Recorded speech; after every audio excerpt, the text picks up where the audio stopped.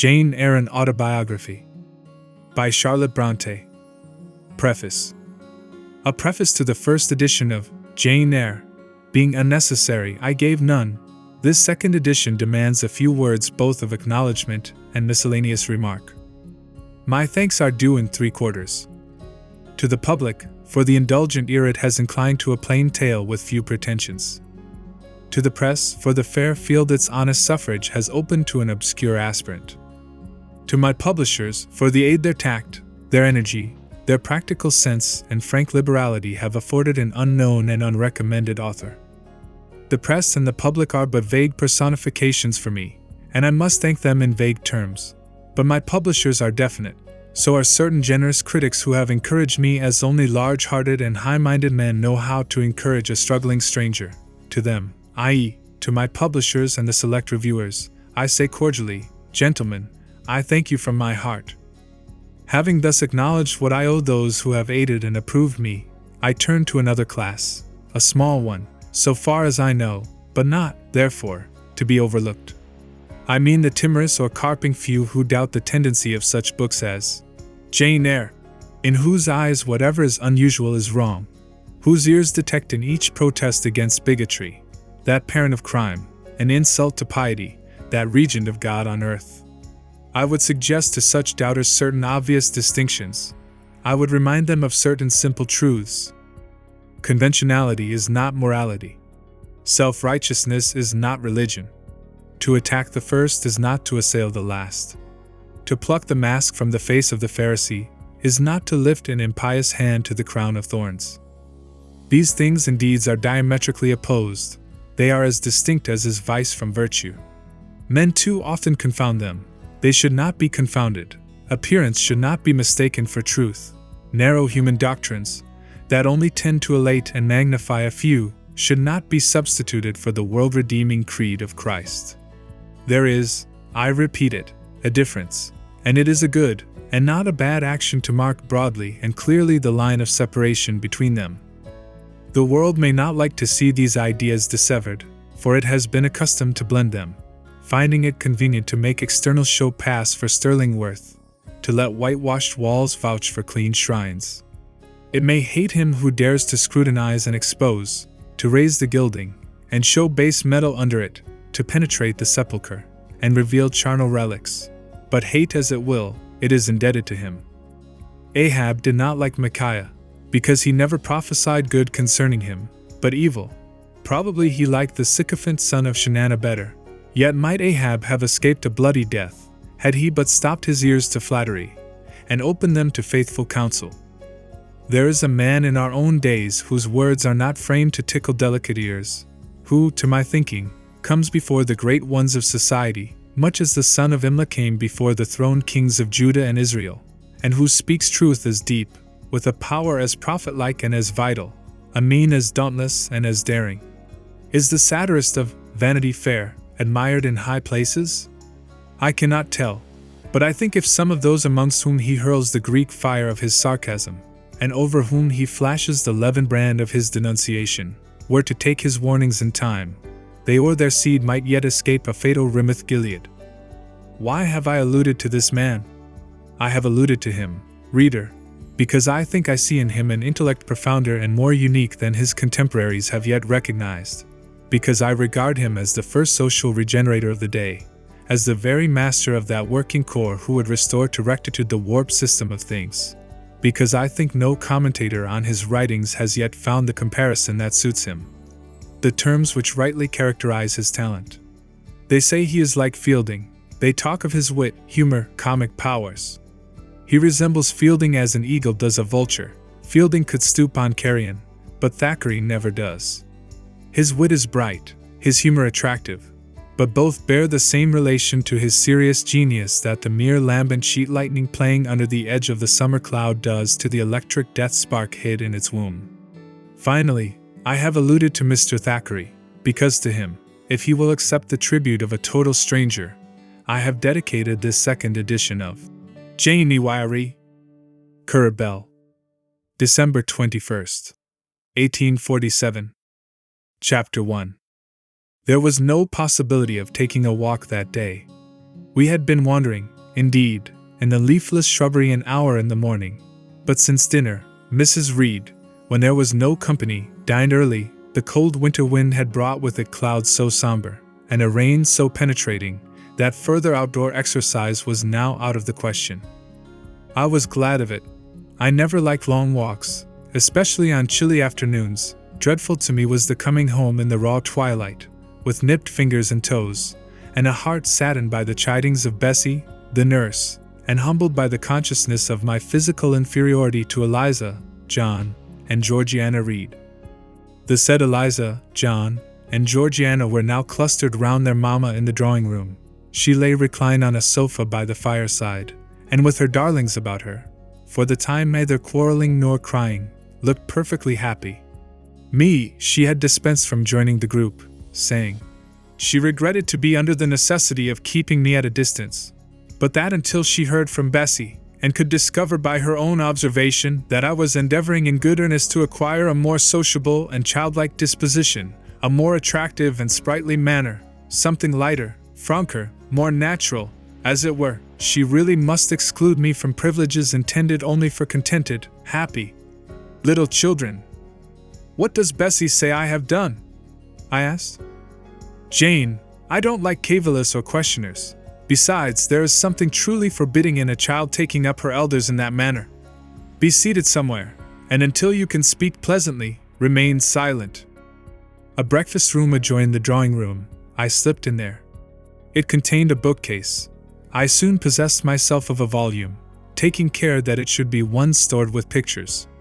I mounted into the window seat. Gathering up my feet, I sat cross-legged, like a Turk, and having drawn the red marine curtain nearly close, I was shrined in double retirement. Folds of scarlet drapery shut in my view to the right hand. To the left were the clear panes of glass, protecting, but not separating me from the drear November day. At intervals, while turning over the leaves of my book, I studied the aspect of that winter afternoon. Afar, it offered a pale blank of mist and cloud, near a scene of wet lawn and storm-beat shrub, with ceaseless rain sweeping away wildly before a long and lamentable blast. I returned to my book, Bewick's History of British Birds. The letterpress thereof I cared little for, generally speaking, and yet there were certain introductory pages that, child as I was, I could not pass quite as a blank. They were those which treat of the haunts of seafowl, of the solitary rocks and promontories, by them only inhabited, of the coast of Norway, studded with isles from its southern extremity, the Lindeness, or Naze, to the North Cape, where the northern ocean, in vast whirls, boils round the naked, melancholy isles of farthest Thule, and the Atlantic surge pours in among the stormy Hebrides. Nor could I pass unnoticed the suggestion of the bleak shores of Lapland, Siberia, Spitzbergen, Nova Zembla, Iceland, Greenland, with the vast sweep of the Arctic zone, and those forlorn regions of dreary space, that reservoir of frost and snow, where firm fields of ice, the accumulation of centuries of winters, glazed in alpine heights above heights, surround the pole, and consent to the multiplied rigors of extreme cold. Of these death-white realms I formed an idea of my own, shadowy, like all the half-comprehended notions that float dim through children's brains, but strangely impressive. The words in these introductory pages connected themselves with the succeeding vignettes, and gave significance to the rock standing up alone in a sea of billow and spray, to the broken boat stranded on a desolate coast, to the cold and ghastly moon glancing through bars of cloud at a wreck just sinking. I cannot tell what sentiment haunted the quite solitary churchyard, with its inscribed headstone, its gate, its 2 trees, its low horizon, girdled by a broken wall, and its newly risen crescent, attesting the hour of eventide. The 2 ships becalmed on a torpid sea, I believed to be marine phantoms. The fiend pinning down the thief's pack behind him, I passed over quickly. It was an object of terror. So was the black horned thing seated aloof on a rock, surveying a distant crowd surrounding a gallows. Each picture told a story, mysterious often to my undeveloped understanding and imperfect feelings, yet ever profoundly interesting. As interesting as the tales Bessie sometimes narrated on winter evenings, when she chanced to be in good humor, and when, Having brought her ironing table to the nursery hearth, she allowed us to sit about it, and while she got up Mrs. Reed's lace frills and crimped her nightcap borders, fed our eager attention with passages of love and adventure taken from old fairy tales and other ballads, or, as at a later period I discovered, from the pages of Pamela and Henry, Earl of Morland. With Buick on my knee, I was then happy at least in my way. I feared nothing but interruption, and that came too soon. The breakfast room door opened. "Bo! Madam Mope!" cried the voice of John Reed. Then he paused. He found the room apparently empty. "Where the dickens is she?" he continued. "Lizzie! Georgie!"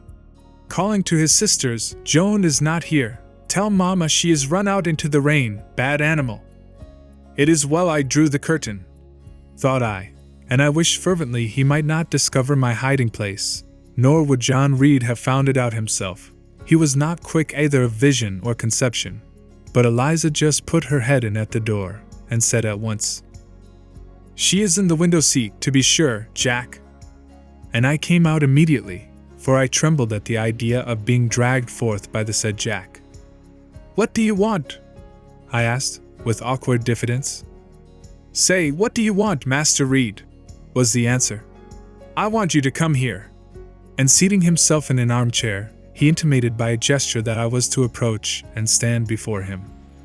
John Reed was a schoolboy of 14 years old, 4 years older than I, for I was but 10, large and stout for his age, with a dingy and unwholesome skin, thick lineaments and a spacious visage, heavy limbs and large extremities. He gorged himself habitually at table, which made him bilious, and gave him a dim and bleared eye and flabby cheeks. He ought now to have been at school, but his mamma had taken him home for a month or two, on account of his delicate health. Mr. Miles, the master, affirmed that he would do very well if he had fewer cakes and sweetmeats sent him from home. But the mother's heart turned from an opinion so harsh, and inclined rather to the more refined idea that John's sallowness was owing to over-application and, perhaps, to pining after home. John had not much affection for his mother and sisters, and an antipathy to me. He bullied and punished me, not 2 or 3 times in the week, nor once or twice in the day, but continually. Every nerve I had feared him, and every morsel of flesh in my bones shrank when he came near. There were moments when I was bewildered by the terror he inspired, because I had no appeal whatever against either his menaces or his inflictions.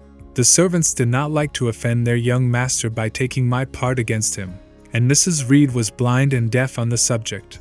She never saw him strike or heard him abuse me, though he did both now and then in her very presence, more frequently, however, behind her back. Habitually obedient to John, I came up to his chair. He spent some 3 minutes in thrusting out his tongue at me as far as he could without damaging the roots. I knew he would soon strike, and while dreading the blow, I mused on the disgusting and ugly appearance of him who would presently deal it. I wonder if he read that notion in my face, for, all at once, without speaking, he struck suddenly and strongly. I tottered, and on regaining my equilibrium retired back a step or 2 from his chair. "That is for your impudence in answering Mama a while since," said he, "and for your sneaking way of getting behind curtains, and for the look you had in your eyes 2 minutes since, you rat." Accustomed to John Reed's abuse, I never had an idea of replying to it. My care was how to endure the blow which would certainly follow the insult. "What were you doing behind the curtain?" he asked. "I was reading." "Show the book." I returned to the window and fetched it thence. "You have no business to take our books. You are a dependent, Mama says. You have no money. Your father left you none. You ought to beg, and not to live here with gentlemen's children like us, and eat the same meals we do, and wear clothes at our mamma's expense. Now I'll teach you to rummage my bookshelves, for they are mine. All the house belongs to me, or will do in a few years. Go and stand by the door, out of the way of the mirror and the windows." I did so, not at first aware what was his intention, but when I saw him lift and poise the book and stand in act to hurl it, I instinctively started aside with a cry of alarm. Not soon enough, however. The volume was flung, it hit me, and I fell, striking my head against the door and cutting it. The cut bled, the pain was sharp. My terror had passed its climax. Other feelings succeeded. "Wicked and cruel boy," I said. "You are like a murderer. You are like a slave driver. You are like the Roman emperors." I had read Goldsmith's History of Rome, and had formed my opinion of Nero, Caligula, and C. Also I had drawn parallels in silence, which I never thought thus to have declared aloud. "What? What?" he cried. "Did she say that to me? Did you hear her, Eliza and Georgiana? Won't I tell Mama? But first..." He ran headlong at me. I felt him grasp my hair and my shoulder. He had closed with a desperate thing. I really saw in him a tyrant, a murderer. I felt a drop or two of blood from my head trickle down my neck, and was sensible of somewhat pungent suffering. These sensations for the time predominated over fear, and I received him in frantic sort. I don't very well know what I did with my hands, but he called me, "Rat! Rat!" and bellowed out aloud. Aid was near him. Eliza and Georgiana had run for Mrs. Reed, who was gone upstairs. She now came upon the scene, followed by Bessie and her maid Abbott. We were parted. I heard the words, "Dear! Dear! What a fury to fly at Master John! Did ever anybody see such a picture of passion?" Then Mrs. Reed subjoined, "Take her away to the Red Room, and lock her in there." 4 hands were immediately laid upon me, and I was borne upstairs. Chapter 2. I resisted all the way, a new thing for me, and a circumstance which greatly strengthened the bad opinion Bessie and Miss Abbott were disposed to entertain of me. The fact is, I was a trifle beside myself, or rather out of myself, as the French would say. I was conscious that a moment's mutiny had already rendered me liable to strange penalties, and like any other rebel slave, I felt resolved, in my desperation, to go all lengths. "Hold her arms, Miss Abbott. She's like a mad cat." "For shame! For shame!" cried the lady's maid. "What shocking conduct, Miss Eyre, to strike a young gentleman, your benefactress's son.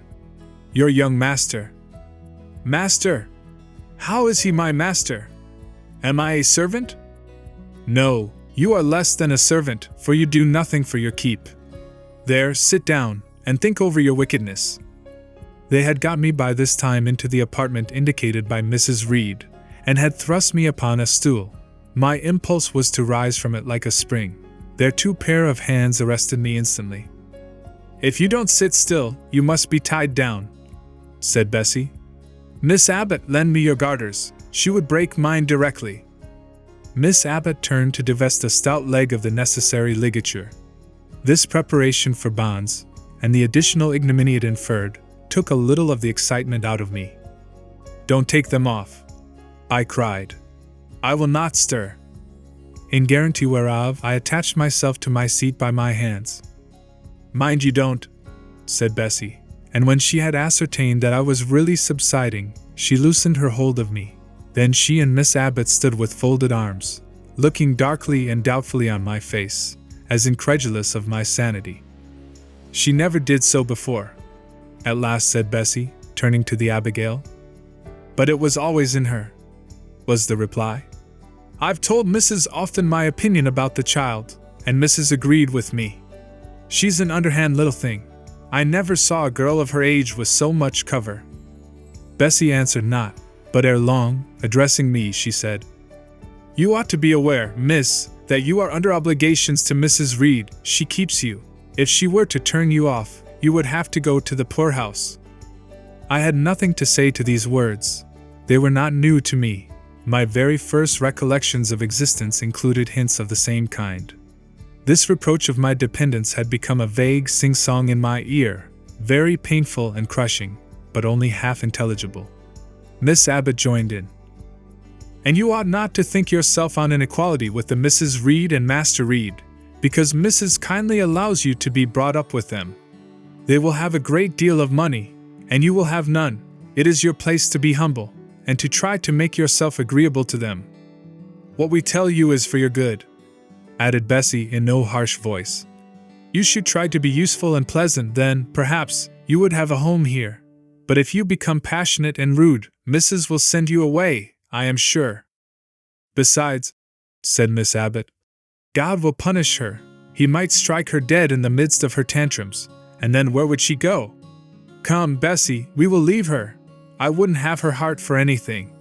Say your prayers, Miss Eyre, when you are by yourself, for if you don't repent, something bad might be permitted to come down the chimney and fetch you away." They went, shutting the door and locking it behind them.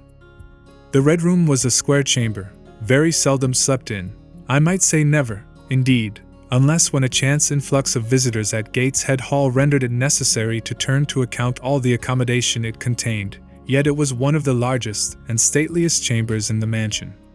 A bed supported on massive pillars of mahogany, hung with curtains of deep red damask, stood out like a tabernacle in the center. The two large windows, with their blinds always drawn down, were half shrouded in festoons and falls of similar drapery. The carpet was red. The table at the foot of the bed was covered with a crimson cloth. The walls were a soft fawn color with a blush of pink in it. The wardrobe, the toilet table. The chairs were of darkly polished old mahogany. Out of these deep surrounding shades rose high, and glared white, the piled-up mattresses and pillows of the bed, spread with a snowy Marseilles counterpane.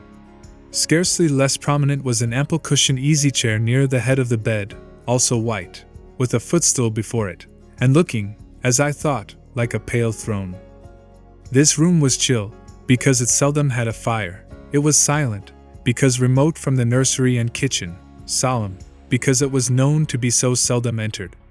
The housemaid alone came here on Saturdays, to wipe from the mirrors and the furniture a week's quiet dust, and Mrs. Reed herself, at far intervals, visited it to review the contents of a certain secret drawer in the wardrobe, where were stored divers parchments, her jewel casket, and a miniature of her deceased husband, and in those last words lies the secret of the Red Room. The spell which kept it so lonely in spite of its grandeur. Mr. Reed had been dead 9 years. It was in this chamber he breathed his last. Here he lay in state. Hence his coffin was borne by the undertaker's men, and since that day, a sense of dreary consecration had guarded it from frequent intrusion. My seat, to which Bessie and the bitter Miss Abbott had left me riveted, was a low ottoman near the marble chimney-piece. The bed rose before me. To my right hand there was the high, dark wardrobe, with subdued, broken reflections varying the gloss of its panels. To my left were the muffled windows. A great looking-glass between them repeated the vacant majesty of the bed and room. I was not quite sure whether they had locked the door, and when I dared move, I got up and went to see. Alas! Yes, no jail was ever more secure. Returning, I had to cross before the looking-glass.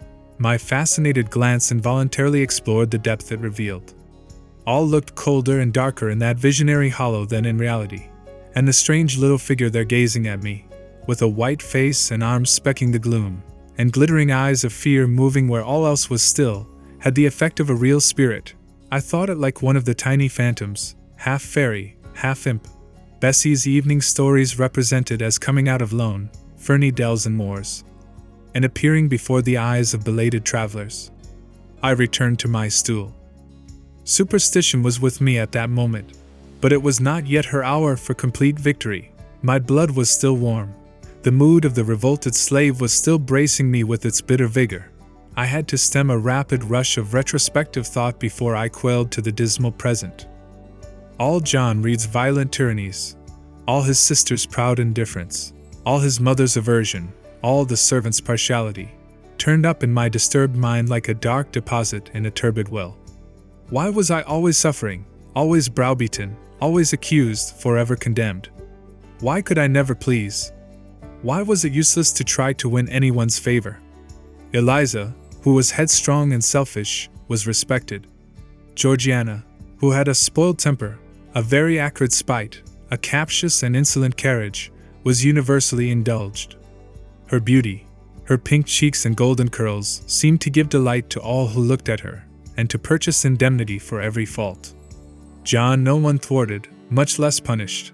Though he twisted the necks of the pigeons, killed the little peachicks, set the dogs at the sheep, stripped the hothouse vines of their fruit, and broke the buds off the choicest plants in the conservatory, he called his mother old girl, too, sometimes reviled her for her dark skin, similar to his own, bluntly disregarded her wishes, not unfrequently tore and spoiled her silk attire, and he was still her own darling. I dared commit no fault, I strove to fulfill every duty, and I was termed naughty and tiresome, sullen and sneaking, from morning to noon, and from noon to night. My head still ached and bled with the blow and fall I had received. No one had reproved John for wantonly striking me, and because I had turned against him to avert farther irrational violence, I was loaded with general opprobrium. "Unjust! Unjust!" said my reason, forced by the agonizing stimulus into precocious though transitory power, and resolve, equally wrought up, instigated some strange expedient to achieve escape from insupportable oppression, as running away, or, if that could not be effected, never eating or drinking more, and letting myself die. What a consternation of soul was mine that dreary afternoon! How all my brain was in tumult, and all my heart in insurrection! Yet in what darkness, what dense ignorance, was the mental battle fought! I could not answer the ceaseless inward question, why I thus suffered. Now, at the distance of, I will not say how many years, I see it clearly. I was a discord in Gateshead Hall. I was like nobody there.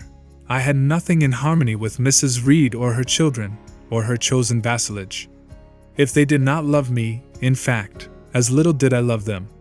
They were not bound to regard with affection a thing that could not sympathize with one amongst them, a heterogeneous thing, opposed to them in temperament, in capacity, in propensities, a useless thing, incapable of serving their interest, or adding to their pleasure, a noxious thing, cherishing the germs of indignation at their treatment, of contempt of their judgment.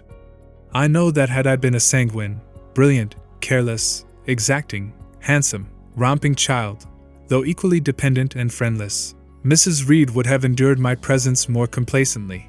Her children would have entertained for me more of the cordiality of fellow feeling. The servants would have been less prone to make me the scapegoat of the nursery. Daylight began to forsake the Red Room. It was past 4 o'clock, and the beclouded afternoon was tending to drear twilight. I heard the rain still beating continuously on the staircase window, and the wind howling in the grove behind the hall. I grew by degrees cold as a stone, and then my courage sank. My habitual mood of humiliation, self-doubt, forlorn depression, fell damp on the embers of my decaying ire. All said I was wicked, and perhaps I might be so. What thought had I been but just conceiving of starving myself to death? That certainly was a crime, and was I fit to die? Or was the vault under the chancel of Gateshead Church an inviting bourne? In such vault I had been told did Mr. Reed lie buried, and led by this thought to recall his idea, I dwelt on it with gathering dread. I could not remember him, but I knew that he was my own uncle, my mother's brother, that he had taken me when a parentless infant to his house, and that in his last moments he had required a promise of Mrs. Reed that she would rear and maintain me as one of her own children. Mrs. Reed probably considered she had kept this promise, and so she had, I dare say, as well as her nature would permit her. But how could she really like an interloper not of her race, and unconnected with her, after her husband's death, by any tie? It must have been most irksome to find herself bound by a hard-wrung pledge to stand in the stead of a parent to a strange child she could not love, and to see an uncongenial alien permanently intruded on her own family group.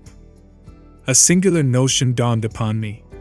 I doubted not, never doubted, that if Mr. Reed had been alive he would have treated me kindly, and now, as I sat looking at the white bed and overshadowed walls, occasionally also turning a fascinated eye towards the dimly gleaming mirror, I began to recall what I had heard of dead men, troubled in their graves by the violation of their last wishes, revisiting the earth to punish the perjured and avenge the oppressed.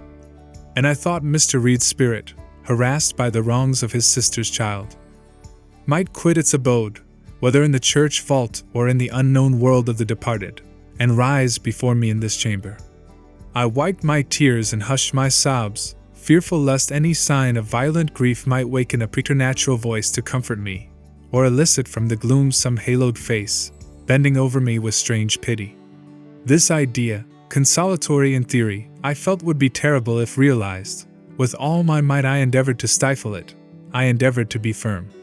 Shaking my hair from my eyes, I lifted my head and tried to look boldly round the dark room. At this moment a light gleamed on the wall. Was it, I asked myself, a ray from the moon penetrating some aperture in the blind? No, moonlight was still, and this stirred. While I gazed, it glided up to the ceiling and quivered over my head. I can now conjecture readily that this streak of light was, in all likelihood, a gleam from a lantern carried by someone across the lawn. But then, prepared as my mind was for horror, shaken as my nerves were by agitation, I thought the swift darting beam was a herald of some coming vision from another world. My heart beat thick, my head grew hot. A sound filled my ears, which I deemed the rushing of wings. Something seemed near me. I was oppressed, suffocated. Endurance broke down. I rushed to the door and shook the lock in desperate effort. Steps came running along the outer passage. The key turned. Bessie and Abbott entered. "Miss Eyre, are you ill?" said Bessie. "What a dreadful noise! It went quite through me!" exclaimed Abbott. "Take me out! Let me go into the nursery!" was my cry. "What for? Are you hurt? Have you seen something?" again demanded Bessie. "Oh, I saw light, and I thought a ghost would come." I had now got hold of Bessie's hand, and she did not snatch it from me. "She has screamed out on purpose," declared Abbott in some disgust. "And what a scream! If she had been in great pain one would have excused it, but she only wanted to bring us all here. I know her naughty tricks." "What is all this?" demanded another voice peremptorily, and Mrs. Reed came along the corridor, her cap flying wide, her gown rustling stormily. "Abbott and Bessie, I believe I gave orders that Jane Eyre should be left in the Red Room till I came to her myself." "Miss Jane screamed so loud, ma'am," pleaded Bessie. "Let her go," was the only answer. "Loose Bessie's hand, child. You cannot succeed in getting out by these means, be assured. I abhor artifice, particularly in children. It is my duty to show you that tricks will not answer. You will now stay here an hour longer, and it is only on condition of perfect submission and stillness that I shall liberate you then." "Oh, aunt, have pity! Forgive me! I cannot endure it. Let me be punished some other way. I shall be killed if—" "Silence! This violence is almost repulsive." And so, no doubt, she felt it. I was a precocious actress in her eyes. She sincerely looked on me as a compound of virulent passions, mean spirit, and dangerous duplicity. Bessie and Abbott having retreated, Mrs. Reed, impatient of my now frantic anguish and wild sobs, abruptly thrust me back and locked me in, without farther parley. I heard her sweeping away, and soon after she was gone, I suppose I had a species of fit. Unconsciousness closed the scene. Chapter 3. The next thing I remember is waking up with a feeling as if I had had a frightful nightmare, and seeing before me a terrible red glare, crossed with thick black bars. I heard voices, too, speaking with a hollow sound, and as if muffled by a rush of wind or water. Agitation, uncertainty, and an all-predominating sense of terror confused my faculties. Ere long, I became aware that someone was handling me, lifting me up and supporting me in a sitting posture, and that more tenderly than I had ever been raised or upheld before. I rested my head against a pillow or an arm, and felt easy. In 5 minutes more the cloud of bewilderment dissolved. I knew quite well that I was in my own bed, and that the red glare was the nursery fire. It was night. A candle burned on the table. Bessie stood at the bed foot with a basin in her hand, and a gentleman sat in a chair near my pillow, leaning over me. I felt an inexpressible relief, a soothing conviction of protection and security, when I knew that there was a stranger in the room, an individual not belonging to Gateshead, and not related to Mrs. Reed. Turning from Bessie, though her presence was far less obnoxious to me than that of Abbott, for instance, would have been, I scrutinized the face of the gentleman. I knew him. It was Mr. Lloyd, an apothecary, sometimes called in by Mrs. Reed when the servants were ailing. For herself and the children she employed a physician. "Well, who am I?" he asked. I pronounced his name, offering him at the same time my hand. He took it, smiling and saying, "We shall do very well by and by." Then he laid me down, and addressing Bessie, charged her to be very careful that I was not disturbed during the night. Having given some further directions, and intimated that he should call again the next day, he departed. To my grief, I felt so sheltered and befriended while he sat in the chair near my pillow, and as he closed the door after him, all the room darkened and my heart again sank. Inexpressible sadness weighed it down. "Do you feel as if you should sleep, miss?" asked Bessie, rather softly. Scarcely dared I answer her, for I feared the next sentence might be rough. "I will try." "Would you like to drink, or could you eat anything?" "No, thank you, Bessie." "Then I think I shall go to bed, for it is past 12 o'clock. But you may call me if you want anything in the night." Wonderful civility this. It emboldened me to ask a question. "Bessie, what is the matter with me? Am I ill?" "You fell sick, I suppose, in the Red Room with crying. You'll be better soon, no doubt." Bessie went into the housemaid's apartment, which was near. I heard her say, "Sarah, come and sleep with me in the nursery. I daren't for my life be alone with that poor child tonight. She might die. It's such a strange thing she should have that fit. I wonder if she saw anything." Mrs. was rather too hard. Sarah came back with her. They both went to bed. They were whispering together for half an hour before they fell asleep. I caught scraps of their conversation, from which I was able only too distinctly to infer the main subject discussed. Something passed her, all dressed in white, and vanished. A great black dog behind him, 3 loud raps on the chamber door, a light in the churchyard just over his grave. And see. At last both slept, the fire and the candle went out. For me, the watches of that long night passed in ghastly wakefulness. Ear, eye, and mind were alike strained by dread, such dread as children only can feel. No severe or prolonged bodily illness followed this incident of the Red Room.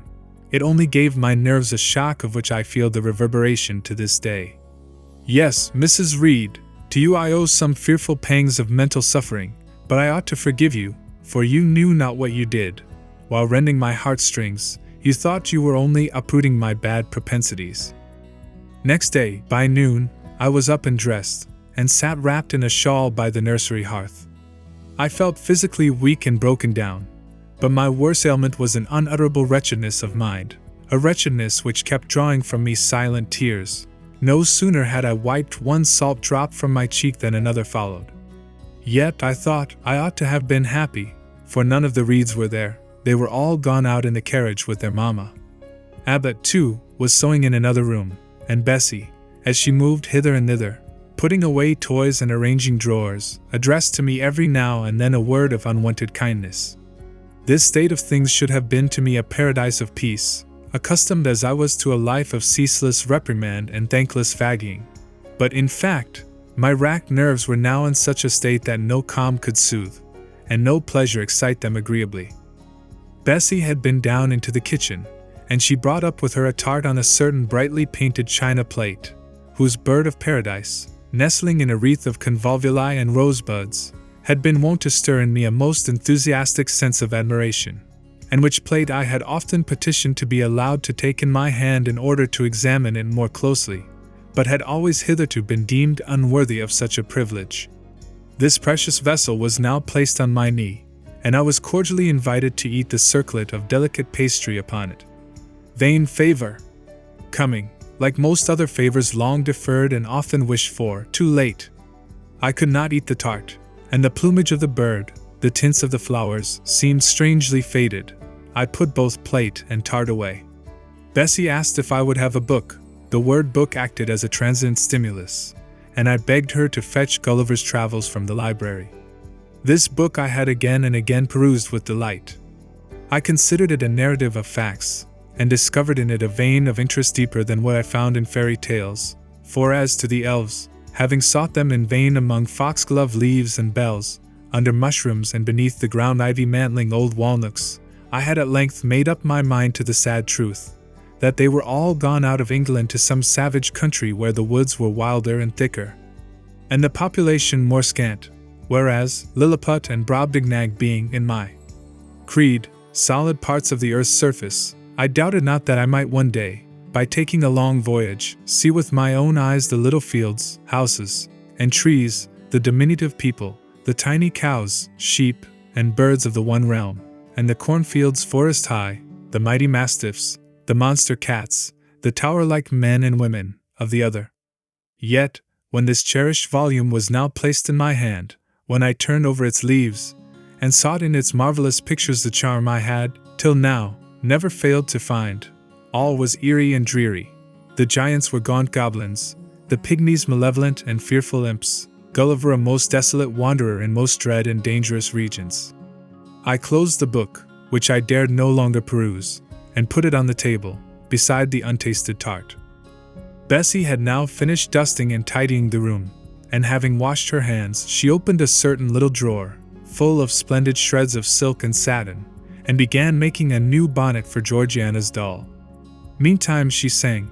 Her song was, "In the days when we went gypsying." A long time ago.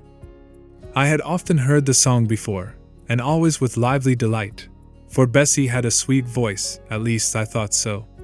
But now, though her voice was still sweet, I found in its melody an indescribable sadness. Sometimes, preoccupied with her work, she sang the refrain very low, very lingeringly. "A long time ago," came out like the saddest cadence of a funeral hymn. She passed into another ballad, this time a really doleful one. "My feet they are sore, and my limbs they are weary. Long is the way, and the mountains are wild. Soon will the twilight close moonless and dreary over the path of the poor orphan child. Why did they send me so far and so lonely? Up where the moors spread and grey rocks are piled. Men are hard-hearted, and kind angels only watch o'er the steps of a poor orphan child. Yet distant and soft the night breeze is blowing. Clouds there are none, and clear stars beam mild. God, in His mercy, protection is showing, comfort and hope to the poor orphan child.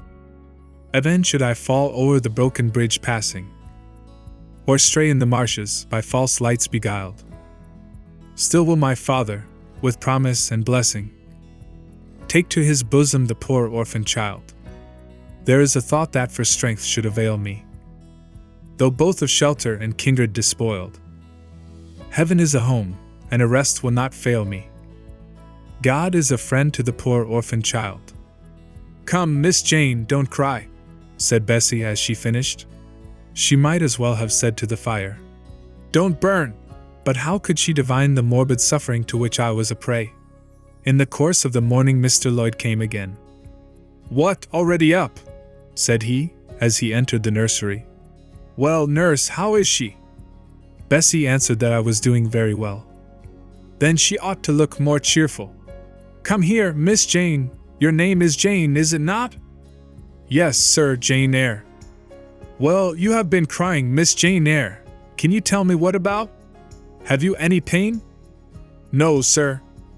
"Oh, I dare say she is crying because she could not go out with Mrs. in the carriage," interposed Bessie. "Surely not. Why, she is too old for such pettishness."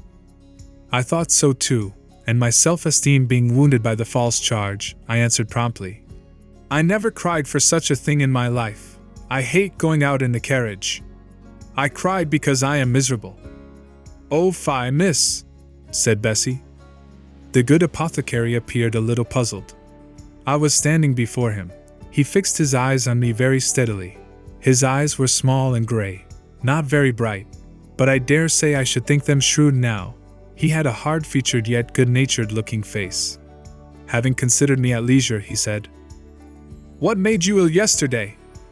"She had a fall," said Bessie, again putting in her word. "Fall? Why, that is like a baby again. Can't she manage to walk at her age?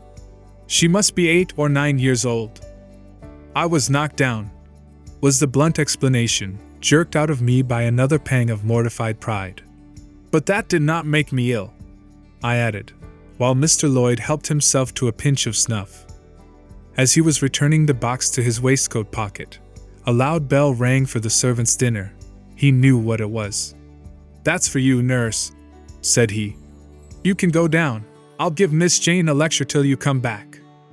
Bessie would rather have stayed, but she was obliged to go, because punctuality at meals was rigidly enforced at Gateshead Hall.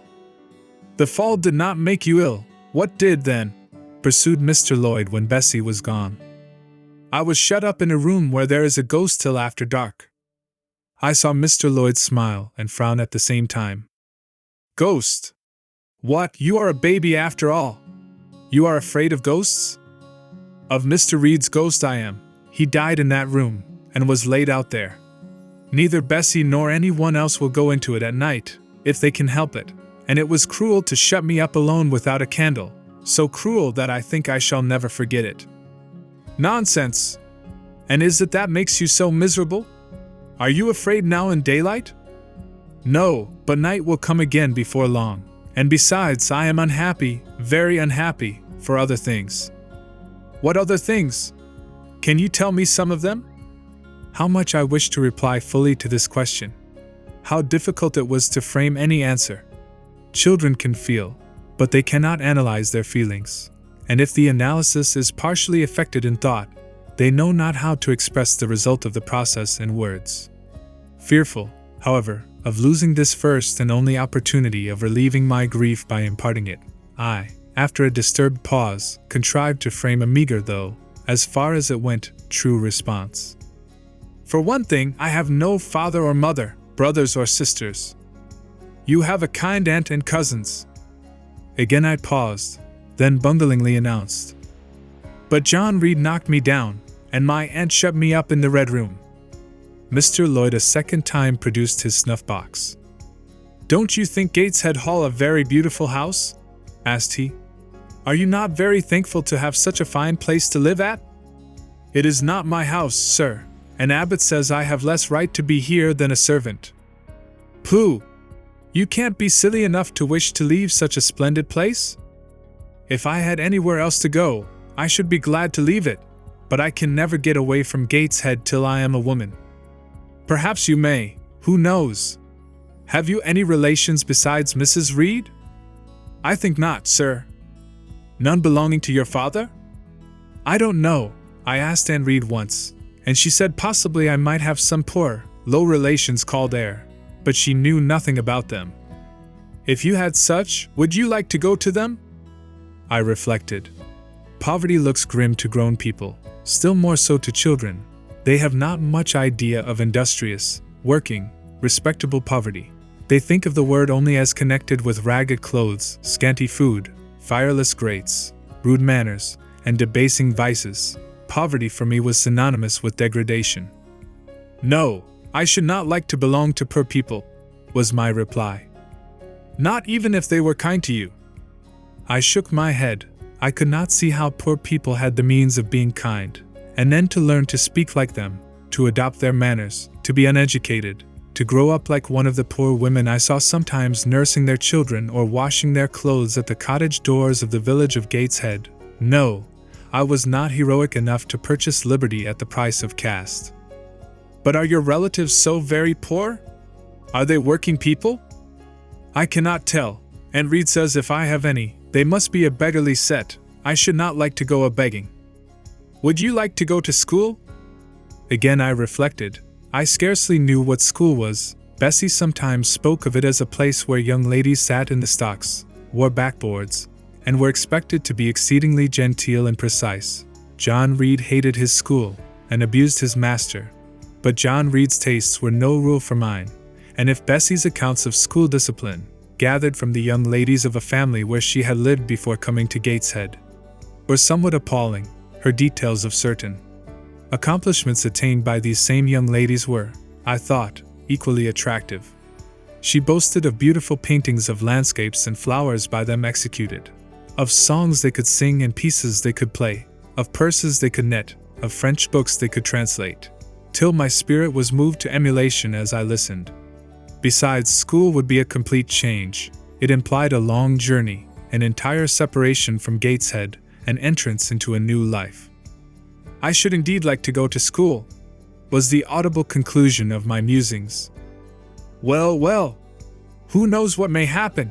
said Mr. Lloyd, as he got up. The child ought to have change of air and scene," he added, speaking to himself. "Nerves not in a good state." Bessie now returned. At the same moment the carriage was heard rolling up the gravel walk. "Is that your mistress, nurse?" asked Mr. Lloyd. "I should like to speak to her before I go." Bessie invited him to walk into the breakfast room, and led the way out.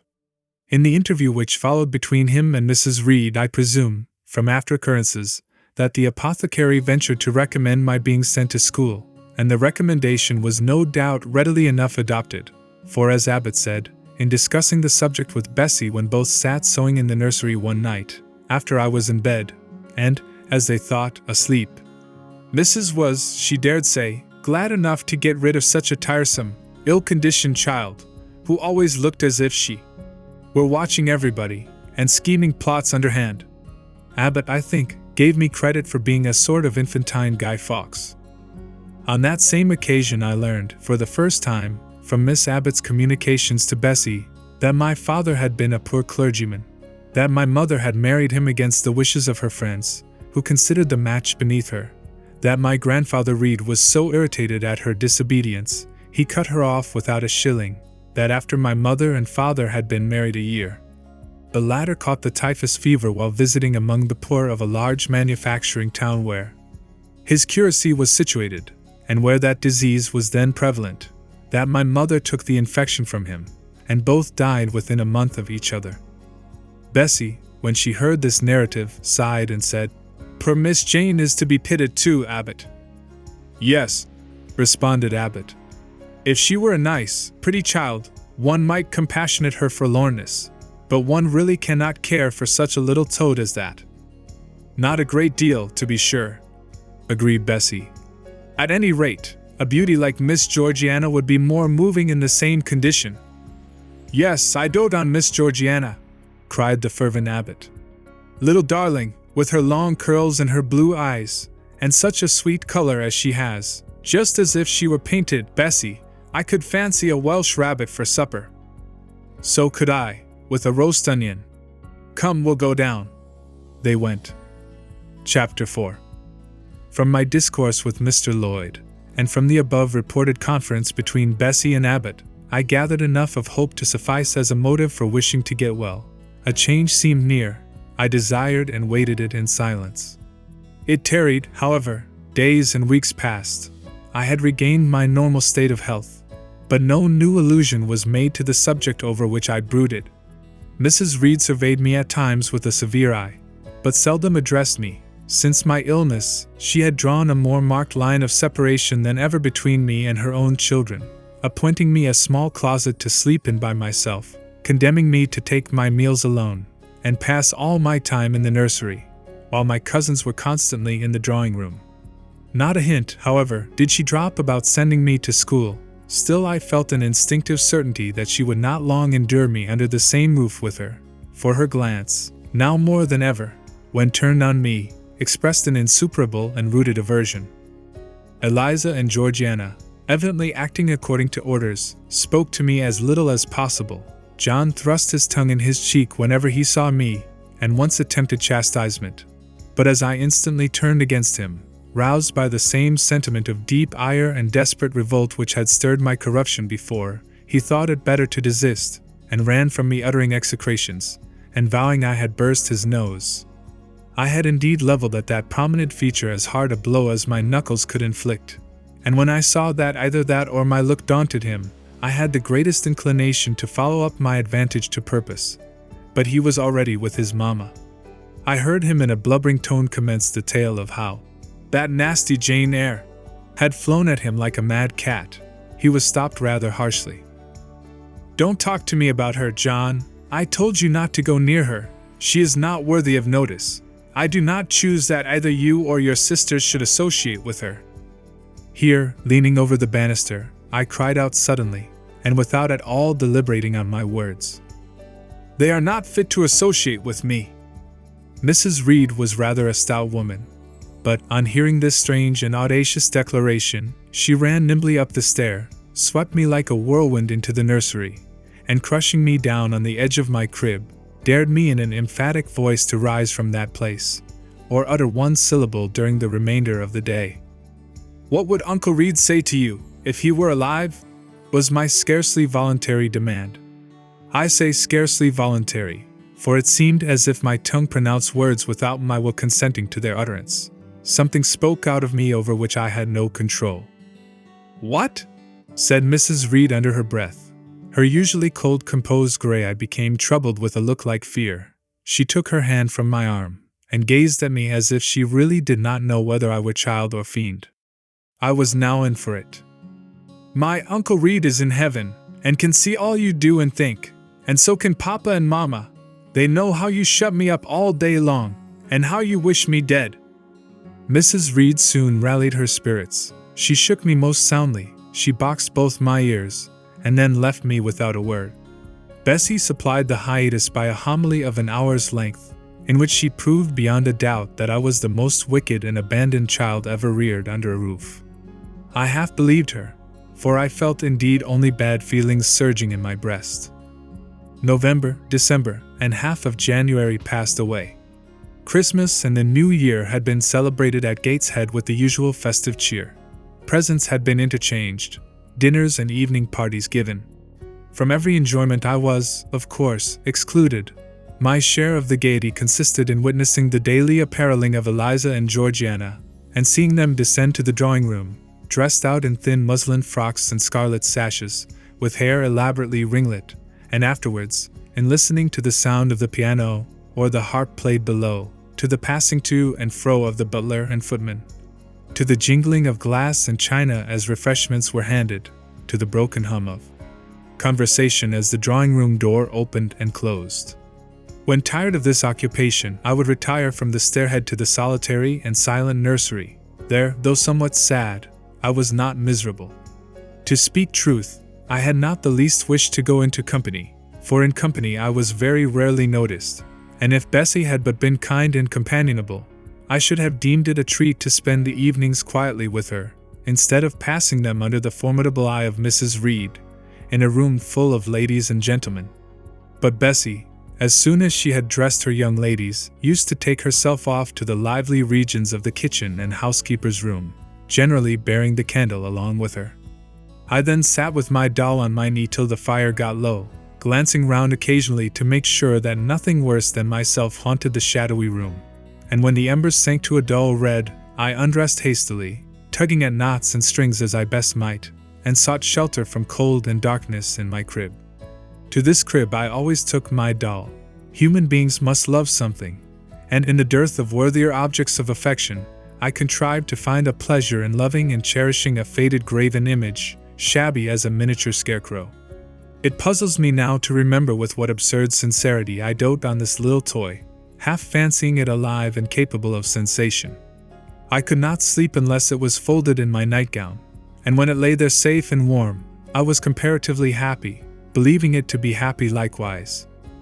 Long did the hours seem while I waited the departure of the company, and listened for the sound of Bessie's step on the stairs. Sometimes she would come up in the interval to seek her thimble or her scissors, or perhaps to bring me something by way of supper, a bun or a cheesecake.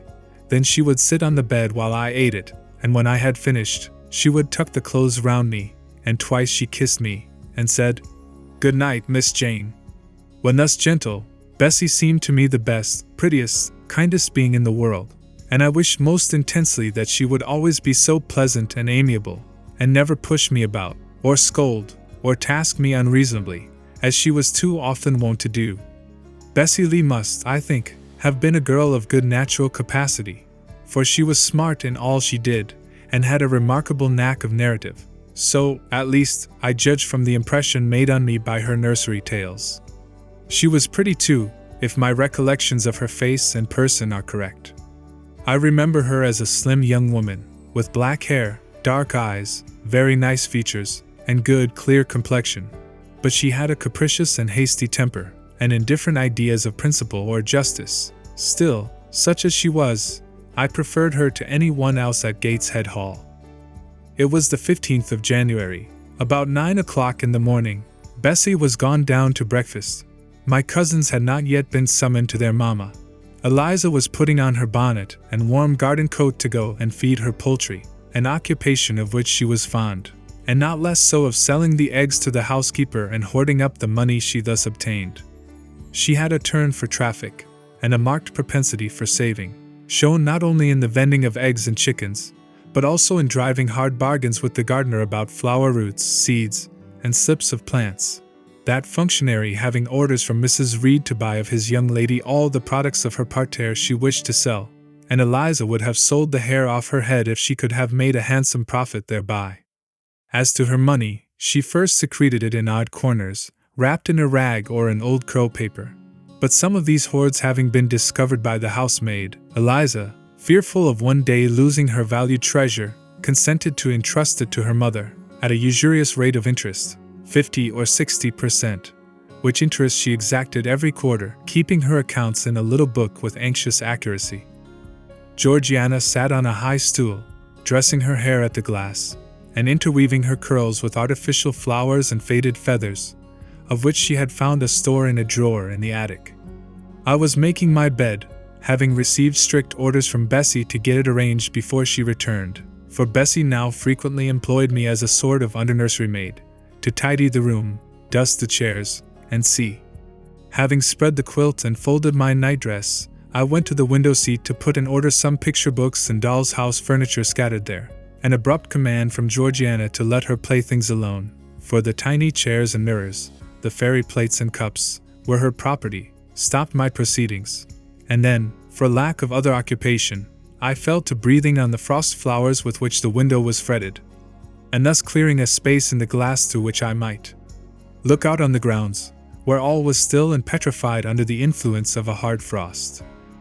From this window were visible the porter's lodge and the carriage road, and just as I had dissolved so much of the silver-white foliage veiling the panes as left room to look out, I saw the gates thrown open and a carriage roll through. I watched it ascending the drive with indifference. Carriages often came to Gateshead, but none ever brought visitors in whom I was interested. It stopped in front of the house, the doorbell rang loudly, the newcomer was admitted. All this being nothing to me, my vacant attention soon found livelier attraction in the spectacle of a little hungry robin, which came and chirped on the twigs of the leafless cherry tree nailed against the wall near the casement. The remains of my breakfast of bread and milk stood on the table, and having crumbled a morsel of roll, I was tugging at the sash to put out the crumbs on the windowsill, when Bessie came running upstairs into the nursery.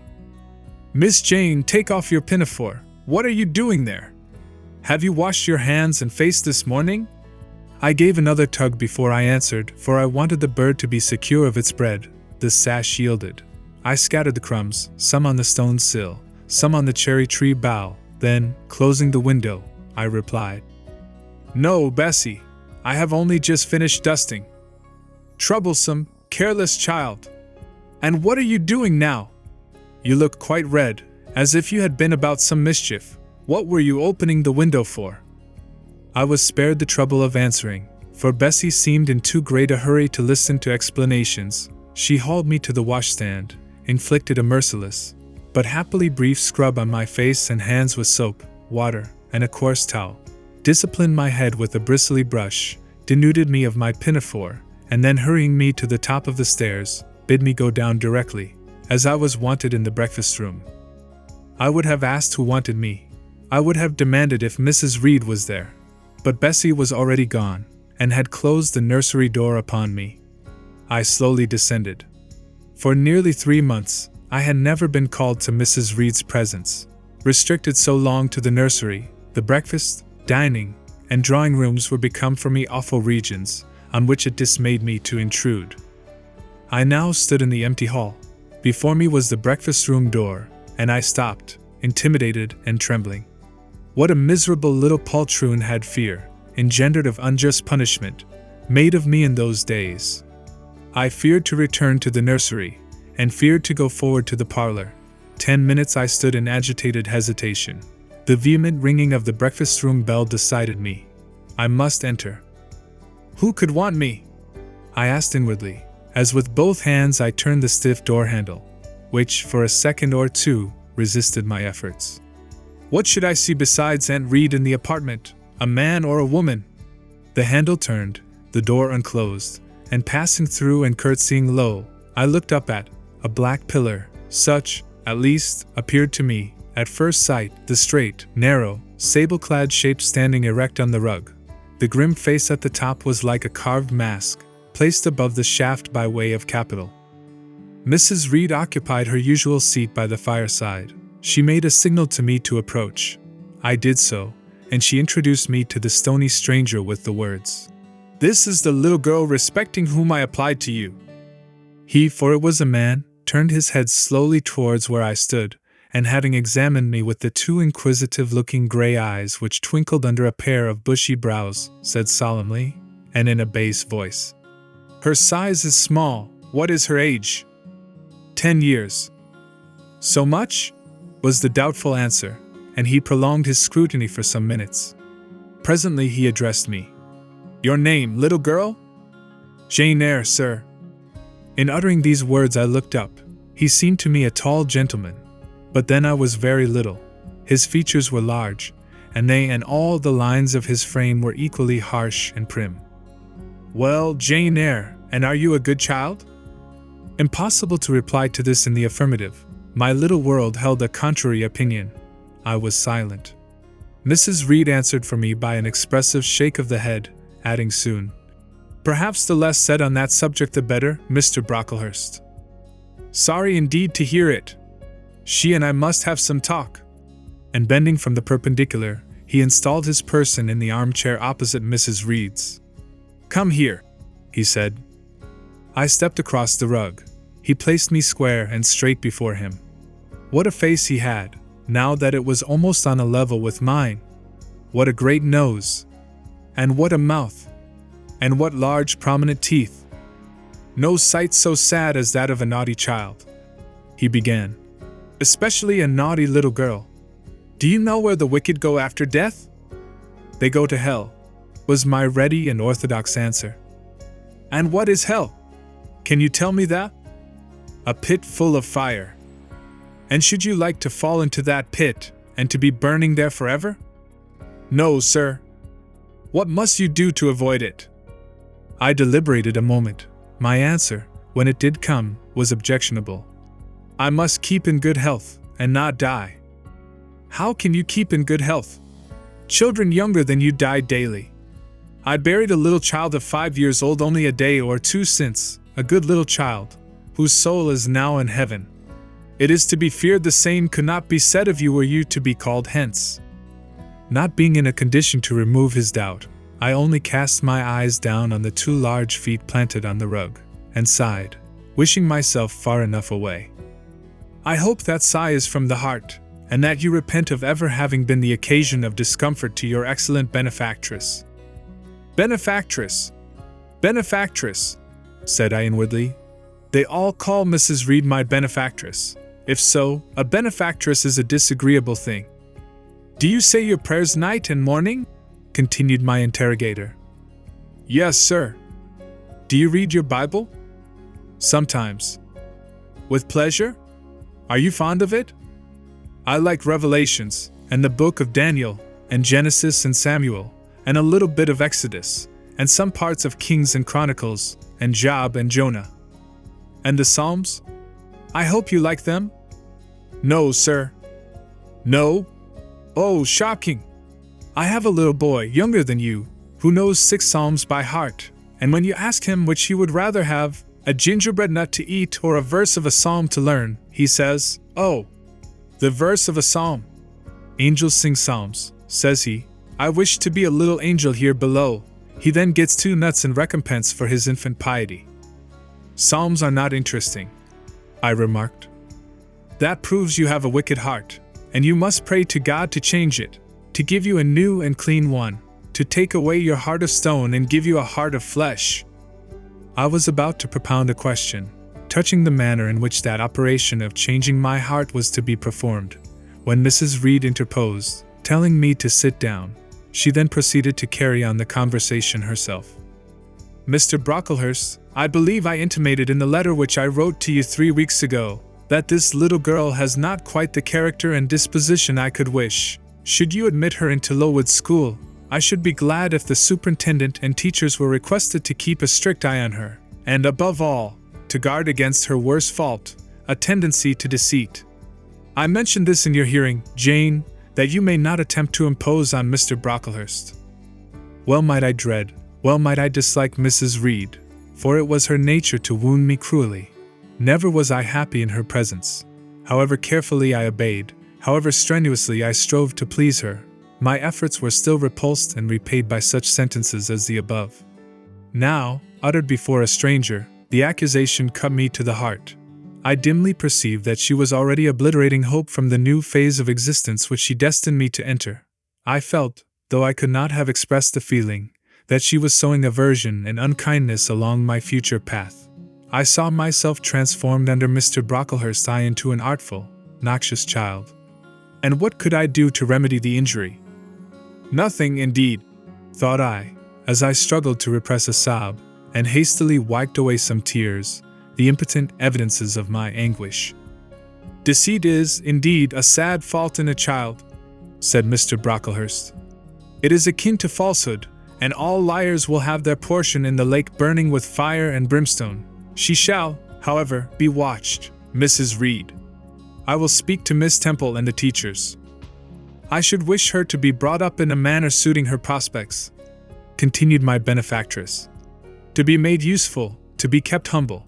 As for the vacations, she will, with your permission, spend them always at Lowood. Your decisions are perfectly judicious, madam, returned Mr. Brocklehurst. Humility is a Christian grace, and one peculiarly appropriate to the pupils of Lowood. I, therefore, direct that a special care shall be bestowed on its cultivation amongst them. I have studied how best to mortify in them the worldly sentiment of pride, and only the other day I had a pleasing proof of my success. My second daughter, Augusta, went with her mamma to visit the school, and on her return she exclaimed, "Oh, dear papa, how quiet and plain all the girls at Lowood look, with their hair combed behind their ears, and their long pinafores, and those little holland pockets outside their frocks. They are almost like poor people's children."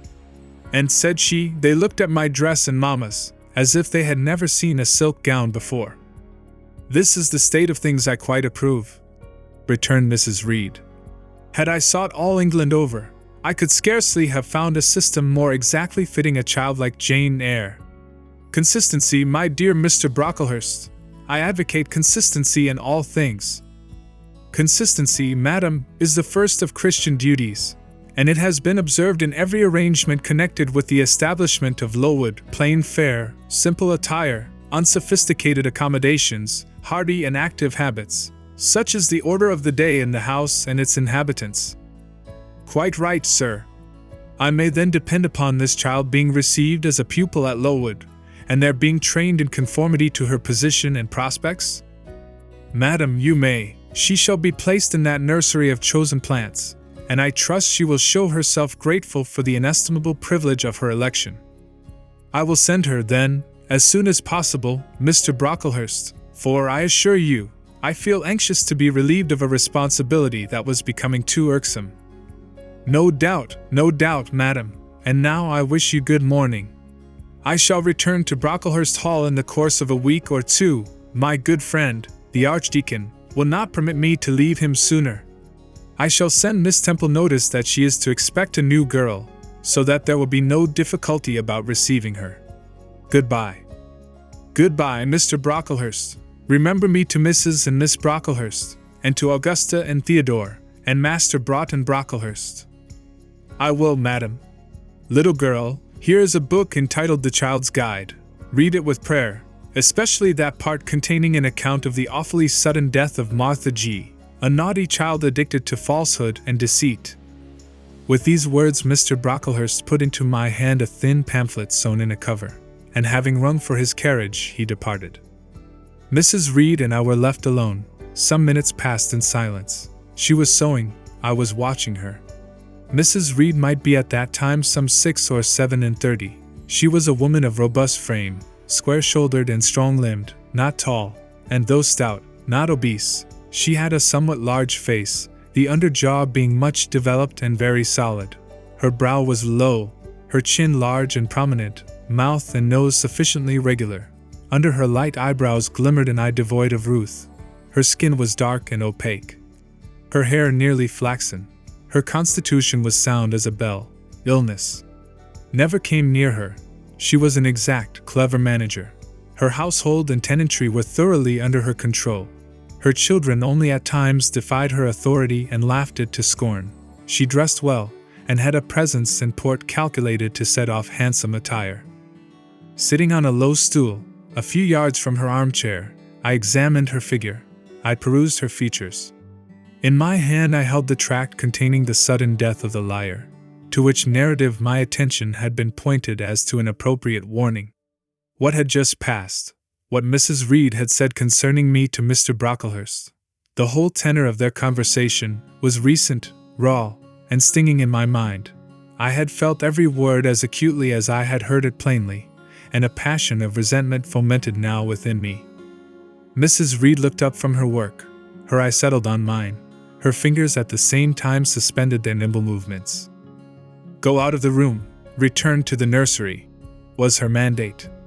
My look, or something else, must have struck her as offensive, for she spoke with extreme though suppressed irritation. I got up, I went to the door. I came back again. I walked to the window, across the room, then close up to her. Speak I must. I had been trodden on severely, and must turn. But how? What strength had I to dart retaliation at my antagonist? I gathered my energies and launched them in this blunt sentence. "I am not deceitful. If I were, I should say I loved you. But I declare I do not love you. I dislike you the worst of anybody in the world except John Reed. And this book about the liar, you may give to your girl, Georgiana, for it is she who tells lies, and not I." Mrs. Reed's hand still lay on her work inactive. Her eye of ice continued to dwell freezingly on mine. "What more have you to say?" she asked, rather in the tone in which a person might address an opponent of adult age than such as is ordinarily used to a child. That eye of hers, that voice stirred every antipathy I had. Shaking from head to foot, thrilled with ungovernable excitement, I continued. "I am glad you are no relation of mine. I will never call you aunt again as long as I live. I will never come to see you when I am grown up, and if anyone asks me how I liked you, and how you treated me, I will say the very thought of you makes me sick, and that you treated me with miserable cruelty." "How dare you affirm that, Jane Eyre?" "How dare I, Mrs. Reed? How dare I? Because it is the truth. You think I have no feelings, and that I can do without one bit of love or kindness, but I cannot live so, and you have no pity. I shall remember how you thrust me back, roughly and violently thrust me back, into the Red Room, and locked me up there, to my dying day, though I was in agony, though I cried out, while suffocating with distress, 'Have mercy! Have mercy, Aunt Reed!'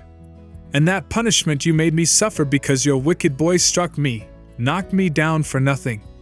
I will tell anybody who asks me questions this exact tale. People think you a good woman, but you are bad, hard-hearted. You are deceitful." Ere I had finished this reply, my soul began to expand, to exult, with the strangest sense of freedom, of triumph, I ever felt. It seemed as if an invisible bond had burst, and that I had struggled out into unhoped for liberty. Not without cause was this sentiment. Mrs. Reed looked frightened. Her work had slipped from her knee. She was lifting up her hands, rocking herself to and fro, and even twisting her face as if she would cry. "Jane, you are under a mistake. What is the matter with you? Why do you tremble so violently?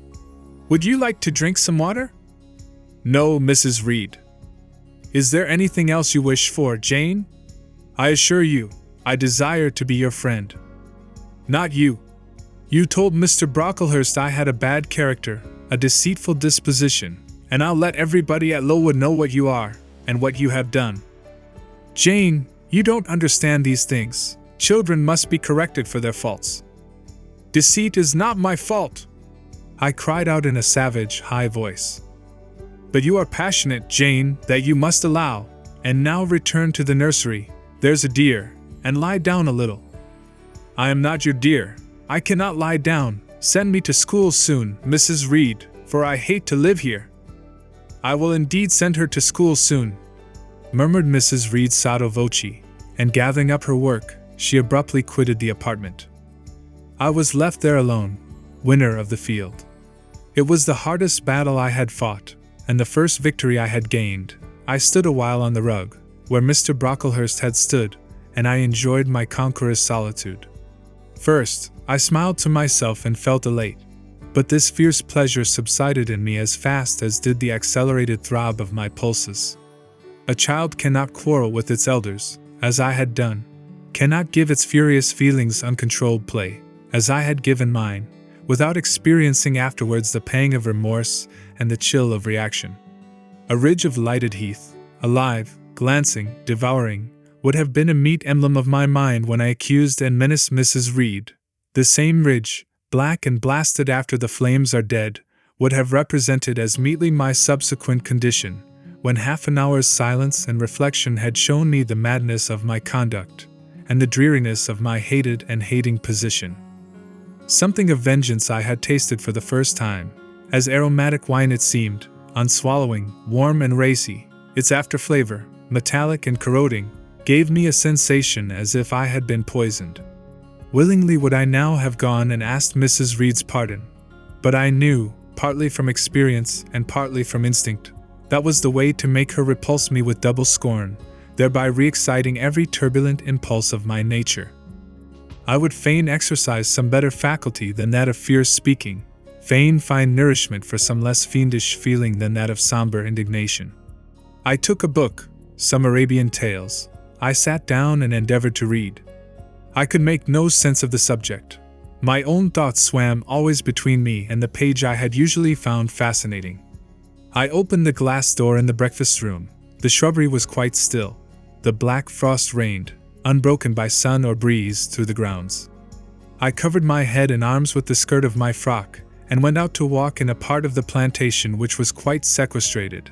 But I found no pleasure in the silent trees, the falling fir cones, the congealed relics of autumn, russet leaves, swept by past winds in heaps, and now stiffened together.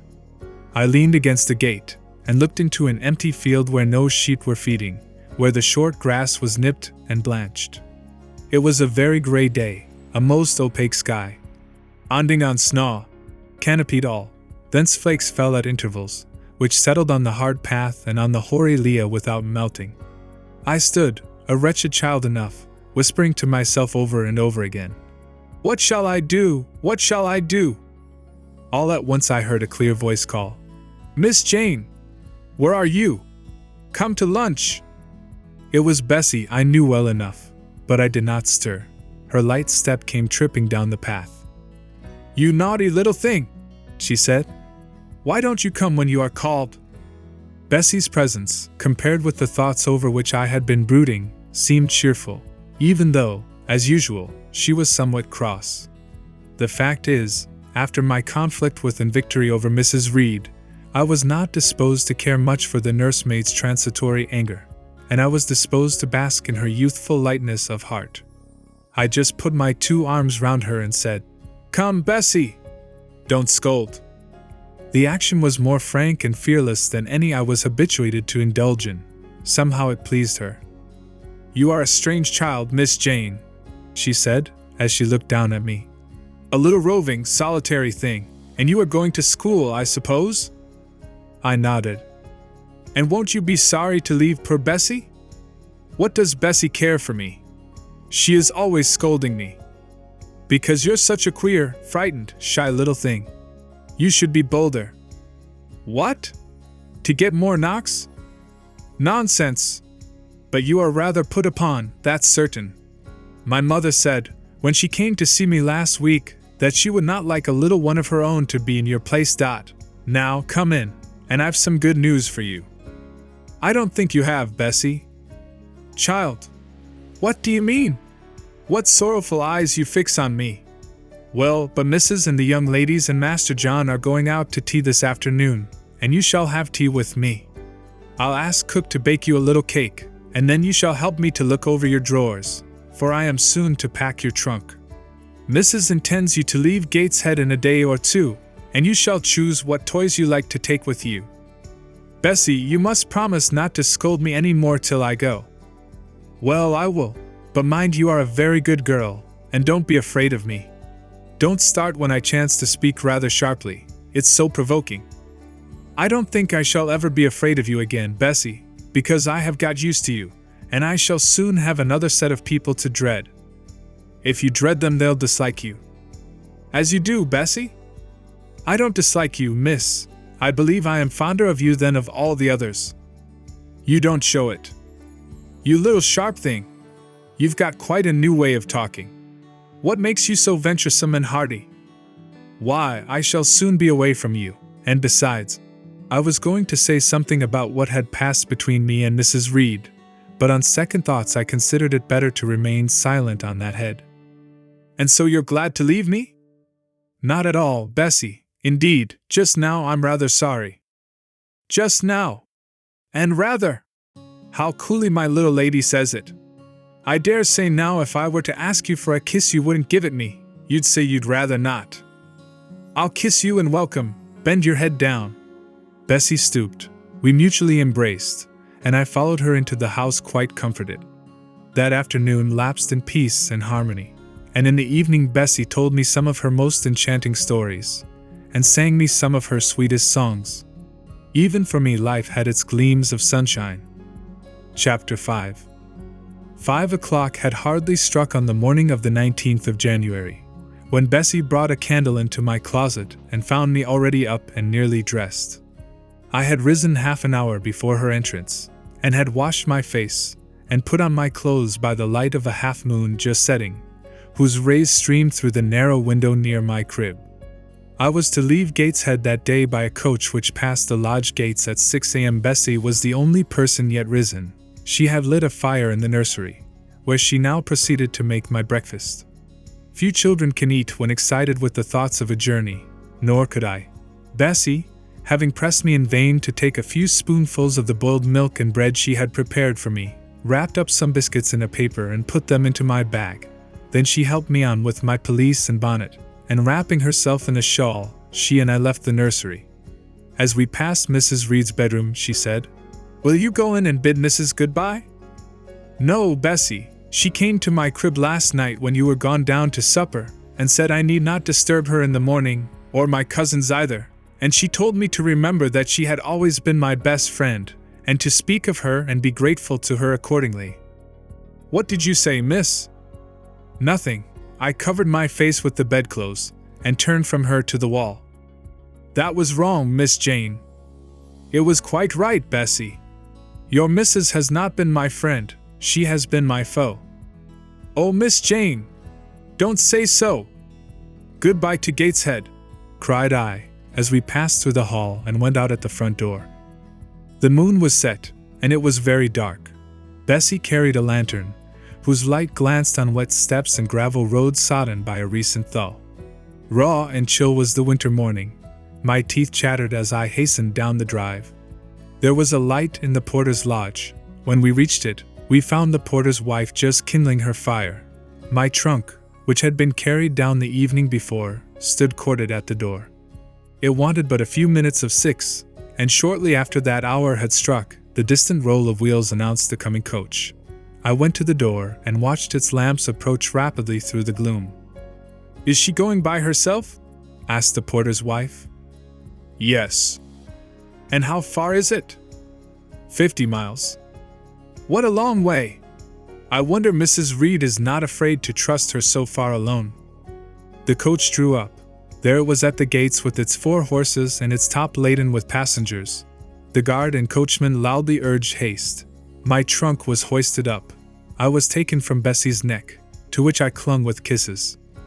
"Be sure and take good care of her," cried she to the guard, as he lifted me into the inside. "Aye," was the answer. The door was slapped to.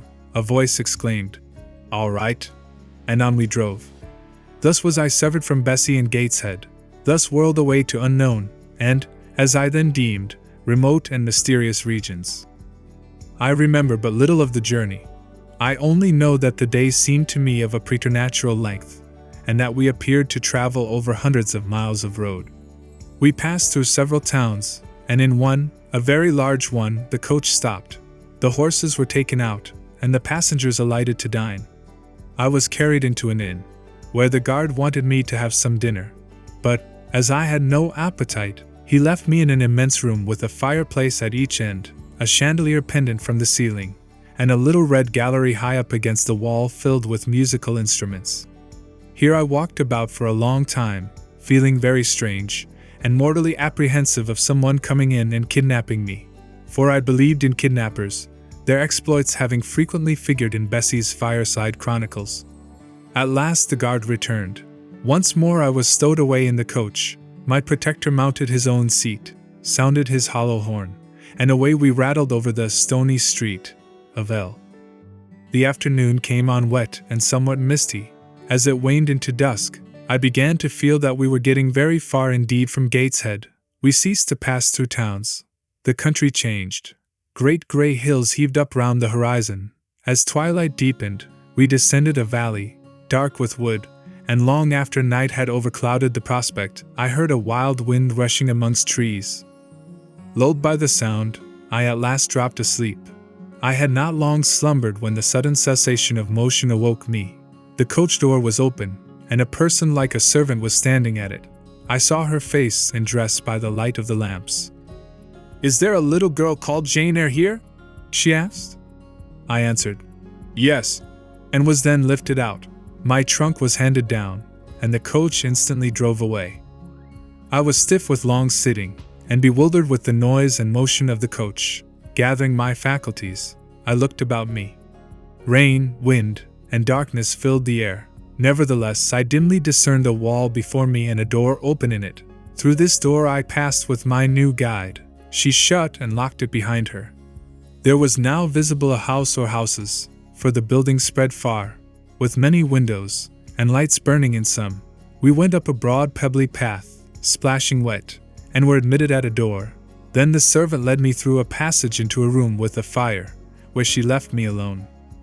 I stood and warmed my numbed fingers over the blaze, then I looked round. There was no candle, but the uncertain light from the hearth showed, by intervals, papered walls, carpet, curtains, shining mahogany furniture. It was a parlor, not so spacious or splendid as the drawing-room at Gateshead, but comfortable enough. I was puzzling to make out the subject of a picture on the wall, when the door opened, and an individual carrying a light entered. Another followed close behind. The first was a tall lady with dark hair, dark eyes, and a pale and large forehead. Her figure was partly enveloped in a shawl. Her countenance was grave, her bearing erect. "The child is very young to be sent alone," said she, putting her candle down on the table. She considered me attentively for a minute or two, then further added, "She had better be put to bed soon. She looks tired. Are you tired?" she asked, placing her hand on my shoulder. "A little, ma'am." "And hungry too, no doubt. Let her have some supper before she goes to bed, Miss Miller. Is this the first time you have left your parents to come to school, my little girl?" I explained to her that I had no parents. She inquired how long they had been dead, then how old I was, what was my name, whether I could read, write, and sew a little. Then she touched my cheek gently with her forefinger, and saying, she hoped I should be a good child, dismissed me along with Miss Miller. The lady I had left might be about 29. The one who went with me appeared some years younger. The first impressed me by her voice, look, and air.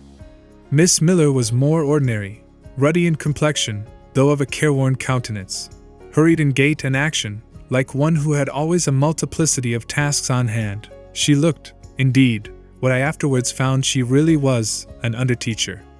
Led by her, I passed from compartment to compartment, from passage to passage, of a large and irregular building, till, emerging from the total and somewhat dreary silence pervading that portion of the house we had traversed, we came upon the hum of many voices, and presently entered a wide, long room, with great deal tables, 2 at each end, on each of which burned a pair of candles, and seated all round on benches.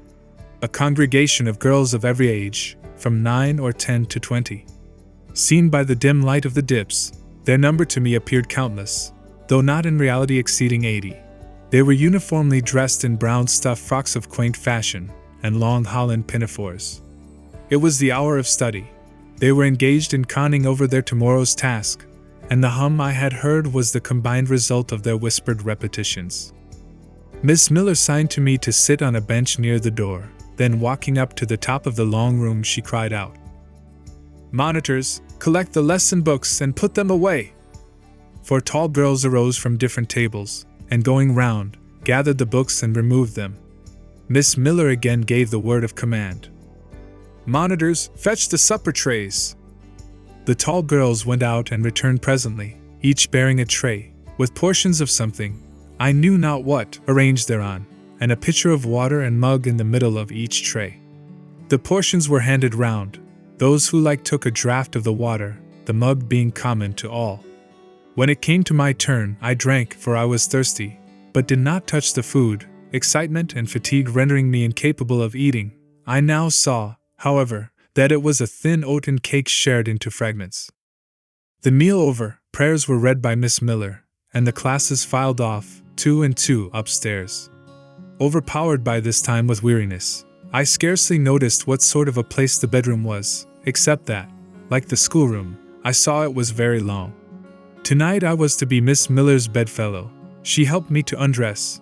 When laid down, I glanced at the long rows of beds, each of which was quickly filled with 2 occupants. In 10 minutes the single light was extinguished, and amidst silence and complete darkness I fell asleep. The night passed rapidly. I was too tired even to dream. I only once awoke to hear the wind rave in furious gusts, and the rain fall in torrents, and to be sensible that Miss Miller had taken her place by my side. When I again unclosed my eyes, a loud bell was ringing. The girls were up and dressing. Day had not yet begun to dawn, and a rushlight or 2 burned in the room. I too rose reluctantly. It was bitter cold, and I dressed as well as I could for shivering, and washed when there was a basin at liberty, which did not occur soon, as there was but 1 basin to 6 girls, on the stands down the middle of the room. Again the bell rang. All formed in file, 2 and 2, and in that order descended the stairs and entered the cold and dimly lit schoolroom. Here prayers were read by Miss Miller.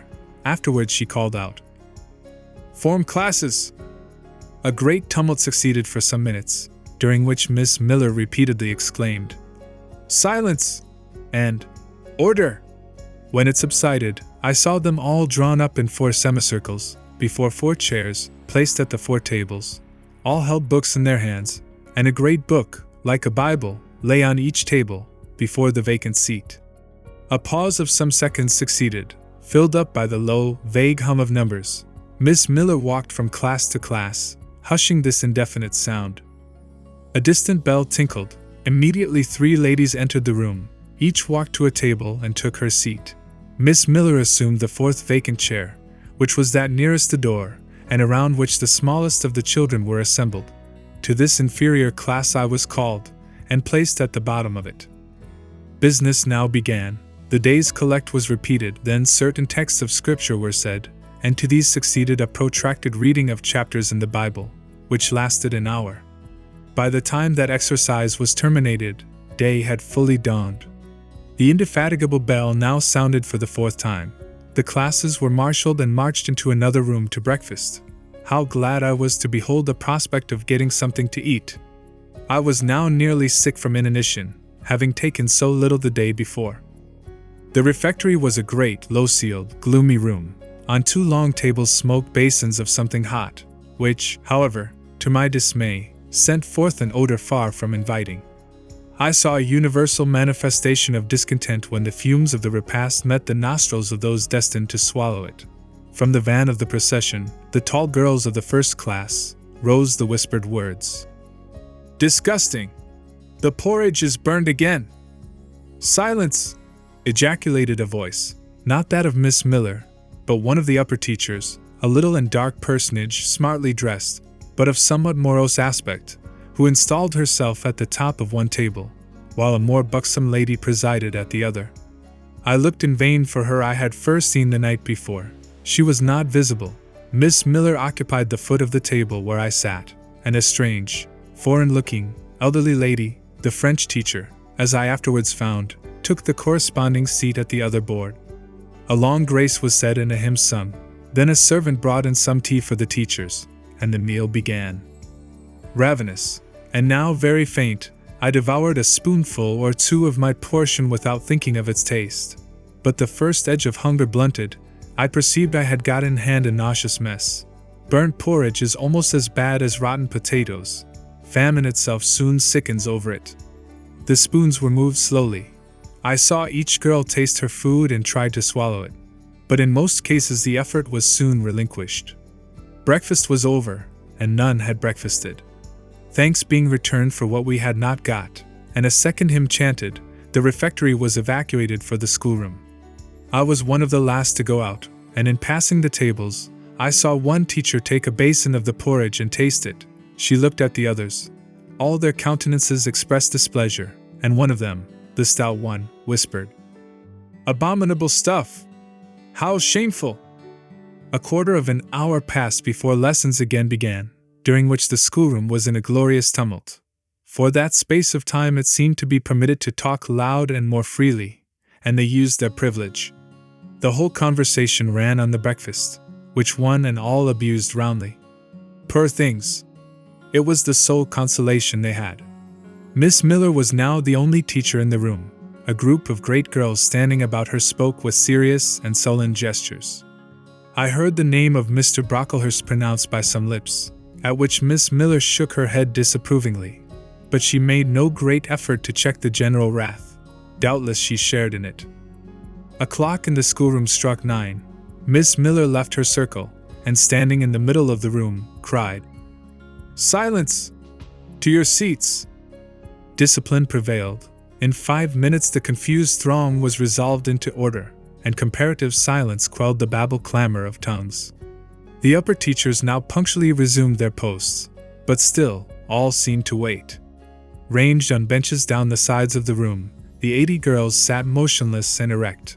A quaint assemblage they appeared, all with plain locks combed from their faces, not a curl visible, in brown dresses, made high and surrounded by a narrow tucker about the throat, with little pockets of holland, shaped something like a Highlander's purse, tied in front of their frocks, and destined to serve the purpose of a work bag, all, too, wearing woolen stockings and country-made shoes, fastened with brass buckles. Above 20 of those clad in this costume were full-grown girls, or rather young women. It suited them ill, and gave an air of oddity even to the prettiest. I was still looking at them, and also at intervals examining the teachers, none of whom precisely pleased me, for the stout one was a little coarse, the dark one not a little fierce, the foreigner harsh and grotesque, and Miss Miller, poor thing, looked purple, weather-beaten, and overworked, when, as my eye wandered from face to face, the whole school rose simultaneously, as if moved by a common spring. What was the matter? I had heard no order given. I was puzzled. Ere I had gathered my wits, the classes were again seated, but as all eyes were now turned to one point, mine followed the general direction, and encountered the personage who had received me last night. She stood at the bottom of the long room, on the hearth, for there was a fire at each end. She surveyed the 2 rows of girls silently and gravely. Miss Miller, approaching, seemed to ask her a question, and having received her answer, went back to her place, and said aloud, "Monitor of the first class, fetch the globes."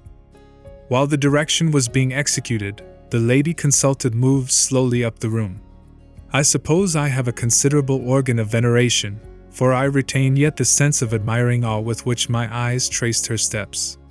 Seen now, in broad daylight, she looked tall, fair, and shapely, brown eyes with a benignant light in their irids, and a fine penciling of long lashes round, relieved the whiteness of her large front. On each of her temples her hair, of a very dark brown, was clustered in round curls, according to the fashion of those times, when neither smooth bands nor long ringlets were in vogue. Her dress, also in the mode of the day, was of purple cloth, relieved by a sort of Spanish trimming of black velvet. A gold watch, watches were not so common then as now, shone at her girdle. Let the reader add, to complete the picture, refined features, a complexion, if pale, clear, and a stately air and carriage, and he will have, at least, as clearly as words can give it, a correct idea of the exterior of Miss Temple, Maria Temple, as I afterwards saw the name written in a prayer book entrusted to me to carry to church. The superintendent of Lowood, for such was this lady, having taken her seat before a pair of globes placed on one of the tables, summoned the first class round her, and commenced giving a lesson on geography. The lower classes were called by the teachers. Repetitions in history, grammar, and went on for an hour. Writing and arithmetic succeeded, and music lessons were given by Miss Temple to some of the elder girls. The duration of each lesson was measured by the clock, which at last struck 12. The superintendent rose. "I have a word to address to the pupils," said she. The tumult of cessation from lessons was already breaking forth, but it sank at her voice. She went on. "You had this morning a breakfast which you could not eat. You must be hungry. I have ordered that a lunch of bread and cheese shall be served to all." The teachers looked at her with a sort of surprise. "It is to be done on my responsibility," she added, in an explanatory tone to them, and immediately afterwards left the room.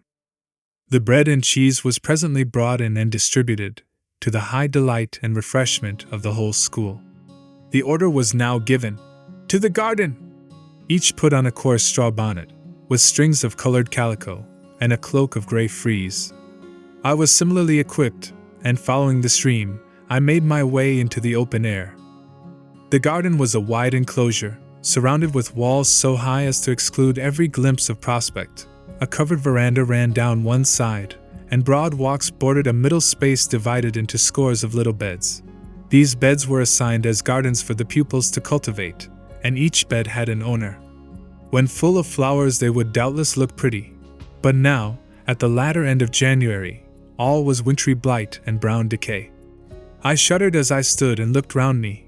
It was an inclement day for outdoor exercise, not positively rainy, but darkened by a drizzling yellow fog.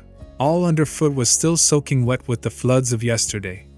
The stronger among the girls ran about and engaged in active games, but sundry pale and thin ones herded together for shelter and warmth in the veranda. And amongst these, as the dense mist penetrated to their shivering frames, I heard frequently the sound of a hollow cough. As yet I had spoken to no one, nor did anybody seem to take notice of me. I stood lonely enough, but to that feeling of isolation I was accustomed. It did not oppress me much. I leant against a pillar of the veranda, drew my gray mantle close about me, and trying to forget the cold which nipped me without, and the unsatisfied hunger which gnawed me within, delivered myself up to the employment of watching and thinking. My reflections were too undefined and fragmentary to merit record. I hardly yet knew where I was. Gateshead and my past life seemed floated away to an immeasurable distance.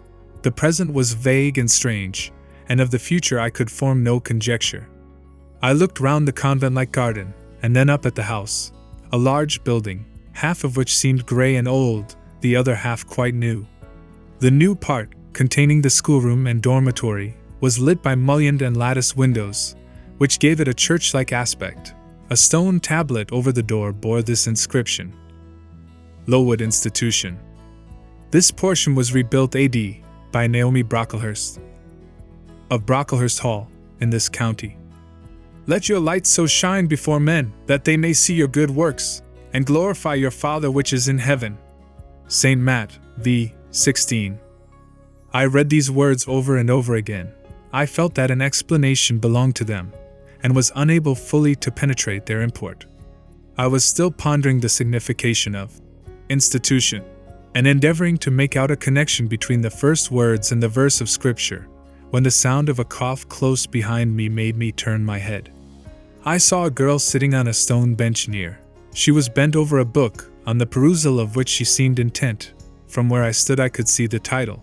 It was Rasselas, a name that struck me as strange, and consequently attractive.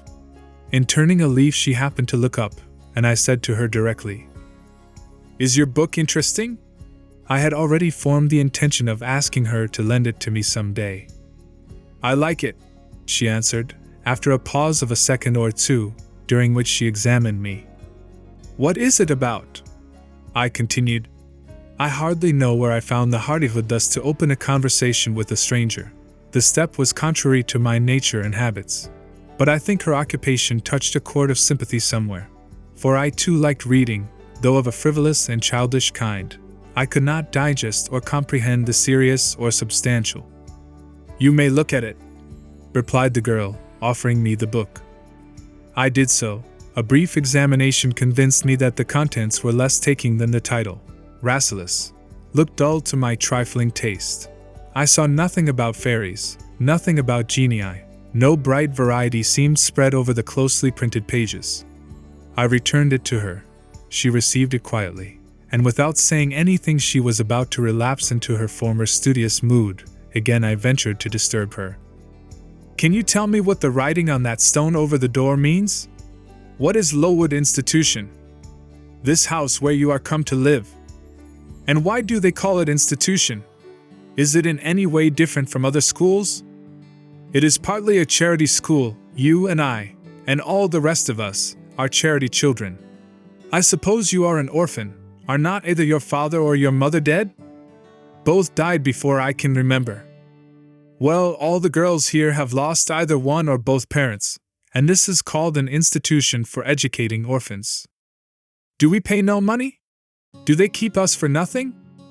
We pay, or our friends pay, £15 a year for each. Then why do they call us charity children?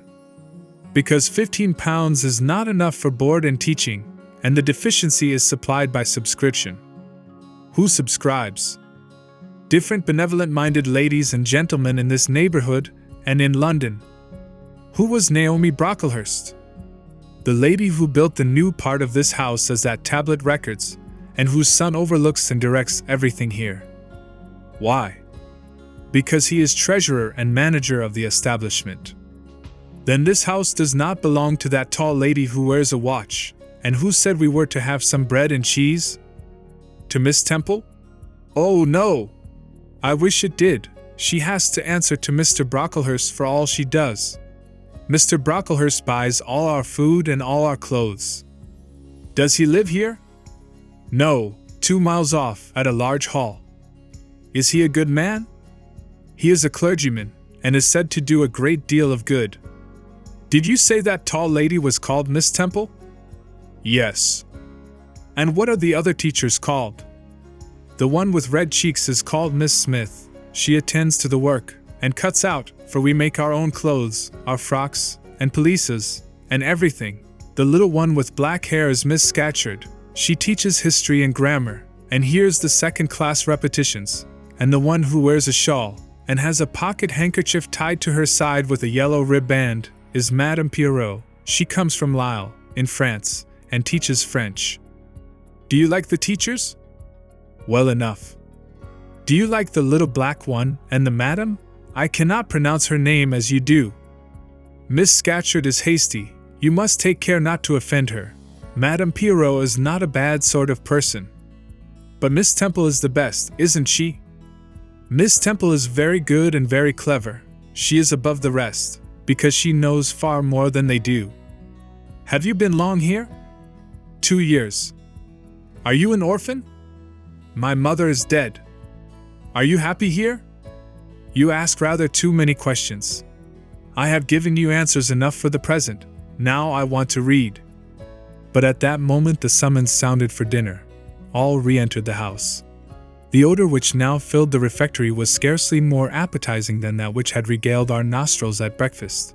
The dinner was served in 2 huge tin-plated vessels, whence rose a strong steam redolent of rancid fat. I found the mess to consist of indifferent potatoes and strange shreds of rusty meat, mixed and cooked together. Of this preparation a tolerably abundant plateful was apportioned to each pupil. I ate what I could, and wondered within myself whether every day's fare would be like this. After dinner, we immediately adjourned to the schoolroom. Lessons recommenced, and were continued till 5 o'clock. The only marked event of the afternoon was that I saw the girl with whom I had conversed in the veranda dismissed in disgrace by Miss Scatcherd from a history class, and sent to stand in the middle of the large schoolroom. The punishment seemed to me in a high degree ignominious, especially for so great a girl. She looked 13 or upwards.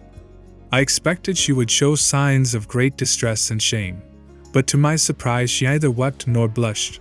Composed, though grave, she stood, the central mark of all eyes. How can she bear it so quietly, so firmly? I asked of myself.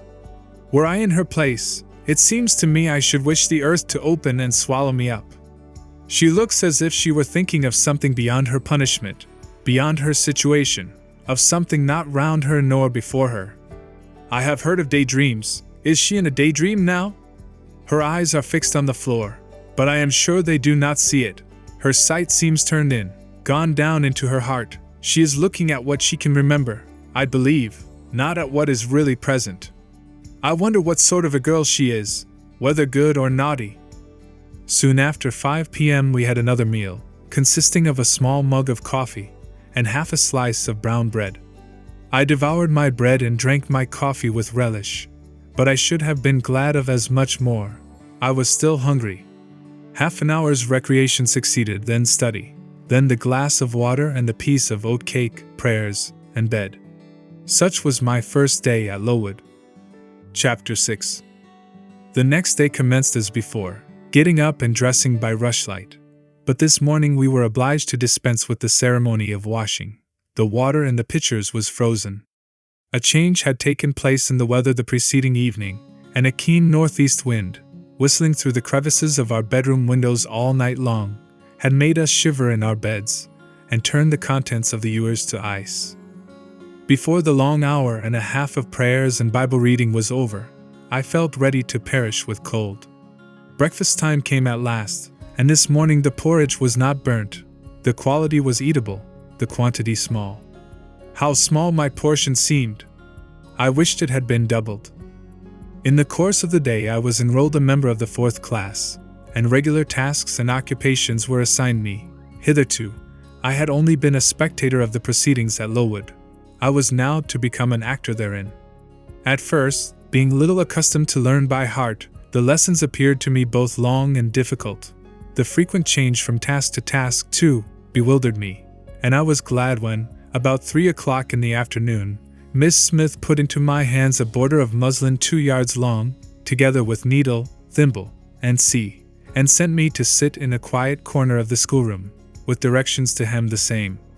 At that hour most of the others were sewing likewise, but one class still stood round Miss Scatcherd's chair reading, and as all was quiet, the subject of their lessons could be heard, together with the manner in which each girl acquitted herself, and the animadversions or commendations of Miss Scatcherd on the performance.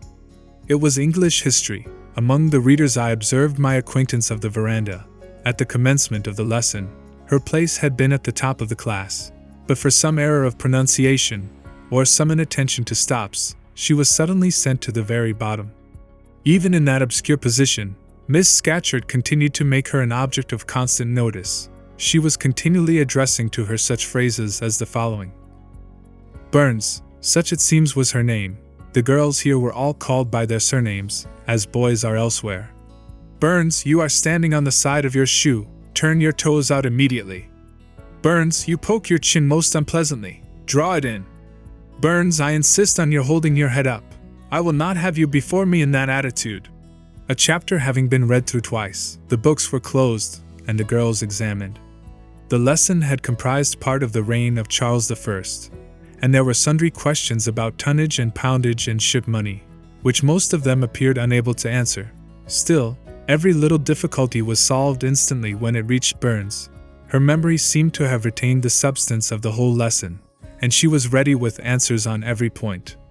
I kept expecting that Miss Scatcherd would praise her attention, but instead of that, she suddenly cried out, "You dirty, disagreeable girl! You have never cleaned your nails this morning." Burns made no answer. I wondered at her silence. Why, thought I, does she not explain that she could neither clean her nails nor wash her face, as the water was frozen? My attention was now called off by Miss Smith desiring me to hold a skein of thread. While she was winding it, she talked to me from time to time, asking whether I had ever been at school before, whether I could mark, stitch, knit, and see. Till she dismissed me, I could not pursue my observations on Miss Scatcherd's movements. When I returned to my seat, that lady was just delivering an order of which I did not catch the import. But Burns immediately left the class, and going into the small inner room where the books were kept, returned in half a minute, carrying in her hand a bundle of twigs tied together at one end. This ominous tool she presented to Miss Scatcherd with a respectful courtesy. Then she quietly, and without being told, unloosed her pinafore, and the teacher instantly and sharply inflicted on her neck a dozen strokes with the bunch of twigs. Not a tear rose to Burns' eye, and while I paused from my sewing, because my fingers quivered at this spectacle with a sentiment of unavailing and impotent anger, not a feature of her pensive face altered its ordinary expression. "Hardened girl!" exclaimed Miss Scatcherd. "Nothing can correct you of your slatternly habits. Carry the rod away." Burns obeyed. I looked at her narrowly as she emerged from the book closet. She was just putting back her handkerchief into her pocket, and the trace of a tear glistened on her thin cheek. The play hour in the evening I thought the pleasantest fraction of the day at Lowood. The bit of bread, the draught of coffee swallowed at 5 o'clock had revived vitality. If it had not satisfied hunger, the long restraint of the day was slackened. The schoolroom felt warmer than in the morning, its fires being allowed to burn a little more brightly, to supply, in some measure, the place of candles not yet introduced. The ruddy gloaming, the licensed uproar, the confusion of many voices gave one a welcome sense of liberty. On the evening of the day on which I had seen Miss Scatcherd flog her pupil, Burns, I wandered as usual among the forms and tables and laughing groups without a companion, yet not feeling lonely. When I passed the windows, I now and then lifted a blind and looked out. It snowed fast. A drift was already forming against the lower panes. Putting my ear close to the window, I could distinguish from the gleeful tumult within the disconsolate moan of the wind outside. Probably, if I had lately left a good home and kind parents, this would have been the hour when I should most keenly have regretted the separation. That wind would then have saddened my heart. This obscure chaos would have disturbed my peace. As it was, I derived from both a strange excitement, and reckless and feverish. I wished the wind to howl more wildly, the gloom to deepen to darkness, and the confusion to rise to clamor. Jumping over forms, and creeping under tables, I made my way to one of the fireplaces. There, kneeling by the high wire fender, I found Burns, absorbed, silent, abstracted from all round her by the companionship of a book, which she read by the dim glare of the embers. "Is it still Rasselas?" I asked, coming behind her. "Yes," she said, "and I have just finished it." And in 5 minutes more she shut it up. I was glad of this. "Now," thought I can perhaps get her to talk." I sat down by her on the floor. "What is your name besides Burns?" "Helen." "Do you come a long way from here?" "I come from a place farther north, quite on the borders of Scotland." "Will you ever go back?" "I hope so, but nobody can be sure of the future." "You must wish to leave Lowood?" "No. Why should I? I was sent to Lowood to get an education, and it would be of no use going away until I have attained that object." "But that teacher, Miss Scatcherd, is so cruel to you?" "Cruel? Not at all. She is severe, she dislikes my faults. And if I were in your place I should dislike her, I should resist her. If she struck me with that rod I should get it from her hand, I should break it under her nose." "Probably you would do nothing of the sort, but if you did, Mr. Brocklehurst would expel you from the school. That would be a great grief to your relations. It is far better to endure patiently a smart which nobody feels but yourself, than to commit a hasty action whose evil consequences will extend to all connected with you. And besides, the Bible bids us return good for evil. But then it seems disgraceful to be flogged, and to be sent to stand in the middle of a room full of people, and you are such a great girl. I am far younger than you, and I could not bear it." "Yet it would be your duty to bear it, if you could not avoid it. It is weak and silly to say you cannot bear what it is your fate to be required to bear." I heard her with wonder. I could not comprehend this doctrine of endurance, and still less could I understand or sympathize with the forbearance she expressed for her chastiser.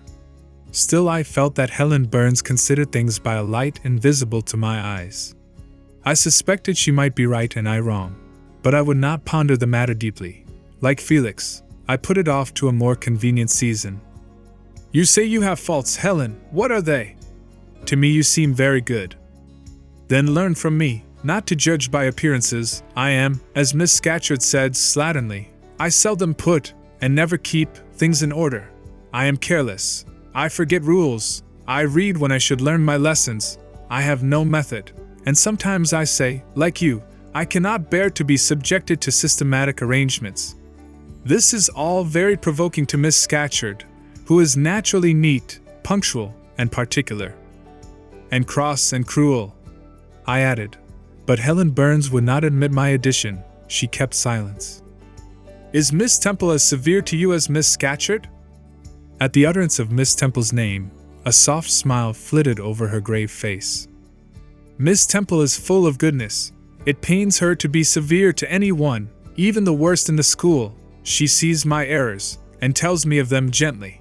And if I do anything worthy of praise, she gives me my meed liberally. One strong proof of my wretchedly defective nature is, that even her expostulations, so mild, so rational, have not influence to cure me of my faults, and even her praise, though I value it most highly, cannot stimulate me to continued care and foresight. That is curious, said I. It is so easy to be careful. For you I have no doubt it is. I observed you in your class this morning, and saw you were closely attentive. Your thoughts never seemed to wander while Miss Miller explained the lesson and questioned you. Now mine continually rove away, when I should be listening to Miss Scatcherd, and collecting all she says with assiduity. Often I lose the very sound of her voice. I fall into a sort of dream. Sometimes I think I am in Northumberland, and that the noises I hear round me are the bubbling of a little brook which runs through Deepden, near our house. Then, when it comes to my turn to reply, I have to be awakened, and having heard nothing of what was read for listening to the visionary brook, I have no answer ready. Yet how well you replied this afternoon. It was mere chance. The subject on which we had been reading had interested me. This afternoon, instead of dreaming of Deepden, I was wondering how a man who wished to do right could act so unjustly and unwisely as Charles I sometimes did, and I thought what a pity it was that, with his integrity and conscientiousness, he could see no farther than the prerogatives of the crown. If he had but been able to look to a distance, and see how what they call the spirit of the age was tending. Still, I like Charles, I respect him, I pity him, poor murdered king. Yes, his enemies were the worst. They shed blood they had no right to shed. How dared they kill him? Helen was talking to herself now. She had forgotten I could not very well understand her, that I was ignorant, or nearly so, of the subject she discussed. I recalled her to my level. And when Miss Temple teaches you, do your thoughts wander then? No, certainly, not often, because Miss Temple has generally something to say which is newer than my own reflections. Her language is singularly agreeable to me, and the information she communicates is often just what I wish to gain. Well, then, with Miss Temple you are good? Yes, in a passive way. I make no effort. I follow as inclination guides me. There is no merit in such goodness. A great deal. You are good to those who are good to you. It is all I ever desire to be. If people were always kind and obedient to those who are cruel and unjust, the wicked people would have it all their own way. They would never feel afraid, and so they would never alter, but would grow worse and worse. When we are struck at without a reason, we should strike back again very hard. I am sure we should, so hard as to teach the person who struck us never to do it again. You will change your mind, I hope, when you grow older. As yet you are but a little untaught girl. But I feel this, Helen. I must dislike those who, whatever I do to please them, persist in disliking me. I must resist those who punish me unjustly. It is as natural as that I should love those who show me affection, or submit to punishment when I feel it is deserved. Heathens and savage tribes hold that doctrine, but Christians and civilized nations disown it. How? I don't understand. It is not violence that best overcomes hate, nor vengeance that most certainly heals injury. What then? Read the New Testament, and observe what Christ says and how he acts. Make his word your rule, and his conduct your example. What does he say? Love your enemies, bless them that curse you, do good to them that hate you and despitefully use you. Then I should love Mrs. Reed, which I cannot do. I should bless her son John, which is impossible. In her turn, Helen Burns asked me to explain, and I proceeded forthwith to pour out, in my own way, the tale of my sufferings and resentments. Bitter and truculent when excited, I spoke as I felt, without reserve or softening. Helen heard me patiently to the end. I expected she would then make a remark, but she said nothing. "Well?" I asked impatiently. "Is not Mrs. Reed a hard-hearted, bad woman? She has been unkind to you, no doubt, because you see, she dislikes your cast of character, as Miss Scatcherd does mine. But how minutely you remember all she has done and said to you! What a singularly deep impression her injustice seems to have made on your heart! No ill usage so brands its record on my feelings. Would you not be happier if you tried to forget her severity, together with the passionate emotions it excited? Life appears to me too short to be spent in nursing animosity or registering wrongs. We are, and must be, one and all, burdened with faults in this world. But the time will soon come when, I trust, we shall put them off in putting off our corruptible bodies, when debasement and sin will fall from us with this cumbrous frame of flesh, and only the spark of the Spirit will remain, the impalpable principle of light and thought, pure as when it left the Creator to inspire the creature. Whence it came it will return. Perhaps again to be communicated to some being higher than man. Perhaps to pass through gradations of glory, from the pale human soul to brighten to the seraph. Surely it will never, on the contrary, be suffered to degenerate from man to fiend? No, I cannot believe that. I hold another creed, which no one ever taught me, and which I seldom mention, but in which I delight, and to which I cling, for it extends hope to all, it makes eternity a rest, a mighty home, not a terror and an abyss. Besides, with this creed, I can so clearly distinguish between the criminal and his crime. I can so sincerely forgive the first while I abhor the last. With this creed, revenge never worries my heart, degradation never too deeply disgusts me, injustice never crushes me too low. I live in calm, looking to the end. Helen's head, always drooping, sank a little lower as she finished this sentence. I saw by her look she wished no longer to talk to me, but rather to converse with her own thoughts. She was not allowed much time for meditation. A monitor, a great rough girl, presently came up, exclaiming in a strong Cumberland accent, "Helen Burns, if you don't go and put your drawer in order, and fold up your work this minute, I'll tell Miss Scatcherd to come and look at it." Helen sighed as her reverie fled, and getting up, obeyed the monitor without reply as without delay. Chapter 7. My first quarter at Lowood seemed an age, and not the golden age either. It comprised an irksome struggle with difficulties in habituating myself to new rules and unwanted tasks. The fear of failure in these points harassed me worse than the physical hardships of my lot, though these were no trifles. During January, February, and part of March, the deep snows, and after their melting, the almost impassable roads, prevented our stirring beyond the garden walls, except to go to church. But within these limits we had to pass an hour every day in the open air. Our clothing was insufficient to protect us from the severe cold. We had no boots, the snow got into our shoes and melted there. Our unloved hands became numbed and covered with chilblains, as were our feet.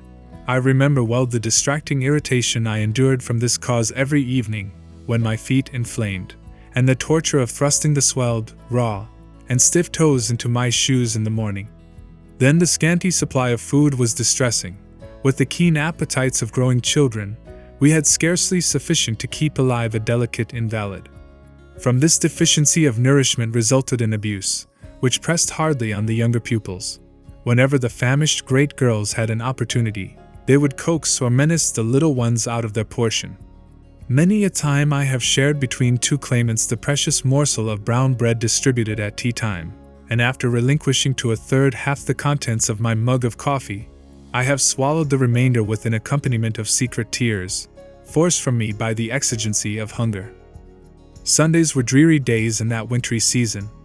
We had to walk 2 miles to Brocklebridge Church, where our patron officiated. We set out cold, we arrived at church colder. During the morning service we became almost paralyzed. It was too far to return to dinner, and an allowance of cold meat and bread, in the same penurious proportion observed in our ordinary meals, was served round between the services. At the close of the afternoon service we returned by an exposed and hilly road, where the bitter winter wind, blowing over a range of snowy summits to the north, almost flayed the skin from our faces.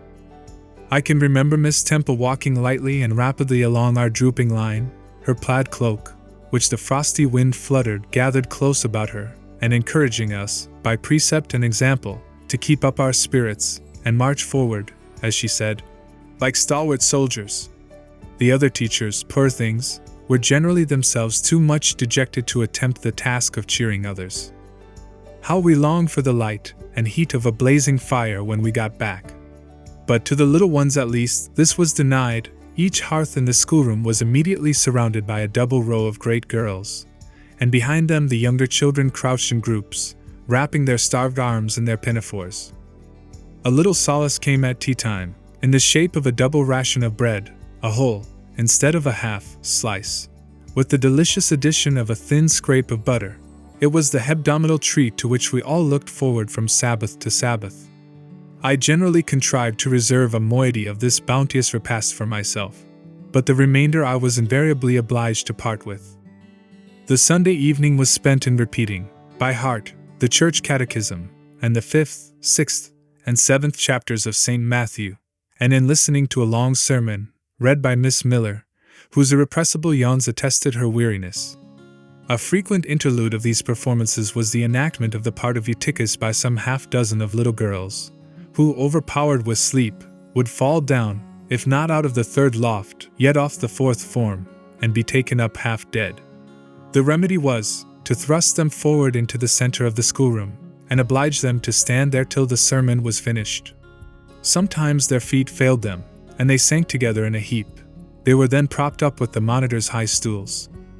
I have not yet alluded to the visits of Mr. Brocklehurst, and indeed that gentleman was from home during the greater part of the first month after my arrival, perhaps prolonging his stay with his friend the Archdeacon. His absence was a relief to me.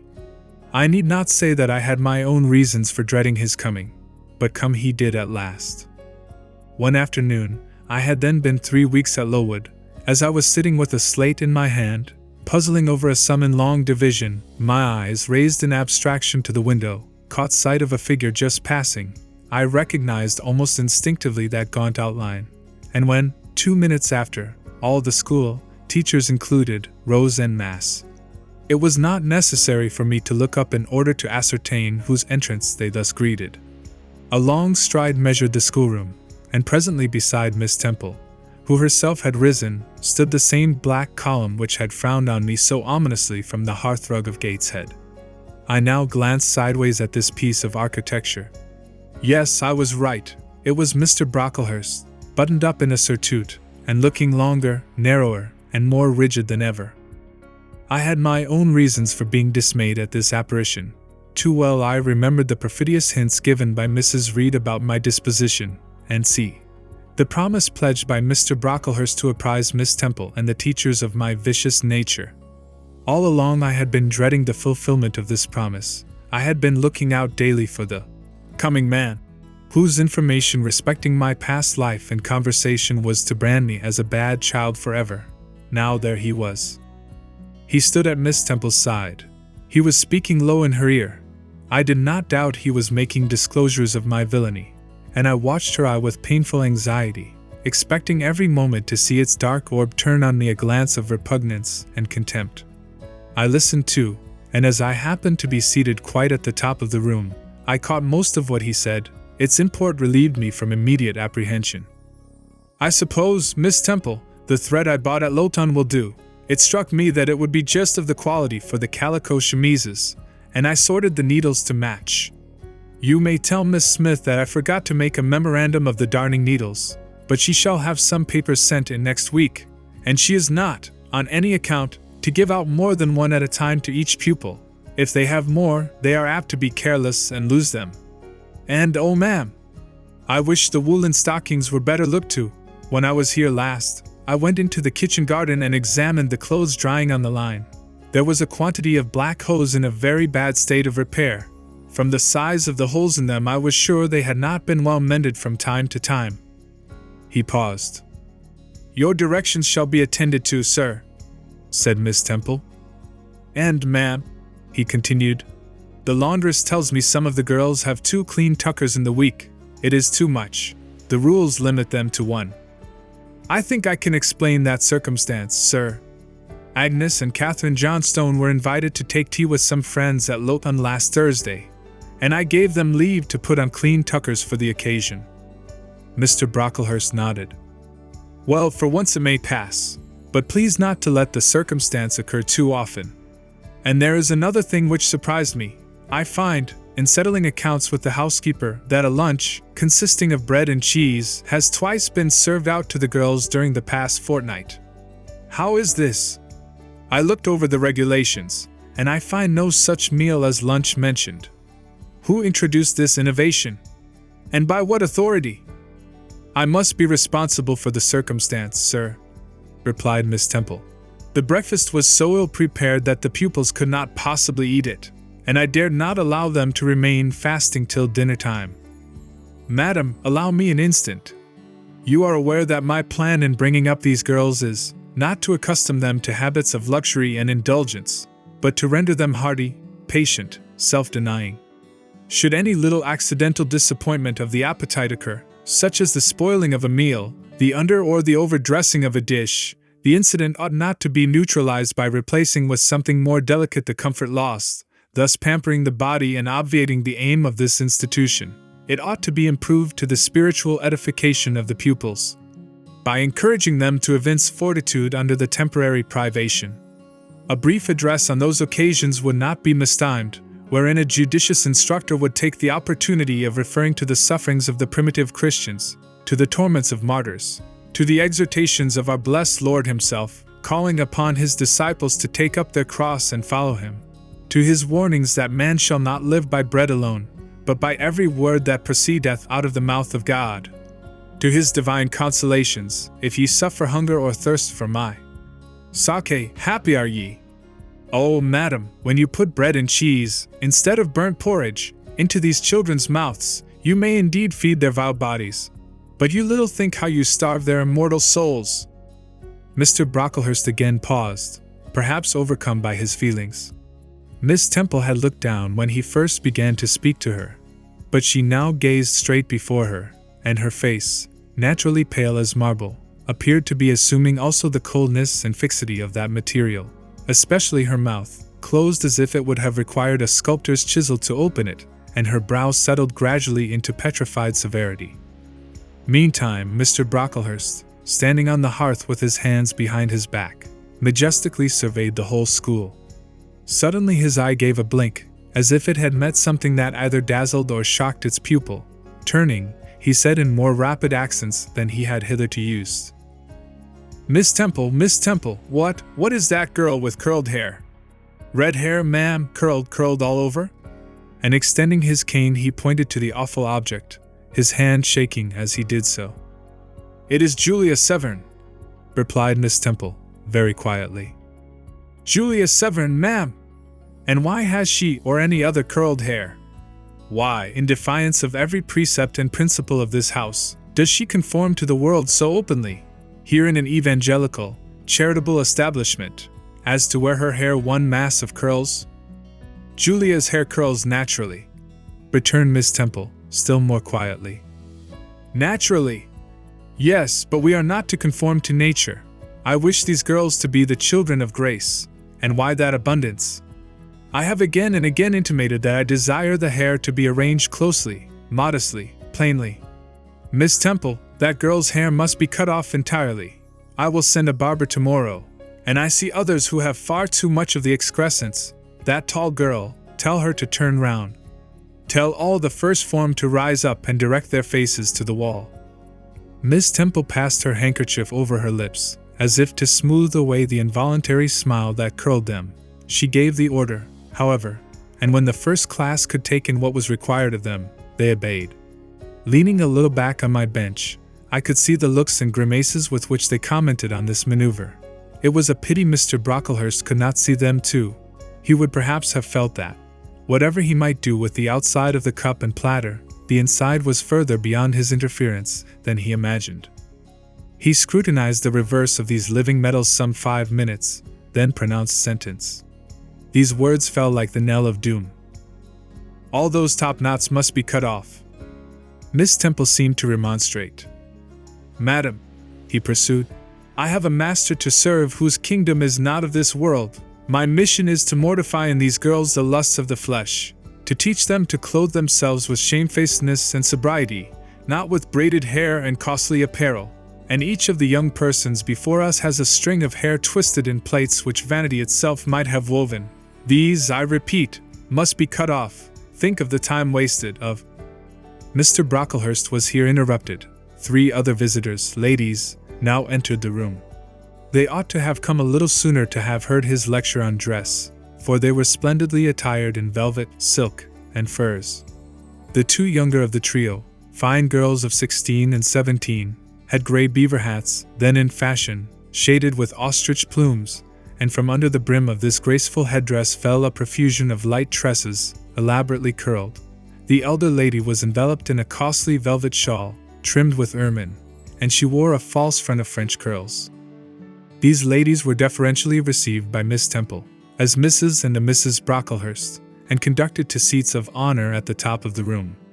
It seems they had come in the carriage with their reverend relative, and had been conducting a rummaging scrutiny of the room upstairs, while he transacted business with the housekeeper, questioned the laundress, and lectured the superintendent. They now proceeded to address diverse remarks and reproofs to Miss Smith, who was charged with the care of the linen and the inspection of the dormitories. But I had no time to listen to what they said. Other matters called off and enchanted my attention. Hitherto, while gathering up the discourse of Mr. Brocklehurst and Miss Temple, I had not, at the same time, neglected precautions to secure my personal safety, which I thought would be effected if I could only elude observation. To this end, I had sat well back on the form, and while seeming to be busy with my sum, had held my slate in such a manner as to conceal my face. I might have escaped notice, had not my treacherous slate somehow happened to slip from my hand, and falling with an obtrusive crash, directly drawn every eye upon me. I knew it was all over now, and, as I stooped to pick up the 2 fragments of slate, I rallied my forces for the worst. It came. "A careless girl," said Mr. Brocklehurst, and immediately after, "It is the new pupil, I perceive." And before I could draw breath, "I must not forget I have a word to say respecting her." Then aloud, how loud it seemed to me, "Let the child who broke her slate come forward." Of my own accord I could not have stirred. I was paralyzed, but the 2 great girls who sat on each side of me set me on my legs and pushed me towards the dread judge, and then Miss Temple gently assisted me to his very feet, and I caught her whispered counsel. "Don't be afraid, Jane. I saw it was an accident. You shall not be punished." The kind whisper went to my heart like a dagger. "Another minute, and she will despise me for a hypocrite," thought I, and an impulse of fury against Reed, Brocklehurst, and company bounded in my pulses at the conviction. I was no Helen Burns. "Fetch that stool," said Mr. Brocklehurst, pointing to a very high one from which a monitor had just risen. It was brought. "Place the child upon it." And I was placed there. By whom I don't know. I was in no condition to note particulars. I was only aware that they had hoisted me up to the height of Mr. Brocklehurst's nose, that he was within a yard of me, and that a spread of shot orange and purple silk pelisses and a cloud of silvery plumage extended and waved below me. Mr. Brocklehurst hemmed. "Ladies," said he, turning to his family, "Miss Temple, teachers, and children, you all see this girl?" Of course they did, for I felt their eyes directed like burning glasses against my scorched skin. "You see she is yet young. You observe she possesses the ordinary form of childhood. God has graciously given her the shape that He has given to all of us. No signal deformity points her out as a marked character. Who would think that the evil one had already found a servant and agent in her? Yet such, I grieve to say, is the case." A pause, in which I began to steady the palsy of my nerves, and to feel that the Rubicon was passed, and that the trial, no longer to be shirked, must be firmly sustained. "My dear children," pursued the black marble clergyman, with pathos, "this is a sad, a melancholy occasion, for it becomes my duty to warn you that this girl, who might be one of God's own lambs, is a little castaway, not a member of the true flock, but evidently an interloper and an alien. You must be on your guard against her. You must shun her example. If necessary, avoid her company, exclude her from your sports, and shut her out from your converse. Teachers, you must watch her. Keep your eyes on her movements. Weigh well her words, scrutinize her actions, punish her body to save her soul, if, indeed, such salvation be possible, for my tongue falters while I tell it. This girl, this child, the native of a Christian land, worse than many a little heathen who says its prayers to Brahma and kneels before Juggernaut, this girl is a liar. Now came a pause of 10 minutes, during which I, by this time in perfect possession of my wits, observed all the female Brocklehursts produce their pocket handkerchiefs and apply them to their optics, while the elderly lady swayed herself to and fro, and the two younger ones whispered. "How shocking!" Mr. Brocklehurst resumed. "This I learned from her benefactress, from the pious and charitable lady who adopted her in her orphan state, reared her as her own daughter, and whose kindness, whose generosity the unhappy girl repaid by an ingratitude so bad, so dreadful, that at last her excellent patroness was obliged to separate her from her own young ones, fearful lest her vicious example should contaminate their purity. She has sent her here to be healed, even as the Jews of old sent their disease to the troubled pool of Bethesda. And teachers, superintendent, I beg of you not to allow the waters to stagnate round her." With this sublime conclusion, Mr. Brocklehurst adjusted the top button of his surtout, muttered something to his family, who rose, bowed to Miss Temple, and then all the great people sailed in state from the room. Turning at the door, my judge said, "Let her stand half an hour longer on that stool, and let no one speak to her during the remainder of the day." There was I, then, mounted aloft. I, who had said I could not bear the shame of standing on my natural feet in the middle of the room, was now exposed to general view on a pedestal of infamy. What my sensations were, no language can describe, but just as they all rose, stifling my breath and constricting my throat, a girl came up and passed me. In passing, she lifted her eyes. What a strange light inspired them! What an extraordinary sensation that rays sent through me! How the new feeling bore me up! It was as if a martyr, a hero, had passed a slave or victim, and imparted strength in the transit. I mastered the rising hysteria, lifted up my head, and took a firm stand on the stool. Helen Burns asked some slight question about her work of Miss Smith, was chidden for the triviality of the inquiry, returned to her place, and smiled at me as she again went by. What a smile! I remember it now, and I know that it was the effluence of fine intellect, of true courage. It lit up her marked lineaments, her thin face, her sunken gray eye, like a reflection from the aspect of an angel. Yet at that moment Helen Burns wore on her arm the untidy badge. Scarcely an hour ago I had heard her condemned by Miss Scatcherd to a dinner of bread and water on the morrow because she had blotted an exercise in copying it out. Such is the imperfect nature of man. Such spots are there on the disk of the clearest planet, and eyes like Miss Scatcherd's can only see those minute defects, and are blind to the full brightness of the orb. Chapter 8. Ere the half-hour ended, 5 o'clock struck, school was dismissed, and all were gone into the refectory to tea. I now ventured to descend. It was deep dusk. I retired into a corner and sat down on the floor. The spell by which I had been so far supported began to dissolve. Reaction took place, and soon, so overwhelming was the grief that seized me, I sank prostrate with my face to the ground. Now I wept. Helen Burns was not here. Nothing sustained me. Left to myself I abandoned myself, and my tears watered the boards. I had meant to be so good, and to do so much at Lowood, to make so many friends, to earn respect and win affection. Already I had made visible progress. That very morning I had reached the head of my class. Miss Miller had praised me warmly. Miss Temple had smiled approbation. She had promised to teach me drawing, and to let me learn French, if I continued to make similar improvement 2 months longer. And then I was well received by my fellow pupils, treated as an equal by those of my own age, and not molested by any. Now, here I lay again crushed and trodden on, and could I ever rise more? Never, I thought, and ardently I wished to die. While sobbing out this wish in broken accents, someone approached. I started up. Again Helen Burns was near me. The fading fires just showed her coming up the long, vacant room. She brought my coffee and bread. "Come, eat something," she said, but I put both away from me, feeling as if a drop or a crumb would have choked me in my present condition.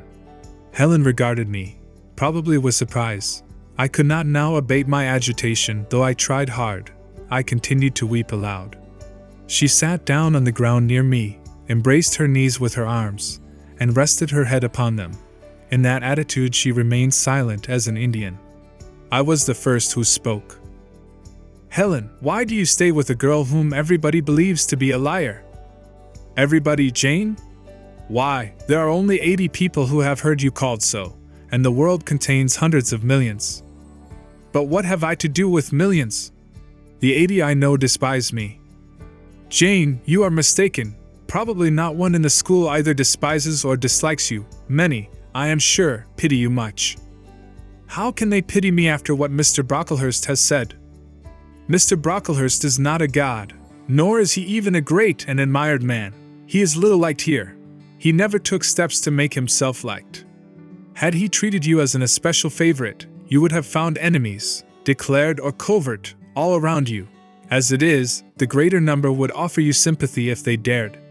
Teachers and pupils may look coldly on you for a day or two, but friendly feelings are concealed in their hearts.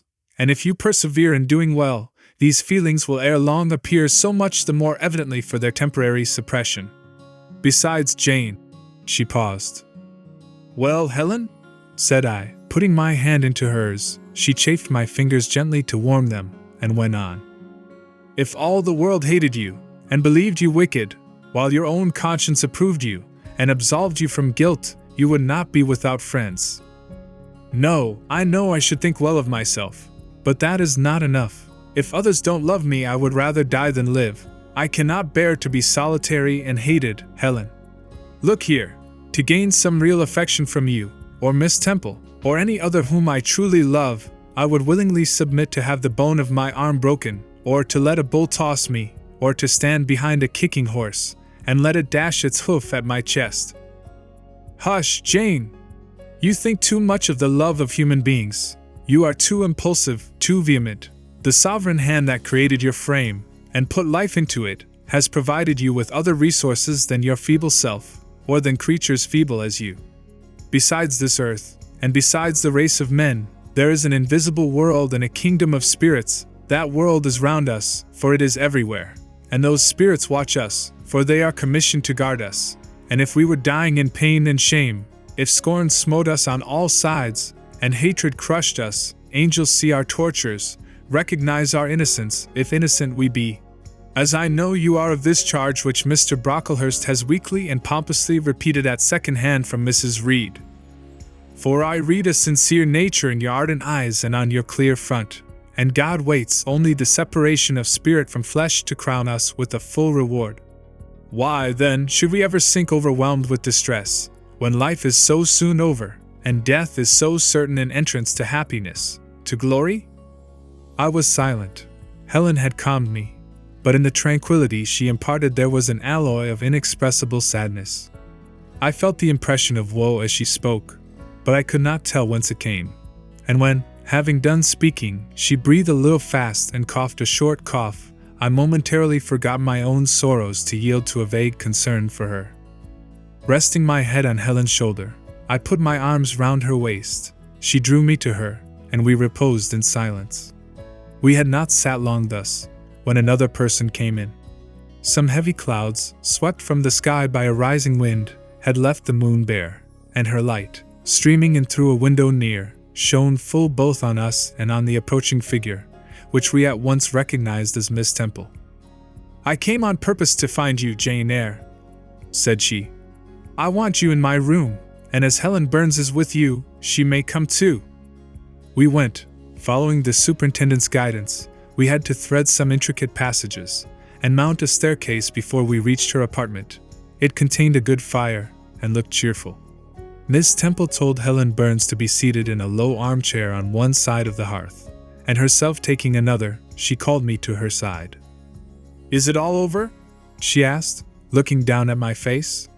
"Have you cried your grief away?" "I am afraid I never shall do that." "Why?"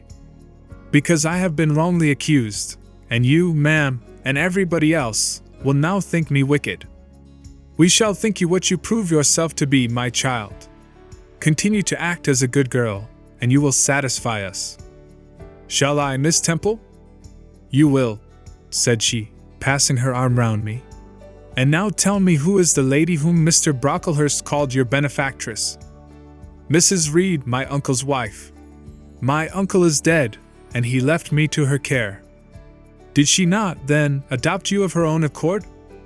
No, ma'am. She was sorry to have to do it, but my uncle, as I have often heard the servants say, got her to promise before he died that she would always keep me. Well now, Jane, you know, or at least I will tell you, that when a criminal is accused, he is always allowed to speak in his own defense. You have been charged with falsehood. Defend yourself to me as well as you can. Say whatever your memory suggests is true, but add nothing and exaggerate nothing. I resolved, in the depth of my heart, that I would be most moderate, most correct, and having reflected a few minutes in order to arrange coherently what I had to say, I told her all the story of my sad childhood. Exhausted by emotion, my language was more subdued than it generally was when it developed that sad theme, and mindful of Helen's warnings against the indulgence of resentment, I infused into the narrative far less of gall and wormwood than ordinary. Thus restrained and simplified, it sounded more credible. I felt as I went on that Miss Temple fully believed me. In the course of the tale I had mentioned Mr. Lloyd as having come to see me after the fit, for I never forgot the, to me, frightful episode of the Red Room, in detailing which, my excitement was sure, in some degree, to break bounds, for nothing could soften in my recollection the spasm of agony which clutched my heart when Mrs. Reed spurned my wild supplication for pardon, and locked me a second time in the dark and haunted chamber. I had finished. Miss Temple regarded me a few minutes in silence. She then said, I know something of Mr. Lloyd. I shall write to him. If his reply agrees with your statement, you shall be publicly cleared from every imputation. To me, Jane, you are clear now. She kissed me, and still keeping me at her side, where I was well contented to stand, for I derived a child's pleasure from the contemplation of her face, her dress, her one or two ornaments, her white forehead, her clustered and shining curls, and beaming dark eyes, she proceeded to address Helen Burns. How are you tonight, Helen? Have you coughed much today? Not quite so much, I think, ma'am. And the pain in your chest? It is a little better. Miss Temple got up, took her hand and examined her pulse. Then she returned to her own seat. As she resumed it, I heard her sigh low. She was pensive a few minutes, then rousing herself, she said cheerfully, But you two are my visitors tonight. I must treat you as such. She rang her bell. Barbara, she said to the servant who answered it, I have not yet had tea. Bring the tray and place cups for these two young ladies. And a tray was soon brought. How pretty, to my eyes, did the china cups and bright teapot look, placed on the little round table near the fire. How fragrant was the steam of the beverage, and the scent of the toast, of which, however, I, to my dismay, for I was beginning to be hungry, discerned only a very small portion. Miss Temple discerned it too. Barbara, said she, can you not bring a little more bread and butter? There is not enough for 3. Barbara went out. She returned soon. Madam, Mrs. Harden says she has sent up the usual quantity. Mrs. Harden, be it observed, was the housekeeper, a woman after Mr. Brocklehurst's own heart, made up of equal parts of whalebone and iron. Oh, very well, returned Miss Temple. We must make it do, Barbara, I suppose. And as the girl withdrew, she added, smiling, Fortunately, I have it in my power to supply deficiencies for this once. Having invited Helen and me to approach the table, and placed before each of us a cup of tea with one delicious but thin morsel of toast, she got up, unlocked a drawer, and taking from it a parcel wrapped in paper, disclosed presently to our eyes a good-sized seed cake. I meant to give each of you some of this to take with you, said she, but as there is so little toast, you must have it now. And she proceeded to cut slices with a generous hand. We feasted that evening as on nectar and ambrosia, And not the least delight of the entertainment was the smile of gratification with which our hostess regarded us, as we satisfied our famished appetites on the delicate fare she liberally supplied. Tea over and the tray removed, she again summoned us to the fire. We sat one on each side of her, and now a conversation followed between her and Helen, which it was indeed a privilege to be admitted to hear. Miss Temple had always something of serenity in her air, of state in her mien, of refined propriety in her language, which precluded deviation into the ardent, the excited, the eager, something which chastened the pleasure of those who looked on her and listened to her, by a controlling sense of awe, and such was my feeling now. But as to Helen Burns, I was struck with wonder. The refreshing meal, the brilliant fire, the presence and kindness of her beloved instructress, or, perhaps, more than all these, something in her own unique mind, had roused her powers within her. They woke, they kindled. First, they glowed in the bright tint of her cheek, which till this hour I had never seen but pale and bloodless. Then they shone in the liquid luster of her eyes, which had suddenly acquired a beauty more singular than that of Miss Temple's, a beauty neither of fine color, nor long eyelash, nor penciled brow, but of meaning, of movement, of radiance. Then her soul sat on her lips, and language flowed, from what source I cannot tell. Has a girl of 14 a heart large enough, vigorous enough, to hold the swelling spring of pure, full, fervid eloquence? Such was the characteristic of Helen's discourse on that, to me, memorable evening. Her spirit seemed hastening to live within a very brief span as much as many live during a protracted existence. They conversed of things I had never heard of nations and times past, of countries far away, of secrets of nature discovered or guessed at. They spoke of books, how many they had read, what stores of knowledge they possessed. Then they seemed so familiar with French names and French authors. But my amazement reached its climax when Miss Temple asked Helen if she sometimes snatched a moment to recall the Latin her father had taught her, and taking a book from a shelf, bade her read and construe a page of Virgil. And Helen obeyed, my organ of veneration expanding at every sounding line. She had scarcely finished ere the bell announced bedtime. No delay could be admitted. Miss Temple embraced us both, saying, as she drew us to her heart, "God bless you, my children!" Helen she held a little longer than me. She let her go more reluctantly. It was Helen her I followed to the door. It was for her she a second time breathed a sad sigh. For her she wiped a tear from her cheek. On reaching the bedroom, we heard the voice of Miss Scatcherd.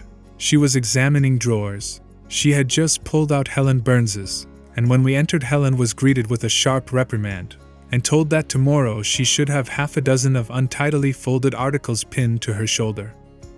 "My things were indeed in shameful disorder," murmured Helen to me, in a low voice. "I intended to have arranged them, but I forgot." Next morning, Miss Scatcherd wrote in conspicuous characters on a piece of pasteboard the word "slattern," and bound it like a phylactery round Helen's large, mild, intelligent, and benign-looking forehead. She wore it till evening, patient, unresentful, regarding it as a deserved punishment. The moment Miss Scatcherd withdrew after afternoon school, I ran to Helen, tore it off, and thrust it into the fire. The fury of which she was incapable had been burning in my soul all day, and tears, hot and large, had continually been scalding my cheek, for the spectacle of her sad resignation gave me an intolerable pain at the heart. About a week subsequently to the incidents above narrated, Miss Temple, who had written to Mr. Lloyd, received his answer. It appeared that what he said went to corroborate my account. Miss Temple, having assembled the whole school, announced that inquiry had been made into the charges alleged against Jane Eyre, and that she was most happy to be able to pronounce her completely cleared from every imputation. The teachers then shook hands with me and kissed me, and a murmur of pleasure ran through the ranks of my companions. Thus relieved of a grievous load, I from that hour set to work afresh, resolved to pioneer my way through every difficulty. I toiled hard, and my success was proportionate to my efforts. My memory, not naturally tenacious, improved with practice. Exercise sharpened my wits. In a few weeks I was promoted to a higher class. In less than 2 months I was allowed to commence French and drawing. I learned the first 2 tenses of the verb être, and sketched my first cottage, whose walls, by the by, outrivaled in slope those of the Leaning Tower of Pisa, on the same day. That night, on going to bed, I forgot to prepare in imagination the Barmecide supper of hot roast potatoes, or white bread and new milk, with which I was wont to amuse my inward cravings. I feasted instead on the spectacle of ideal drawings, which I saw in the dark, all the work of my own hands, freely penciled houses and trees, picturesque rocks and ruins, quilt-like groups of cattle, sweet paintings of butterflies hovering over unblown roses, of birds picking at ripe cherries, of wrens' nests, enclosing pearl-like eggs, wreathed about with young ivy sprays. I examined, too, in thought, the possibility of my ever being able to translate currently a certain little French story which Madame Pierrot had that day shown me. Nor was that problem solved to my satisfaction ere I fell sweetly asleep. Well has Solomon said, "Better is a dinner of herbs where love is, than a stalled ox and hatred therewith." I would not now have exchanged Lowood with all its privations for Gateshead and its daily luxuries. Chapter 9. But the privations, or rather the hardships, of Lowood lessened. Spring drew on. She was indeed already come. The frosts of winter had ceased. Its snows were melted, its cutting winds ameliorated. My wretched feet, flayed and swollen to lameness by the sharp air of January, began to heal and subside under the gentler breathings of April. The nights and mornings no longer by their Canadian temperature froze the very blood in our veins. We could now endure the play hour passed in the garden.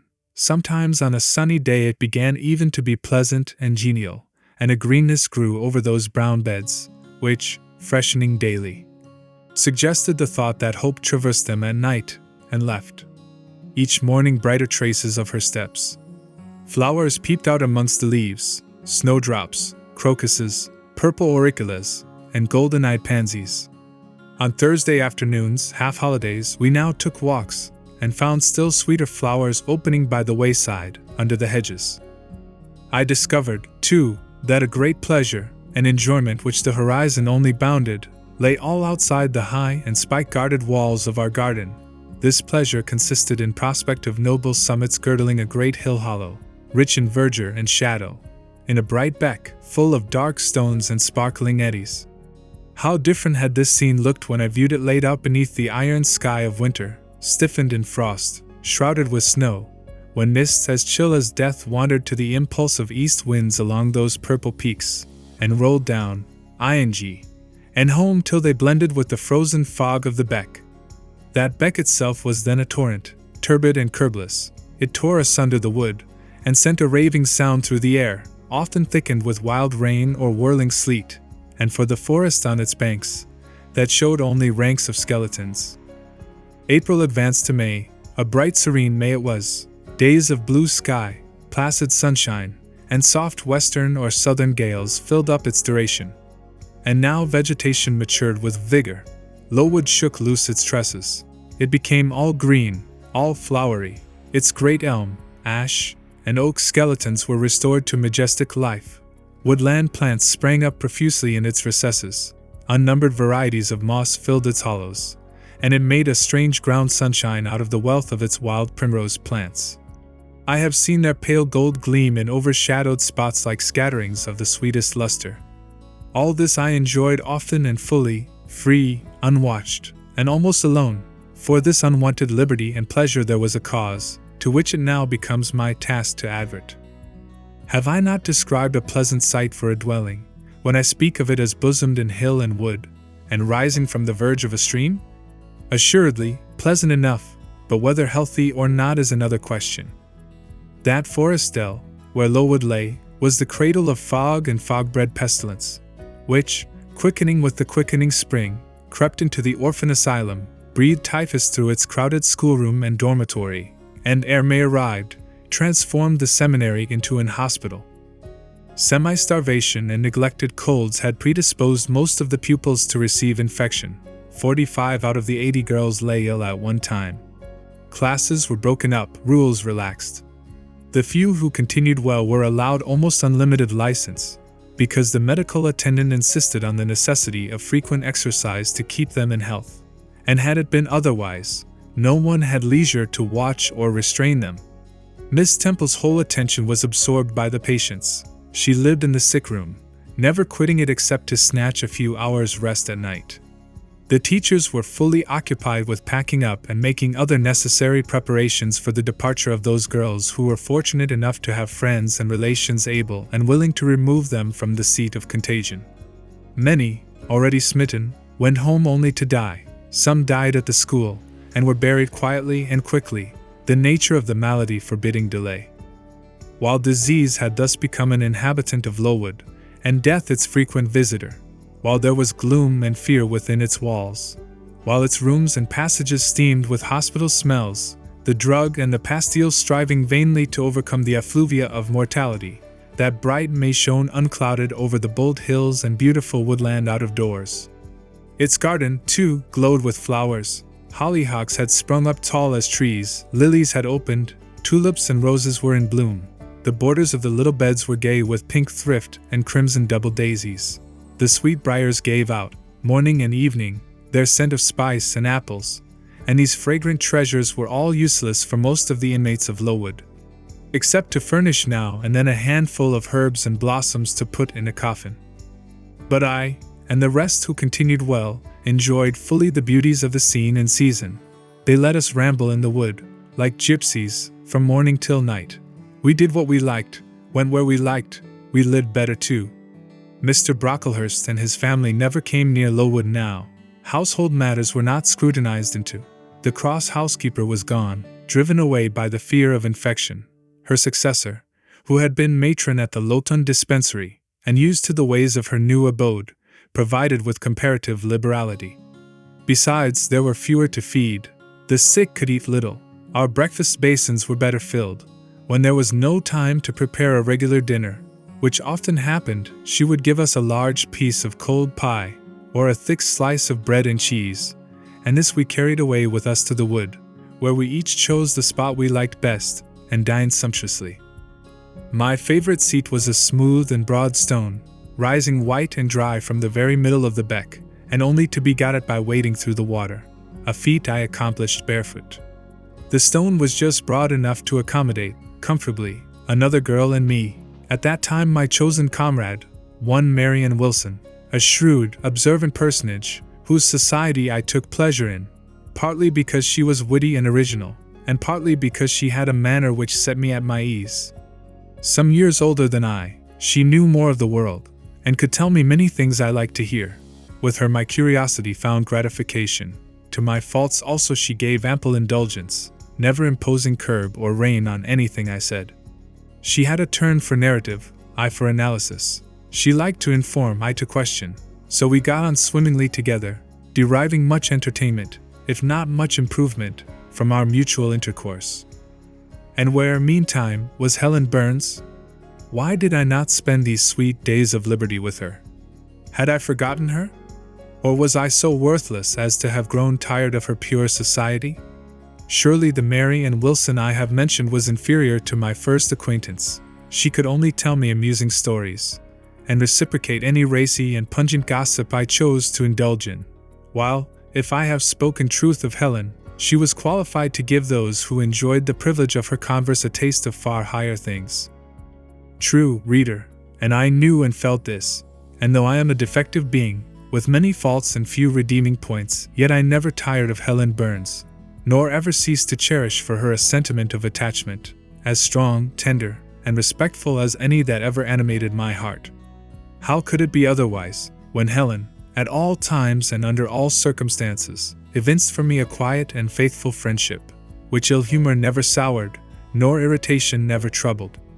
But Helen was ill at present. For some weeks she had been removed from my sight to I knew not what room upstairs.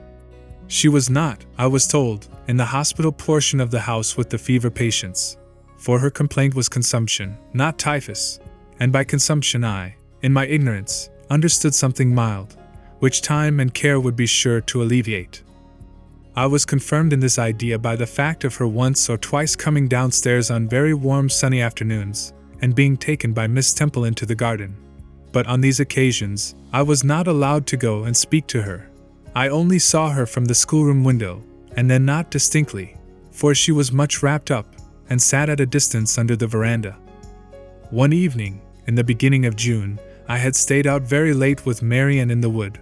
We had, as usual, separated ourselves from the others, and had wandered far, so far that we lost our way, and had to ask it at a lonely cottage, where a man and woman lived, who looked after a herd of half-wild swine that fed on the mast in the wood. When we got back, it was after moonrise. A pony, which we knew to be the surgeon's, was standing at the garden door. Marian remarked that she supposed someone must be very ill, as Mr. Bates had been sent for at that time of the evening. She went into the house.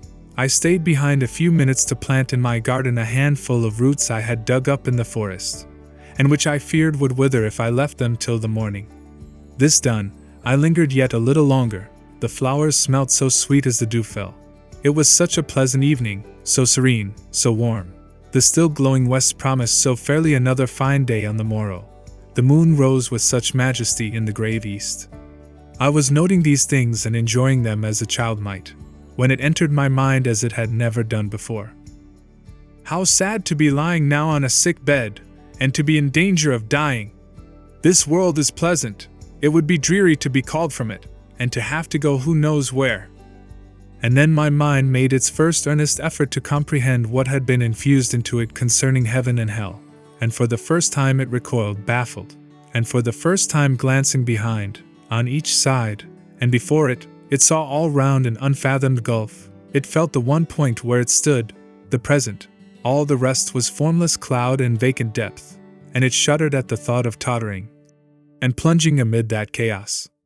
While pondering this new idea, I heard the front door open. Mr. Bates came out, and with him was a nurse. After she had seen him mount his horse and depart, she was about to close the door, but I ran up to her. "How is Helen Burns?" "Very poorly," was the answer. "Is it her Mr. Bates has been to see?" "Yes." "And what does he say about her?" "He says she'll not be here long." This phrase, uttered in my hearing yesterday, would have only conveyed the notion that she was about to be removed to Northumberland, to her own home. I should not have suspected that it meant she was dying, but I knew instantly now. It opened clear on my comprehension that Helen Burns was numbering her last days in this world, and that she was going to be taken to the region of spirits, if such region there were. I experienced a shock of horror, then a strong thrill of grief, then a desire, a necessity to see her, and I asked in what room she lay. "She is in Miss Temple's room," said the nurse. "May I go up and speak to her?" "Oh no, child. It is not likely, and now it is time for you to come in. You'll catch the fever if you stop out when the dew is falling." The nurse closed the front door. I went in by the side entrance which led to the schoolroom. I was just in time. It was 9 o'clock, and Miss Miller was calling the pupils to go to bed. It might be 2 hours later, probably near 11, when I, not having been able to fall asleep, and deeming, from the perfect silence of the dormitory, that my companions were all wrapped in profound repose, rose softly, put on my frock over my nightdress, and without shoes, crept from the apartment, and set off in quest of Miss Temple's room. It was quite at the other end of the house, but I knew my way, and the light of the unclouded summer moon, entering here and there at passage windows, enabled me to find it without difficulty. An odor of camphor and burnt vinegar warned me when I came near the fever room, and I passed its door quickly, fearful lest the nurse who sat up all night should hear me. I dreaded being discovered and sent back, for I must see Helen. I must embrace her before she died. I must give her one last kiss, exchange with her one last word. Having descended a staircase, traversed a portion of the house below, and succeeded in opening and shutting, without noise, 2 doors, I reached another flight of steps. These I mounted, and then just opposite to me was Miss Temple's room. A light shone through the keyhole and from under the door. A profound stillness pervaded the vicinity. Coming near, I found the door slightly ajar, probably to admit some fresh air into the close abode of sickness. Indisposed to hesitate, and full of impatient impulses, soul and senses quivering with keen throes, I put it back and looked in. My eye sought Helen, and feared to find death. Close by Miss Temple's bed, and half covered with its white curtains, there stood a little crib. I saw the outline of a form under the clothes, but the face was hid by the hangings.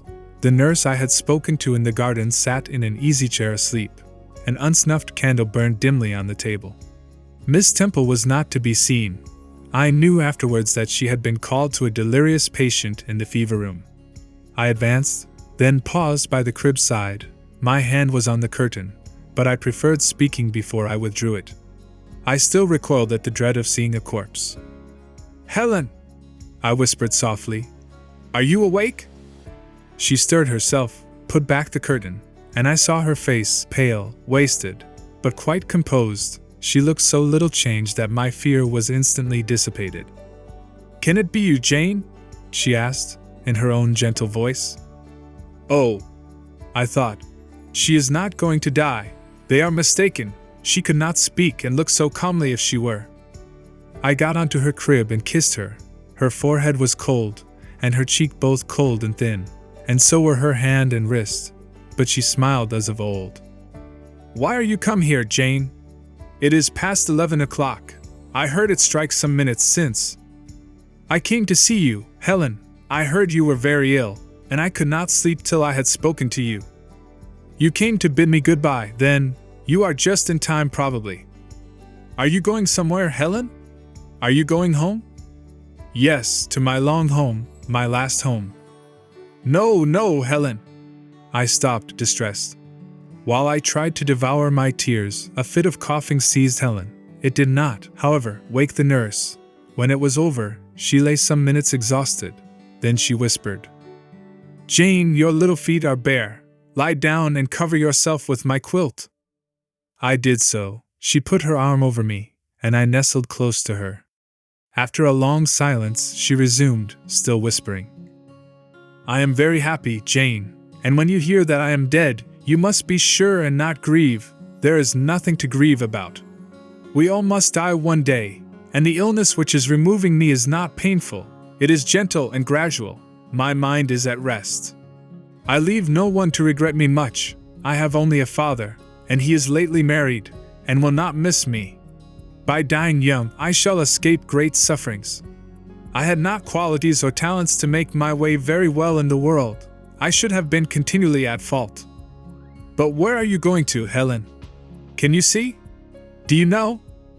I believe. I have faith. I am going to God." "Where is God? What is God?" "My Maker and yours, who will never destroy what He created. I rely implicitly on His power, and confide wholly in His goodness. I count the hours till that eventful one arrives which shall restore me to Him, reveal Him to me." "You are sure, then, Helen, that there is such a place as heaven, and that our souls can get to it when we die?" "I am sure there is a future state. I believe God is good. I can resign my immortal part to Him without any misgiving. God is my Father. God is my friend. I love Him. I believe He loves me. And shall I see you again, Helen, when I die? You will come to the same region of happiness, be received by the same mighty, universal parent, no doubt, dear Jane." Again I questioned, but this time only in thought. "Where is that region? Does it exist?" And I clasped my arms closer round Helen. She seemed dearer to me than ever. I felt as if I could not let her go. I lay with my face hidden on her neck. Presently she said in the sweetest tone, "How comfortable I am! That last fit of coughing has tired me a little. I feel as if I could sleep. But don't leave me, Jane. I like to have you near me. I'll stay with you, dear Helen. No one shall take me away.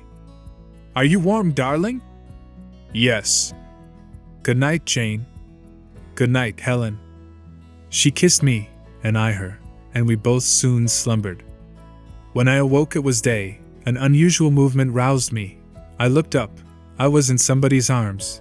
The nurse held me. She was carrying me through the passage back to the dormitory. I was not reprimanded for leaving my bed. People had something else to think about. No explanation was afforded then to my many questions.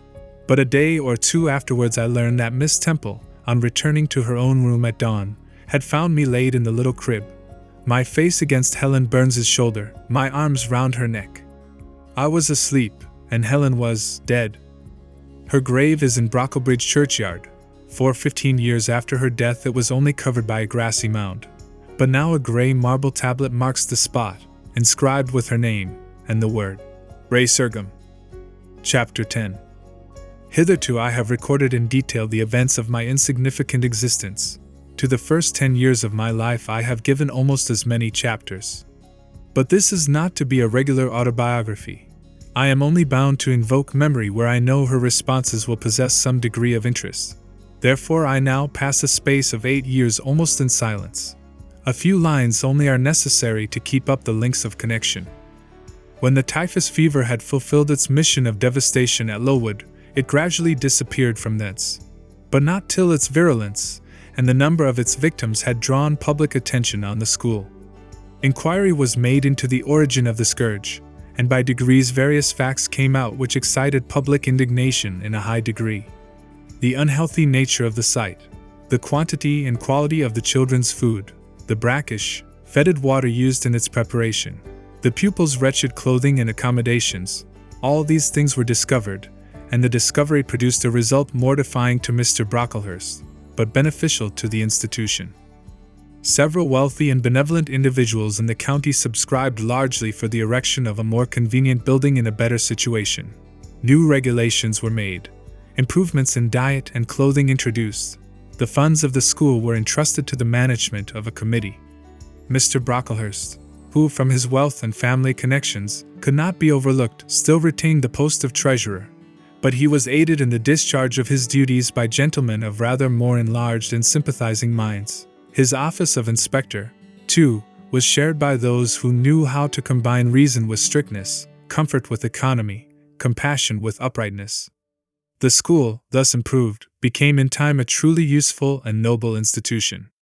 I remained an inmate of its walls, after its regeneration, for 8 years, 6 as pupil, and 2 as teacher, and in both capacities I bear my testimony to its value and importance.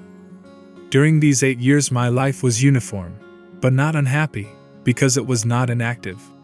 I had the means of an excellent education placed within my reach, a fondness for some of my studies, and a desire to excel in all, together with a great delight in pleasing my teachers, especially such as I loved, urged me on.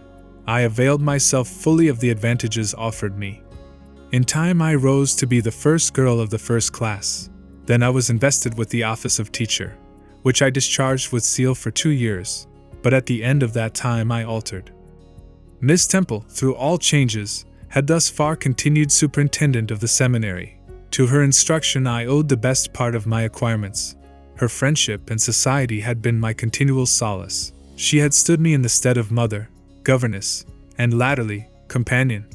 At this period she married, removed with her husband, a clergyman, an excellent man, almost worthy of such a wife, to a distant county, and consequently was lost to me. From the day she left I was no longer the same. With her was gone every settled feeling, every association that had made Lowood in some degree a home to me. I had imbibed from her something of her nature and much of her habits, more harmonious thoughts. What seemed better regulated feelings had become the inmates of my mind. I had given in allegiance to duty and order. I was quiet. I believed I was content. To the eyes of others, usually even to my own, I appeared a disciplined and subdued character. But destiny, in the shape of the Reverend Mr. Naismith, came between me and Miss Temple. I saw her in her traveling dress step into a post-chaise shortly after the marriage ceremony. I watched the chaise mount the hill and disappear beyond its brow, and then retired to my own room, and there spent in solitude the greatest part of the half-holiday granted in honor of the occasion. I walked about the chamber most of the time. I imagined myself only to be regretting my loss, and thinking how to repair it. But when my reflections were concluded, and I looked up and found that the afternoon was gone, and evening far advanced, another discovery dawned on me, namely, that in the interval I had undergone a transforming process, that my mind had put off all it had borrowed of Miss Temple, or rather that she had taken with her the serene atmosphere I had been breathing in her vicinity, and that now I was left in my natural element, and beginning to feel the stirring of old emotions. It did not seem as if a prop were withdrawn, but rather as if a motive were gone. It was not the power to be tranquil which had failed me, but the reason for tranquility was no more. My world had for some years been in Lowood. My experience had been of its rules and systems. Now I remembered that the real world was wide, and that a varied field of hopes and fears, of sensations and excitements, awaited those who had courage to go forth into its expanse, to seek real knowledge of life amidst its perils. I went to my window, opened it, and looked out. There were the two wings of the building. There was the garden. There were the skirts of Lowood. There was the hilly horizon. My eye passed all other objects to rest on those most remote, the blue peaks. It was those I longed to surmount, all within their boundary of rock, and he seemed prisoned round exile limits. I traced the white road winding round the base of one mountain, and vanishing in a gorge between two. How I longed to follow it farther! I recalled the time when I had traveled that very road in a coach. I remembered descending that hill at twilight. An age seemed to have elapsed since the day which brought me first to Lowood, and I had never quitted it since. My vacations had all been spent at school. Mrs. Reed had never sent for me to Gateshead. Either she nor any of her family had ever been to visit me. I had had no communication by letter or message with the outer world. School rules, school duties, school habits and notions, and voices, and faces, and phrases, and costumes, and preferences, and antipathies, such was what I knew of existence. And now I felt that it was not enough. I tired of the routine of 8 years in one afternoon. I desired liberty. For liberty I gasped. For liberty I uttered a prayer. It seemed scattered on the wind then faintly blowing. I abandoned it and framed a humbler supplication. For change, stimulus. That petition, too, seemed swept off into vague space.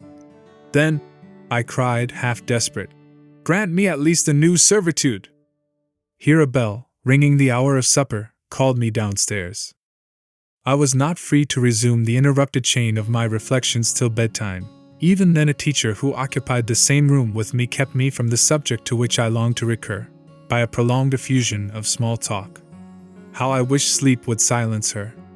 It seemed as if, could I but go back to the idea which had last entered my mind as I stood at the window, some inventive suggestion would rise for my relief. Miss Gryce snored at last. She was a heavy Welsh woman. Until now her habitual nasal strains had never been regarded by me in any other light than as a nuisance. Tonight I hailed the first deep notes with satisfaction. I was debarrassed of interruption. My half-effaced thought instantly revived. A new servitude! There is something in that. I soliloquized mentally, be it understood. I did not talk aloud. I know there is, because it does not sound too sweet. It is not like such words as liberty, excitement, enjoyment, delightful sounds truly, but no more than sounds for me, and so hollow and fleeting that it is mere waste of time to listen to them. But servitude, that must be matter of fact. Anyone may serve. I have served here 8 years. Now all I want is to serve elsewhere. Can I not get so much of my own will? Is not the thing feasible? Yes, the end is not so difficult, if I had only a brain active enough to ferret out the means of attaining it. I sat up in bed by way of arousing this said brain. It was a chilly night. I covered my shoulders with a shawl, and then I proceeded to think again with all my might. What do I want? A new place, in a new house, amongst new faces, under new circumstances. I want this because it is of no use wanting anything better. How do people do to get a new place? They apply to friends, I suppose. I have no friends. There are many others who have no friends, who must look about for themselves and be their own helpers. And what is their resource? I could not tell. Nothing answered me. I then ordered my brain to find a response, and quickly. It worked and worked faster. I felt the pulses throb in my head and temples, but for nearly an hour it worked in chaos, and no result came of its efforts. Feverish with vain labor, I got up and took a turn in the room. Under the curtain, noted a star or two, shivered with cold, and again crept to bed. A kind fairy, in my absence, had surely dropped the required suggestion on my pillow, for as I lay down, it came quietly and naturally to my mind. Those who want situations advertise. You must advertise in the Shire Herald. How? I know nothing about advertising. Replies rose smooth and prompt now. You must enclose the advertisement and the money to pay for it under a cover directed to the editor of the Herald. You must put it, the first opportunity you have, into the post at Lowton. Answers must be addressed to J.E. at the post office there. You can go and inquire in about a week after you send your letter, if any are come, and act accordingly.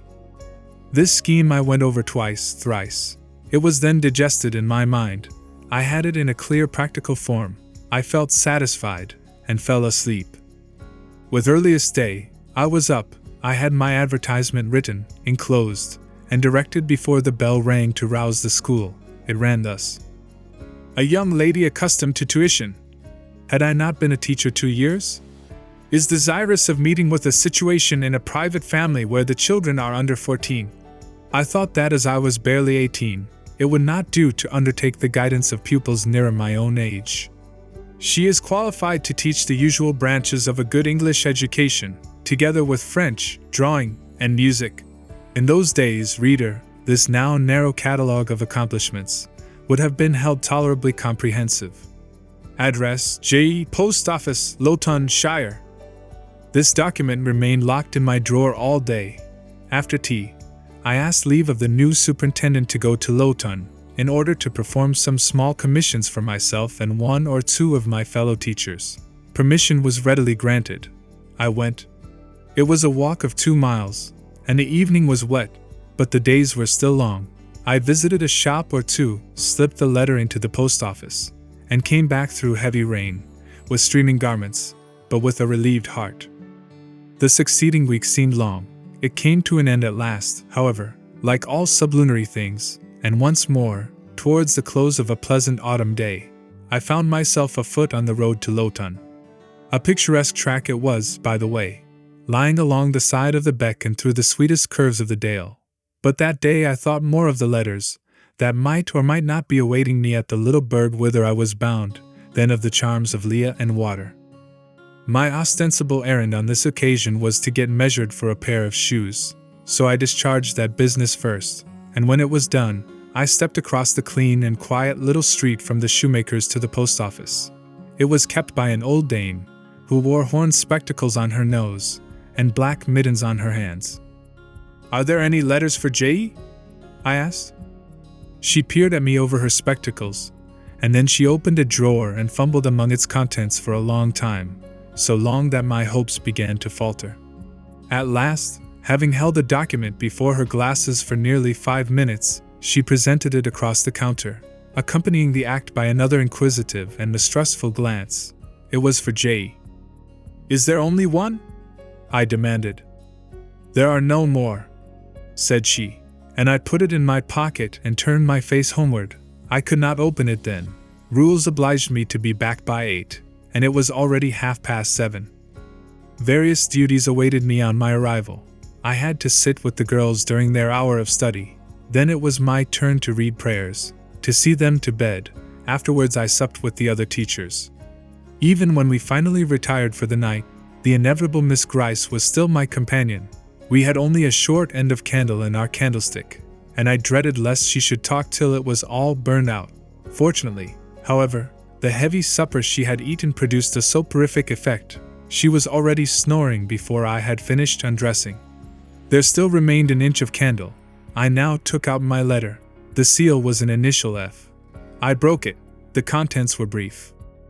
"If J.E., who advertised in the Shire Herald of last Thursday, possesses the acquirements mentioned, and if she is in a position to give satisfactory references as to character and competency, a situation can be offered her where there is but one pupil, a little girl, under 10 years of age, and where the salary is £30 per annum.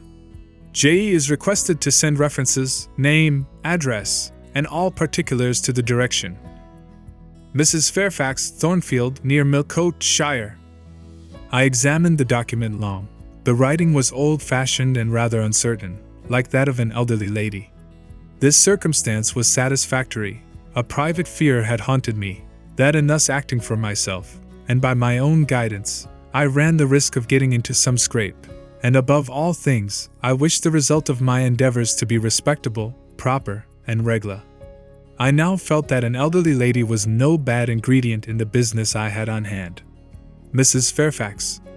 I saw her in a black gown and widow's cap, frigid perhaps, but not uncivil, a model of elderly English respectability. Thornfield.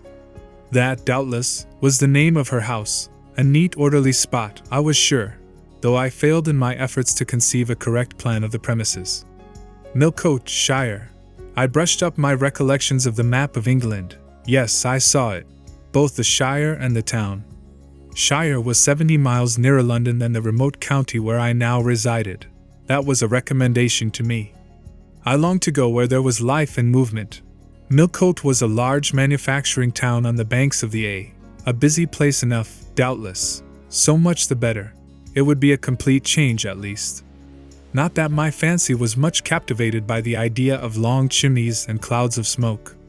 But, I argued, Thornfield will, probably, be a good way from the town. Here the socket of the candle dropped, and the wick went out. Next day new steps were to be taken. My plans could no longer be confined to my own breast. I must impart them in order to achieve their success. Having sought and obtained an audience of the superintendent during the noontide recreation, I told her I had a prospect of getting a new situation where the salary would be double what I now received, for at Lowood I only got £15 per annum, and requested she would break the matter for me to Mr. Brocklehurst, or some of the committee, and ascertain whether they would permit me to mention them as references. She obligingly consented to act as mediatrix in the matter.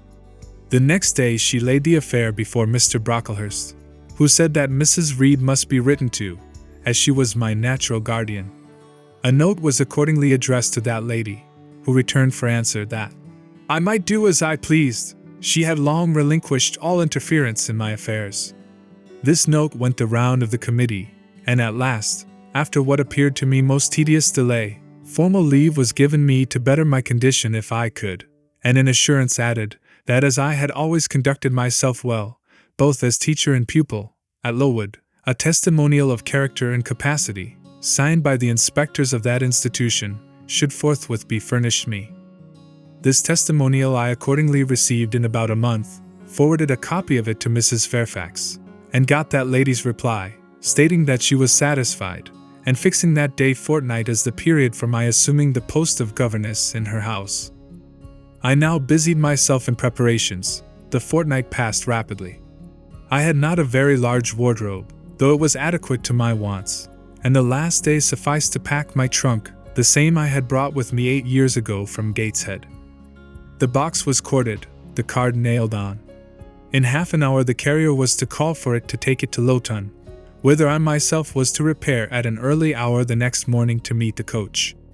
I had brushed my black stuff traveling dress, prepared my bonnet, gloves, and muff, sought in all my drawers to see that no article was left behind, and now having nothing more to do, I sat down and tried to rest. I could not, though I had been on foot all day, I could not now repose an instant. I was too much excited. A phase of my life was closing tonight, a new one opening tomorrow, and possible to slumber in the interval. I must watch feverishly while the change was being accomplished. "Miss," said a servant who met me in the lobby, where I was wandering like a troubled spirit, "a person below wishes to see you." The carrier, no doubt, I thought, and ran downstairs without inquiry. I was passing the back parlor or teacher's sitting room, the door of which was half open, to go to the kitchen, when someone ran out. "It's her, I am sure, I could have told her anywhere," cried the individual who stopped my progress and took my hand. I looked. I saw a woman attired like a well-dressed servant, matronly, yet still young, very good-looking, with black hair and eyes, and lively complexion. "Well, who is it?" she asked, in a voice and with a smile I half recognized. "You've not quite forgotten me, I think, Miss Jane?" In another second I was embracing and kissing her rapturously. "Bessie! Bessie! Bessie!" That was all I said, whereat she half laughed, half cried, and we both went into the parlor. By the fire stood a little fellow of 3 years old, in plaid frock and trousers. "That is my little boy," said Bessie directly. "Then you are married, Bessie?" "Yes, nearly 5 years since to Robert Levin, the coachman, and I've a little girl besides Bobby there, that I've christened Jane." "And you don't live at Gateshead?" "I live at the lodge. The old porter has left." Well, and how do they all get on? Tell me everything about them, Bessie, but sit down first. And Bobby, come and sit on my knee, will you? But Bobby preferred sidling over to his mother. You're not grown so very tall, Miss Jane, nor so very stout, continued Mrs. Levin. I dare say they've not kept you too well at school. Miss Reed is the head and shoulders taller than you are, and Miss Georgiana would make two of you in breadth. Georgiana is handsome, I suppose, Bessie? Very. She went up to London last winter with her mamma, and there everybody admired her, and a young lord fell in love with her. But his relations were against a match, and, what do you think, he and Miss Georgiana made it up to run away, but they were found out and stopped. It was Miss Reed that found them out. I believe she was envious, and now she and her sister lead a cat and dog life together. They are always quarreling. Well, and what of John Reed? Oh, he is not doing so well as his mamma could wish. He went to college, and he got plucked, I think they call it, and then his uncles wanted him to be a barrister and study the law. But he is such a dissipated young man, they will never make much of him, I think. What does he look like? He is very tall. Some people call him a fine-looking young man, but he has such thick lips. And Mrs. Reed? Mrs. looks stout and well enough in the face, but I think she's not quite easy in her mind. Mr. John's conduct does not please her. He spends a deal of money. Did she send you here, Bessie? No, indeed. But I have long wanted to see you, and when I heard that there had been a letter from you, and that you were going to another part of the country, I thought I'd just set off and get a look at you before you were quite out of my reach. I am afraid you are disappointed in me, Bessie. I said this laughing. I perceived that Bessie's glance, though it expressed regard, did in no shape denote admiration. No, Miss Jane, not exactly. You are genteel enough. You look like a lady, and it is as much as ever I expected of you. You were no beauty as a child. I smiled at Bessie's frank answer. I felt that it was correct, but I confess I was not quite indifferent to its import. At 18 most people wish to please, and the conviction that they have not an exterior likely to second that desire brings anything but gratification. I dare say you are clever though, continued Bessie, by way of solace. What can you do? Can you play on the piano? A little. There was one in the room. Bessie went and opened it, and then asked me to sit down and give her a tune. I played a waltz or two, and she was charmed. The Miss Reeds could not play as well, said she exultingly. I always said you would surpass them in learning. And can you draw? That is one of my paintings over the chimney piece. It was a landscape in watercolors, of which I had made a present to the superintendent, in acknowledgment of her obliging mediation with the committee on my behalf, and which she had framed and glazed. Well, that is beautiful, Miss Jane. It is as fine a picture as any Miss Reed's drawing master could paint, let alone the young ladies themselves, who could not come near it. And have you learnt French? Yes, Bessie, I can both read it and speak it. And you can work on muslin and canvas? I can. Oh, you are quite a lady, Miss Jane. I knew you would be. You will get on whether your relations notice you or not. There was something I wanted to ask you. Have you ever heard anything from your father's kinsfolk, the Eyres? Never in my life. Well, you know Mrs. always said they were poor and quite despicable, and they may be poor, but I believe they are as much gentry as the Reeds are, for one day, nearly 7 years ago, a Mr. Eyre came to Gateshead and wanted to see you. Mrs. said you were at school 50 miles off. He seemed so much disappointed, for he could not stay. He was going on a voyage to a foreign country, and the ship was to sail from London in a day or two. He looked quite a gentleman, and I believe he was your father's brother. What foreign country was he going to, Bessie? An island thousands of miles off, where they make wine, the butler did tell me. Madeira? I suggested. Yes, that is it. That is the very word. So he went? Yes. He did not stay many minutes in the house. Mrs. was very high with him. She called him afterwards a sneaking tradesman. My Robert believes he was a wine merchant. Very likely, I returned. Or perhaps clerk or agent to a wine merchant. Bessie and I conversed about old times an hour longer, and then she was obliged to leave me. I saw her again for a few minutes the next morning at Loughton, while I was waiting for the coach. We parted finally at the door of the Brocklehurst Arms there. Each went her separate way. She set off for the brow of Lowood Fell to meet the conveyance which was to take her back to Gateshead. I mounted the vehicle which was to bear me to new duties and a new life in the unknown environs of Millcote. Chapter 11. A new chapter in a novel is something like a new scene in a play.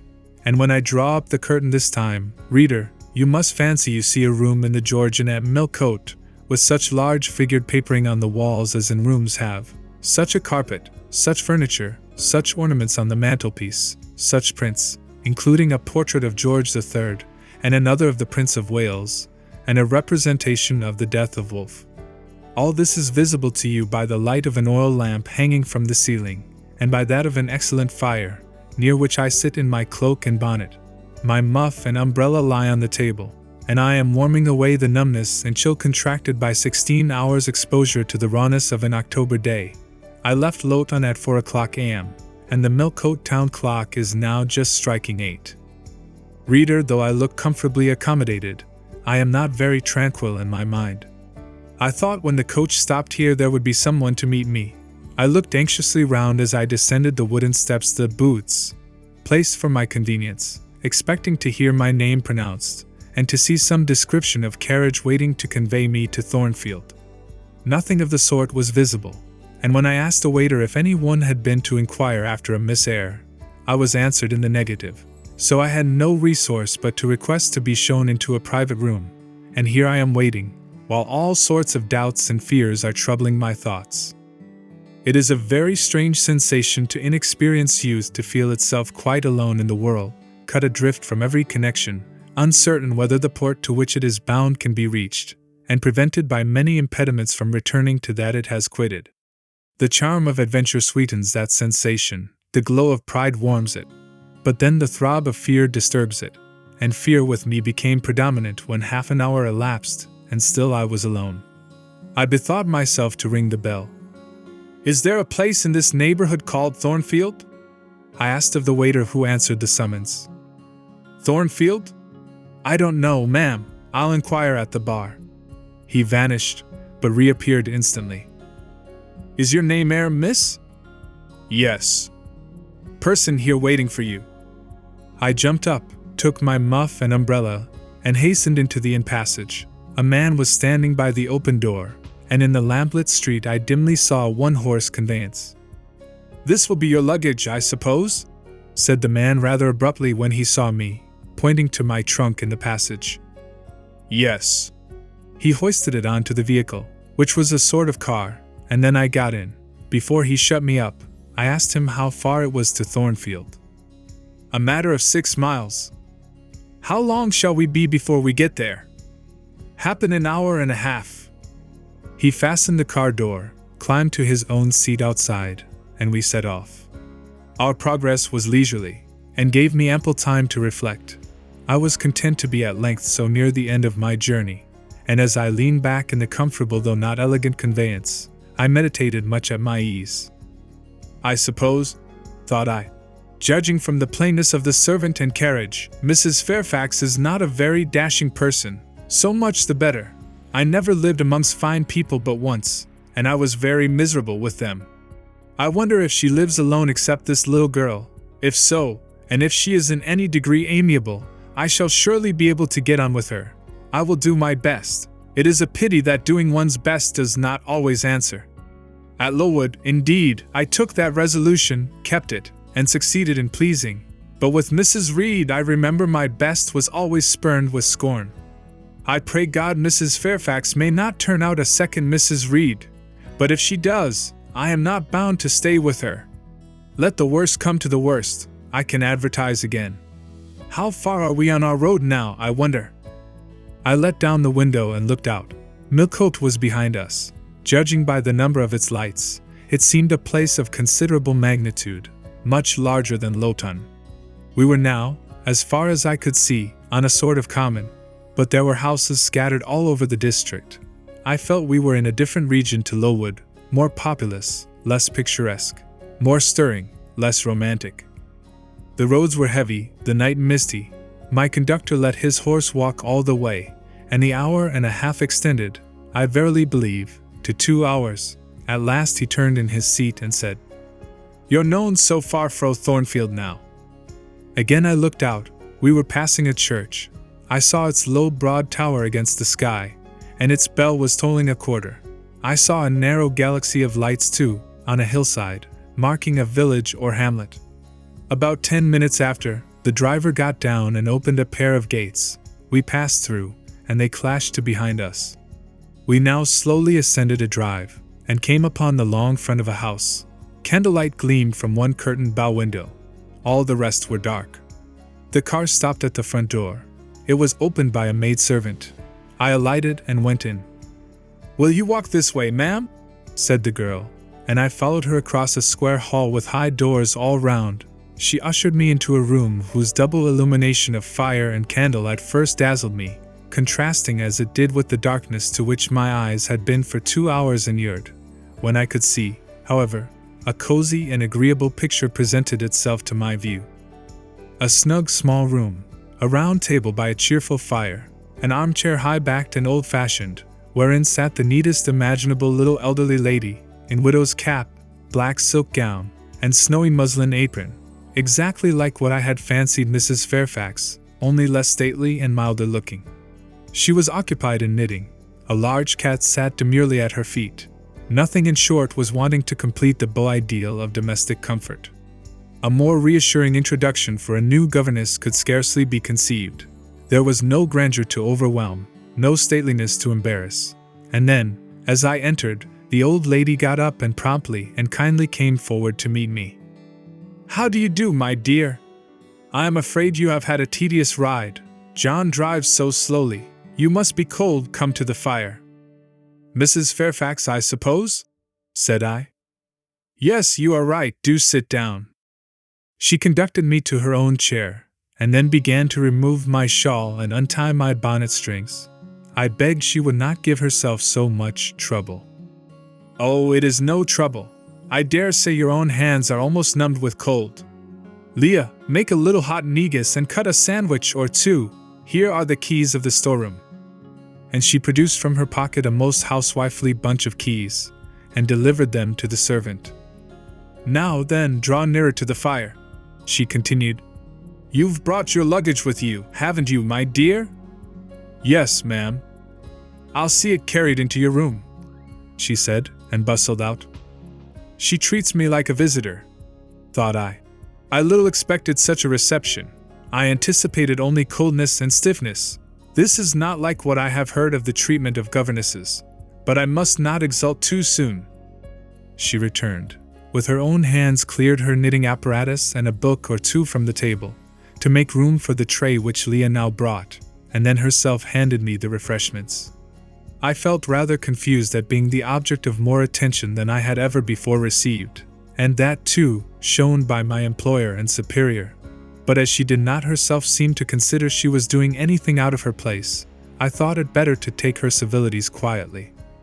"Shall I have the pleasure of seeing Miss Fairfax tonight?" I asked, when I had partaken of what she offered me. "What did you say, my dear?" "I am a little deaf," returned the good lady, approaching her ear to my mouth. I repeated the question more distinctly. "Miss Fairfax? Oh, you mean Miss Varens. Varens is the name of your future pupil." "Indeed? Then she is not your daughter?" "No, I have no family."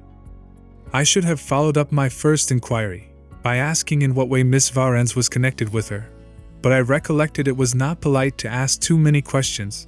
Besides, I was sure to hear in time. "I am so glad," she continued, as she sat down opposite to me and took the cat on her knee.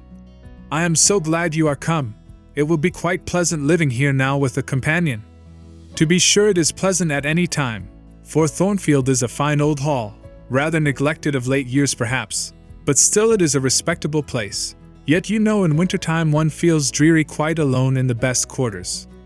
I say alone. Leah is a nice girl to be sure, and John and his wife are very decent people, but then you see they are only servants, and one can't converse with them on terms of equality. one must keep them at due distance, for fear of losing one's authority. I'm sure last winter, it was a very severe one, if you recollect, and when it did not snow, it rained and blew, not a creature but the butcher and postman came to the house, from November till February, and I really got quite melancholy with sitting night after night alone. I had Leah in to read to me sometimes, but I don't think the poor girl liked the task much, she felt it confining. In spring and summer one got on better, sunshine and long days make such a difference, and then, just at the commencement of this autumn, little Adela Varens came and her nurse. A child makes a house alive all at once, and now you are here I shall be quite gay. My heart really warmed to the worthy lady as I heard her talk, and I drew my chair a little nearer to her, and expressed my sincere wish that she might find my company as agreeable as she anticipated. "But I'll not keep you sitting up late tonight," said she. "It is on the stroke of 12 now, and you have been traveling all day. You must feel tired. If you have got your feet well warmed, I'll show you your bedroom. I've had the room next to mine prepared for you. It is only a small apartment, but I thought you would like it better than one of the large front chambers. To be sure they have finer furniture, but they are so dreary and solitary, I never sleep in them myself." I thanked her for her considerate choice, and as I really felt fatigued with my long journey, expressed my readiness to retire. She took her candle, and I followed her from the room. First she went to see if the hall door was fastened. Having taken the key from the lock, she led the way upstairs. The steps and banisters were of oak. The staircase window was high and latticed. Both it and the long gallery into which the bedroom doors opened looked as if they belonged to a church rather than a house. A very chill and vault-like air pervaded the stairs and gallery, suggesting cheerless ideas of space and solitude, and I was glad, when finally ushered into my chamber, to find it of small dimensions and furnished in ordinary, modern style. When Mrs. Fairfax had bidden me a kind good night, and I had fastened my door, gazed leisurely round, and in some measure effaced the eerie impression made by that wide hall, that dark and spacious staircase, and that long, cold gallery, by the livelier aspect of my little room, I remembered that, after a day of bodily fatigue and mental anxiety, I was now at last in safe haven.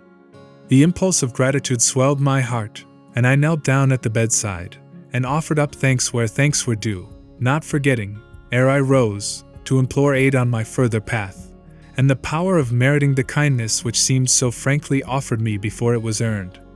My couch had no thorns in it that night, my solitary room no fears. At once weary and content, I slept soon and soundly. When I awoke it was broad day. The chamber looked such a bright little place to me as the sun shone in between the gay blue chintz window curtains, showing papered walls and a carpeted floor, so unlike the bare planks and stained plaster of Lowood, that my spirits rose at the view. Externals have a great effect on the young. I thought that a fairer era of life was beginning for me, one that was to have its flowers and pleasures, as well as its thorns and toils. My faculties, roused by the change of scene, the new field offered to hope, seemed all astir. I cannot precisely define what they expected, but it was something pleasant, not perhaps that day or that month, but at an indefinite future period. I rose. I dressed myself with care, obliged to be plain, for I had no article of attire that was not made with extreme simplicity. I was still by nature solicitous to be neat. It was not my habit to be disregardful of appearance or careless of the impression I made. On the contrary, I ever wished to look as well as I could, and to please as much as my want of beauty would permit. I sometimes regretted that I was not handsomer. I sometimes wished to have rosy cheeks, a straight nose, and small cherry mouth. I desired to be tall, stately, and finely developed in figure. I felt it a misfortune that I was so little, so pale, and had features so irregular and so marked. And why had I these aspirations and these regrets? It would be difficult to say. I could not then distinctly say it to myself. Yet I had a reason, and a logical, natural reason too. However, when I had brushed my hair very smooth, and put on my black frock, which, Quaker-like as it was, at least had the merit of fitting to a nicety, and adjusted my clean white tucker, I thought I should do respectably enough to appear before Mrs. Fairfax, and that my new pupil would not at least recoil from me with antipathy. Having opened my chamber window, and seen that I left all things straight and neat on the toilet table, I ventured forth. Traversing the long and matted gallery, I descended the slippery steps of oak. Then I gained the hall. I halted there a minute. I looked at some pictures on the walls. One, I remember, represented a grim man in a cuirass, and one a lady with powdered hair and a pearl necklace, at a bronze lamp pendant from the ceiling, at a great clock whose case was of oak curiously carved, and ebon black with time and rubbing. Everything appeared very stately and imposing to me, but then I was so little accustomed to grandeur. The hall door, which was half of glass, stood open. I stepped over the threshold. It was a fine autumn morning. The early sun shone serenely on embrowned groves and still green fields. Advancing onto the lawn, I looked up and surveyed the front of the mansion. It was 3 stories high, of proportions not vast, though considerable. A gentleman's manor house, not a nobleman's seat. Battlements round the top gave it a picturesque look. Its grey front stood out well from the background of a rookery, whose cawing tenants were now on the wing. They flew over the lawn and grounds to alight in a great meadow, from which these were separated by a sunk fence, and where an array of mighty old thorn trees, strong, knotty, and broad as oaks, at once explained the etymology of the mansion's designation. Farther off were hills, not so lofty as those round Lowood, nor so craggy, nor so like barriers of separation from the living world, but yet quiet and lonely hills enough, and seeming to embrace Thornfield with a seclusion I had not expected to find existent so near the stirring locality of Millcote. A little hamlet, whose roofs were blent with trees, straggled up the side of one of these hills. The church of the district stood nearer Thornfield. Its old tower top looked over a knoll between the house and gates. I was yet enjoying the calm prospect and pleasant fresh air, yet listening with delight to the cawing of the rooks, yet surveying the wide, hoary front of the hall, and thinking what a great place it was for one lonely little dame like Mrs. Fairfax to inhabit, when that lady appeared at the door. "What? Out already?" said she. "I see you are an early riser." I went up to her, and was received with an affable kiss and shake of the hand. "How do you like Thornfield?" she asked. I told her I liked it very much. "Yes," she said, "it is a pretty place, but I fear it will be getting out of order unless Mr. Rochester should take it into his head to come and reside here permanently, or, at least, visit it rather oftener. Great houses and fine grounds require the presence of the proprietor." "Mr. Rochester!" I exclaimed. "Who is he?" "The owner of Thornfield," she responded quietly. "Did you not know he was called Rochester?" Of course I did not. I had never heard of him before. But the old lady seemed to regard his existence as a universally understood fact, with which everybody must be acquainted by instinct. "I thought," I continued, "Thornfield belonged to you." "To me? Bless you, child, what an idea! To me? I am only the housekeeper, the manager. To be sure, I am distantly related to the Rochesters by the mother's side, or at least my husband was. He was a clergyman, incumbent of Hay. That little village yonder on the hill, and that church near the gates was his. The present Mr. Rochester's mother was a Fairfax, and second cousin to my husband, but I never presume on the connection. In fact, it is nothing to me. I consider myself quite in the light of an ordinary housekeeper. My employer is always civil, and I expect nothing more. And the little girl, my pupil? She is Mr. Rochester's ward. He commissioned me to find a governess for her. He intended to have her brought up in Shire, I believe. Here she comes, with her bonne, as she calls her nurse." The enigma then was explained. This affable and kind little widow was no great dame, but a dependent like myself. I did not like her the worse for that. On the contrary, I felt better pleased than ever. The equality between her and me was real, not the mere result of condescension on her part. So much the better. My position was all the freer. As I was meditating on this discovery, a little girl, followed by her attendant, came running up the lawn. I looked at my pupil, who did not at first appear to notice me. She was quite a child, perhaps 7 or 8 years old, slightly built, with a pale, small-featured face, and a redundancy of hair falling in curls to her waist. "Good morning, Miss Adela," said Mrs. Fairfax. Come and speak to the lady who is to teach you, and to make you a clever woman some day." She approached. "C'est la ma gouvernante," said she, pointing to me, and addressing her nurse, who answered, "Mais oui, certainement." "Are they foreigners?" I inquired, amazed at hearing the French language. "The nurse is a foreigner, and Adela was born on the continent, and I believe never left it till within 6 months ago. When she first came here she could speak no English. Now she can make shift to talk it a little. I don't understand her, she mixes it so with French, but you will make out her meaning very well, I dare say." Fortunately, I had had the advantage of being taught French by a French lady, and as I had always made a point of conversing with Madame Pierrot as often as I could, and had besides, during the last 7 years, learned a portion of French by heart daily, applying myself to take pains with my accent, and imitating as closely as possible the pronunciation of my teacher, I had acquired a certain degree of readiness and correctness in the language, and was not likely to be much at a loss with Mademoiselle Adela. She came and shook hands with me when she heard that I was her governess, and as I led her in to breakfast, I addressed some phrases to her in her own tongue. She replied briefly at first, but after we were seated at the table, and she had examined me some 10 minutes with her large hazel eyes, she suddenly commenced chattering fluently. "Ah," cried she in French, "you speak my language as well as Mr. Rochester does. I can talk to you as I can to him, and so can Sophie. She will be glad. Nobody here understands her. Madame Fairfax is all English. Sophie is my nurse. She came with me over the sea in a great ship with a chimney that smoked. How it did smoke! And I was sick, and so was Sophie, and so was Mr. Rochester. Mr. Rochester lay down on a sofa in a pretty room called the salon, and Sophie and I had little beds in another place. I nearly fell out of mine. It was like a shelf. And mademoiselle, what is your name?" "Eyre, Jane Eyre." "Eyre?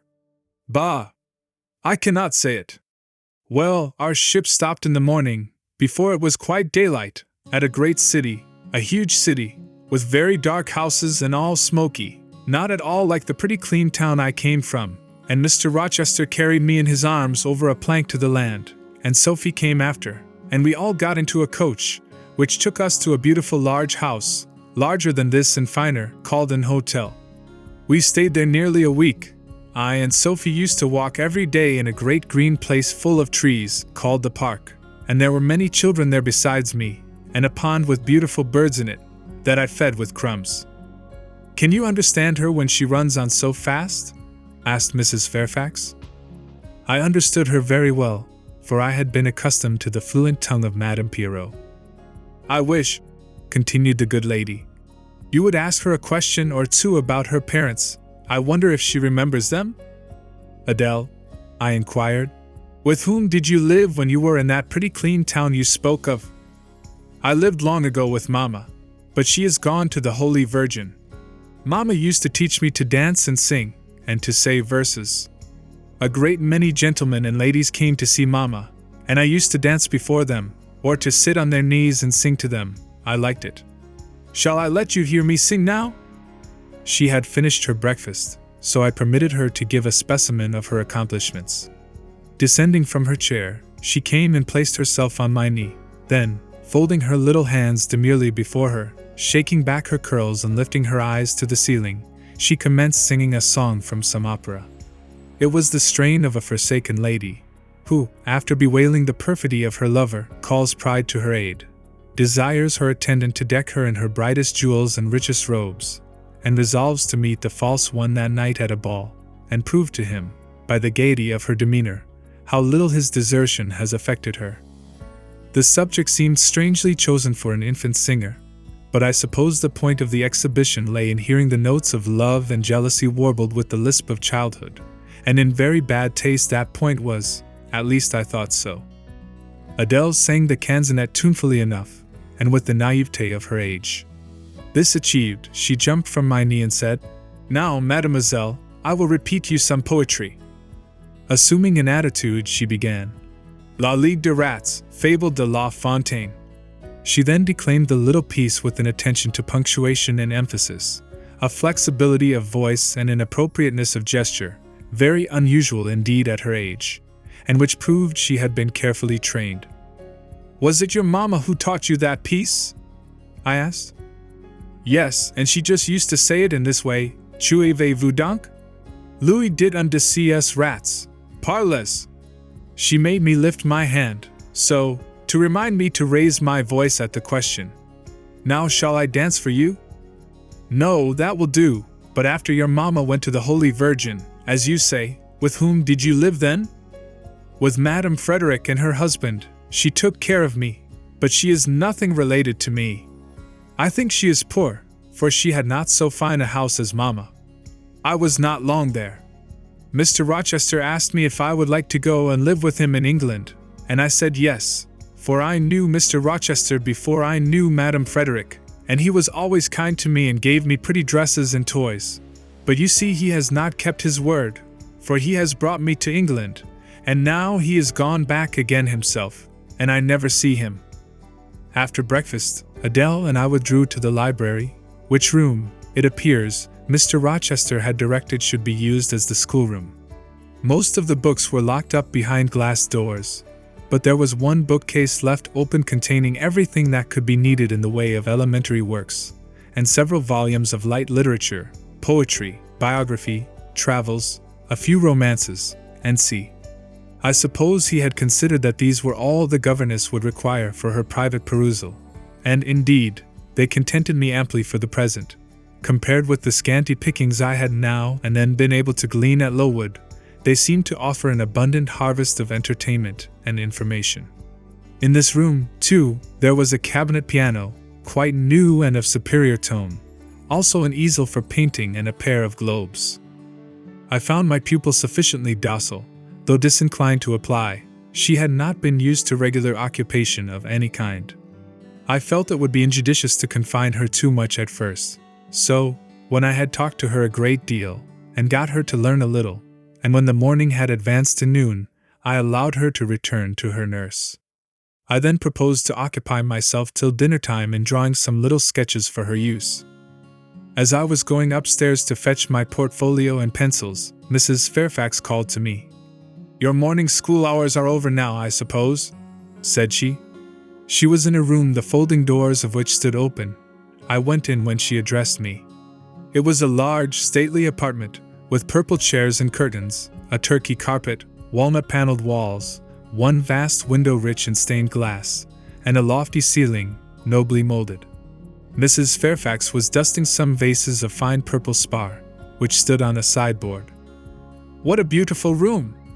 I exclaimed, as I looked round, for I had never before seen any half so imposing. "Yes, this is the dining room. I have just opened the window, to let in a little air and sunshine, for everything gets so damp in apartments that are seldom inhabited. The drawing room yonder feels like a vault." She pointed to a wide arch corresponding to the window, and hung like it with a Tyrian-dyed curtain, now looped up. Mounting to it by two broad steps, and looking through, I thought I caught a glimpse of a fairy place, so bright to my novice eyes appeared the view beyond. Yet it was merely a very pretty drawing room, and within it a boudoir, both spread with white carpets, on which seemed laid brilliant garlands of flowers, both sealed with snowy moldings of white grapes and vine leaves, beneath which glowed in rich contrast crimson couches and ottomans, while the ornaments on the pale Parian mantelpiece were of sparkling Bohemian glass, ruby red. And between the windows large mirrors repeated the general blending of snow and fire. "In what order you keep these rooms, Mrs. Fairfax?" said I. "No dust, no canvas coverings, except that the air feels chilly. One would think they were inhabited daily." "Why, Miss Eyre, though Mr. Rochester's visits here are rare, they are always sudden and unexpected, and as I observed that it put him out to find everything swathed up, and to have a bustle of arrangement on his arrival, I thought it best to keep the rooms in readiness."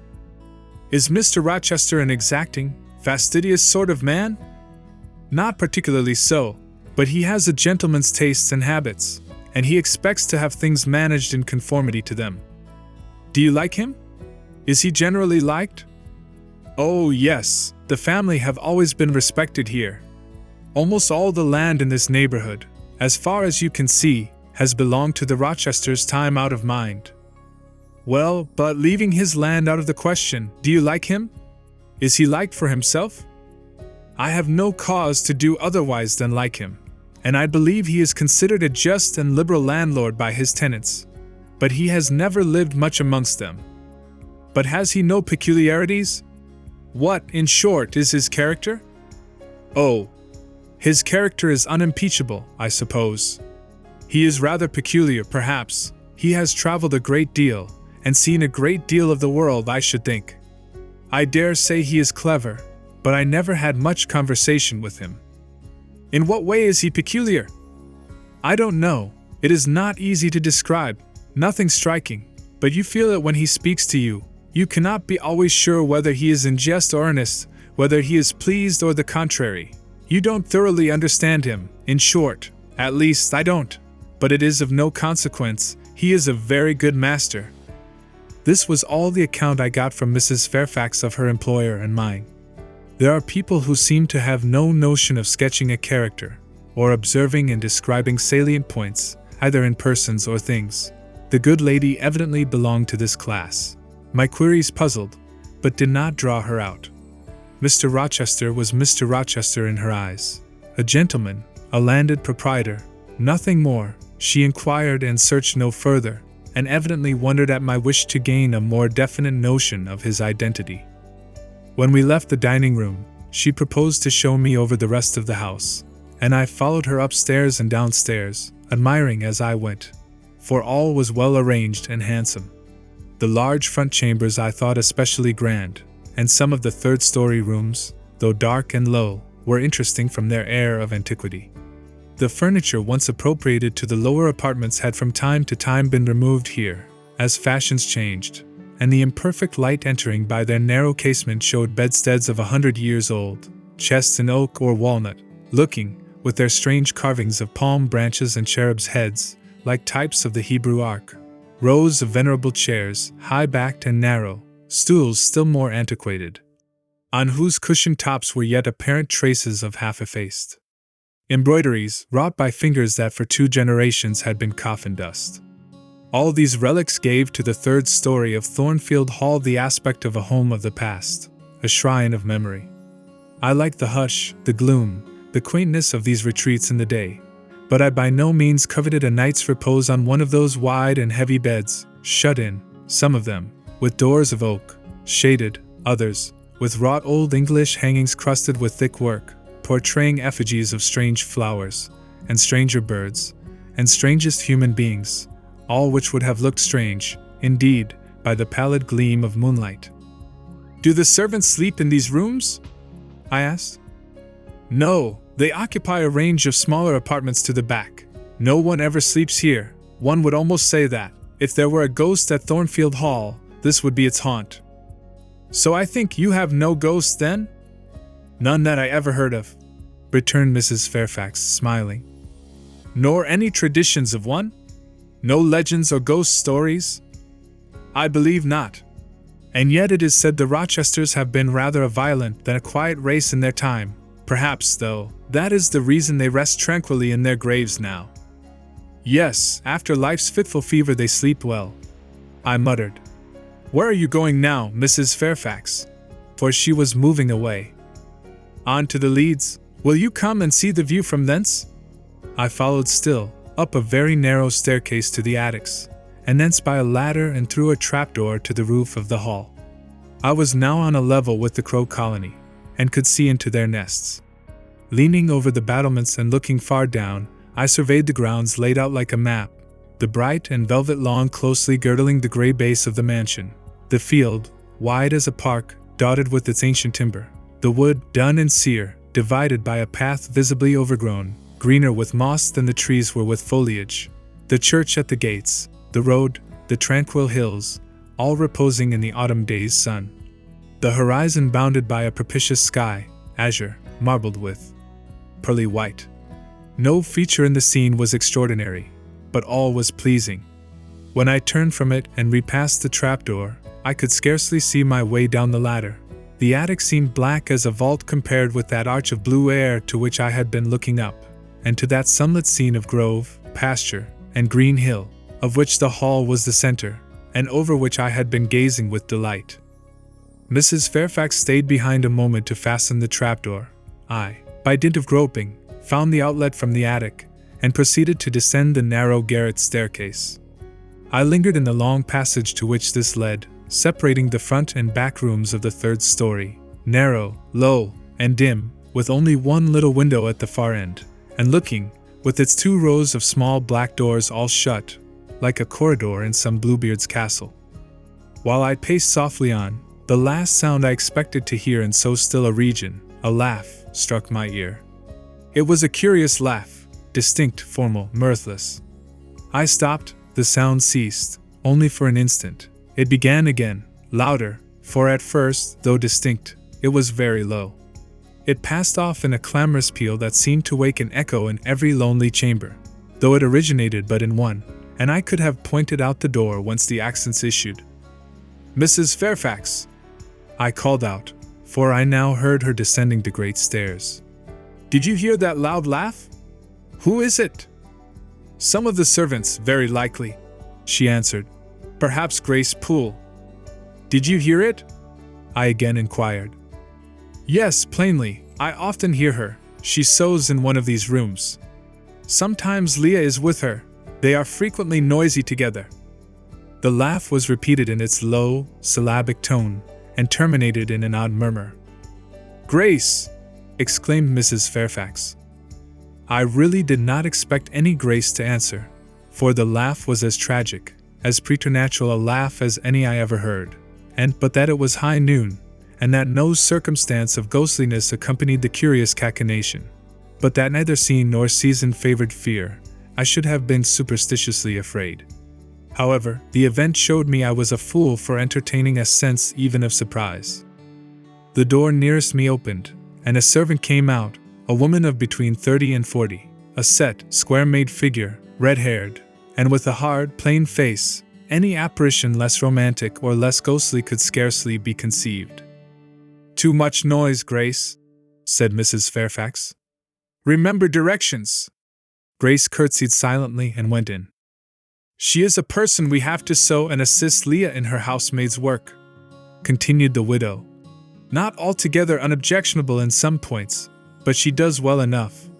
By the by, how have you got on with your new pupil this morning?"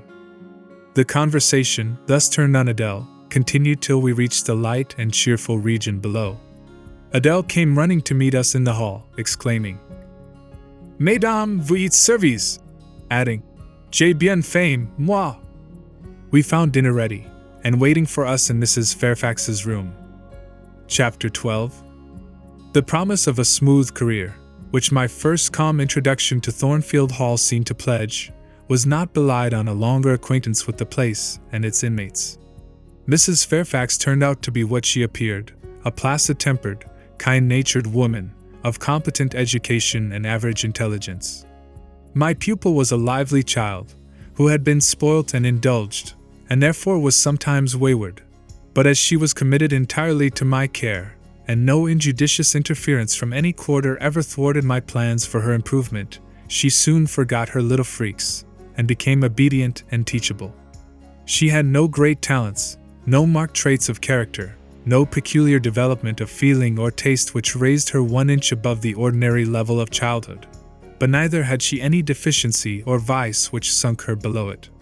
She made reasonable progress, entertained for me a vivacious, though perhaps not very profound, affection, and by her simplicity, gay prattle, and efforts to please, inspired me, in return, with a degree of attachment sufficient to make us both content in each other's society. This, par parenthesis, will be thought cool language by persons who entertain solemn doctrines about the angelic nature of children, and the duty of those charged with their education to conceive for them an idolatrous devotion. But I am not writing to flatter parental egotism, to echo cant, or prop up humbug. I am merely telling the truth. I felt a conscientious solicitude for Adele's welfare and progress, and a quiet liking for her little self, just as I cherished towards Mrs. Fairfax a thankfulness for her kindness, and a pleasure in her society proportionate to the tranquil regard she had for me, and the moderation of her mind and character. Anybody may blame me who likes, when I add further that, now and then, when I took a walk by myself in the grounds, when I went down to the gates and looked through them along the road, or when, while Adele played with her nurse, and Mrs. Fairfax made jellies in the storeroom, I climbed the 3 staircases, raised the trapdoor of the attic, and having reached the leads, looked out afar over sequestered field and hill, and a long dim skyline.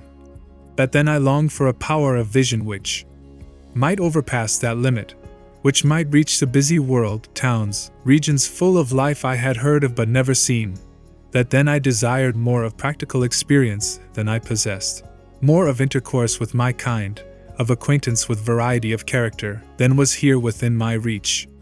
I valued what was good in Mrs. Fairfax, and what was good in Adele, but I believed in the existence of other and more vivid kinds of goodness, and what I believed in I wished to behold. Who blames me? Many, no doubt, and I shall be called discontented. I could not help it. The restlessness was in my nature. It agitated me to pain sometimes. Then my sole relief was to walk along the corridor of the 3rd story, backwards and forwards, safe in the silence and solitude of the spot, and allow my mind's eye to dwell on whatever bright visions rose before it, and certainly they were many and glowing, to let my heart be heaved by the exultant movement, which, while it swelled it in trouble, expanded it with life, and best of all, to open my inward ear to a tale that was never ended, a tale my imagination created and narrated continuously, quickened with all of incident, life, fire, feeling, that I desired and had not in my actual existence. It is in vain to say human beings ought to be satisfied with tranquility.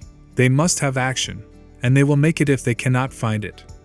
Millions are condemned to a stiller doom than mine, and millions are in silent revolt against their lot. Nobody knows how many rebellions besides political rebellions ferment in the masses of life which people earth. Women are supposed to be very calm generally, but women feel just as men feel. They need exercise for their faculties, and a field for their efforts, as much as their brothers do. They suffer from too rigid a restraint, too absolute a stagnation, precisely as men would suffer. And it is narrow-minded in their more privileged fellow creatures to say that they ought to confine themselves to making puddings and knitting stockings, to playing on the piano and embroidering bags. It is thoughtless to condemn them, or laugh at them, if they seek to do more or learn more than custom has pronounced necessary for their sex. When thus alone, I not unfrequently heard Grace Poole's laugh, the same peal, the same low, slow ha! Ha! Which, when first heard, had thrilled me. I heard, too, her eccentric murmurs, stranger than her laugh. There were days when she was quite silent, but there were others when I could not account for the sounds she made. Sometimes I saw her. She would come out of her room with a basin, or a plate, or a tray in her hand, go down to the kitchen and shortly return, generally, oh, romantic reader, forgive me for telling the plain truth, bearing a pot of porter. Her appearance always acted as a damper to the curiosity raised by her oral oddities. Hard-featured and staid, she had no point to which interest could attach. I made some attempts to draw her into conversation, but she seemed a person of few words. A monosyllabic reply usually cut short every effort of that sort. The other members of the household, viz., John and his wife, Leah the housemaid, and Sophie the French nurse, were decent people, but in no respect remarkable. With Sophie I used to talk French, and sometimes I asked her questions about her native country, but she was not of a descriptive or narrative turn, and generally gave such vapid and confused answers as were calculated rather to check than encourage inquiry. October, November, December passed away. One afternoon in January, Mrs. Fairfax had begged a holiday for Adele, because she had a cold, and, as Adele seconded the request with an ardor that reminded me how precious occasional holidays had been to me in my own childhood, I accorded it, deeming that I did well in showing pliability on the point. It was a fine, calm day, though very cold. I was tired of sitting still in the library through a whole long morning. Mrs. Fairfax had just written a letter which was waiting to be posted, so I put on my bonnet and cloak and volunteered to carry it to Hay. The distance, 2 miles, would be a pleasant winter afternoon walk.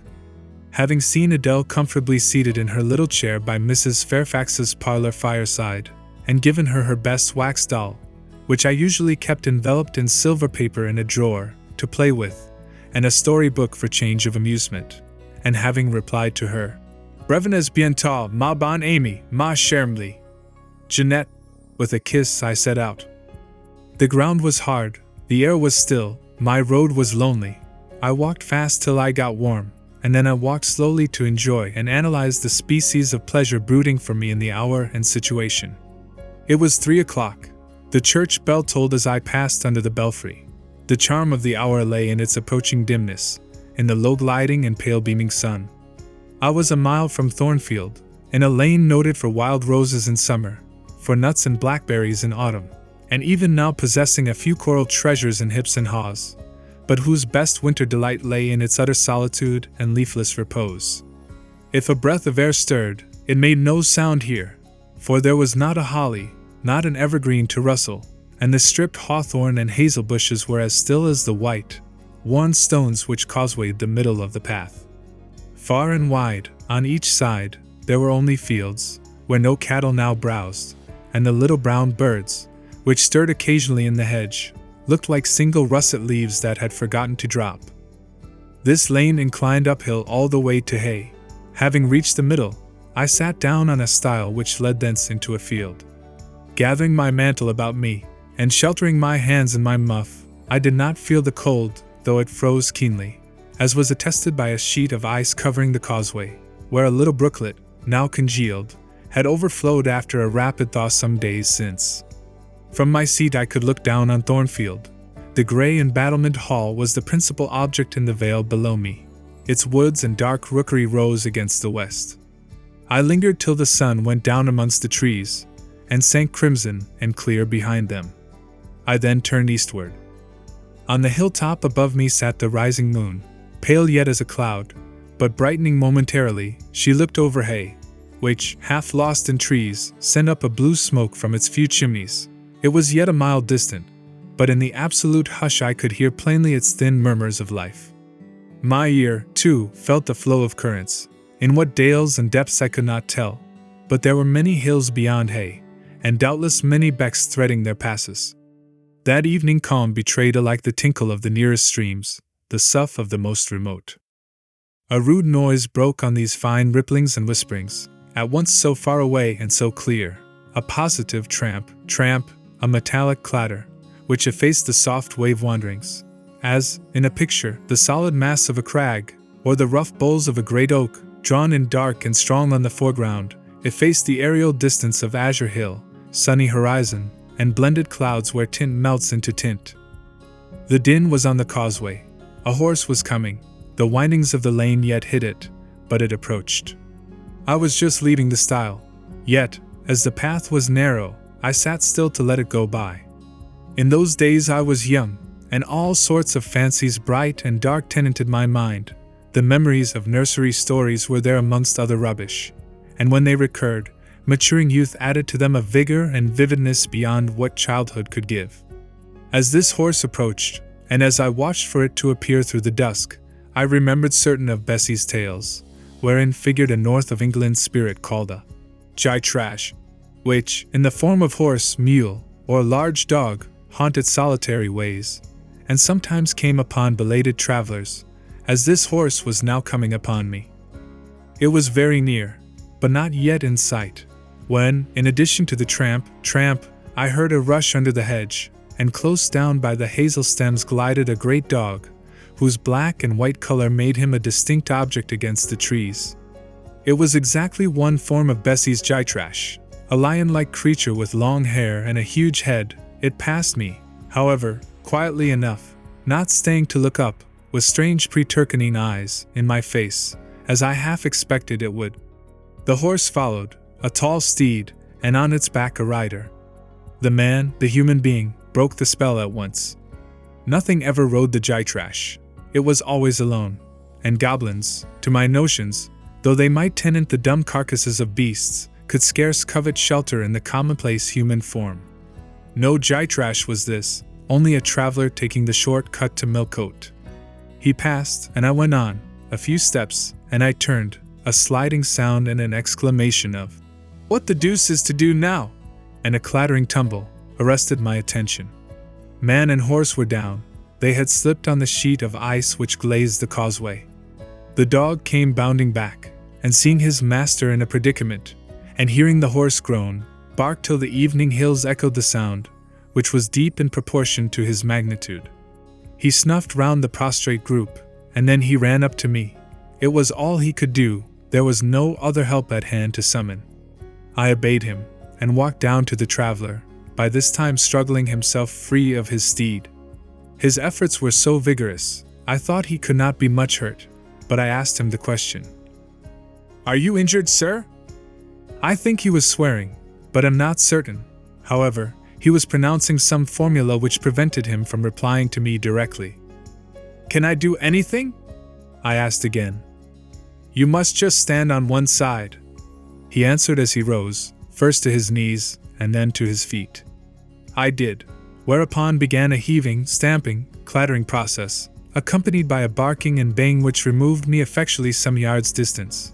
But I would not be driven quite away till I saw the event. This was finally fortunate. The horse was re-established, and the dog was silenced with a "Down, pilot!" The traveller now, stooping, felt his foot and leg, as if trying whether they were sound.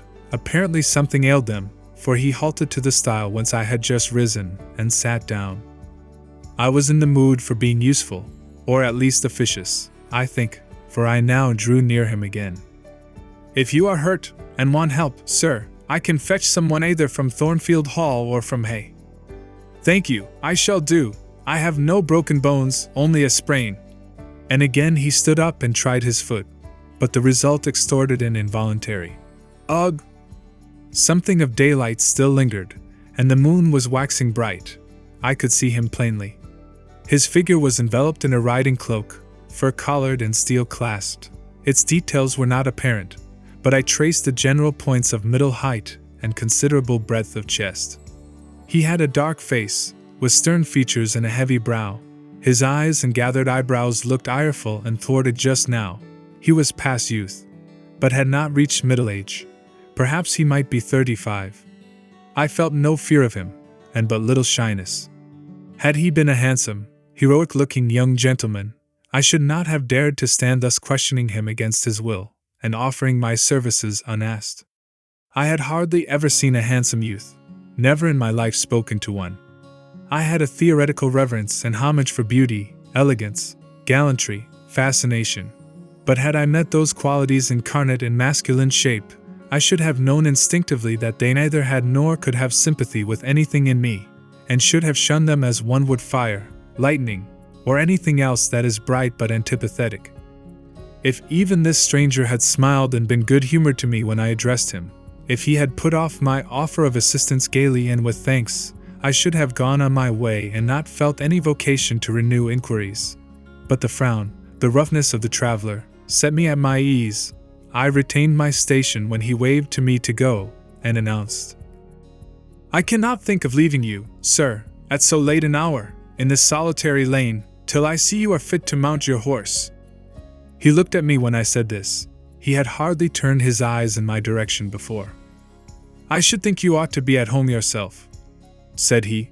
"If you have a home in this neighborhood, where do you come from?" "From just below, and I am not at all afraid of being out late when it is moonlight. I will run over to Hay for you with pleasure, if you wish it. Indeed, I am going there to post a letter." "You live just below. Do you mean at that house with the battlements?" Pointing to Thornfield Hall, on which the moon cast a hoary gleam, bringing it out distinct and pale from the woods that, by contrast with the western sky, now seemed one mass of shadow. "Yes, sir." "Whose house is it?" "Mr. Rochester's." "Do you know Mr. Rochester?" "No, I have never seen him." "He is not resident, then?" "No." "Can you tell me where he is?" "I cannot." "You are not a servant at the hall, of course." "You are." He stopped, ran his eye over my dress, which, as usual, was quite simple, a black merino cloak, a black beaver bonnet, neither of them half fine enough for a lady's maid. He seemed puzzled to decide what I was. I helped him. "I am the governess." "Ah, the governess," he repeated. Deuce take me, if I had not forgotten! The governess! And again my raiment underwent scrutiny. In 2 minutes he rose from the stile. His face expressed pain when he tried to move. I cannot commission you to fetch help, he said, but you may help me a little yourself, if you will be so kind. Yes, sir. You have not an umbrella that I can use as a stick? No. Try to get hold of my horse's bridle and lead him to me. You are not afraid? I should have been afraid to touch a horse when alone, but when told to do it, I was disposed to obey. I put down my muff on the stile, and went up to the tall steed. I endeavored to catch the bridle, but it was a spirited thing, and would not let me come near its head. I made effort on effort, though in vain. Meantime, I was mortally afraid of its trampling forefeet. The traveler waited and watched for some time, and at last he laughed. I see, he said. The mountain will never be brought to Muhammad, so all you can do is to aid Muhammad to go to the mountain. I must beg of you to come here. I came. Excuse me, he continued. Necessity compels me to make you useful. He laid a heavy hand on my shoulder, and leaning on me with some stress, limped to his horse. Having once caught the bridle, he mastered it directly and sprang to his saddle, grimacing grimly as he made the effort, for it wrenched his spring. Now, said he, releasing his underlip from a hard bite, just hand me my whip. It lies there under the hedge. I sought it and found it. Thank you. Now make haste with the letter to Hay, and return as fast as you can. A touch of a spurred heel made his horse first start and rear, and then bound away. The dog rushed in his traces. All three vanished. Like heath-at in the wilderness. The wild wind whirls away. I took up my muff and walked on. The incident had occurred and was gone from me. It was an incident of no moment, no romance, no interest in a sense, yet it marked with change one single hour of a monotonous life. My help had been needed and claimed. I had given it. I was pleased to have done something. Trivial, transitory though the deed was, it was yet an active thing, and I was weary of an existence all passive. The new face, too, was like a new picture introduced to the gallery of memory, and it was dissimilar to all the others hanging there, firstly, because it was masculine, and secondly, because it was dark, strong, and stern. I had it still before me when I entered Hay, and slipped the letter into the post office. I saw it as I walked fast downhill all the way home. When I came to the stile, I stopped a minute, looked round and listened, with an idea that a horse's hoofs might ring on the causeway again, and that a rider in a cloak, and a Gytrash-like Newfoundland dog might be again apparent. I saw only the hedge and a pollard willow before me, rising up still and straight to meet the moonbeams. I heard only the faintest waft of wind roaming fitful among the trees round Thornfield, a mile distant. And when I glanced down in the direction of the murmur, my eye, traversing the hall front, caught a light kindling in a window. It reminded me that I was late, and I hurried on. I did not like re-entering Thornfield. To pass its threshold was to return to stagnation, to cross the silent hall, to ascend the darksome staircase, to seek my own lonely little room, and then to meet tranquil Mrs. Fairfax, and spend the long winter evening with her, and her only, was to quell wholly the faint excitement wakened by my walk, to slip again over my faculties the viewless fetters of an uniform and too still existence. Of an existence whose very privileges of security and ease I was becoming incapable of appreciating. What good it would have done me at that time to have been tossed in the storms of an uncertain, struggling life, and to have been taught by rough and bitter experience to long for the calm amidst which I now repined. Yes, just as much good as it would do a man tired of sitting still in a too easy chair, to take a long walk, and just as natural was the wish to stir, under my circumstances, as it would be under his. I lingered at the gates. I lingered on the lawn. I paced backwards and forwards on the pavement. The shutters of the glass door were closed. I could not see into the interior, and both my eyes and spirit seemed drawn from the gloomy house, from the grey hollow filled with rayless cells, as it appeared to me, to that sky expanded before me, a blue sea absolved from taint of cloud, the moon ascending it in solemn march, her orbs seeming to look up as she left the hilltops, from behind which she had come far and farther below her, and aspired to the zenith, midnight dark in its fathomless depth and measureless distance, and for those trembling stars that followed her course, they made my heart tremble, my veins glow when I viewed them. Little things recall us to earth. The clock struck in the hall. That sufficed. I turned from moon and stars, opened a side door, and went in. The hall was not dark, nor yet was it lit, only by the high-hung bronze lamp. A warm glow suffused both it and the lower steps of the oak staircase. This ruddy shine issued from the great dining room, whose two-leaved door stood open, and showed a genial fire in the grate, glancing on marble hearth and brass fire irons, and revealing purple draperies and polished furniture in the most pleasant radiance. It revealed, too, a group near the mantelpiece. I had scarcely caught it, and scarcely become aware of a cheerful mingling of voices, amongst which I seemed to distinguish the tones of Adele, when the door closed. I hastened to Mrs. Fairfax's room. There was a fire there too, but no candle, and no Mrs. Fairfax. Instead, all alone, sitting upright on the rug, and gazing with gravity at the blaze, I beheld a great black and white long-haired dog, just like the gytrash of the lane. It was so like it that I went forward and said, "Pilot," and the thing got up and came to me and snuffed me. I caressed him, and he wagged his great tail, but he looked an eerie creature to be alone with, and I could not tell whence he had come. I rang the bell, for I wanted a candle, and I wanted, too, to get an account of this visitant. Leah entered. "What dog is this?" "He came with master." "With whom?" "With master, Mr. Rochester. He is just arrived." "Indeed? And is Mrs. Fairfax with him?" "Yes, and Miss Adele. They are in the dining room, and John is gone for a surgeon, for master has had an accident. His horse fell and his ankle is sprained." "Did the horse fall in Hay Lane?" "Yes, coming downhill. It slipped on some ice." "Ah. Bring me a candle, will you, Leah?" Leah brought it. She entered, followed by Mrs. Fairfax, who repeated the news, adding that Mr. Carter the surgeon was come, and was now with Mr. Rochester. Then she hurried out to give orders about tea, and I went upstairs to take off my things. Chapter 13. Mr. Rochester, it seems, by the surgeon's orders, went to bed early that night, nor did he rise soon next morning. When he did come down, it was to attend to business. His agent and some of his tenants were arrived, and waiting to speak with him. Adele and I had now to vacate the library. It would be in daily requisition as a reception room for callers. A fire was lit in an apartment upstairs, and there I carried our books, and arranged it for the future schoolroom.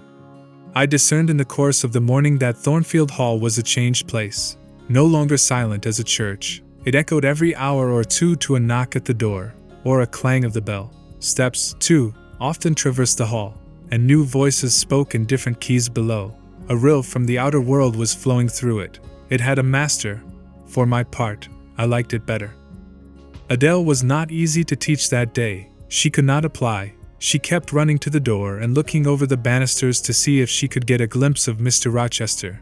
Then she coined pretexts to go downstairs, in order, as I shrewdly suspected, to visit the library, where I knew she was not wanted.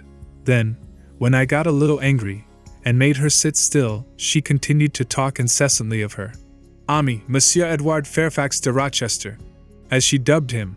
I had not before heard his prenomens, and to conjecture what presents he had brought her, for it appears he had intimated the night before, that when his luggage came from Millcote, there would be found amongst it a little box in whose contents she had an interest. "Et cela doit signifier," said she. "Tu y aura là dedans un cadeau pour moi et peut-être pour vous aussi, mademoiselle. Monsieur parle de vous, il me demande le nom de ma gouvernante, et s'il n'était pas une petite personne, assez mince et un peu pale. J'ai dit oui, car c'est vrai, n'est-ce pas, mademoiselle?" I and my pupil dined as usual in Mrs. Fairfax's parlor. The afternoon was wild and snowy, and we passed it in the schoolroom. At dark I allowed Adele to put away books and work, and to run downstairs, for, from the comparative silence below, and from the cessation of appeals to the doorbell, I conjectured that Mr. Rochester was now at liberty. Left alone, I walked to the window, But nothing was to be seen thence.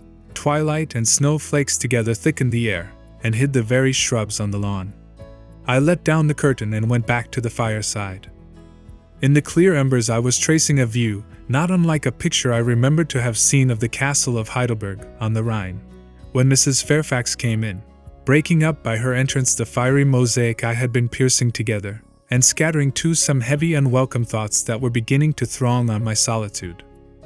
"Mr. Rochester would be glad if you and your pupil would take tea with him in the drawing-room this evening," said she. "He has been so much engaged all day that he could not ask to see you before." "When is his tea time?" I inquired. "Oh, at 6 o'clock. He keeps early hours in the country. You had better change your frock now. I will go with you and fasten it. Here is a candle." "Is it necessary to change my frock?" "Yes, you had better. I always dress for the evening when Mr. Rochester is here." This additional ceremony seemed somewhat stately. However, I repaired to my room, and with Mrs. Fairfax's aid, replaced my black stuff dress by one of black silk, the best and the only additional one I had, except one of light gray, which, in my low-wood notions of the toilette, I thought too fine to be worn, except on first-rate occasions. "You want a brooch," said Mrs. Fairfax. I had a single little pearl ornament which Miss Temple gave me as a parting keepsake. I put it on, and then we went downstairs. And used as I was to strangers, it was rather a trial to appear thus formally summoned in Mr. Rochester's presence. I let Mrs. Fairfax precede me into the dining room, and kept in her shade as we crossed that apartment, and passing the arch, whose curtain was now dropped, entered the elegant recess beyond. 2 wax candles stood lighted on the table, and 2 on the mantelpiece. Basking in the light and heat of a superb fire, lay Pilot. Adele knelt near him. Half reclined on a couch appeared Mr. Rochester, his foot supported by the cushion. He was looking at Adele and the dog. The fire shone full on his face. I knew my traveler with his broad and jetty eyebrows, his square forehead, made squarer by the horizontal sweep of his black hair. I recognized his decisive nose, more remarkable for character than beauty, his full nostrils, denoting, I thought, choler, his grim mouth, chin, and jaw, yes, all 3 were very grim, and no mistake. His shape, now divested of cloak, I perceived harmonized in squareness with his physiognomy. I suppose it was a good figure in the athletic sense of the term, broad-chested and thin-flanked, though either tall nor graceful. Mr. Rochester must have been aware of the entrance of Mrs. Fairfax and myself, but it appeared he was not in the mood to notice us, for he never lifted his head as we approached. "Here is Miss Eyre, sir," said Mrs. Fairfax, in her quiet way. He bowed, still not taking his eyes from the group of the dog and child. "Let Miss Eyre be seated," said he, and there was something in the forced stiff bow, in the impatient yet formal tone, which seemed further to express, "What the deuce is it to me whether Miss Eyre be there or not? At this moment I am not disposed to accost her." I sat down quite disembarrassed. A reception of finished politeness would probably have confused me.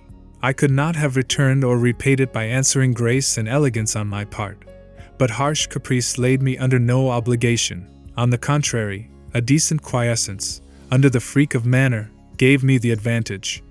Besides, the eccentricity of the proceeding was piquant. I felt interested to see how he would go on. He went on as a statue would, that is, he either spoke nor moved. Mrs. Fairfax seemed to think it necessary that someone should be amiable, and she began to talk. Kindly, as usual, and, as usual, rather trite, she condoled with him on the pressure of business he had had all day, on the annoyance it must have been to him with that painful sprain. Then she commended his patience and perseverance in going through with it. "Madam, I should like some tea," was the sole rejoinder she got. She hastened to ring the bell, and when the tray came, she proceeded to arrange the cups, spoons, and tea, with assiduous celerity. I and Adele went to the table, but the master did not leave his couch. "Will you hand Mr. Rochester's cup?" said Mrs. Fairfax to me. "Adele might perhaps spill it." I did as requested. As he took the cup from my hand, Adele, thinking the moment propitious for making a request in my favor, cried out, N'est-ce pas, monsieur? Choyez un cadeau pour Mademoiselle Eyre dans votre petit coffre. Who talks of cadeaux? Said he gruffly. Did you expect a present, Miss Eyre? Are you fond of presents? And he searched my face with eyes that I saw were dark, irate, and piercing. I hardly know, sir. I have little experience of them. They are generally thought pleasant things. Generally thought? But what do you think? I should be obliged to take time, sir, before I could give you an answer worthy of your acceptance. A present has many faces to it, has it not? And one should consider all, before pronouncing an opinion as to its nature. Miss Eyre, you are not so unsophisticated as Adele. She demands a cadeau, clamorously, the moment she sees me. You beat about the bush. Because I have less confidence in my deserts than Adele has, she can prefer the claim of old acquaintance, and the right too of custom, for she says you have always been in the habit of giving her playthings. But if I had to make out a case I should be puzzled, since I am a stranger, and have done nothing to entitle me to an acknowledgement. Oh, don't fall back on over-modesty.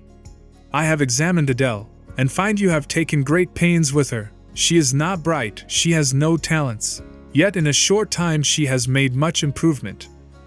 Sir, you have now given me my cadeau. I am obliged to you. It is the meed teachers most covet, praise of their pupils' progress. Humph, said Mr. Rochester, and he took his tea in silence.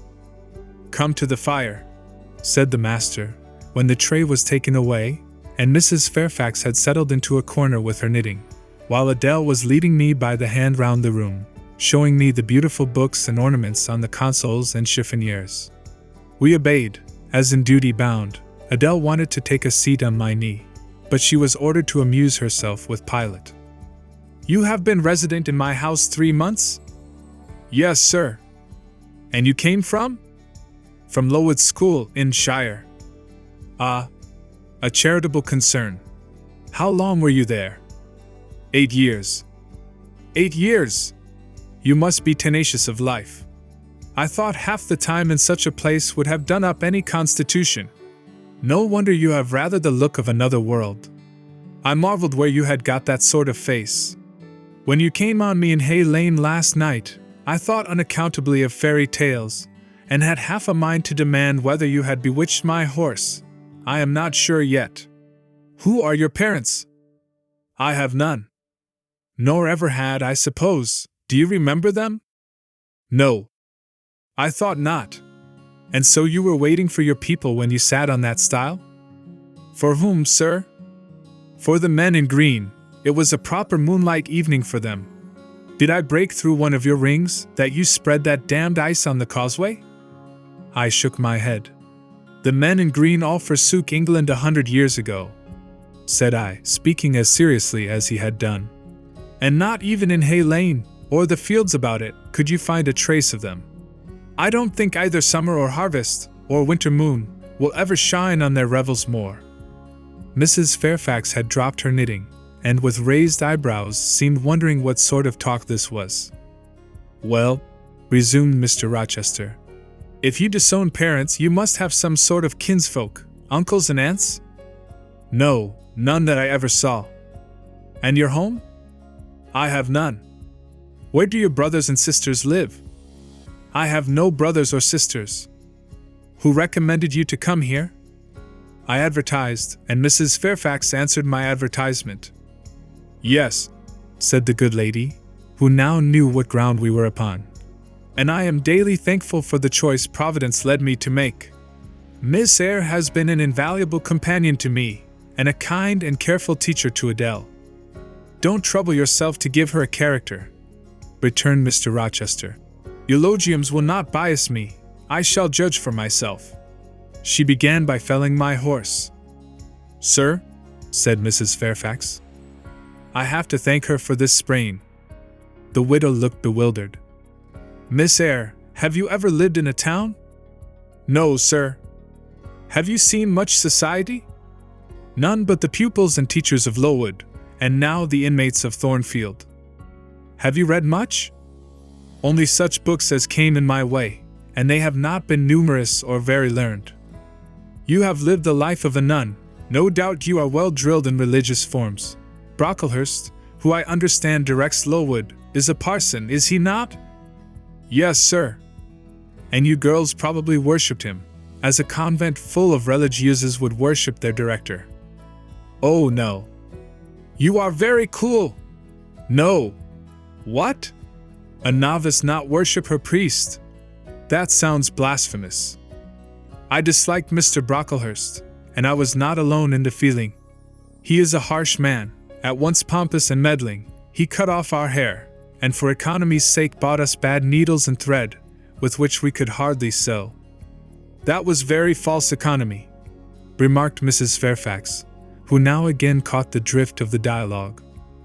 And was that the head in front of his offending? Demanded Mr. Rochester.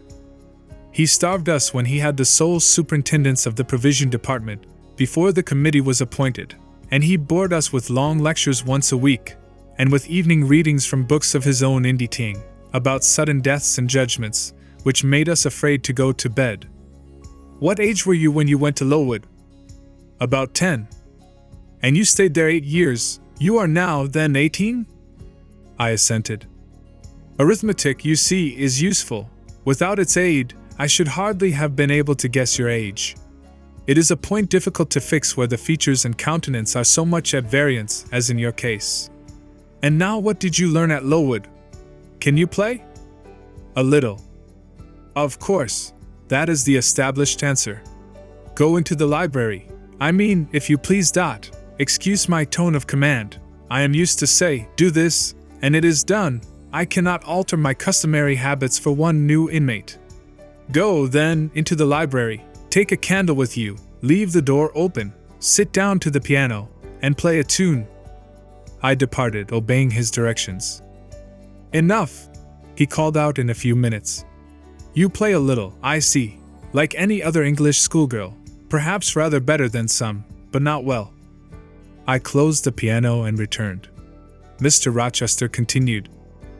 Adele showed me some sketches this morning, which she said were yours. I don't know whether they were entirely of your doing. Probably a master aided you. No, indeed, I interjected. Ah, that pricks pride.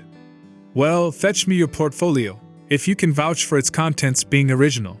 But don't pass your word unless you are certain. I can recognize patchwork. Then I will say nothing, and you shall judge for yourself, sir. I brought the portfolio from the library. Approach the table, said he, and I wheeled it to his couch. Adele and Mrs. Fairfax drew near to see the pictures. No crowding, said Mr. Rochester. Take the drawings from my hand as I finish with them, but don't push your faces up to mine. He deliberately scrutinized each sketch and painting. 3 he laid aside, the others, when he had examined them, he swept from him. Take them off to the other table, Mrs. Fairfax, said he, and look at them with Adele, you, glancing at me. Resume your seat, and answer my questions. I perceive those pictures were done by one hand. Was that hand yours? Yes. And when did you find time to do them? They have taken much time, and some thought. I did them in the last 2 vacations I spent at Lowood, when I had no other occupation. Where did you get your copies? Out of my head. That head I see now on your shoulders? Yes, sir. Has it other furniture of the same kind within? I should think it may have, I should hope, better. He spread the pictures before him, and again surveyed them alternately. While he is so occupied, I will tell you, reader, what they are, and first, I must premise that they are nothing wonderful. The subjects had, indeed, risen vividly on my mind. As I saw them with the spiritual eye, before I attempted to embody them, they were striking. But my hand would not second my fancy, and in each case it had wrought out but a pale portrait of the thing I had conceived. These pictures were in watercolors. The first represented clouds low and livid, rolling over a swollen sea. All the distance was in eclipse. So, too, was the foreground, or rather, the nearest billows, for there was no land. One gleam of light lifted into relief a half-submerged mast, on which sat a cormorant, dark and large, with wings flecked with foam. Its beak held a gold bracelet set with gems, that I had touched with as brilliant tints as my palette could yield, and as glittering distinctness as my pencil could impart. Sinking below the bird and mast, a drowned corpse glanced through the green water. A fair arm was the only limb clearly visible, whence the bracelet had been washed or torn. The second picture contained for foreground only the dim peak of a hill, with grass and some leaves slanting as if by a breeze. Beyond and above spread an expanse of sky, dark blue as at twilight. Rising into the sky was a woman's shape to the bust, portrayed in tints as dusk and soft as I could combine. The dim forehead was crowned with a star. The lineaments below were seen as through the suffusion of vapor. The eyes shone dark and wild. The hair streamed shadowy, like a beamless cloud torn by storm or by electric travail. On the neck lay a pale reflection like moonlight. The same faint luster touched the train of thin clouds from which rose and bowed this vision of the evening star. The third showed the pinnacle of an iceberg piercing a polar winter sky. A muster of northern lights reared their dim lances, close serried, along the horizon. Throwing these into distance, rose, in the foreground, a head, a colossal head, inclined towards the iceberg, and resting against it. Two thin hands joined under the forehead, and supporting it, drew up before the lower features a sable veil, a brow quite bloodless, white as bone, and an eye hollow and fixed, blank of meaning but for the glassiness of despair, alone were visible. Above the temples, amidst wreathed turban folds of black drapery, vague in its character and consistency as cloud, gleamed a ring of white flame, gemmed with sparkles of a more lurid tinge. This pale crescent was the likeness of a kingly crown. What it diademed was the shape which shape had none. "Were you happy when you painted these pictures?" asked Mr. Rochester presently. "I was absorbed, sir, yes, and I was happy. To paint them, in short, was to enjoy one of the keenest pleasures I have ever known." "That is not saying much. Your pleasures, by your own account, have been few, but I dare say you did exist in a kind of artist's dreamland while you blent and arranged these strange tints. Did you sit at them long each day?" "I had nothing else to do, because it was the vacation, and I sat at them from morning till noon, and from noon till night. The length of the midsummer days favored my inclination to apply." "And you felt self-satisfied with the result of your ardent labors?" "Far from it. I was tormented by the contrast between my idea and my handiwork. In each case I had imagined something which I was quite powerless to realize." "Not quite. You have secured the shadow of your thought, but no more, probably. You had not enough of the artist's skill and science to give it full being, yet the drawings are, for a schoolgirl, peculiar. As to the thoughts, they are elfish. These eyes in the evening star you must have seen in a dream.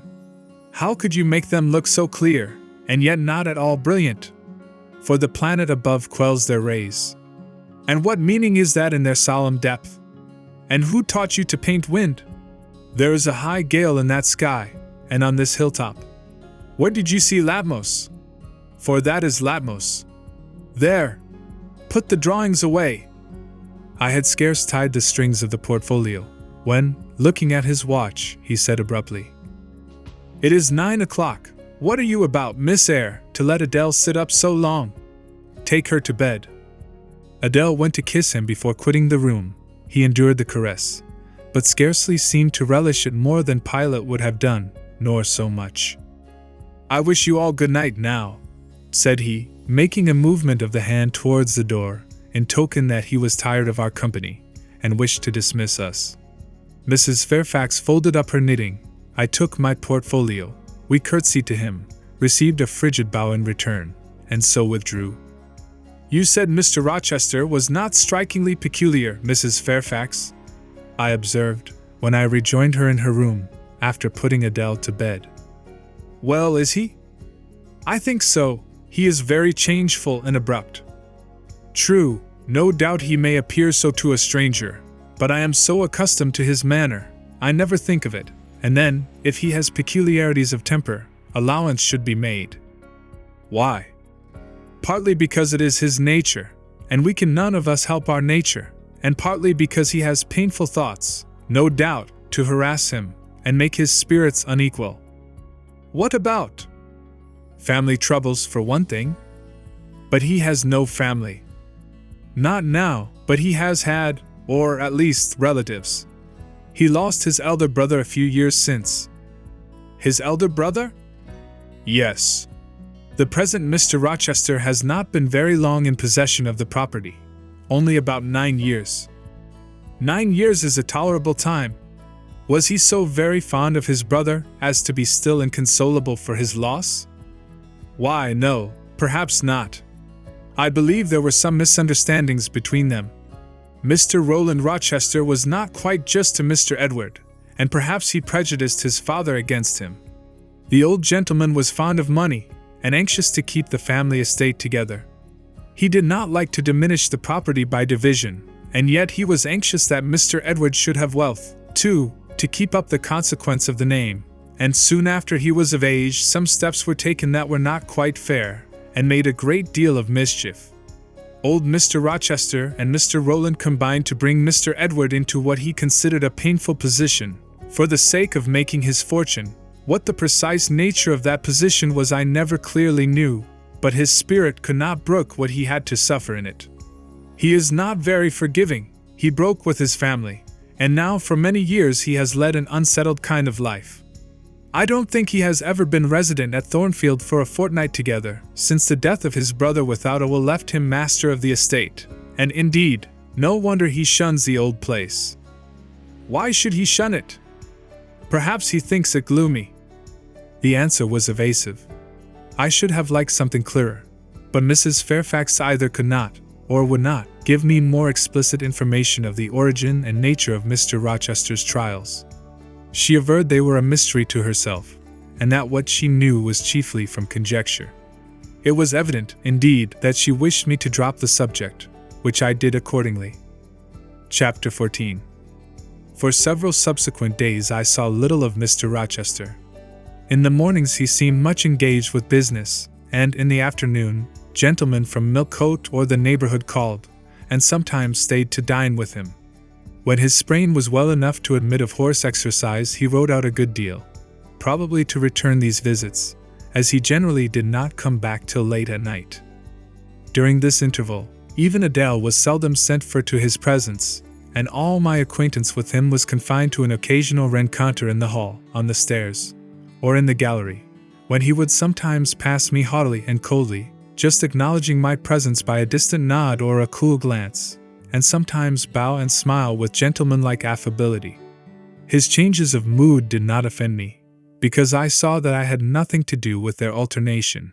The ebb and flow depended on causes quite disconnected with me.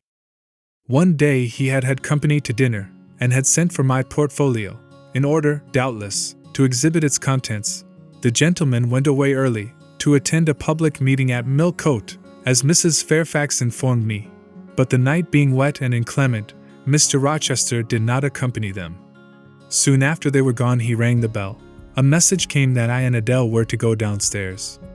I brushed Adele's hair and made her neat, and having ascertained that I was myself in my usual Quaker trim, where there was nothing to retouch, all being too close and plain, braided locks included, to admit of disarrangement, we descended, Adele wondering whether the petit coffre was at length come, for, owing to some mistake, its arrival had hitherto been delayed.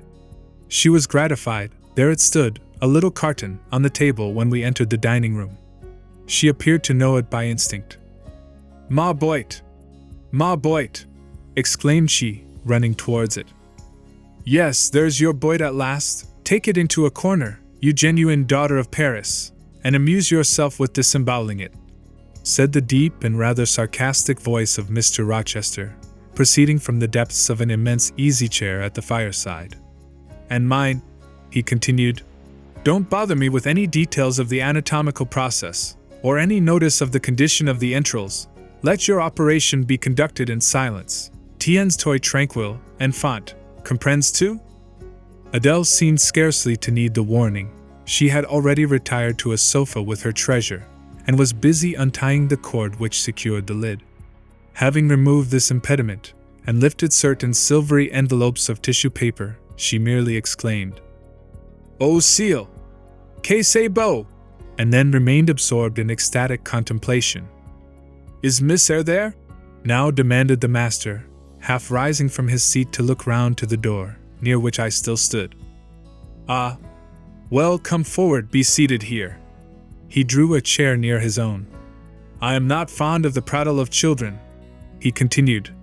"For, old bachelor as I am, I have no pleasant associations connected with their lisp. It would be intolerable to me to pass a whole evening tete-a-tete with a brat. Don't draw that chair farther off, Miss Eyre. Sit down exactly where I placed it, if you please, that is.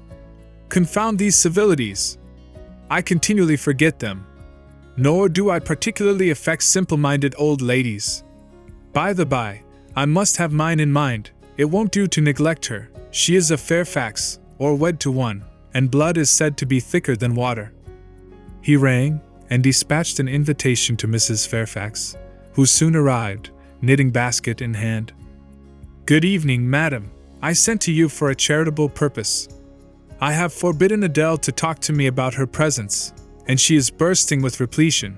Have the goodness to serve her as auditress and interlocutress. It will be one of the most benevolent acts you ever performed." Adele, indeed, no sooner saw Mrs. Fairfax than she summoned her to her sofa, and there quickly filled her lap with the porcelain, the ivory, the waxen contents of her boit, pouring out, meantime, explanations and raptures in such broken English as she was mistress of. "Now I have performed the part of a good host," pursued Mr. Rochester. "Put my guests into the way of amusing each other. I ought to be at liberty to attend to my own pleasure. Miss Eyre, draw your chair still a little farther forward. You are yet too far back. I cannot see you without disturbing my position in this comfortable chair, which I have no mind to do." I did as I was bid, though I would much rather have remained somewhat in the shade. But Mr. Rochester had such a direct way of giving orders, it seemed a matter of course to obey him promptly. We were, as I have said, in the dining room. The lustre, which had been lit for dinner, filled the room with a festal breadth of light. The large fire was all red and clear. The purple curtains hung rich and ample before the lofty window and loftier arch. Everything was still, save the subdued chat of Adele. She dared not speak loud, and filling up each pause, the beating of winter rain against the panes. Mr. Rochester, as he sat in his damask-covered chair, looked different to what I had seen him look before. Not quite so stern, much less gloomy. There was a smile on his lips, and his eyes sparkled. Whether with wine or not, I am not sure, but I think it very probable. He was, in short, in his after-dinner mood, more expanded and genial, and also more self-indulgent than the frigid and rigid temper of the morning. Still he looked preciously grim, cushioning his massive head against the swelling back of his chair, and receiving the light of the fire on his granite-hewn features, and in his great, dark eyes. For he had great, dark eyes, and very fine eyes too, not without a certain change in their depths sometimes, which, if it was not softness, reminded you, at least, of that feeling. He had been looking 2 minutes at the fire, and I had been looking the same length of time at him, when, turning suddenly, he caught my gaze fastened on his physiognomy. "You examine me, Miss Eyre," said he. "Do you think me handsome?" I should, if I had deliberated, have replied to this question by something conventionally vague and polite. But the answer somehow slipped from my tongue before I was aware. "No, sir." "Ah, by my word, there is something singular about you," said he. "You have the air of a little nonnette, quaint, quiet, grave, and simple, as you sit with your hands before you, and your eyes generally bent on the carpet, except, by the by, when they are directed piercingly to my face, as just now, for instance, and when one asks you a question, or makes a remark to which you are obliged to reply, you rap out a round rejoinder, which, if not blunt, is at least brusque. What do you mean by it?" "Sir, I was too plain. I beg your pardon.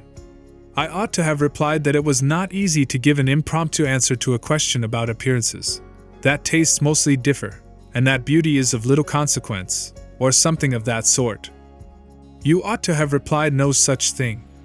Beauty of little consequence, indeed! And so, under pretense of softening the previous outrage, of stroking and soothing me into placidity, you stick a sly penknife under my ear. Go on, what fault do you find with me, pray?" I suppose I have all my limbs and all my features like any other man? Mr. Rochester, allow me to disown my first answer. I intended no pointed repartee. It was only a blunder. Just so, I think so, and you shall be answerable for it. Criticize me. Does my forehead not please you? He lifted up the sable waves of hair which lay horizontally over his brow, and showed a solid enough mass of intellectual organs, but an abrupt deficiency where the suave sign of benevolence should have risen. Now, ma'am, am I a fool? Far from it, sir. You would, perhaps, think me rude if I inquired in return whether you are a philanthropist? There again. Another stick of the penknife, when she pretended to pat my head, and that is because I said I did not like the society of children and old women, low be it spoken. No, young lady, I am not a general philanthropist, but I bear a conscience. And he pointed to the prominences which are said to indicate that faculty, and which, fortunately for him, were sufficiently conspicuous, giving, indeed, a marked breadth to the upper part of his head. And besides, I once had a kind of rude tenderness of heart. When I was as old as you, I was a feeling fellow enough, partial to the unfledged, unfostered, and unlucky. But fortune has knocked me about since. She has even kneaded me with her knuckles, and now I flatter myself I am hard and tough as an india-rubber ball, pervious, though, through a chink or two still, and with one sentient point in the middle of the lump. Yes, does that leave hope for me? Hope of what, sir? Of my final retransformation from india-rubber back to flesh? Decidedly he has had too much wine, I thought, and I did not know what answer to make to his queer question. How could I tell whether he was capable of being retransformed? You looked very much puzzled, Miss Eyre, and though you are not pretty any more than I am handsome, yet a puzzled air becomes you. Besides, it is convenient, for it keeps those searching eyes of yours away from my physiognomy, and busies them with the worsted flowers of the rug. So puzzle on. Young lady, I am disposed to be gregarious and communicative tonight. With this announcement he rose from his chair, and stood, leaning his arm on the marble mantelpiece. In that attitude his shape was seen plainly as well as his face, his unusual breadth of chest, disproportionate almost to his length of limb. I am sure most people would have thought him an ugly man, yet there was so much unconscious pride in his port, so much ease in his demeanor, such a look of complete indifference to his own external appearance, so haughty a reliance on the power of other qualities, intrinsic or adventitious, to atone for the lack of mere personal attractiveness, that, in looking at him, one inevitably shared the indifference, and even in a blind, imperfect sense, put faith in the confidence. I am disposed to be gregarious and communicative tonight, he repeated, and that is why I sent for you. The fire and the chandelier were not sufficient company for me, nor would Pilate have been, for none of these can talk. Adele is a degree better, but still far below the mark. Mrs. Fairfax ditto. You, I am persuaded, can suit me if you will. You puzzled me the first evening I invited you down here. I have almost forgotten you since. Other ideas have driven yours from my head. But tonight I am resolved to be at ease, to dismiss what importunes, and recall what pleases. It would please me now to draw you out, to learn more of you, therefore speak. Instead of speaking, I smiled, and not a very complacent or submissive smile either. Speak, he urged. What about, sir? Whatever you like. I leave both the choice of subject and the manner of treating it entirely to yourself. Accordingly I sat and said nothing. If he expects me to talk for the mere sake of talking and showing off, he will find he has addressed himself to the wrong person, I thought. You are dumb, Miss Eyre. I was dumb still. He bent his head a little towards me, and with a single hasty glance seemed to dive into my eyes. Stubborn? He said, and annoyed. Ah, it is consistent. I put my request in an absurd, almost insolent form. Miss Eyre, I beg your pardon. The fact is, once for all, I don't wish to treat you like an inferior, that is, correcting himself. I claim only such superiority as must result from 20 years' difference in age and a century's advance in experience. This is legitimate, etgitens, as Adele would say, and it is by virtue of this superiority, and this alone, that I desire you to have the goodness to talk to me a little now, and divert my thoughts, which are galled with dwelling on one point, cankering as a rusty nail. He had deigned an explanation, almost an apology, and I did not feel insensible to his condescension, and would not seem so. I am willing to amuse you if I can, sir, quite willing, but I cannot introduce a topic, because how do I know what will interest you? Ask me questions, and I will do my best to answer them. Then, in the first place, do you agree with me that I have a right to be a little masterful, abrupt, perhaps exacting sometimes, on the grounds I stated, namely, that I am old enough to be your father, and that I have battled through a varied experience with many men of many nations, and roamed over half the globe, while you have lived quietly with one set of people in one house? Do as you please, sir. That is no answer, or rather it is a very irritating, because a very evasive one. Reply clearly. I don't think, sir, you have a right to command me, merely because you are older than I, or because you have seen more of the world than I have. Your claim to superiority depends on the use you have made of your time and experience. Humph! Promptly spoken. But I won't allow that, seeing that it would never suit my case, as I have made an indifferent, not to say a bad, use of both advantages. Leaving superiority out of the question, then, you must still agree to receive my orders now and then, without being piqued or hurt by the tone of command. Will you? I smiled. I thought to myself, Mr. Rochester is peculiar. He seems to forget that he pays me £30 per annum for receiving his orders. This smile is very well, said he, catching instantly the passing expression. But speak too. I was thinking, sir, that very few masters would trouble themselves to inquire whether or not their paid subordinates were piqued and hurt by their orders. Paid subordinates? What? You are my paid subordinate, are you? Oh yes, I had forgotten the salary. Well then, on that mercenary ground, will you agree to let me hector a little? No, sir, not on that ground. But on the ground that you did forget it, and that you care whether or not a dependent is comfortable in his dependency. I agree heartily. And will you consent to dispense with a great many conventional forms and phrases, without thinking that the omission arises from insolence?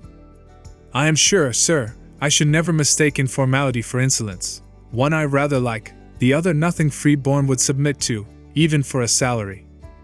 Humbug! Most things free-born will submit to anything for a salary. Therefore, keep to yourself, and don't venture on generalities of which you are intensely ignorant.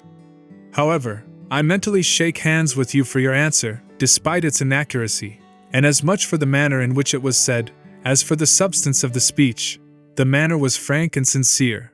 One does not often see such a manner. No, on the contrary, affectation, or coldness, or stupid, coarse-minded misapprehension of one's meaning are the usual rewards of candor.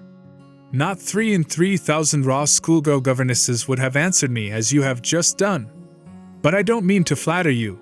If you are cast in a different mold to the majority, it is no merit of yours, nature did it.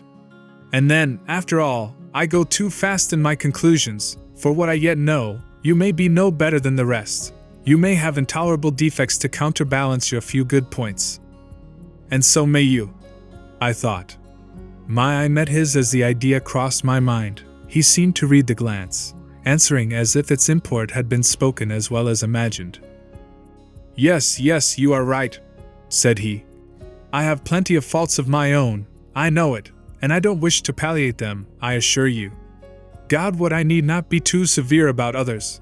I have a past existence, a series of deeds, a color of life to contemplate within my own breast, which might well call my sneers and censures from my neighbors to myself. I started, or rather, for like other defaulters, I like to lay half the blame on ill fortune and adverse circumstances, was thrust onto a wrong tack at the age of 21, and have never recovered the right course since. But I might have been very different. I might have been as good as you, wiser, almost as stainless. I envy you your peace of mind, your clean conscience, your unpolluted memory. Little girl, a memory without blot or contamination must be an exquisite treasure, an inexhaustible source of pure refreshment, is it not? How was your memory when you were 18, sir? All right then, limpid, salubrious, no gush of bilge water had turned it to fetid puddle. I was your equal at 18, quite your equal. Nature meant me to be, on the whole, a good man, Miss Eyre, one of the better kind, and you see I am not so. You would say you don't see it. At least I flatter myself I read as much in your eye. Beware, by the by, what you express with that organ. I am quick at interpreting its language. Then take my word for it, I am not a villain. You are not to suppose that, not to attribute to me any such bad eminence, but owing, I verily believe, rather to circumstances than to my natural bent.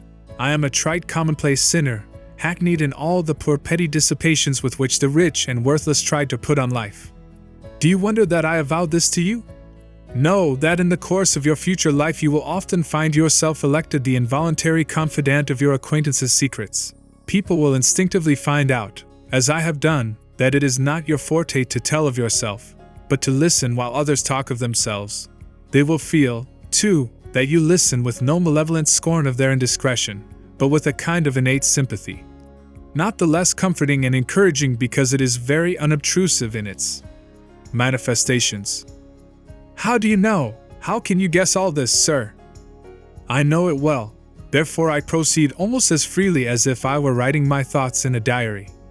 You would say, I should have been superior to circumstances. So I should. But you see I was not. When fate wronged me, I had not the wisdom to remain cool. I turned desperate. Then I degenerated. Now, when any vicious simpleton excites my disgust by his paltry ribaldry, I cannot flatter myself that I am better than he. I am forced to confess that he and I are on a level. I wish I had stood firm. God knows I do. Dread remorse when you are tempted to err, Miss Eyre. Remorse is the poison of life. Repentance is said to be its cure, sir. It is not its cure. Reformation may be its cure, and I could reform. I have strength yet for that, but where is the use of thinking of it, hampered, burdened, cursed as I am? Besides, since happiness is irrevocably denied me, I have a right to get pleasure out of life, and I will get it, cost what it may. Then you will degenerate still more, sir. Possibly, yet why should I, if I can get sweet, fresh pleasure? And I may get it as sweet and fresh as the wild honey the bee gathers on the moor. It will sting, it will taste bitter, sir. How do you know? You never tried it. How very serious, how very solemn you look, and you are as ignorant of the matter as this cameo head, taking one from the mantelpiece. You have no right to preach to me, you neophyte, that have not passed the porch of life, and are absolutely unacquainted with its mysteries. I only remind you of your own words, sir. You said error brought remorse, and you pronounced remorse the poison of existence. And who talks of error now? I scarcely think the notion that flitted across my brain was an error. I believe it was an inspiration rather than a temptation. It was very genial, very soothing, I know that. Here it comes again. It is no devil, I assure you, or if it be, it has put on the robes of an angel of light. I think I must admit so fair a guest when it asks entrance to my heart. Distrust it, sir, it is not a true angel. Once more, how do you know? By what instinct do you pretend to distinguish between a fallen seraph of the abyss and a messenger from the eternal throne, between a guide and a seducer? I judged by your countenance, sir, which was troubled when you said the suggestion had returned upon you. I feel sure it will work you more misery if you listen to it. Not at all. It bears the most gracious message in the world. For the rest, you are not my conscience keeper, so don't make yourself uneasy. Here, come in, bonny wanderer. He said this as if he spoke to a vision, viewless to any eye but his own. Then, folding his arms, which he had half extended, on his chest, he seemed to enclose in their embrace the invisible being. Now, he continued again addressing me, I have received the pilgrim, a disguised deity, as I verily believe. Already it has done me good. My heart was a sort of charnel. It will now be a shrine. To speak truth, sir, I don't understand you at all. I cannot keep up the conversation, because it has got out of my depth. Only one thing I know. You said you were not as good as you should like to be, and that you regretted your own imperfection. One thing I can comprehend. You intimated that to have a sullied memory was a perpetual bane. It seems to me that if you tried hard, you would in time find it possible to become what you yourself would approve, and that if from this day you began with resolution to correct your thoughts and actions, you would in a few years have laid up a new and stainless store of recollections, to which you might revert with pleasure. Justly thought, rightly said, Miss Eyre, and at this moment, I am paving hell with energy. Sir, I am laying down good intentions, which I believe durable as flint. Certainly, my associates and pursuits shall be other than they have been. And better? And better, so much better as pure or as than foul dross. You seem to doubt me. I don't doubt myself. I know what my aim is, what my motives are, and at this moment I pass a law, unalterable as that of the Medes and Persians, that both are right. They cannot be, sir, if they require a new statute to legalize them. They are, Miss Eyre, though they absolutely require a new statute. Unheard of combinations of circumstances demand unheard of rules. That sounds a dangerous maxim, sir, because one can see at once that it is liable to abuse. Sententious sage.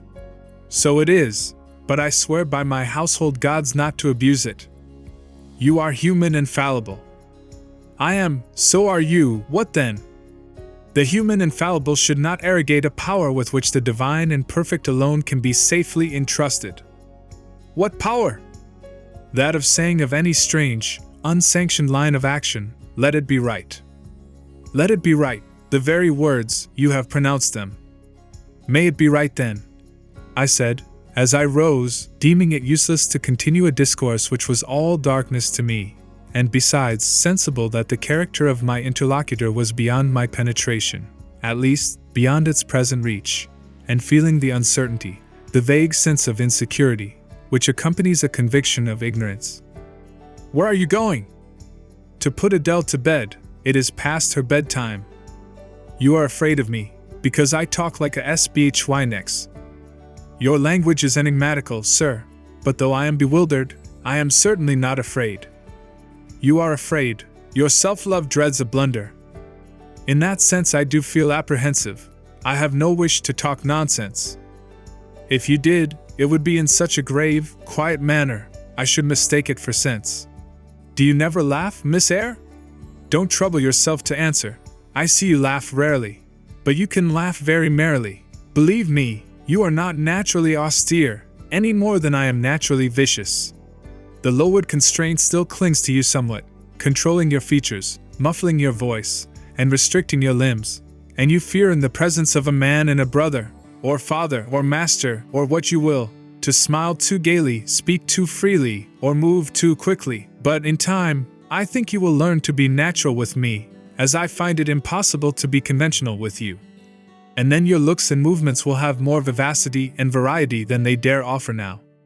I see at intervals the glance of a curious sort of bird through the close-set bars of a cage. A vivid, restless, resolute captive is there. Were it but free, it would soar cloud-high. You are still bent on going? It has struck 9, sir. Never mind, wait a minute. Adele is not ready to go to bed yet. My position, Miss Eyre, with my back to the fire, and my face to the room, favors observation. While talking to you, I have also occasionally watched Adele. I have my own reasons for thinking her a curious study, reasons that I may, nay, that I shall, impart to you some day. She pulled out of her box, about 10 minutes ago, a little pink silk frock. Rapture lit her face as she unfolded it. Coquetry runs in her blood, blends with her brains, and seasons the marrow of her bones. "I'll faut que j'lsa," cried she, "et à l'instant même," and she rushed out of the room. She is now with Sophie, undergoing a robing process. In a few minutes she will re-enter, and I know what I shall see, a miniature of Céline Varens, as she used to appear on the boards at the rising of, but never mind that. However, my tenderest feelings are about to receive a shock. Such is my presentiment. Stay now, to see whether it will be realized. Ere long, Adele's little foot was heard tripping across the hall. She entered, transformed as her guardian had predicted. A dress of rose-colored satin, very short, and as full in the skirt as it could be gathered, replaced the brown frock she had previously worn. A wreath of rosebuds circled her forehead. Her feet were dressed in silk stockings and small white satin sandals. "Est-ce que ma robe va bien?" cried she, bounding forwards. "Et mes souliers?" Etmesbas? Tennis, J. Croix K. Vase dancer. And spreading out her dress, she chanced across the room till, having reached Mr. Rochester, she wheeled lightly round before him on tiptoe, then dropped on one knee at his feet, exclaiming, Monsieur, je vous remercie mille fois de votre bonté. Then rising, she added, C'est comme cela que maman faisait, n'est-ce pas, monsieur? Precise why, was the answer. And comme cela, she charmed my English gold out of my British breeches pocket. I have been green, too, Miss Eyre, aye, grass green, not a more vernal tint freshens you now than once freshened me. My spring is gone, however, but it has left me that French floweret on my hands, which, in some moods, I would fain be rid of. Not valuing now the root whence it sprang, having found that it was of a sort which nothing but gold dust could manure, I have but half a liking to the blossom, especially when it looks so artificial as just now. I keep it and rear it rather on the Roman Catholic principle of expiating numerous sins, great or small, by one good work. I'll explain all this some day. Good night. Chapter 15. Mr. Rochester did, on a future occasion, explain it. It was one afternoon, when he chanced to meet me and Adele in the grounds, and while she played with Pilot and her shuttlecock, he asked me to walk up and down a long beech avenue within sight of her. He then said that she was the daughter of a French opera dancer, Céline Varens, towards whom he had once cherished what he called a grande passion. This passion Céline had professed to return with even superior ardor. He thought himself her idol, ugly as he was. He believed, as he said, that she preferred his taille d'athlete to the elegance of the Apollo Belvedere. And Miss Eyre, so much was I flattered by this preference of the Gallic sylph for her British gnome, that I installed her in an hotel, gave her a complete establishment of servants, a carriage, cashmeres, diamonds, dentelles, and in short, I began the process of ruining myself in the received style, like any other spoonie. I had not, it seems, the originality to chalk out a new road to shame and destruction, but trode the old track with stupid exactness not to deviate an inch from the beaten center. I had, as I deserved to have, the fate of all other spoonies. Happening to call one evening when Céline did not expect me, I found her out. But it was a warm night, and I was tired with strolling through Paris, so I sat down in her boudoir, happy to breathe the air consecrated so lately by her presence. No, I exaggerate. I never thought there was any consecrating virtue about her. It was rather a sort of pastille perfume she had left, a scent of musk and amber, than an odor of sanctity. I was just beginning to stifle with the fumes of conservatory flowers and sprinkled essences, when I bethought myself to open the window and step out onto the balcony. It was moonlight and gaslight besides, and very still and serene. The balcony was furnished with a chair or two. I sat down, and took out a cigar. I will take one now, if you will excuse me.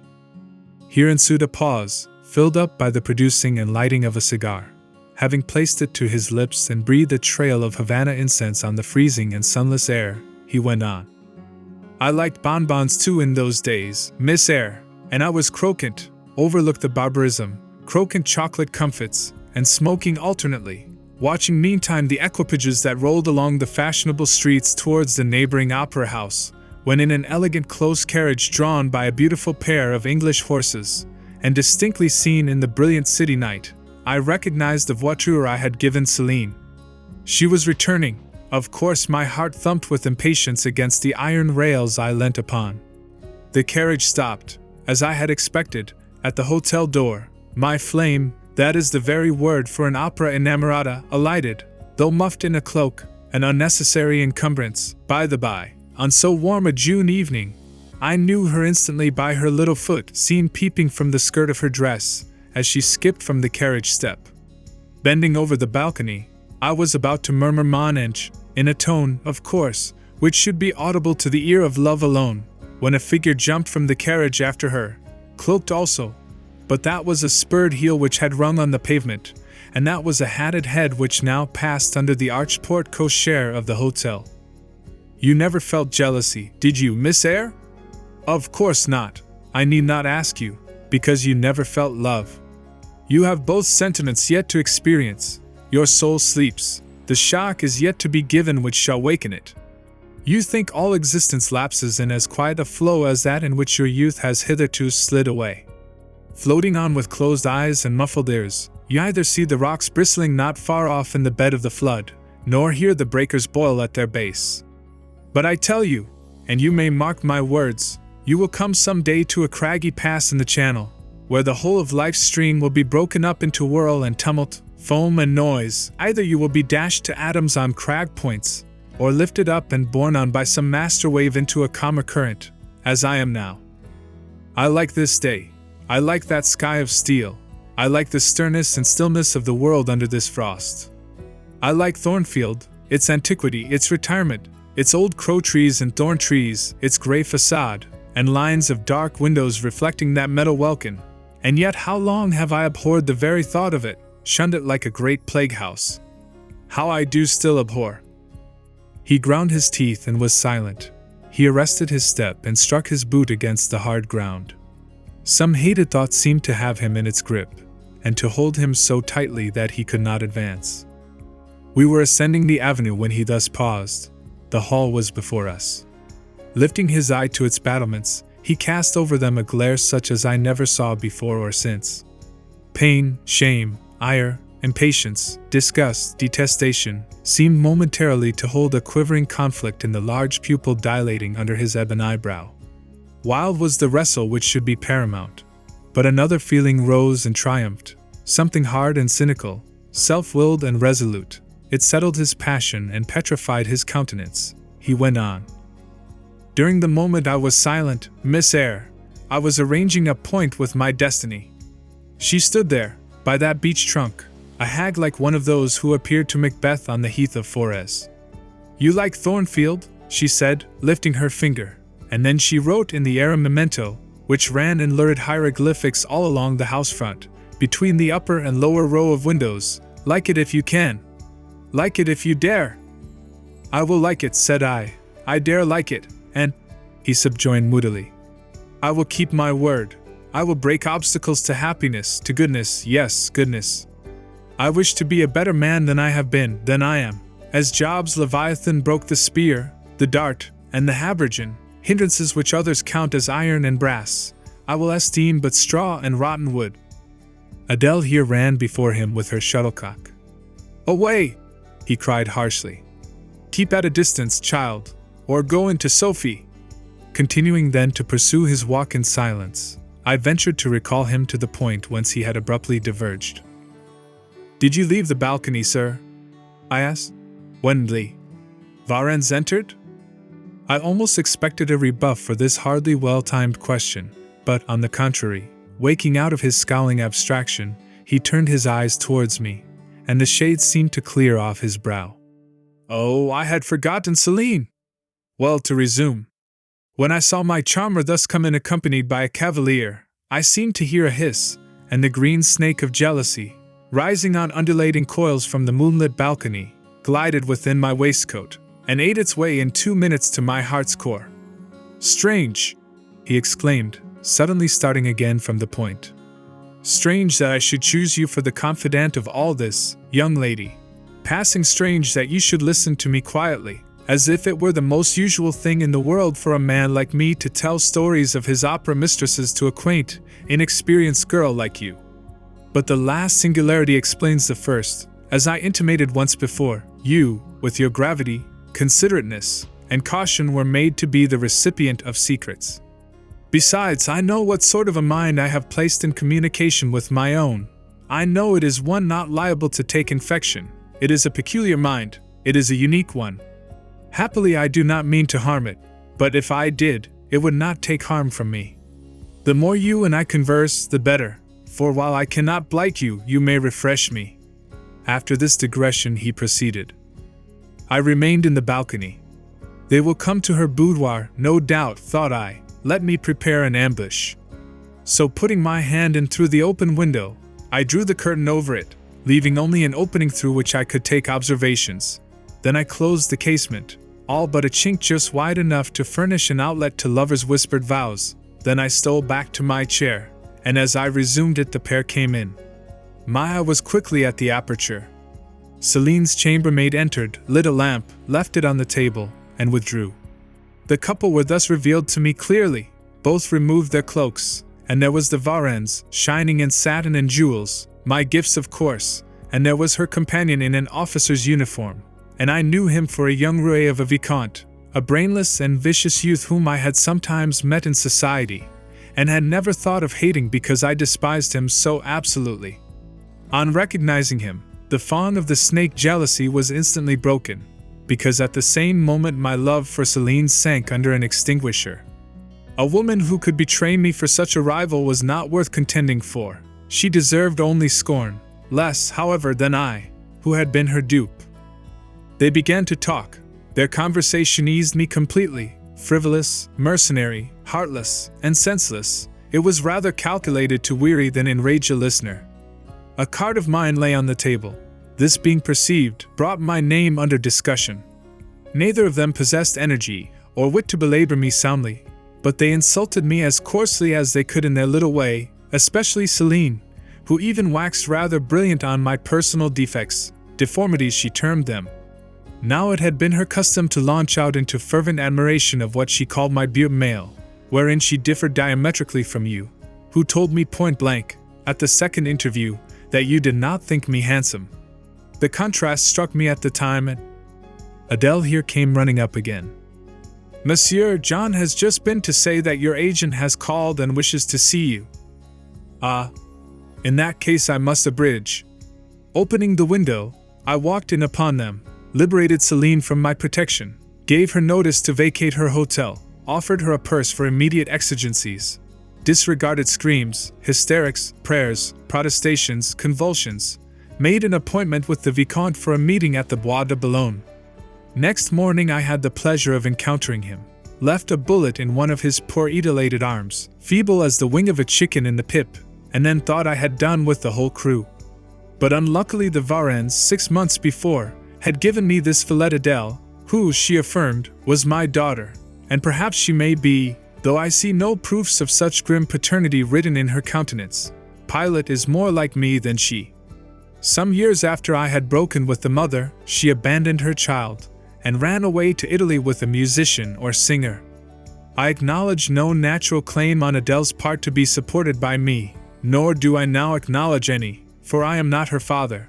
But hearing that she was quite destitute, I e'en took the poor thing out of the slime and mud of Paris, and transplanted it here, to grow up clean in the wholesome soil of an English country garden. Mrs. Fairfax found you to train it. But now you know that it is the illegitimate offspring of a French opera girl, you will perhaps think differently of your post and protégé. You will be coming to me some day with notice that you have found another place, that you beg me to look out for a new governess, and see dot, eh? No, Adele is not answerable for either her mother's faults or yours. I have a regard for her. And now that I know she is, in a sense, parentless, forsaken by her mother and disowned by you, sir, I shall cling closer to her than before. How could I possibly prefer the spoiled pet of a wealthy family, who would hate her governess as a nuisance, to a lonely little orphan, who leans towards her as a friend? Oh, that is the light in which you view it. Well, I must go in now, and you too, it darkens. But I stayed out a few minutes longer with Adele and Pilot, ran a race with her, and played a game of battledore and shuttlecock. When we went in, and I had removed her bonnet and coat, I took her on my knee, kept her there an hour, allowing her to prattle as she liked, not rebuking even some little freedoms and trivialities into which she was apt to stray when much noticed, and which betrayed in her a superficiality of character, inherited probably from her mother, hardly congenial to an English mind. Still she had her merits, and I was disposed to appreciate all that was good in her to the utmost. I sought in her countenance and features a likeness to Mr. Rochester, but found none, no trait, no turn of expression announced relationship. It was a pity. If she could but have been proved to resemble him, he would have thought more of her. It was not till after I had withdrawn to my own chamber for the night that I steadily reviewed the tale Mr. Rochester had told me. As he had said, there was probably nothing at all extraordinary in the substance of the narrative itself. A wealthy Englishman's passion for a French dancer, and her treachery to him, were everyday matters enough, no doubt, in society. but there was something decidedly strange in the paroxysm of emotion which had suddenly seized him when he was in the act of expressing the present contentment of his mood, and his newly revived pleasure in the old hall and its environs. I meditated wonderingly on this incident, but gradually quitting it, as I found it for the present inexplicable, I turned to the consideration of my master's manner to myself. The confidence he had thought fit to repose in me seemed a tribute to my discretion. I regarded and accepted it as such. His deportment had now for some weeks been more uniform towards me than at the first. I never seemed in his way. He did not take fits of chilling hauteur. When he met me unexpectedly, the encounter seemed welcome. He had always a word and sometimes a smile for me. When summoned by formal invitation to his presence, I was honored by a cordiality of reception that made me feel I really possessed the power to amuse him, and that these evening conferences were sought as much for his pleasure as for my benefit. I, indeed, talked comparatively little, but I heard him talk with relish. It was his nature to be communicative. He liked to open to a mind unacquainted with the world glimpses of its scenes and ways. I do not mean its corrupt scenes and wicked ways, but such as derived their interest from the great scale on which they were acted, the strange novelty by which they were characterized. And I had a keen delight in receiving the new ideas he offered, in imagining the new pictures he portrayed, and following him in thought through the new regions he disclosed, never startled or troubled by one noxious illusion. The ease of his manner freed me from painful restraint. The friendly frankness, as correct as cordial, with which he treated me, drew me to him. I felt at times as if he were my relation rather than my master, yet he was imperious sometimes still. But I did not mind that. I saw it was his way. So happy, so gratified did I become with this new interest added to life, that I ceased to pine after kindred. My thin crescent destiny seemed to enlarge. The blanks of existence were filled up. My bodily health improved. I gathered flesh and strength. And was Mr. Rochester now ugly in my eyes? No, reader. Gratitude, and many associations, all pleasurable and genial, made his face the object I best liked to see. His presence in a room was more cheering than the brightest fire. Yet I had not forgotten his faults. Indeed, I could not, for he brought them frequently before me. He was proud, sardonic, harsh to inferiority of every description. In my secret soul I knew that his great kindness to me was balanced by unjust severity to many others. He was moody too, unaccountably so.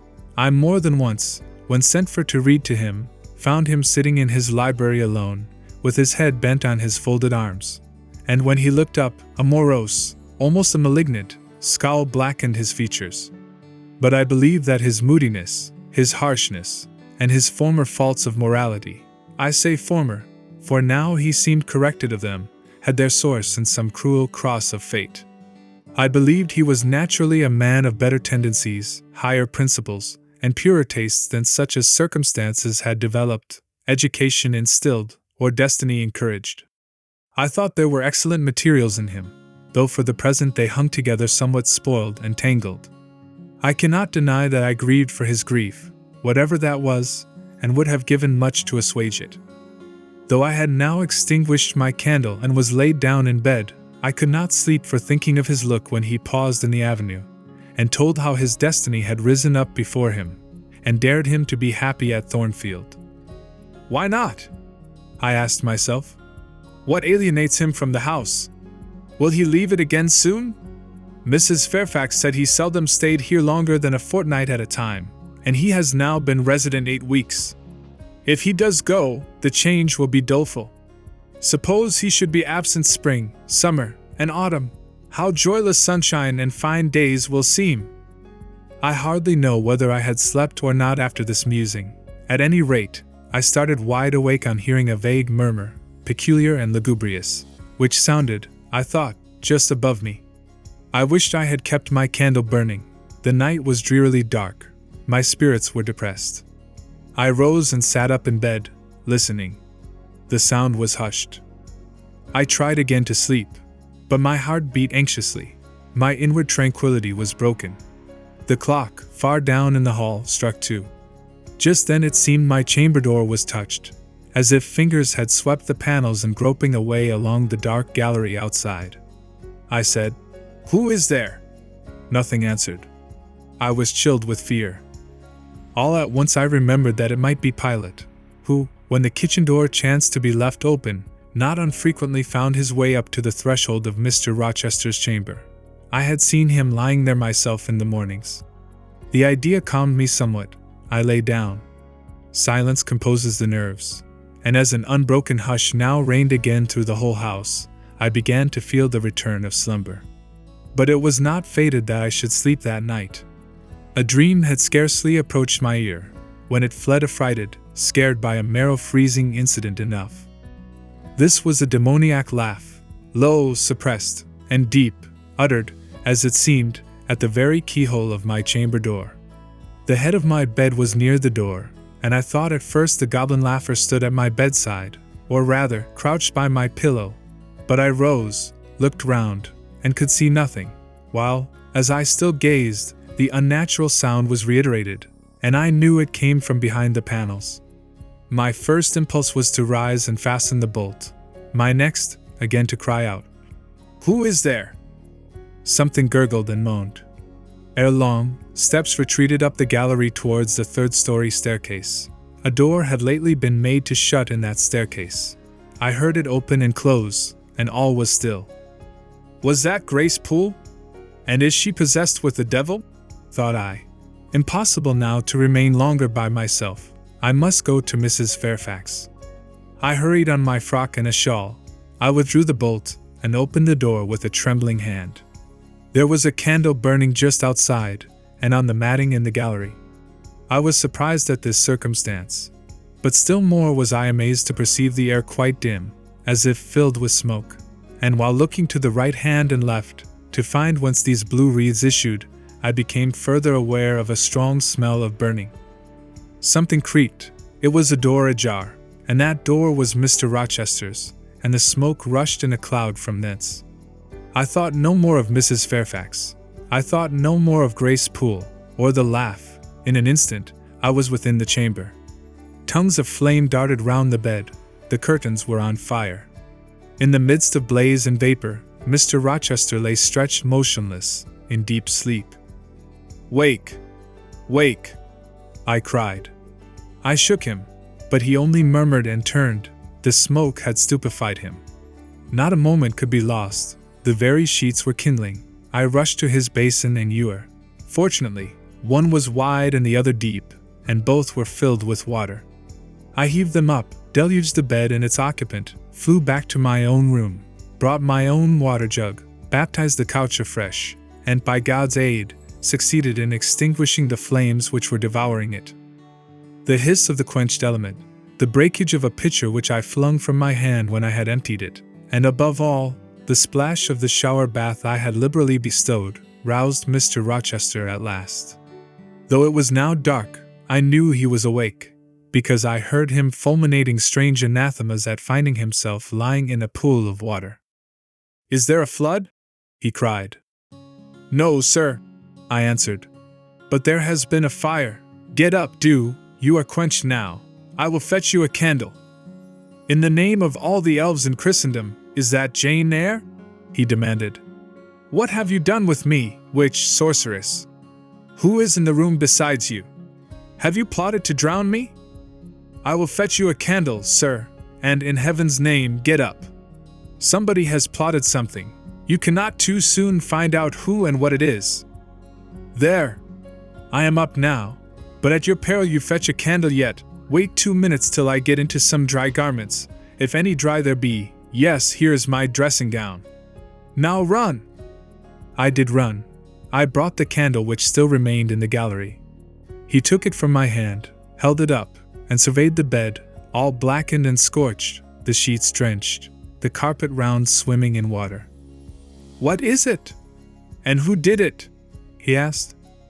I briefly related to him what had transpired, the strange laugh I had heard in the gallery, the step ascending to the third story, the smoke, the smell of fire which had conducted me to his room, in what state I had found matters there, and how I had deluged him with all the water I could lay hands on. He listened very gravely.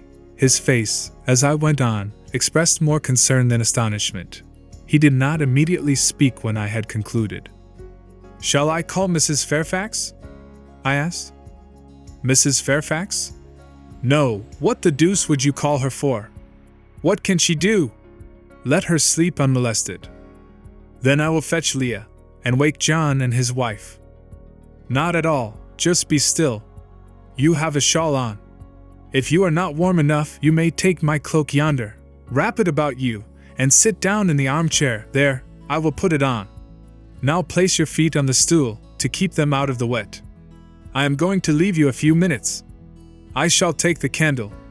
Remain where you are till I return. Be as still as a mouse. I must pay a visit to the second story. Don't move, remember, or call anyone." He went. I watched the light withdraw. He passed up the gallery very softly, unclosed the staircase door with as little noise as possible, shut it after him, and the last ray vanished. I was left in total darkness. I listened for some noise, but heard nothing. A very long time elapsed. I grew weary. It was cold, in spite of the cloak, and then I did not see the use of staying, as I was not to rouse the house. I was on the point of risking Mr. Rochester's displeasure by disobeying his orders, when the light once more gleamed dimly on the gallery wall, and I heard his unshod feet tread the matting. "I hope it is he," thought I, "and not something worse." He re-entered, pale and very gloomy. "I have found it all out," said he, setting his candle down on the washstand. "It is as I thought." "How, sir?" He made no reply, but stood with his arms folded, looking on the ground. At the end of a few minutes he inquired in rather a peculiar tone. "I forget whether you said you saw anything when you opened your chamber door." "No, sir, only the candlestick on the ground." "But you heard an odd laugh? You have heard that laugh before, I should think, or something like it." "Yes, sir, there is a woman who sews here, called Grace Poole. She laughs in that way. She is a singular person." "Just so. Grace Poole, you have guessed it. She is, as you say, singular, very. Well, I shall reflect on the subject. Meantime, I am glad that you are the only person, besides myself, acquainted with the precise details of tonight's incident. You are no talking fool, say nothing about it. I will account for this state of affairs," pointing to the bed. "And now return to your own room. I shall do very well on the sofa in the library for the rest of the night. It is near 4. In 2 hours the servants will be up." "Good night then, sir," said I, departing. He seemed surprised, very inconsistently so, as he had just told me to go. "What?" he exclaimed. "Are you quitting me already, and in that way?" "You said I might go, sir." "But not without taking leave, not without a word or two of acknowledgement and goodwill, not, in short, in that brief, dry fashion. Why, you have saved my life, snatched me from a horrible and excruciating death. And you walk past me as if we were mutual strangers. At least shake hands." He held out his hand. I gave him mine. He took it first in one, then in both his own. "You have saved my life. I have a pleasure in owing you so immense a debt. I cannot say more. Nothing else that has been would have been tolerable to me in the character of creditor for such an obligation. But you, it is different. I feel your benefits no burden, Jane." He paused, gazed at me. Words almost visible trembled on his lips, but his voice was checked. "Good night again, sir. There is no debt, benefit, burden, obligation in the case. I knew," he continued, "you would do me good in some way, at some time. I saw it in your eyes when I first beheld you. Their expression and smile did not."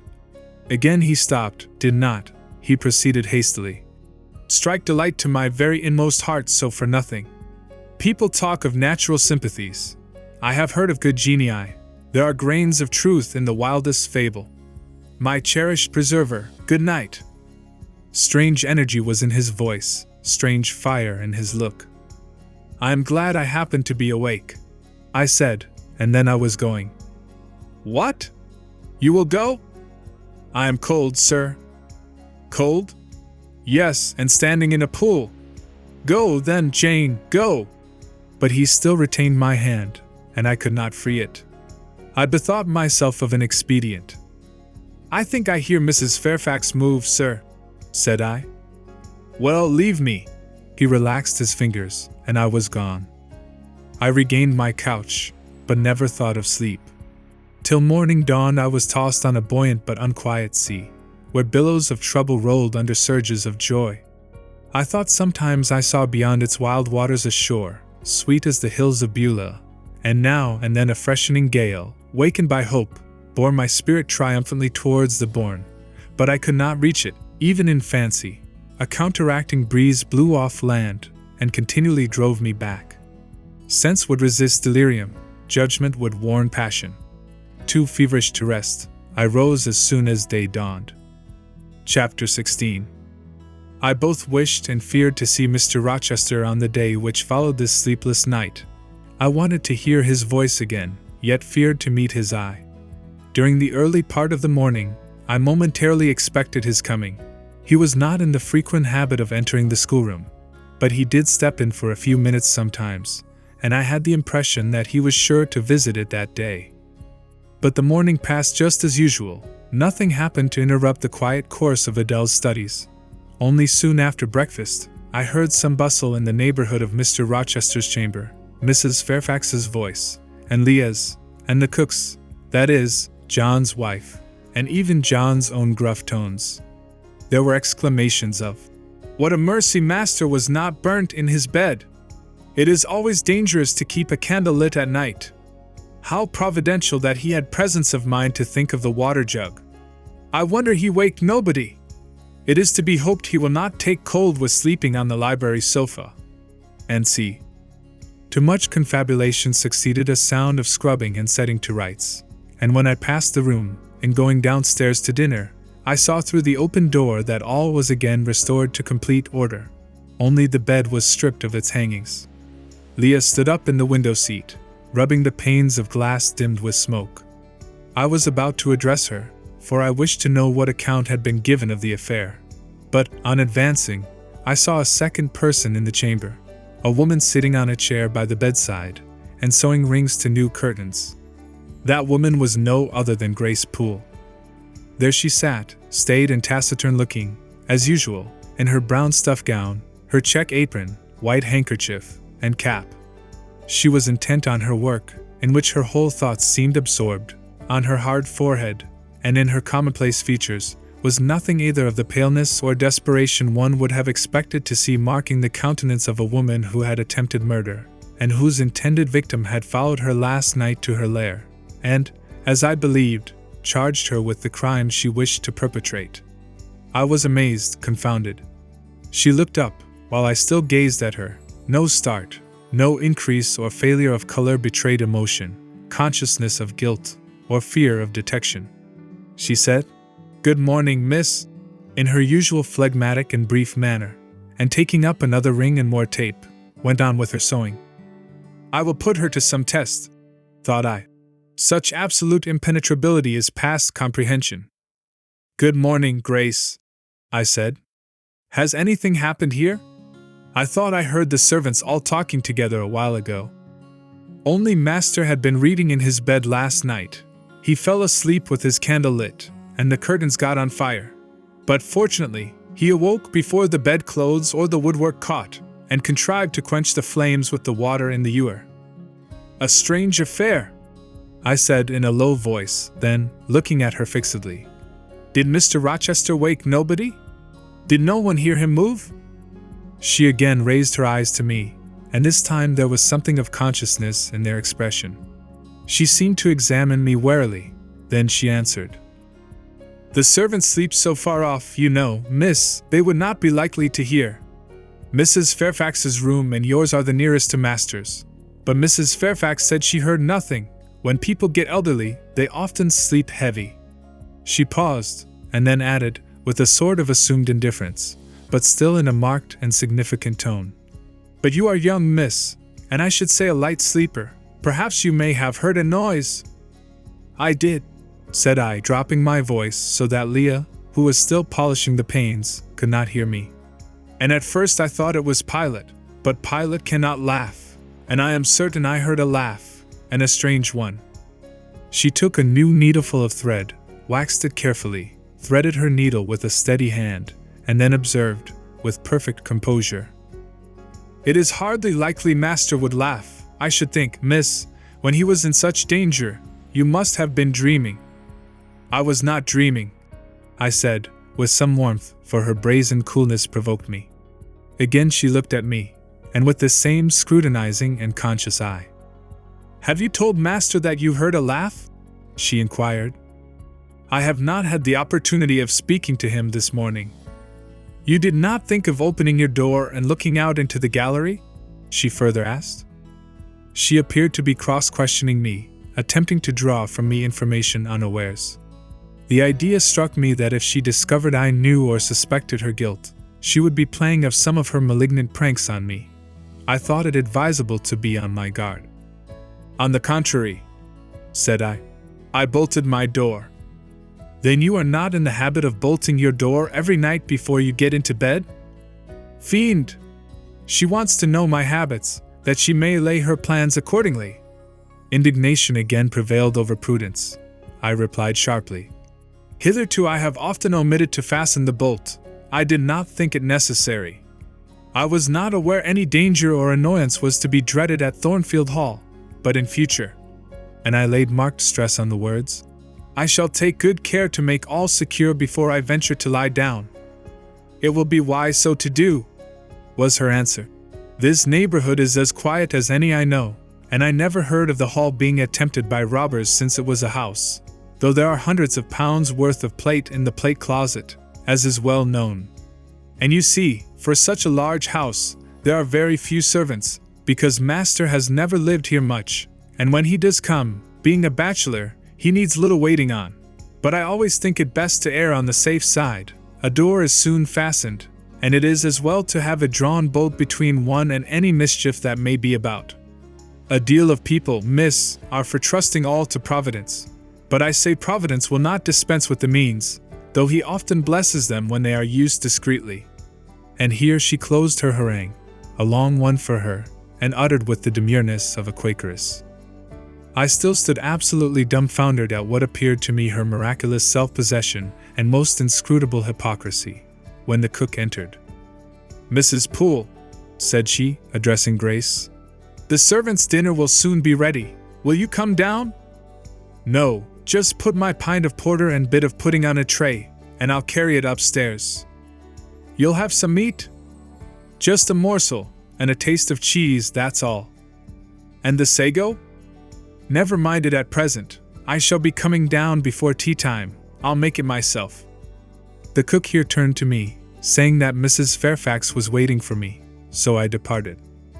I hardly heard Mrs. Fairfax's account of the curtain conflagration during dinner, so much was I occupied in puzzling my brains over the enigmatical character of Grace Poole, and still more in pondering the problem of her position at Thornfield and questioning why she had not been given into custody that morning, or, at the very least, dismissed from her master's service. He had almost as much as declared his conviction of her criminality last night. What mysterious cause withheld him from accusing her? Why had he enjoined me, too, to secrecy? It was strange. A bold, vindictive, and haughty gentleman seemed somehow in the power of one of the meanest of his dependents, so much in her power, that even when she lifted her hand against his life, he dared not openly charge her with the attempt, much less punish her for it. Had Grace been young and handsome, I should have been tempted to think that tenderer feelings than prudence or fear influenced Mr. Rochester in her behalf. But, hard-favored and matronly as she was, the idea could not be admitted. Yet, I reflected, she has been young once. Her youth would be contemporary with her master's. Mrs. Fairfax told me once she had lived here many years. I don't think she can ever have been pretty, but for aught I know, she may possess originality and strength of character to compensate for the want of personal advantages. Mr. Rochester is an amateur of the decided and eccentric. Grace is eccentric at least. What if a former caprice, a freak very possible to a nature so sudden and headstrong as his, has delivered him into her power, and she now exercises over his actions a secret influence, the result of his own indiscretion, which he cannot shake off, and dare not disregard. But having reached this point of conjecture, Mrs. Poole's square, flat figure, and uncomely, dry, even coarse face recurred so distinctly to my mind's eye that I thought, "No, impossible! My supposition cannot be correct." "Yet," suggested the secret voice which talks to us in our own hearts, "you are not beautiful either, and perhaps Mr. Rochester approves you. At any rate, you have often felt as if he did, and last night, remember his words, remember his look, remember his voice." I well remembered all. Language, glance, and tone seemed at the moment vividly renewed. I was now in the schoolroom. Adele was drawing. I bent over her and directed her pencil. She looked up with a sort of start. "Jouez-vous, mademoiselle?" said she. "Vas doits tremblant comme la feuille et vas jos sans rouges, mais rouges comme de cerises." "I am hot," Adele was stooping. She went on sketching. I went on thinking. I hastened to drive from my mind the hateful notion I had been conceiving respecting Grace Poole. It disgusted me. I compared myself with her, and found we were different. Bessie Levin had said I was quite a lady, and she spoke truth. I was a lady. And now I looked much better than I did when Bessie saw me.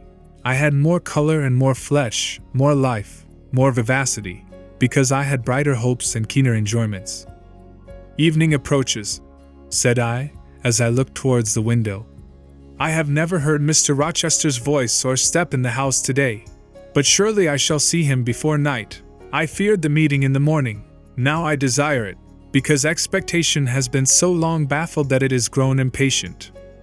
When dusk actually closed, and when Adele left me to go and play in the nursery with Sophie, I did most keenly desire it. I listened for the bell to ring below. I listened for Leah coming up with a message. I fancied sometimes I heard Mr. Rochester's own tread, and I turned to the door, expecting it to open and admit him. The door remained shut. Darkness only came in through the window. Still it was not late. He often sent for me at 7 and 8 o'clock, and it was yet but 6. Surely I should not be wholly disappointed tonight, when I had so many things to say to him. I wanted again to introduce the subject of Grace Poole, and to hear what he would answer. I wanted to ask him plainly if he really believed it was she who had made last night's hideous attempt, and if so, why he kept her wickedness a secret. It little mattered whether my curiosity irritated him. I knew the pleasure of vexing and soothing him by turns. It was one I chiefly delighted in, and a sure instinct always prevented me from going too far. Beyond the verge of provocation I never ventured. On the extreme brink I liked well to try my skill. Retaining every minute form of respect, every propriety of my station, I could still meet him in argument without fear or uneasy restraint. This suited both him and me. A tread creaked on the stairs at last. Leah made her appearance, but it was only to intimate that tea was ready in Mrs. Fairfax's room. Thither I repaired, glad at least to go downstairs, for that brought me, I imagined, nearer to Mr. Rochester's presence. "You must want your tea," said the good lady as I joined her. "You ate so little at dinner. I am afraid," she continued, "you are not well today. You look flushed and feverish." "Oh, quite well. I never felt better." "Then you must prove it by evincing a good appetite. Will you fill the teapot while I knit off this needle?" Having completed her task, she rose to draw down the blind, which she had hitherto kept up, by way, I suppose, of making the most of daylight, though dusk was now fast deepening into total obscurity. "It is fair tonight," said she, as she looked through the panes. "Though not starlight, Mr. Rochester has, on the whole, had a favorable day for his journey." "Journey? Is Mr. Rochester gone anywhere? I did not know he was out." "Oh, he set off the moment he had breakfasted. He is gone to the Lees, Mr. Ashton's place, 10 miles on the other side Millcote. I believe there is quite a party assembled there. Lord Ingram, Sir George Lynn, Colonel Dent, and others." "Do you expect him back tonight?" "No, nor tomorrow either. I should think he is very likely to stay a week or more. When these fine, fashionable people get together, they are so surrounded by elegance and gaiety, so well provided with all that can please and entertain, they are in no hurry to separate." Gentlemen especially are often in request on such occasions, and Mr. Rochester is so talented and so lively in society that I believe he is a general favorite. The ladies are very fond of him, though you would not think his appearance calculated to recommend him particularly in their eyes. But I suppose his acquirements and abilities, perhaps his wealth and good blood, make amends for any little fault of look. Are there ladies at the Lees?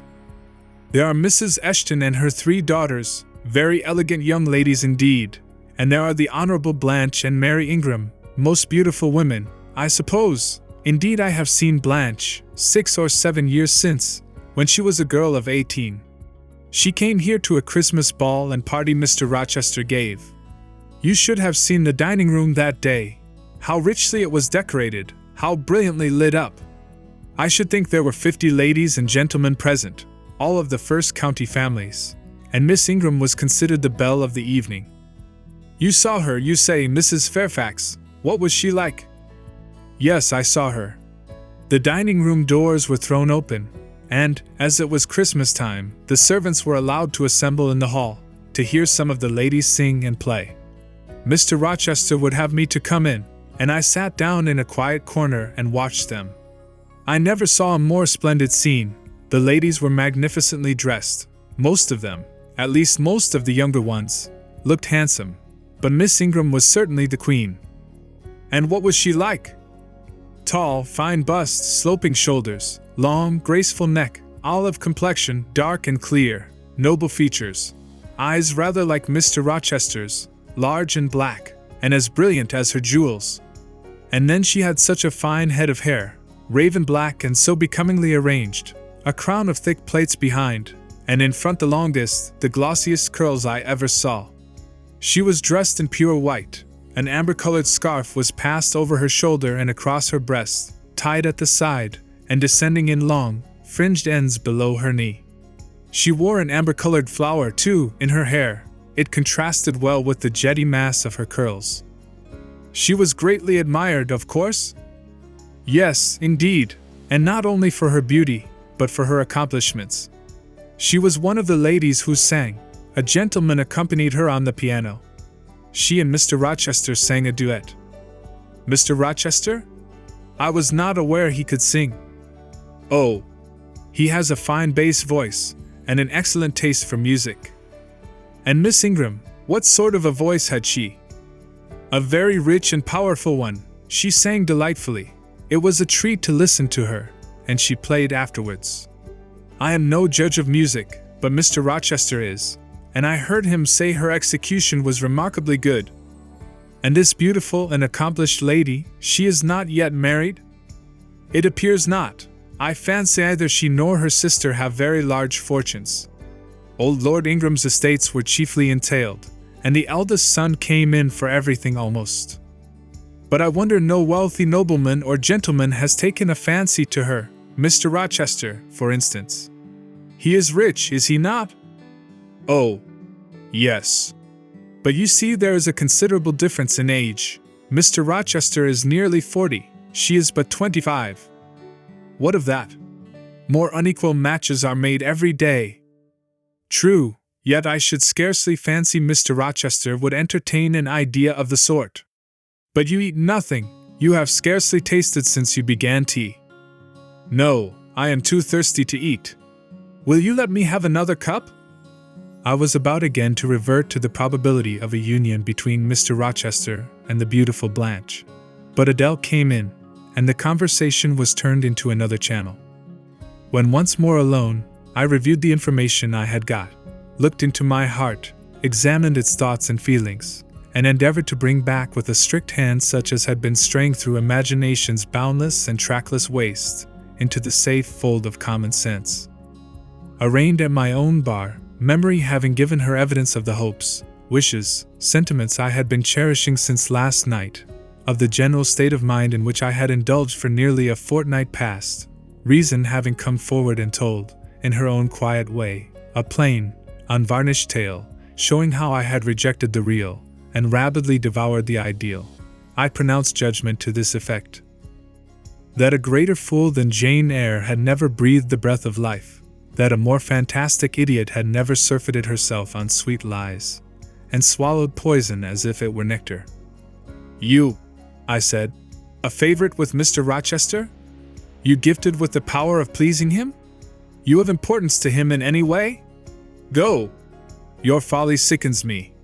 And you have derived pleasure from occasional tokens of preference, equivocal tokens shown by a gentleman of family and a man of the world to a dependent and a novice. How dared you? Poor stupid dupe, could not even self-interest make you wiser? You repeated to yourself this morning the brief scene of last night. Cover your face and be ashamed.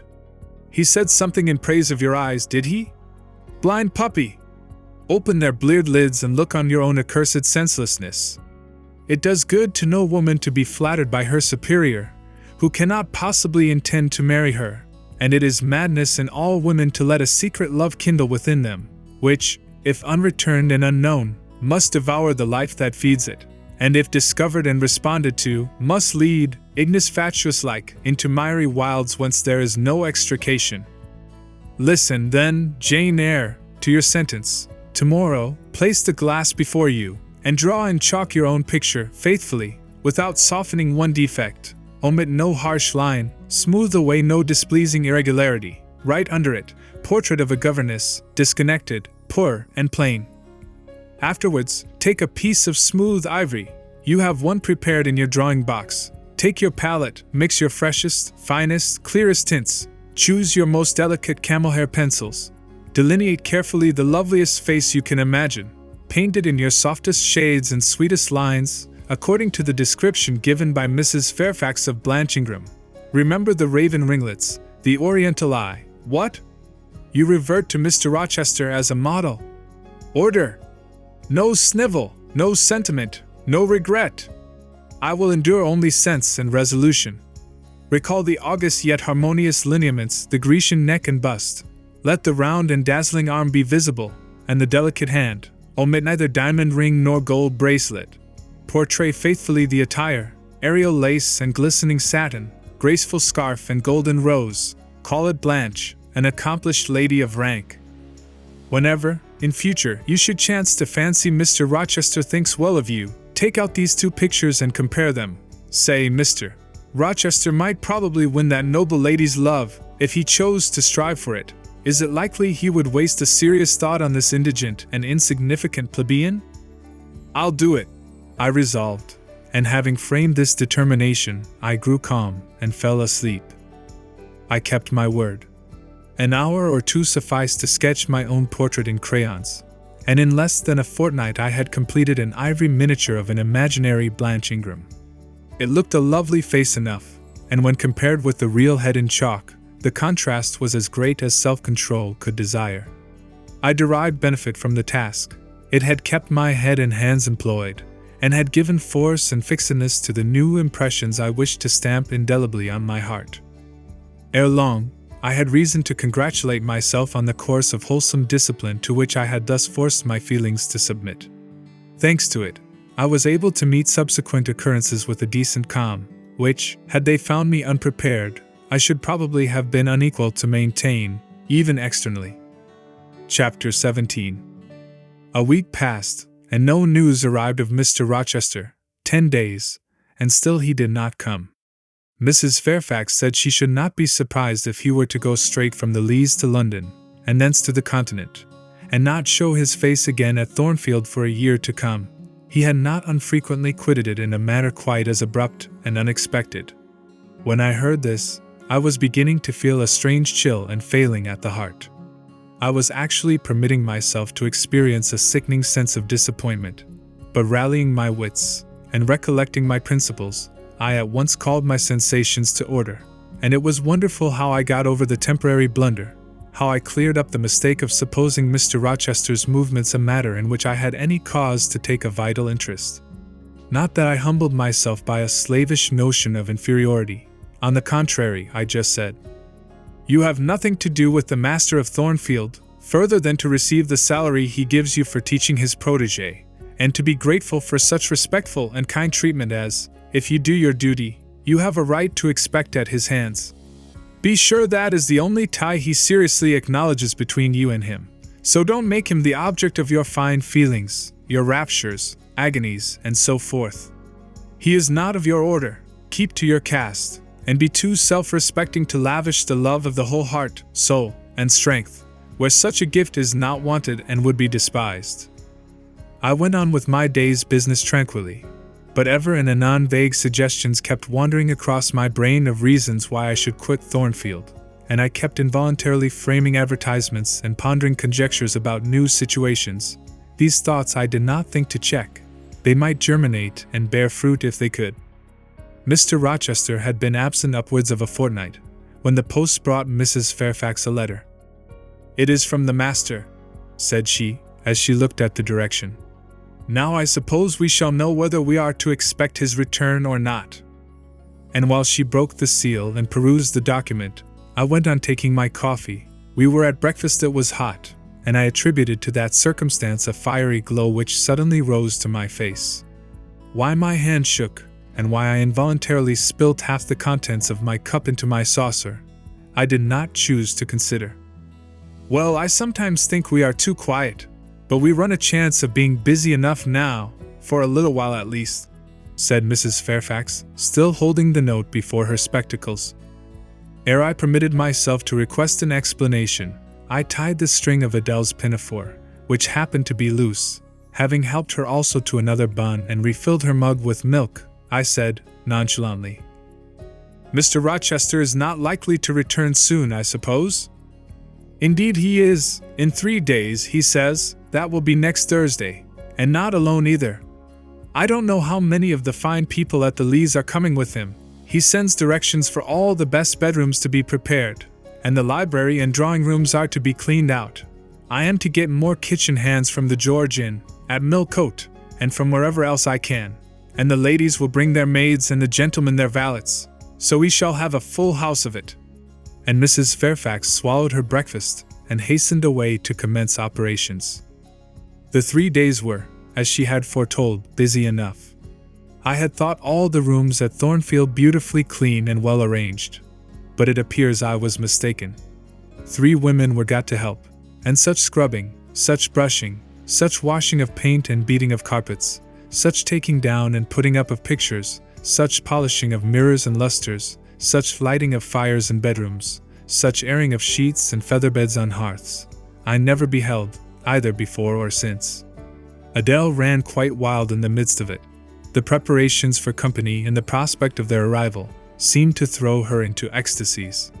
She would have Sophie to look over all her toilettes, as she called frocks, to furbish up any that were passés, and to air and arrange the new. For herself, she did nothing but caper about in the front chambers, jump on and off the bedsteads, and lie on the mattresses and piled up bolsters and pillows before the enormous fires roaring in the chimneys. From school duties she was exonerated. Mrs. Fairfax had pressed me into her service, and I was all day in the storeroom, helping, or hindering, her and the cook, learning to make custards and cheesecakes and French pastry, to truss game and garnish dessert dishes. The party were expected to arrive on Thursday afternoon, in time for dinner at 6. During the intervening period I had no time to nurse chimeras, and I believe I was as active and gay as anybody, Adele excepted. Still, now and then, I received a damping check to my cheerfulness, and was, in spite of myself, thrown back on the region of doubts and portents, and dark conjectures. This was when I chanced to see the 3rd-story staircase door, which of late had always been kept locked, open slowly, and give passage to the form of Grace Poole, in prim cap, white apron, and handkerchief.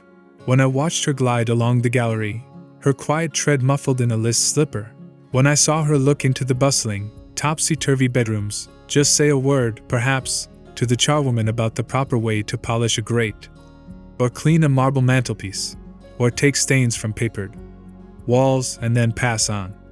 She would thus descend to the kitchen once a day, eat her dinner, smoke a moderate pipe on the hearth, and go back, carrying her pot of porter with her, for her private solace, in her own gloomy, upper haunt.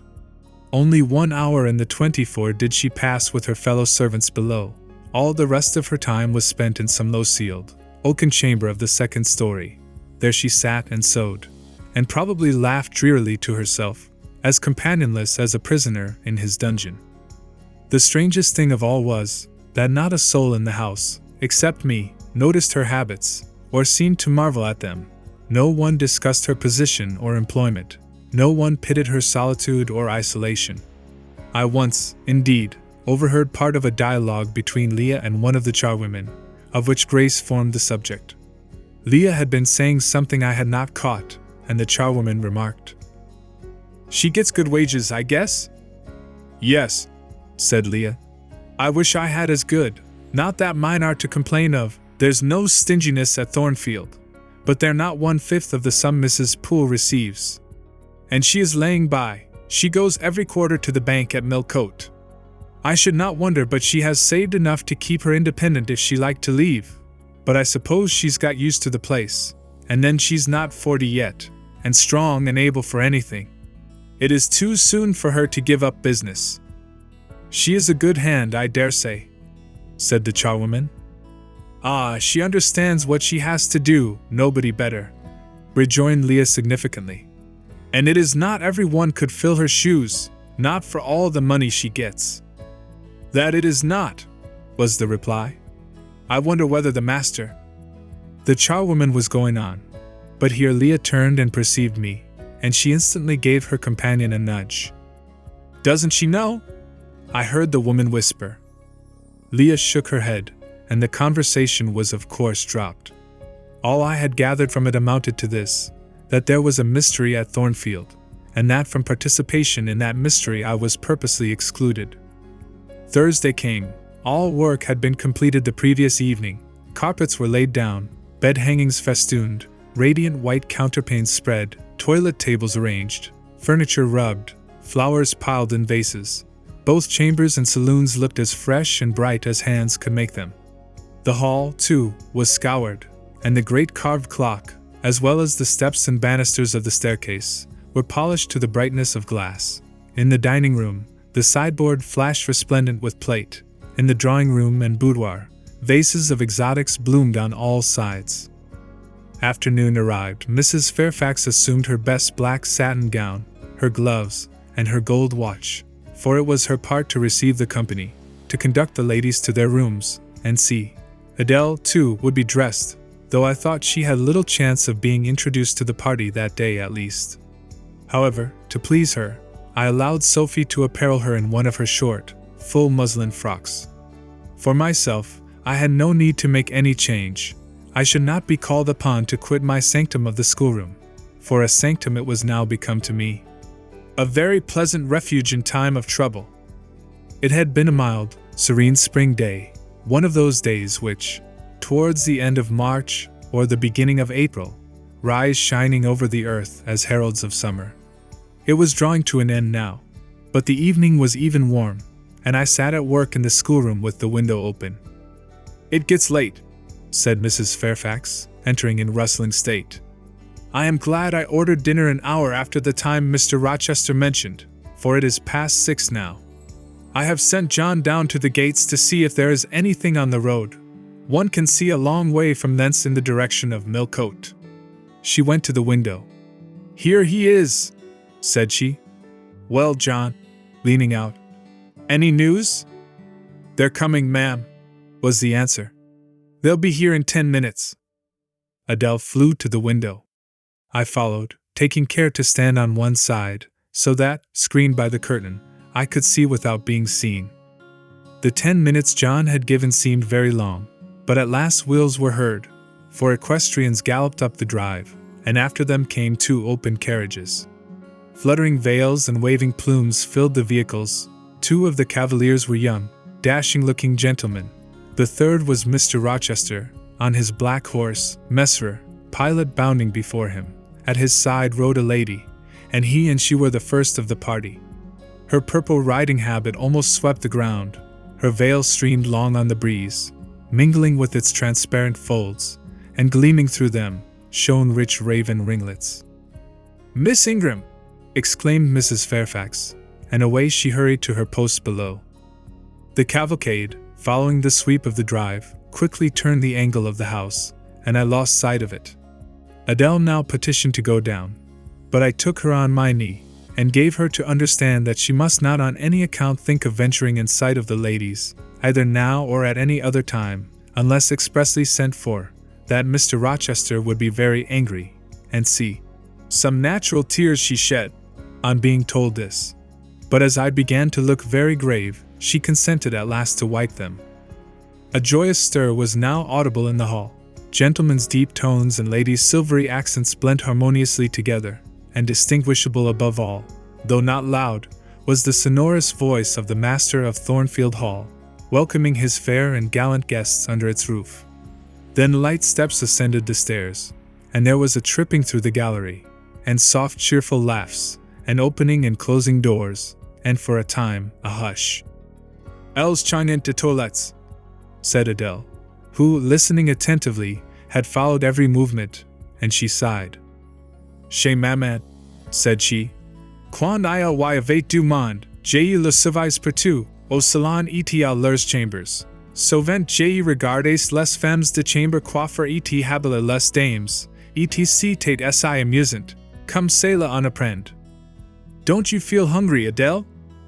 "Mais oui, mademoiselle, voilà 5 ou 6 heures que nous en avons pas mange." "Well now, while the ladies are in their rooms, I will venture down and get you something to eat." And issuing from my asylum with precaution, I sought a back stairs which conducted directly to the kitchen. All in that region was fire and commotion. The soup and fish were in the last stage of projection, and the cook hung over her crucibles in a frame of mind and body threatening spontaneous combustion. In the servants' hall 2 coachmen and 3 gentlemen stood or sat round the fire. The Abigails, I suppose, were upstairs with their mistresses. The new servants, that had been hired from Millcote, were bustling about everywhere. Threading this chaos, I at last reached the larder. There I took possession of a cold chicken, a roll of bread, some tarts, a plate or 2 and a knife and fork. With this booty I made a hasty retreat. I had regained the gallery, and was just shutting the back door behind me, when an accelerated hum warned me that the ladies were about to issue from their chambers. I could not proceed to the schoolroom without passing some of their doors, and running the risk of being surprised with my cargo of victuallage. So I stood still at this end, which, being windowless, was dark, quite dark now, for the sun was set and twilight gathering. Presently the chambers gave up their fair tenants one after another. Each came out gaily and airily, with dress that gleamed lustrous through the dusk. For a moment they stood grouped together at the other extremity of the gallery, conversing in a key of sweet subdued vivacity. They then descended the staircase almost as noiselessly as a bright mist rolls down a hill. Their collective appearance had left on me an impression of high-born elegance, such as I had never before received. I found Adele peeping through the schoolroom door, which she held ajar. "What beautiful ladies!" cried she in English. "Oh, I wish I might go to them. Do you think Mr. Rochester will send for us by and by, after dinner?" "No, indeed, I don't. Mr. Rochester has something else to think about. Never mind the ladies tonight. Perhaps you will see them tomorrow. Here is your dinner." She was really hungry, so the chicken and tarts served to divert her attention for a time. It was well I secured this forage, or both she, I, and Sophie, to whom I conveyed a share of our repast, would have run a chance of getting no dinner at all. Every one downstairs was too much engaged to think of us. The dessert was not carried out till after 9, and at 10 footmen were still running to and fro with trays and coffee cups. I allowed Adele to sit up much later than usual, for she declared she could not possibly go to sleep while the doors kept opening and shutting below, and people bustling about. Besides, she added, a message might possibly come from Mr. Rochester when she was undressed. "Et alors quel dommage!" I told her stories as long as she would listen to them, and then for a change I took her out into the gallery. The hall lamp was now lit, and it amused her to look over the balustrade and watch the servants passing backwards and forwards. When the evening was far advanced, a sound of music issued from the drawing-room, whither the piano had been removed. Adele and I sat down on the top step of the stairs to listen. Presently a voice blent with the rich tones of the instrument. It was a lady who sang, and very sweet her notes were. The solo over, a duet followed, and then a glee, a joyous conversational murmur filled up the intervals. I listened long. Suddenly I discovered that my ear was wholly intent on analyzing the mingled sounds, and trying to discriminate amidst the confusion of accents those of Mr. Rochester. And when it caught them, which it soon did, it found a further task in framing the tones, rendered by distance inarticulate, into words. The clock struck 11. I looked at Adele, whose head leant against my shoulder. Her eyes were waxing heavy, so I took her up in my arms and carried her off to bed. It was near 1 before the gentlemen and ladies sought their chambers. The next day was as fine as its predecessor. It was devoted by the party to an excursion to some site in the neighborhood. They set out early in the forenoon, some on horseback, the rest in carriages. I witnessed both the departure and the return. Miss Ingram, as before, was the only lady equestrian, and, as before, Mr. Rochester galloped at her side. The two rode a little apart from the rest. I pointed out this circumstance to Mrs. Fairfax, who was standing at the window with me. "You said it was not likely they should think of being married," said I. "But you see Mr. Rochester evidently prefers her to any of the other ladies." "Yes, I dare say. No doubt he admires her." "And she him," I added. "Look how she leans her head towards him as if she were conversing confidentially. I wish I could see her face. I have never had a glimpse of it yet." "You will see her this evening," answered Mrs. Fairfax. "I happened to remark to Mr. Rochester how much Adele wished to be introduced to the ladies, and he said, 'Oh, let her come into the drawing-room after dinner, and request Miss Eyre to accompany her.' Yes, he said that from mere politeness. I need not go, I am sure," I answered. "Well, I observed to him that as you were unused to company, I did not think you would like appearing before so gay a party, all strangers, and he replied, in his quick way, 'Nonsense. If she objects, tell her it is my particular wish, and if she resists, say I shall come and fetch her in case of contumacy.' I will not give him that trouble," I answered. "I will go, if no better may be, but I don't like it. Shall you be there, Mrs. Fairfax?" "No," I pleaded off, and he admitted my plea. "I'll tell you how to manage so as to avoid the embarrassment of making a formal entrance, which is the most disagreeable part of the business. You must go into the drawing-room while it is empty, before the ladies leave the dinner table. Choose your seat in any quiet nook you like. You need not stay long after the gentlemen come in, unless you please. Just let Mr. Rochester see you are there and then slip away. Nobody will notice you." "Will these people remain long, do you think?" "Perhaps 2 or 3 weeks, certainly not more. After the Easter recess, Sir George Lynn, who was lately elected member for Millcote, will have to go up to town and take his seat. I dare say Mr. Rochester will accompany him. It surprises me that he has already made so protracted a stay at Thornfield." It was with some trepidation that I perceived the hour approach when I was to repair with my charge to the drawing-room. Adele had been in a state of ecstasy all day, after hearing she was to be presented to the ladies in the evening, and it was not till Sophie commenced the operation of dressing her that she sobered down. Then the importance of the process quickly steadied her, and by the time she had her curls arranged in well-smoothed, drooping clusters, her pink satin frock put on, her long sash tied, and her lace mittens adjusted, she looked as grave as any judge. No need to warn her not to disarrange her attire. When she was dressed, she sat demurely down in her little chair, taking care previously to lift up the satin skirt for fear she should crease it, and assured me she would not stir thence till I was ready. This I quickly was. My best dress, the silver grey one, purchased for Miss Temple's wedding, and never worn since, was soon put on. My hair was soon smoothed. My sole ornament, the pearl brooch, soon assumed. We descended. Fortunately, there was another entrance to the drawing-room than that through the saloon where they were all seated at dinner. We found the apartment vacant, a large fire burning silently on the marble hearth, and wax candles shining in bright solitude, amid the exquisite flowers with which the tables were adorned. The crimson curtain hung before the arch. Slight as was the separation this drapery formed from the party in the adjoining saloon, they spoke in so low a key that nothing of their conversation could be distinguished beyond a soothing murmur.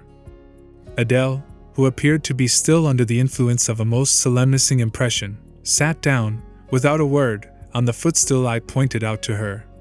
I retired to a window seat, and taking a book from a table near, endeavored to read. Adele brought her stool to my feet. Ere long she touched my knee. "What is it, Adele?" "SCKJENE pousse pas prendre un seul de ces fleurs magnifiques, mademoiselle? Seulement pour compléter ma toilette." "You think too much of your toilette, Adele, but you may have a flower." And I took a rose from a vase and fastened it in her sash. She sighed a sigh of ineffable satisfaction, as if her cup of happiness were now full. I turned my face away to conceal a smile I could not suppress. There was something ludicrous as well as painful in the little Parisienne's earnest and innate devotion to matters of dress.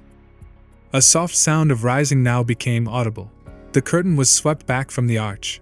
Through it appeared the dining room, with its lit luster pouring down light on the silver and glass of a magnificent dessert service covering a long table. A band of ladies stood in the opening. They entered, and the curtain fell behind them. There were but 8, yet somehow, as they flocked in, they gave the impression of a much larger number. Some of them were very tall. Many were dressed in white, and all had a sweeping amplitude of array that seemed to magnify their persons as a mist magnifies the moon. I rose and curtsied to them. 1 or 2 bent their heads in return, the others only stared at me. They dispersed about the room, reminding me, by the lightness and buoyancy of their movements, of a flock of white plumy birds. Some of them threw themselves in half-reclining positions on the sofas and ottomans. Some bent over the tables and examined the flowers and books. The rest gathered in a group round the fire. All talked in a low but clear tone which seemed habitual to them. I knew their names afterwards, and may as well mention them now. First, there was Mrs. Eshton and 2 of her daughters. She had evidently been a handsome woman, and was well preserved still. Of her daughters, the eldest, Amy, was rather little, naive, and childlike in face and manner, and piquant in form. Her white muslin dress and blue sash became her well.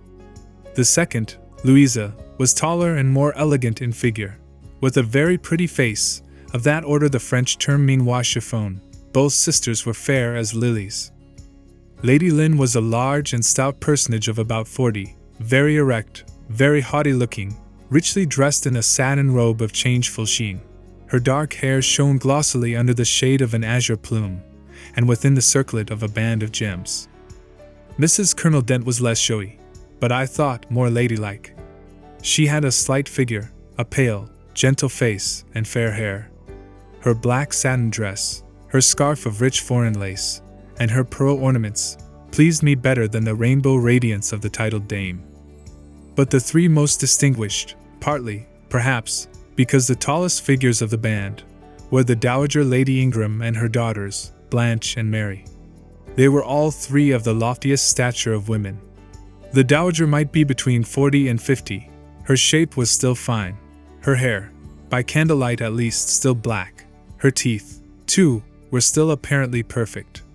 Most people would have termed her a splendid woman of her age, and so she was, no doubt, physically speaking, but then there was an expression of almost insupportable haughtiness in her bearing and countenance. She had Roman features and a double chin, disappearing into a throat like a pillar. These features appeared to me not only inflated and darkened, but even furrowed with pride, and the chin was sustained by the same principle, in a position of almost preternatural erectness. She had, likewise, a fierce and a hard eye. It reminded me of Mrs. Reed's. She mouthed her words in speaking. Her voice was deep, its inflections very pompous, very dogmatical, very intolerable, in short. A crimson velvet robe, and a shawled turban of some gold-wrought Indian fabric, invested her, I suppose she thought, with a truly imperial dignity. Blanche and Mary were of equal stature, straight and tall as poplars. Mary was too slim for her height, but Blanche was molded like a Diane. I regarded her, of course, with special interest. First, I wished to see whether her appearance accorded with Mrs. Fairfax's description. Secondly, whether it at all resembled the fancy miniature I had painted of her. And thirdly, it will out, whether it were such as I should fancy likely to suit Mr. Rochester's taste. As far as person went, she answered point for point, both to my picture and Mrs. Fairfax's description. The noble bust, the sloping shoulders, the graceful neck, the dark eyes and black ringlets were all there. But her face? Her face was like her mother's, a youthful unfurrowed likeness, the same low brow, the same high features, the same pride. It was not, however, so saturnine a pride. She laughed continually. Her laugh was satirical, and so was the habitual expression of her arched and haughty lip. Genius is said to be self-conscious. I cannot tell whether Miss Ingram was a genius, but she was self-conscious, remarkably self-conscious indeed. She entered into a discourse on botany with the gentle Mrs. Dent. It seemed Mrs. Dent had not studied that science, though, as she said, she liked flowers, especially wild ones. Miss Ingram had, and she ran over its vocabulary with an air. I presently perceived she was, what is vernacularly termed, trailing Mrs. Dent, that is, playing on her ignorance. Her trail might be clever, but it was decidedly not good-natured. She played. Her execution was brilliant. She sang. Her voice was fine. She talked French apart to her mamma, and she talked it well, with fluency and with a good accent. Mary had a milder and more open countenance than Blanche, softer features too, and a skin some shades fairer. Miss Ingram was dark as a Spaniard, but Mary was deficient in life. Her face lacked expression, her eye luster. She had nothing to say, and having once taken her seat, remained fixed like a statue in its niche. The sisters were both attired in spotless white. And did I now think Miss Ingram such a choice as Mr. Rochester would be likely to make? I could not tell. I did not know his taste in female beauty. If he liked the majestic, she was the very type of majesty. Then she was accomplished, sprightly. Most gentlemen would admire her, I thought, and that he did admire her, I already seemed to have obtained proof. To remove the last shade of doubt, it remained but to see them together. You are not to suppose, reader, that Adele has all this time been sitting motionless on the stool at my feet. No. When the ladies entered, she rose, advanced to meet them, made a stately reverence, and said with gravity, "Bonjour, mesdames." And Miss Ingram had looked down at her with a mocking air, and exclaimed, "Oh, what a little puppet!" Lady Lynn had remarked, "It is Mr. Rochester's ward, I suppose, the little French girl he was speaking of." Mrs. Dent had kindly taken her hand, and given her a kiss. Amy and Louisa Eshton had cried out simultaneously, "What a love of a child!" And then they had called her to a sofa, where she now sat, ensconced between them, chattering alternately in French and broken English, absorbing not only the young lady's attention, but that of Mrs. Eshton and Lady Lynn, and getting spoilt to her heart's content. At last coffee is brought in, and the gentlemen are summoned. I sit in the shade, if any shade there be in this brilliantly lit apartment. The window curtain half hides me. Again the arch yawns. They come. The collective appearance of the gentlemen, like that of the ladies, is very imposing. They are all costumed in black. Most of them are tall, some young. Henry and Frederick Lynn are very dashing sparks indeed, and Colonel Dent is a fine soldierly man. Mr. Eshton, the magistrate of the district, is gentlemanlike. His hair is quite white, his eyebrows and whiskers still dark, which gives him something of the appearance of a Père Noble de theatre. Lord Ingram, like his sisters, is very tall. Like them, also, he is handsome. But he shares Mary's apathetic and listless look. He seems to have more length of limb than vivacity of blood or vigor of brain. And where is Mr. Rochester? He comes in last. I am not looking at the arch, yet I see him enter. I tried to concentrate my attention on those netting needles, on the meshes of the purse I am forming. I wished to think only of the work I have in my hands, to see only the silver beads and silk threads that lie in my lap.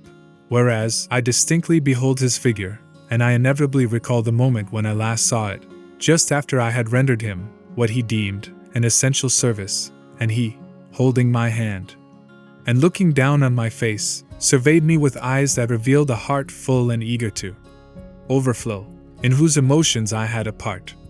How near had I approached him at that moment? What had occurred since, calculated to change his and my relative positions? Yet now, how distant, how far estranged we were. So far estranged, that I did not expect him to come and speak to me. I did not wonder, when without looking at me, he took a seat at the other side of the room, and began conversing with some of the ladies. No sooner did I see that his attention was riveted on them, and that I might gaze without being observed, than my eyes were drawn involuntarily to his face. I could not keep their lids under control. They would rise, and the irids would fix on him. I looked, and had an acute pleasure in looking, a precious yet poignant pleasure, pure gold, with a steely point of agony, a pleasure like what the thirst-perishing man might feel who knows the well to which he has crept is poisoned, yet stoops and drinks divine draughts nevertheless. Most true is it that beauty is in the eye of the gazer. My master's colorless, olive face, square, massive brow, broad and jetty eyebrows, deep eyes, strong features, firm, grim mouth, all energy, decision, will, were not beautiful, according to rule. But they were more than beautiful to me. They were full of an interest, an influence that quite mastered me, that took my feelings from my own power and fettered them in his. I had not intended to love him. The reader knows I had wrought hard to extirpate from my soul the germs of love there detected, and now, at the first renewed view of him, they spontaneously arrived, green and strong. He made me love him without looking at me. I compared him with his guests. What was the gallant grace of the Lynns, the languid elegance of Lord Ingram, even the military distinction of Colonel Dent, contrasted with his look of native pith and genuine power? I had no sympathy in their appearance, their expression, yet I could imagine that most observers would call them attractive, handsome, imposing, while they would pronounce Mr. Rochester at once harsh-featured and melancholy-looking. I saw them smile, laugh. It was nothing. The light of the candles had as much soul in it as their smile, the tinkle of the bell as much significance as their laugh. I saw Mr. Rochester smile. His stern features softened. His eye grew both brilliant and gentle, its ray both searching and sweet. He was talking, at the moment, to Louisa and Amy Eshton. I wondered to see them receive with calm that look which seemed to me so penetrating. I expected their eyes to fall, their color to rise under it. Yet I was glad when I found they were in no sense moved. He is not to them what he is to me, I thought. He is not of their kind. I believe he is of mine. I am sure he is. I feel akin to him. I understand the language of his countenance and movements. Though rank and wealth sever us widely, I have something in my brain and heart, in my blood and nerves, that assimilates me mentally to him. Did I say, a few days since, that I had nothing to do with him but to receive my salary at his hands? Did I forbid myself to think of him in any other light than as a paymaster? Blasphemy against nature! Every good, true, vigorous feeling I have gathers impulsively round him. I know I must conceal my sentiments. I must smother hope. I must remember that he cannot care much for me. For when I say that I am of his kind, I do not mean that I have his force to influence, and his spell to attract. I mean only that I have certain tastes and feelings in common with him. I must, then, repeat continually that we are forever sundered, and yet, while I breathe and think, I must love him. Coffee is handed. The ladies, since the gentlemen entered, have become lively as larks. Conversation waxes brisk and merry. Colonel Dent and Mr. Eshton argue on politics. Their wives listen. The two proud dowagers, Lady Lynn and Lady Ingram, confabulate together. Sir George, whom, by the by, I have forgotten to describe, a very big and very fresh-looking country gentleman, stands before their sofa, coffee cup in hand, and occasionally puts in a word. Mr. Frederick Lynn has taken a seat beside Mary Ingram, and is showing her the engravings of a splendid volume. She looks, smiles now and then, but apparently says little. The tall and phlegmatic Lord Ingram leans with folded arms on the chair back of the little and lively Amy Eshton. She glances up at him, and chatters like a wren. She likes him better than she does Mr. Rochester. Henry Lynn has taken possession of an ottoman at the feet of Louisa. Adele shares it with him. He is trying to talk French with her, and Louisa laughs at his blunders. With whom will Blanche Ingram pair? She is standing alone at the table, bending gracefully over an album. She seems waiting to be sought, but she will not wait too long. She herself selects a mate.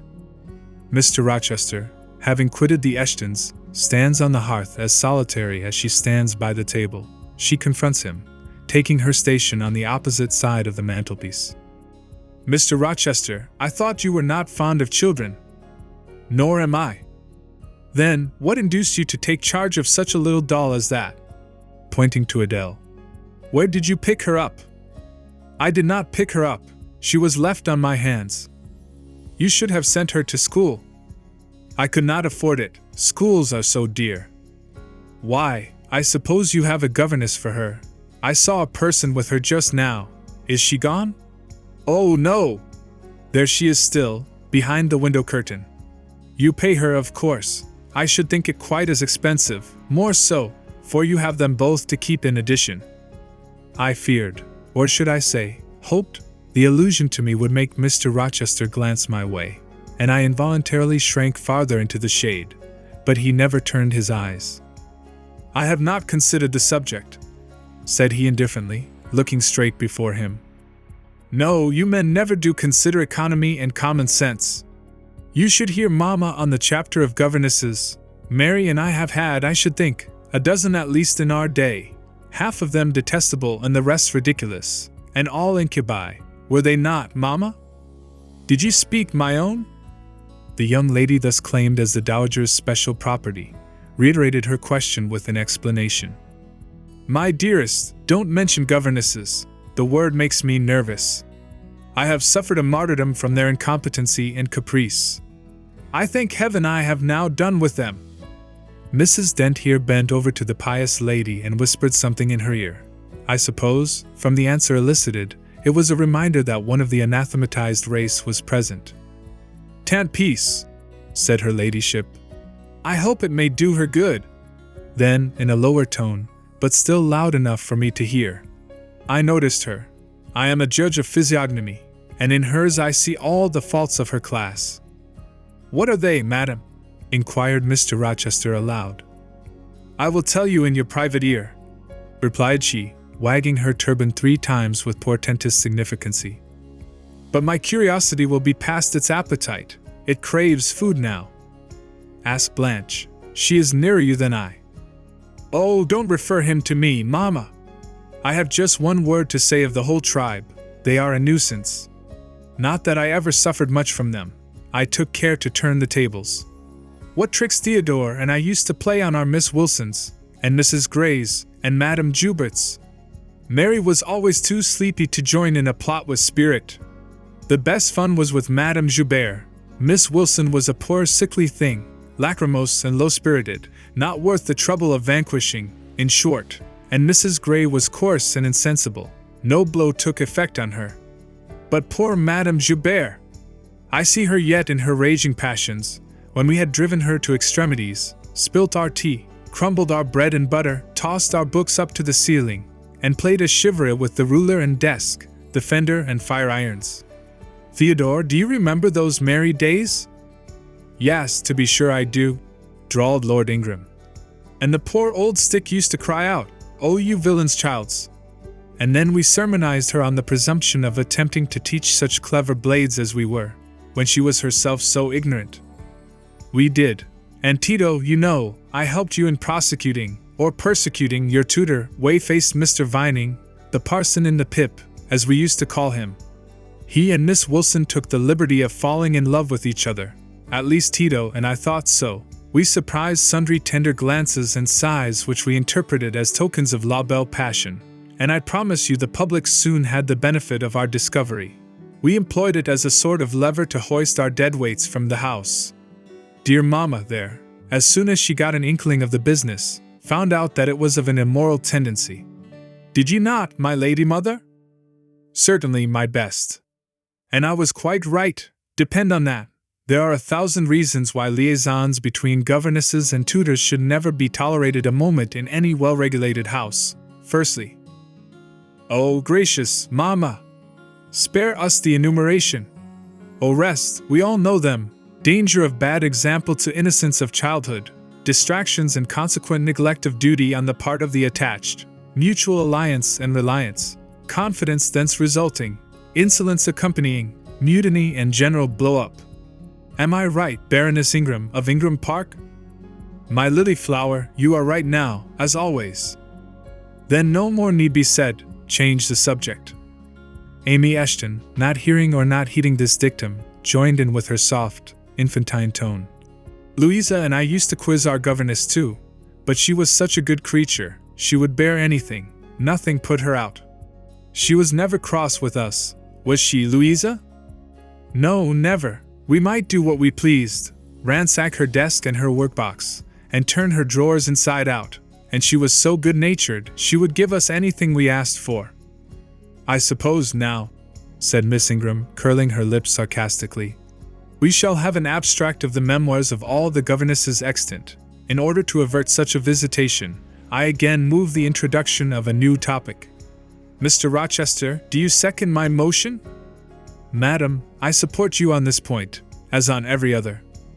Then on me be the onus of bringing it forward. Signor Eduardo, are you in voice tonight? Donna Bianca, if you command it, I will be. Then, Signor, I lay on you my sovereign behest to furbish up your lungs and other vocal organs, as they will be wanted on my royal service. Who would not be the Rizzio of so divine a Mary? A fig for Rizzio, cried she, tossing her head with all its curls, as she moved to the piano.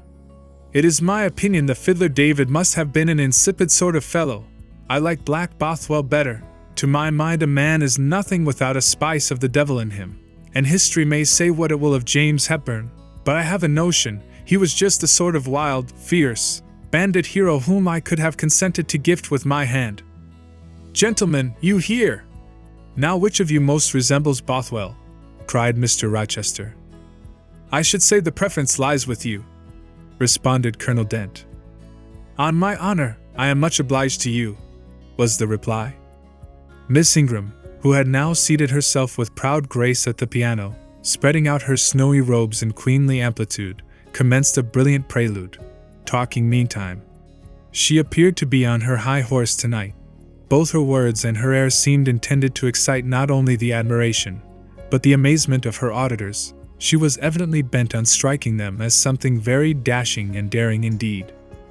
"Oh, I am so sick of the young men of the present day!" exclaimed she, rattling away at the instrument. "Poor, puny things, not fit to stir a step beyond Papa's park gates, nor to go even so far without Mama's permission and guardianship. Creatures so absorbed in care about their pretty faces, and their white hands, and their small feet, as if a man had anything to do with beauty. As if loveliness were not the special prerogative of woman, her legitimate appanage and heritage. I grant an ugly woman is a blot on the fair face of creation, but as to the gentlemen, let them be solicitous to possess only strength and valor. Let their motto be, hunt, shoot, and fight. The rest is not worth a fillip. Such should be my device, were I a man. Whenever I marry," she continued after a pause which none interrupted, "I am resolved my husband shall not be a rival, but a foil to me. I will suffer no competitor near the throne. I shall exact an undivided homage. His devotions shall not be shared between me and the shape he sees in his mirror. Mr. Rochester, now sing, and I will play for you." "I am all obedience," was the response. "Here then is a Corsair song. Know that I dote on Corsairs, and for that reason, sing it con spirito." Commands from Miss Ingram's lips would put spirit into a mug of milk and water. "Take care, then, if you don't please me, I will shame you by showing how such things should be done. That is offering a premium on incapacity. I shall now endeavor to fail. Gardez-vous en bien. If you err wilfully, I shall devise a proportionate punishment. Miss Ingram ought to be clement, for she has it in her power to inflict a chastisement beyond mortal endurance." "Ha! Explain," commanded the lady. "Pardon me, madam, no need of explanation. Your own fine sense must inform you that one of your frowns would be a sufficient substitute for capital punishment." "Sing," said she, and again touching the piano, she commenced an accompaniment in spirited style. "Now is my time to slip away," thought I, but the tones that then severed the air arrested me. Mrs. Fairfax had said Mr. Rochester possessed a fine voice. He did, a mellow, powerful bass, into which he threw his own feeling, his own force, finding a way through the ear to the heart, and their waking sensation strangely. I waited till the last deep and full vibration had expired, till the tide of talk, checked an instant, had resumed its flow. I then quitted my sheltered corner and made my exit by the side door, which was fortunately near. Thence a narrow passage led into the hall. In crossing it, I perceived my sandal was loose. I stopped to tie it, kneeling down for that purpose on the mat at the foot of the staircase. I heard the dining room door unclose. A gentleman came out. Rising hastily, I stood face to face with him. It was Mr. Rochester. "How do you do?" he asked. "I am very well, sir." "Why did you not come and speak to me in the room?" I thought I might have retorted the question on him who put it, but I would not take that freedom. I answered, "I did not wish to disturb you, as you seemed engaged, sir." "What have you been doing during my absence?" "Nothing particular, teaching Adele as usual." "And getting a good deal paler than you were, as I saw at first sight. What is the matter?" "Nothing at all, sir." "Did you take any cold that night you half drowned me?" "Not the least." "Return to the drawing room, you are deserting too early." "I am tired, sir." He looked at me for a minute. "And a little depressed," he said. "What about?" "Tell me." Nothing, sir. I am not depressed." "But I affirm that you are, so much depressed that a few more words would bring tears to your eyes. Indeed, they are there now, shining and swimming, and a bead has slipped from the lash and fallen onto the flag. If I had time, and was not in mortal dread of some prating prig of a servant passing, I would know what all this means. Well, tonight I excuse you, but understand that so long as my visitors stay, I expect you to appear in the drawing room every evening. It is my wish. Don't neglect it. Now go, and send Sophie for Adele. Good night, my—" He stopped, bit his lip, and abruptly left me. Chapter 18. Merry days were these at Thornfield Hall, and busy days too. How different from the first 3 months of stillness, monotony, and solitude I had passed beneath its roof. All sad feelings seemed now driven from the house, all gloomy associations forgotten. There was life everywhere, movement all day long. You could not now traverse the gallery, once so hushed, nor enter the front chambers, once so tenantless, without encountering a smart lady's maid or a dandy valet. The kitchen, the butler's pantry, the servants' hall, the entrance hall, were equally alive, and the saloons were only left void and still when the blue sky and halcyon sunshine of the genial spring weather called their occupants out into the grounds. Even when that weather was broken, and continuous rain set in for some days, no damp seemed cast over enjoyment. Indoor amusements only became more lively and varied, in consequence of the stop put to outdoor gaiety. I wondered what they were going to do the first evening a change of entertainment was proposed. They spoke of playing charades, but in my ignorance I did not understand the term. The servants were called in, the dining room tables wheeled away, the lights otherwise disposed, the chairs placed in a semicircle opposite the arch.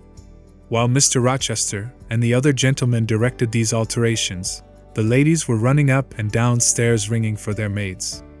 Mrs. Fairfax was summoned to give information respecting the resources of the house in shawls, dresses, draperies of any kind, and certain wardrobes of the third story were ransacked, and their contents, in the shape of brocaded and hooped petticoats, satin sacks, black modes, lace lappets, and were brought down in armfuls by the Abigails. Then a selection was made, and such things as were chosen were carried to the boudoir within the drawing room. Meantime, Mr. Rochester had again summoned the ladies round him, and was selecting certain of their number to be of his party. "Miss Ingram is mine, of course," said he. Afterwards he named the two Mrs. Eshton and Mrs. Dent. He looked at me. I happened to be near him, as I had been fastening the clasp of Mrs. Dent's bracelet, which had got loose. "Will you play?" he asked. I shook my head. He did not insist, which I rather feared he would have done. He allowed me to return quietly to my usual seat. He and his aides now withdrew behind the curtain. The other party, which was headed by Colonel Dent, sat down on the crescent of chairs. One of the gentlemen, Mr. Eshton, observing me, seemed to propose that I should be asked to join them, but Lady Ingram instantly negatived the notion. "No," I heard her say. "She looks too stupid for any game of the sort." Ere long a bell tinkled, and the curtain drew up. Within the arch, the bulky figure of Sir George Lynn, whom Mr. Rochester had likewise chosen, was seen enveloped in a white sheet. Before him, on a table, lay open a large book, and at his side stood Amy Eshton, draped in Mr. Rochester's cloak, and holding a book in her hand. Somebody, unseen, rang the bell merrily. Then Adele, who had insisted on being one of her guardian's party, bounded forward, scattering round her the contents of a basket of flowers she carried on her arm. Then appeared the magnificent figure of Miss Ingram, clad in white, a long veil on her head, and a wreath of roses round her brow. By her side walked Mr. Rochester, and together they drew near the table. They knelt, while Mrs. Dent and Lisa Eshton, dressed also in white, took up their stations behind them. A ceremony followed, in dumb show, in which it was easy to recognize the pantomime of a marriage. At its termination, Colonel Dent and his party consulted in whispers for 2 minutes, then the colonel called out, "Bride!" Mr. Rochester bowed, and the curtain fell. A considerable interval elapsed before it again rose. Its second rising displayed a more elaborately prepared scene than the last. The drawing room, as I have before observed, was raised 2 steps above the dining room, and on the top of the upper step, placed a yard or 2 back within the room, appeared a large marble basin, which I recognized as an ornament of the conservatory, where it usually stood, surrounded by exotics, and tenanted by goldfish, and whence it must have been transported with some trouble, on account of its size and weight. Seated on the carpet by the side of this basin was seen Mr. Rochester, costumed in shawls, with a turban on his head. His dark eyes and swarthy skin and Paynim features suited the costume exactly. He looked the very model of an Eastern emir, an agent, or a victim of the bowstring. Presently advanced into view Miss Ingram. She, too, was attired in Oriental fashion, a crimson scarf tied sash-like round the waist, an embroidered handkerchief knotted about her temples, her beautifully molded arms bare, one of them upraised in the act of supporting a pitcher, poised gracefully on her head. Both her cast of form and feature, her complexion and her general air, suggested the idea of some Israelitish princess of the patriarchal days, and such was doubtless the character she intended to represent.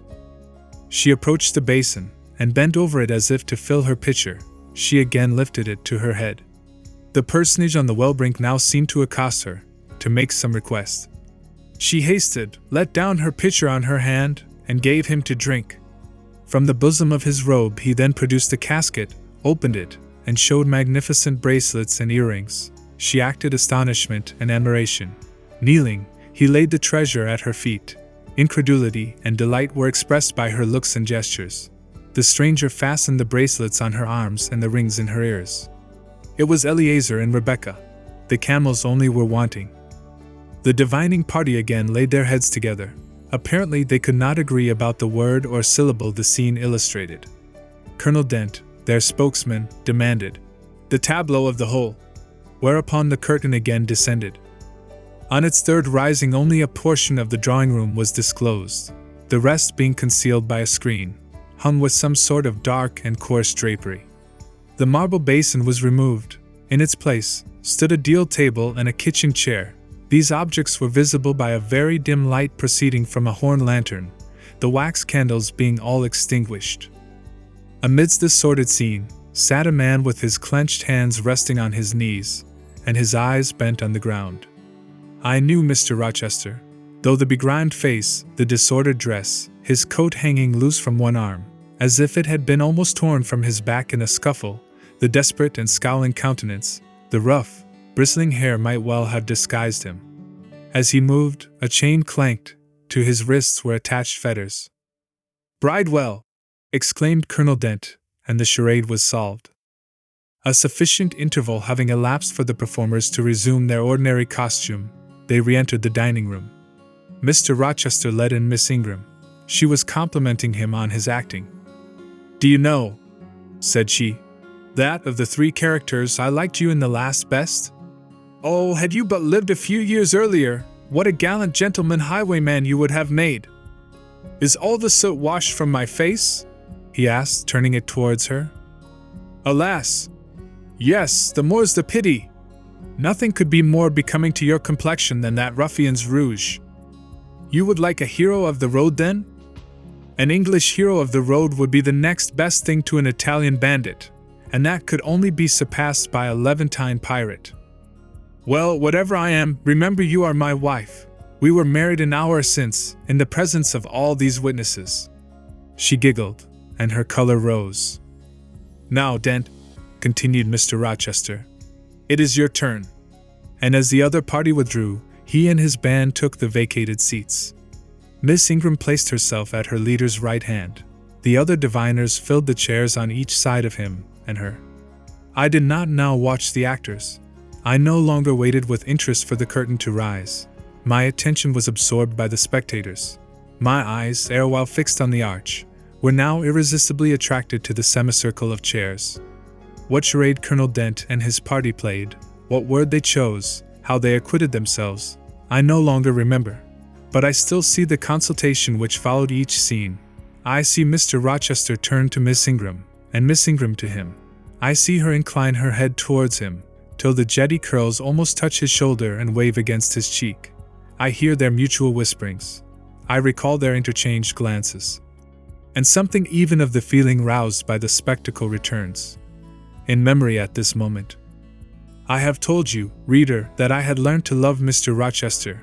I could not unlove him now, merely because I found that he had ceased to notice me, because I might pass hours in his presence, and he would never once turn his eyes in my direction, because I saw all his attentions appropriated by a great lady, who scorned to touch me with the hem of her robes as she passed, who, if ever her dark and imperious eye fell on me by chance, would withdraw it instantly as from an object too mean to merit observation. I could not unlove him, because I felt sure he would soon marry this very lady, because I read daily in her a proud security in his intentions respecting her, because I witnessed hourly in him a style of courtship which, if careless and choosing rather to be sought than to seek, was yet, in its very carelessness, captivating, and in its very pride, irresistible. There was nothing to cool or banish love in these circumstances, though much to create despair. Much, too, you will think, reader, to engender jealousy, if a woman, in my position, could presume to be jealous of a woman in Miss Ingram's. But I was not jealous, or very rarely. The nature of the pain I suffered could not be explained by that word. Miss Ingram was a mark beneath jealousy. She was too inferior to excite the feeling. Pardon the seeming paradox. I mean what I say. She was very showy, but she was not genuine. She had a fine person, many brilliant attainments. But her mind was poor, her heart barren by nature. Nothing bloomed spontaneously on that soil. No unforced natural fruit delighted by its freshness. She was not good. She was not original. She used to repeat sounding phrases from books. She never offered, nor had, an opinion of her own. She advocated a high tone of sentiment, but she did not know the sensations of sympathy and pity. Tenderness and truth were not in her. Too often she betrayed this, by the undue vent she gave to a spiteful antipathy she had conceived against little Adele, pushing her away with some contumelious epithet if she happened to approach her, sometimes ordering her from the room, and always treating her with coldness and acrimony. Other eyes besides mine watched these manifestations of character, watched them closely, keenly, shrewdly. Yes, the future bridegroom, Mr. Rochester himself, exercised over his intended a ceaseless surveillance, and it was from this sagacity, this guardedness of his, this perfect, clear consciousness of his fair one's defects, this obvious absence of passion in his sentiments towards her, that my ever-torturing pain arose. I saw he was going to marry her, for family, perhaps political reasons, because her rank and connections suited him. I felt he had not given her his love, and that her qualifications were ill-adapted to win from him that treasure. This was the point. This was where the nerve was touched and teased. This was where the fever was sustained and fed. She could not charm him. If she had managed the victory at once, and he had yielded and sincerely laid his heart at her feet, I should have covered my face, turned to the wall, and, figuratively, have died to them. If Miss Ingram had been a good and noble woman, endowed with force, fervor, kindness, sense, I should have had one vital struggle with two tigers, jealousy and despair. Then, my heart torn out and devoured, I should have admired her, acknowledged her excellence, and been quiet for the rest of my days. And the more absolute her superiority, the deeper would have been my admiration, the more truly tranquil my quiescence. But as matters really stood, to watch Miss Ingram's efforts at fascinating Mr. Rochester, to witness their repeated failure, herself unconscious that they did fail, vainly fancying that each shaft launched hit the mark, and infatuatedly pluming herself on success, when her pride and self-complacency repelled further and further what she wished to allure, to witness this was to be at once under ceaseless excitation and ruthless restraint. Because, when she failed, I saw how she might have succeeded.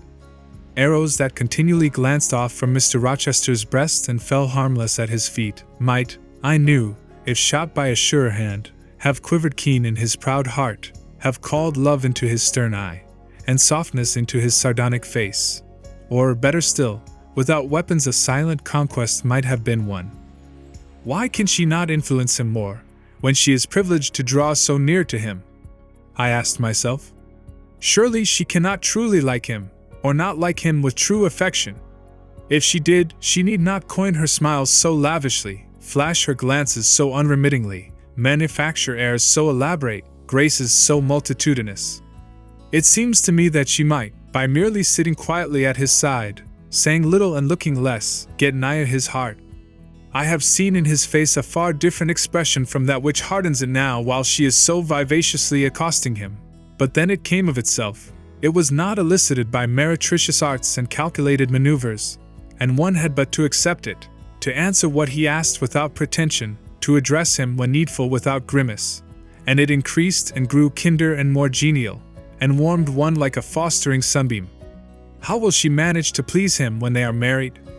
I do not think she will manage it, and yet it might be managed, and his wife might, I verily believe, be the very happiest woman the sun shines on.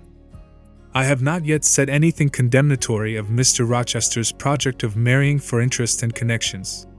It surprised me when I first discovered that such was his intention. I had thought him a man unlikely to be influenced by motives so commonplace in his choice of a wife.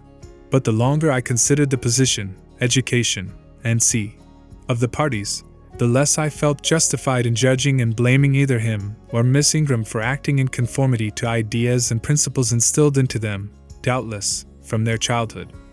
All their class held these principles. I supposed, then, they had reasons for holding them such as I could not fathom. It seemed to me that, were I a gentleman like him, I would take to my bosom only such a wife as I could love. But the very obviousness of the advantages to the husband's own happiness offered by this plan convinced me that there must be arguments against its general adoption of which I was quite ignorant.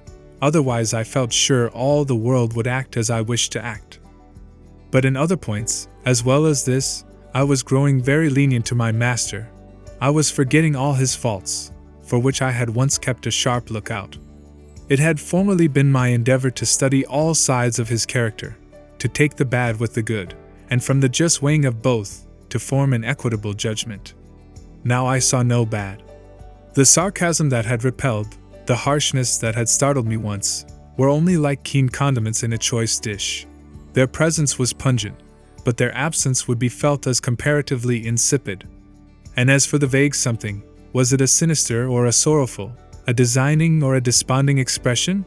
That opened upon a careful observer, now and then, in his eye, and closed again before one could fathom the strange depth partially disclosed. That something which used to make me fear and shrink, as if I had been wandering amongst volcanic-looking hills, and had suddenly felt the ground quiver and seen it gape, that something, I, at intervals, beheld still, and with throbbing heart, but not with palsied nerves. Instead of wishing to shun, I longed only to dare, to divine it, and I thought Miss Ingram happy, because one day she might look into the abyss at her leisure, explore its secrets, and analyze their nature.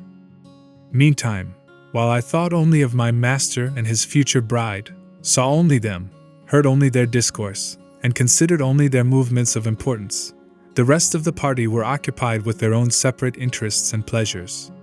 The ladies Lynn and Ingram continued to consort in solemn conferences, where they nodded their two turbans at each other, and held up their four hands in confronting gestures of surprise, or mystery, or horror, according to the theme on which their gossip ran, like a pair of magnified puppets. Mild Mrs. Dent talked with good-natured Mrs. Eshton, and the two sometimes bestowed a courteous word or smile on me. Sir George Lynn, Colonel Dent, and Mr. Eshton discussed politics, or county affairs, or justice business.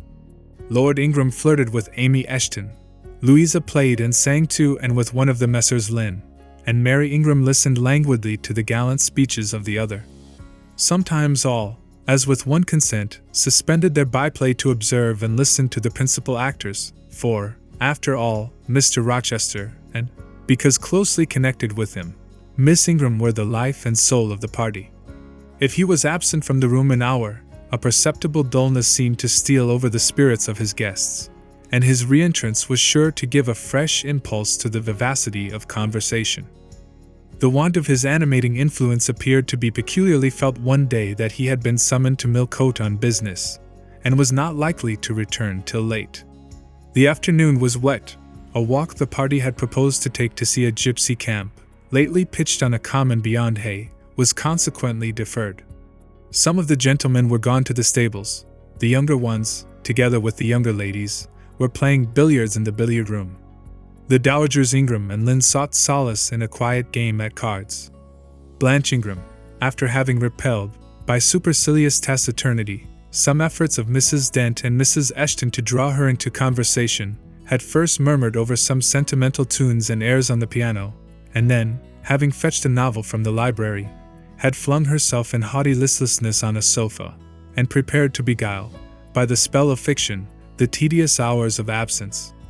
The room and the house were silent. Only now and then the merriment of the billiard players was heard from above.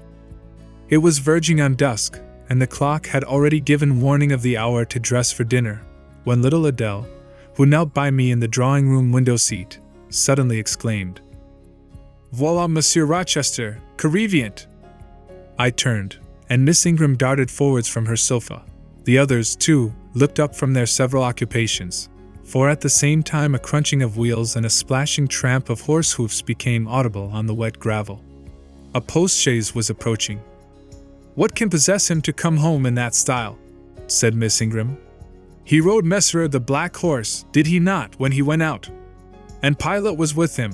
What has he done with the animals?" As she said this, she approached her tall person and ample garments so near the window that I was obliged to bend back almost to the breaking of my spine. In her eagerness she did not observe me at first, but when she did, she curled her lip and moved to another casement. The post-chaise stopped, the driver rang the doorbell, and a gentleman alighted attired in traveling garb. But it was not Mr. Rochester. It was a tall, fashionable-looking man, a stranger. "How provoking!" exclaimed Miss Ingram. "You tiresome monkey!" apostrophizing Adele. "Who perched you up in the window to give false intelligence?" And she cast on me an angry glance, as if I were in fault. Some parleying was audible in the hall, and soon the newcomer entered. He bowed to Lady Ingram, as deeming her the eldest lady present. "It appears I come at an inopportune time, madam," said he, "when my friend, Mr. Rochester, is from home. But I arrived from a very long journey, and I think I may presume so far on old and intimate acquaintance as to install myself here till he returns." His manner was polite. His accent, in speaking, struck me as being somewhat unusual, not precisely foreign, but still not altogether English. His age might be about Mr. Rochester's, between 30 and 40. His complexion was singularly sallow, otherwise he was a fine-looking man, at first sight especially. On closer examination, you detected something in his face that displeased, or rather that failed to please. His features were regular, but too relaxed. His eye was large and well cut, but the life looking out of it was a tame, vacant life, at least so I thought. The sound of the dressing bell dispersed the party. It was not till after dinner that I saw him again. He then seemed quite at his ease. But I liked his physiognomy even less than before. It struck me as being at the same time unsettled and inanimate. His eye wandered, and had no meaning in its wandering. This gave him an odd look, such as I never remembered to have seen. For a handsome and not an unamiable-looking man, he repelled me exceedingly. There was no power in that smooth-skinned face of a full oval shape, no firmness in that aquiline nose and small cherry mouth. There was no thought on the low, even forehead, no command in that blank brown eye. As I sat in my usual nook, and looked at him with the light of the girandoles on the mantelpiece beaming full over him, for he occupied an armchair drawn close to the fire, and kept shrinking still nearer, as if he were cold, I compared him with Mr. Rochester. I think, with deference be it spoken, the contrast could not be much greater between a sleek gander and a fierce falcon, between a meek sheep and the rough-coated keen-eyed dog, its guardian. He had spoken of Mr. Rochester as an old friend. A curious friendship theirs must have been, a pointed illustration, indeed, of the old adage that extremes meet. 2 or 3 of the gentlemen sat near him, and I caught at times scraps of their conversation across the room. At first I could not make much sense of what I heard, for the discourse of Louisa Eshton and Mary Ingram, who sat nearer to me, confused the fragmentary sentences that reached me at intervals. These last were discussing the stranger. They both called him a beautiful man. Louisa said he was a love of a creature, and she adored him. And Mary instanced his pretty little mouth and nice nose as her ideal of the charming. "And what a sweet-tempered forehead he has!" cried Louisa. "So smooth, none of those frowning irregularities I dislike so much, and such a placid eye and smile." And then, to my great relief, Mr. Henry Lynn summoned them to the other side of the room, to settle some point about the deferred excursion to Hay Common. I was now able to concentrate my attention on the group by the fire, and I presently gathered that the newcomer was called Mr. Mason. Then I learned that he was but just arrived in England, and that he came from some hot country, which was the reason, doubtless, his face was so sallow, and that he sat so near the hearth, and wore a surtout in the house. Presently the words Jamaica, Kingston, Spanish Town, indicated the West Indies as his residence, and it was with no little surprise I gathered, ere long, that he had there first seen and become acquainted with Mr. Rochester. He spoke of his friend's dislike of the burning heats, the hurricanes, and rainy seasons of that region. I knew Mr. Rochester had been a traveler, Mrs. Fairfax had said so, but I thought the continent of Europe had bounded his wanderings. Till now I had never heard a hint given of visits to more distant shores. I was pondering these things, when an incident, and a somewhat unexpected one, broke the thread of my musings. Mr. Mason, shivering as someone chanced to open the door, asked for more coal to be put on the fire, which had burned out its flame, though its mass of cinders still shone hot and red. The footman who brought the coal, in going out, stopped near Mr. Eshton's chair, and said something to him in a low voice, of which I heard only the words, "Old woman, quite troublesome. Tell her she shall be put in the stocks if she does not take herself off," replied the magistrate. "No, stop!" interrupted Colonel Dent. "Don't send her away, Eshton. We might turn the thing to account. Better consult the ladies." And speaking aloud, he continued, "Ladies, you talked of going to Hay Common to visit the gypsy camp. Sam here says that one of the old Mother Bunches is in the servants' hall at this moment, and insists upon being brought in before the quality, to tell them their fortunes. Would you like to see her?" "Surely, Colonel," cried Lady Ingram. "You would not encourage such a low impostor? Dismiss her, by all means, at once." "But I cannot persuade her to go away, my lady," said the footman. "Nor can any of the servants. Mrs. Fairfax is with her just now, entreating her to be gone. But she has taken a chair in the chimney corner, and says nothing shall stir her from it till she gets leave to come in here." "What does she want?" asked Mrs. Eshton. "To tell the gentry their fortunes, she says, ma'am, and she swears she must and will do it." "What is she like?" inquired the Mrs. Eshton in a breath. "A shockingly ugly old creature, miss, almost as black as a crock." "Why, she's a real sorceress," cried Frederick Lynn. "Let us have her in, of course." "To be sure," rejoined his brother. "It would be 1,000 pities to throw away such a chance of fun." "My dear boys, what are you thinking about?" exclaimed Mrs. Lynn. "I cannot possibly countenance any such inconsistent proceeding," chimed in the Dowager Ingram. Indeed, Mama, but you can, and will, pronounced the haughty voice of Blanche, as she turned round on the piano stool, where till now she had sat silent, apparently examining sundry sheets of music. I have a curiosity to hear my fortune told. Therefore, Sam, order the beldame forward. My darling Blanche, recollect. I do, I recollect all you can suggest, and I must have my will. Quick, Sam. Yes, yes, yes, cried all the juveniles, both ladies and gentlemen. Let her come, it will be excellent sport. The footman still lingered. She looks such a rough one, said he. Go, ejaculated Miss Ingram, and the man went. Excitement instantly seized the whole party. A running fire of raillery and jest was proceeding when Sam returned. She won't come now, said he.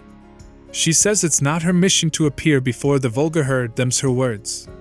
I must show her into a room by herself, and then those who wish to consult her must go to her one by one. You see now, my queenly Blanche, began Lady Ingram. She encroaches. Be advised, my angel girl, and show her into the library, of course. Cut in the angel girl. It is not my mission to listen to her before the vulgar herd either. I mean to have her all to myself. Is there a fire in the library? Yes, ma'am, but she looks such a tinkler. Cease that chatter, blockhead, and do my bidding. Again Sam vanished, and mystery, animation, expectation rose to full flow once more. She's ready now, said the footman, as he reappeared. She wishes to know who will be her first visitor. I think I had better just look in upon her before any of the ladies go, said Colonel Dent. Tell her, Sam, a gentleman is coming. Sam went and returned. She says, sir, that she'll have no gentleman. They need not trouble themselves to come near her, nor, he added, with difficulty suppressing a titter, any ladies either, except the young and single. By Jove, she has taste, exclaimed Henry Lynn. Miss Ingram rose solemnly. I go first, she said, in a tone which might have befitted the leader of a forlorn hope, mounting a breach in the van of his men. Oh, my best! Oh, my dearest! Pause, reflect, was her mamma's cry, but she swept past her in stately silence, passed through the door which Colonel Dent held open, and we heard her enter the library. A comparative silence ensued. Lady Ingram thought it loquace to wring her hands, which she did accordingly. Miss Mary declared she felt, for her part, she never dared venture.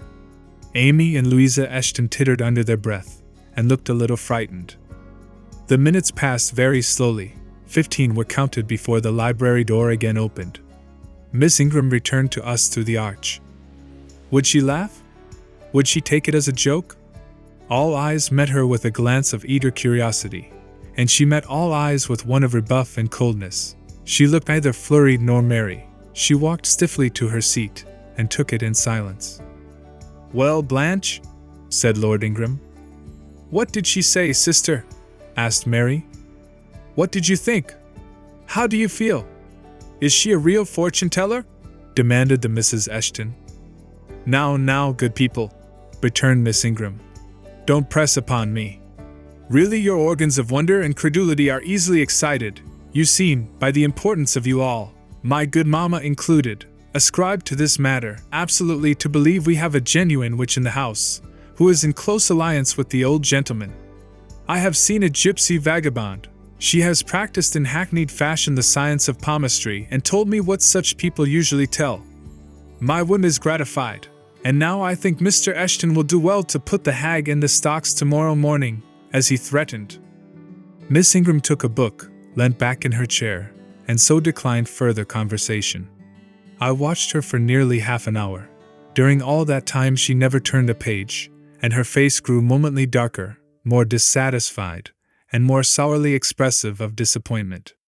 She had obviously not heard anything to her advantage, and it seemed to me, from her prolonged fit of gloom and taciturnity, that she herself, notwithstanding her professed indifference, attached undue importance to whatever revelations had been made her.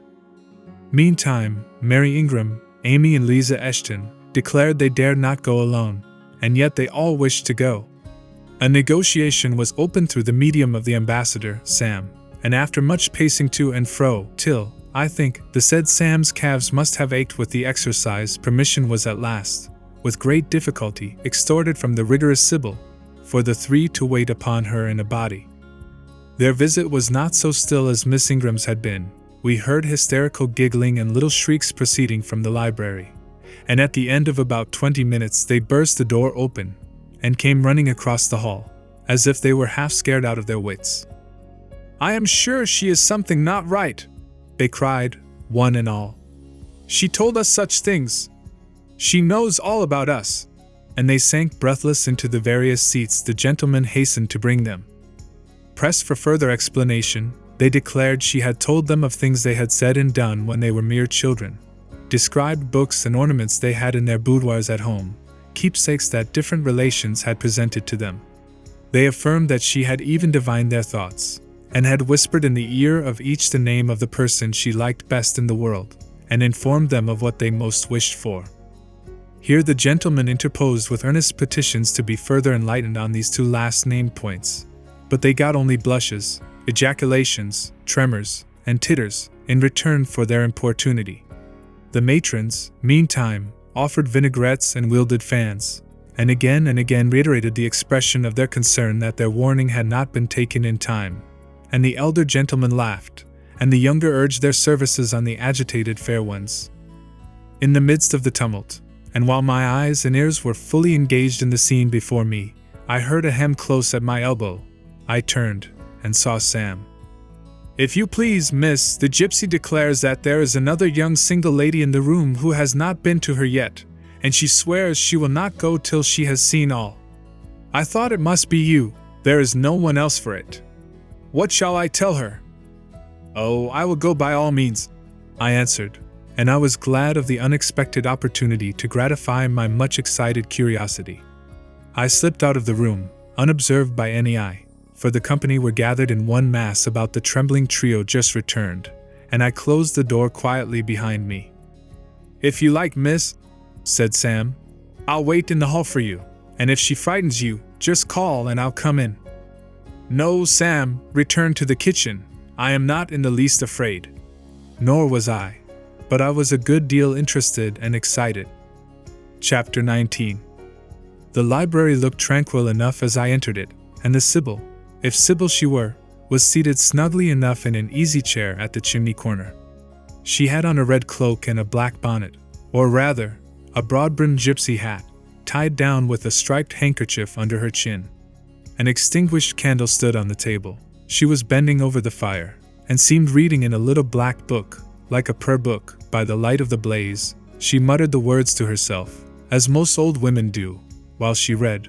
She did not desist immediately on my entrance. It appeared she wished to finish a paragraph. I stood on the rug and warmed my hands, which were rather cold with sitting at a distance from the drawing-room fire. I felt now as composed as ever I did in my life. There was nothing indeed in the gypsy's appearance to trouble one's calm. She shut her book and slowly looked up. Her hat brim partially shaded her face, yet I could see, as she raised it, that it was a strange one. It looked all brown and black. Elf locks bristled out from beneath a white band which passed under her chin, and came half over her cheeks, or rather jaws. Her eye confronted me at once, with a bold and direct gaze.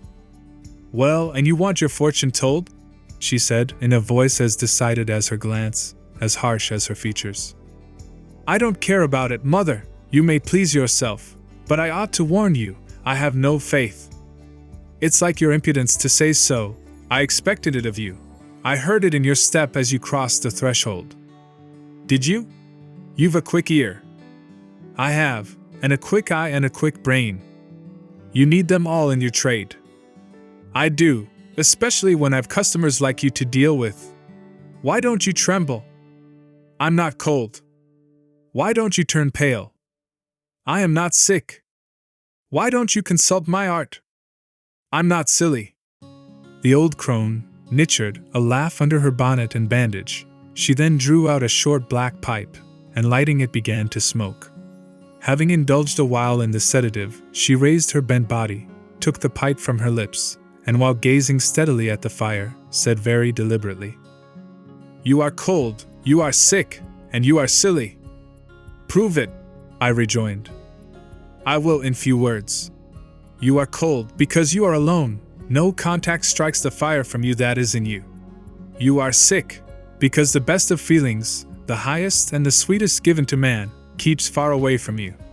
You are silly because, suffer as you may, you will not beckon it to approach, nor will you stir one step to meet it where it waits you.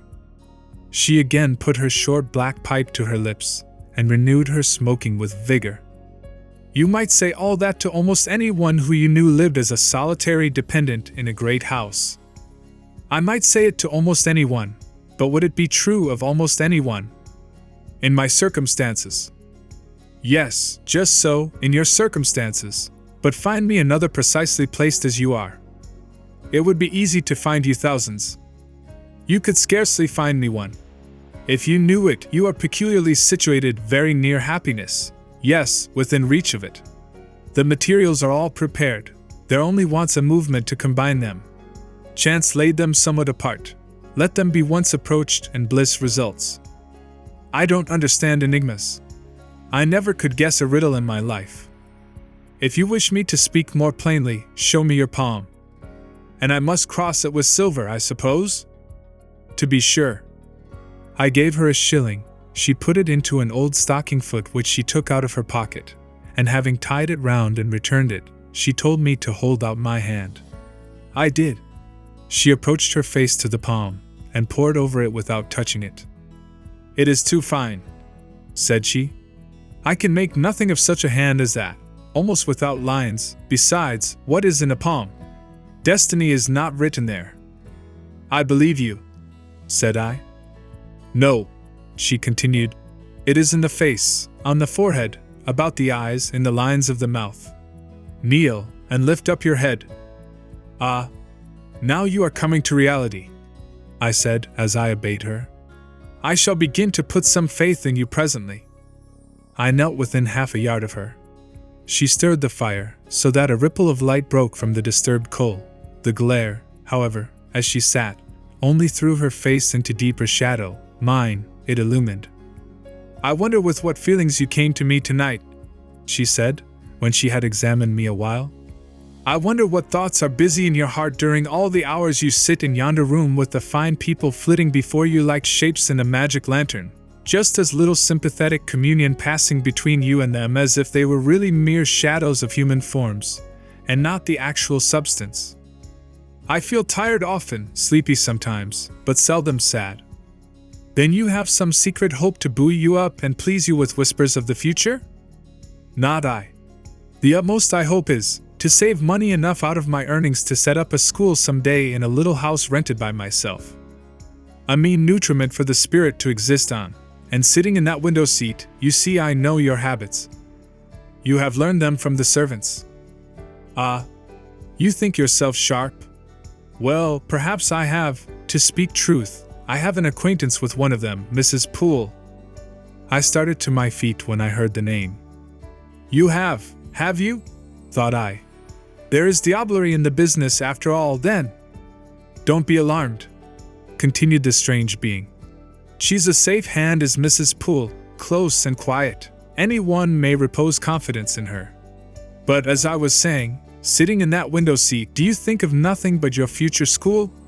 Have you no present interest in any of the company who occupy the sofas and chairs before you? Is there not one face you study? One figure whose movements you follow with at least curiosity? I like to observe all the faces and all the figures. But do you never single one from the rest? Or it may be two? I do frequently. When the gestures or looks of a pair seem telling a tale, it amuses me to watch them. What tale do you like best to hear? Oh, I have not much choice. They generally run on the same theme, courtship, and promise to end in the same catastrophe, marriage. And do you like that monotonous theme? Positively, I don't care about it. It is nothing to me. Nothing to you? When a lady, young and full of life and health, charming with beauty and endowed with the gifts of rank and fortune, sits and smiles in the eyes of a gentleman you. I what? You know, and perhaps think well of. I don't know the gentleman here. I have scarcely interchanged a syllable with one of them, and as to thinking well of them, I consider some respectable, and stately, and middle-aged, and others young, dashing, handsome, and lively, but certainly they are all at liberty to be the recipients of whose smiles they please, without my feeling disposed to consider the transaction of any moment to me. You don't know the gentleman here? You have not exchanged a syllable with one of them? Will you say that of the master of the house? He is not at home. A profound remark. A most ingenious quibble. He went to Millcote this morning, and will be back here tonight or tomorrow. Does that circumstance exclude him from the list of your acquaintance, blot him, as it were, out of existence? No, but I can scarcely see what Mr. Rochester has to do with the theme you had introduced. I was talking of ladies smiling in the eyes of gentlemen, and of late so many smiles have been shed into Mr. Rochester's eyes that they overflow like 2 cups filled above the brim. Have you never remarked that? Mr. Rochester has a right to enjoy the society of his guests. No question about his right. But have you never observed that, of all the tales told here about matrimony, Mr. Rochester has been favored with the most lively and the most continuous? The eagerness of a listener quickens the tongue of a narrator. I said this rather to myself than to the gypsy, whose strange talk, voice, manner, had by this time wrapped me in a kind of dream. One unexpected sentence came from her lips after another, till I got involved in a web of mystification, and wondered what unseen spirit had been sitting for weeks by my heart watching its workings and taking record of every pulse. Eagerness of a listener, repeated she. Yes, Mr. Rochester has sat by the hour, his ear inclined to the fascinating lips that took such delight in their task of communicating, and Mr. Rochester was so willing to receive and looked so grateful for the pastime given him.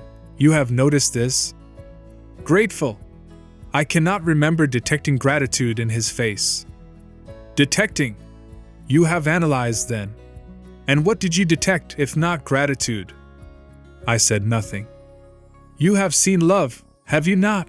And looking forward, you have seen him married, and beheld his bride happy? Humph! Not exactly. Your witch's skill is rather at fault sometimes. What the devil have you seen, then? Never mind, I came here to inquire, not to confess. Is it known that Mr. Rochester is to be married? Yes, and to the beautiful Miss Ingram. Shortly? Appearances would warrant that conclusion, and no doubt though, with an audacity that wants chastising out of you, you seem to question it, they will be a superlatively happy pair.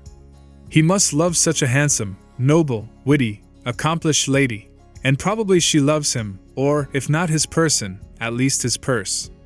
I know she considers the Rochester estate eligible to the last degree, though, God pardon me, I told her something on that point about an hour ago which made her look wondrous grave. The corners of her mouth fell half an inch. I would advise her black-of-eye suitor to look out. If another comes, with a longer or clearer rent-roll, he's dished. But mother, I did not come to hear Mr. Rochester's fortune. I came to hear my own, and you have told me nothing of it. Your fortune is yet doubtful. When I examined your face, one trait contradicted another. Chance has meted you a measure of happiness, that I know. I knew it before I came here this evening. She has laid it carefully on one side for you. I saw her do it. It depends on yourself to stretch out your hand and take it up, but whether you will do so is the problem I study. Kneel again on the rug. Don't keep me long, the fire scorches me. I knelt. She did not stoop towards me, but only gazed, leaning back in her chair. She began muttering. The flame flickers in the eye. The eye shines like dew. It looks soft and full of feeling. It smiles at my jargon. It is susceptible.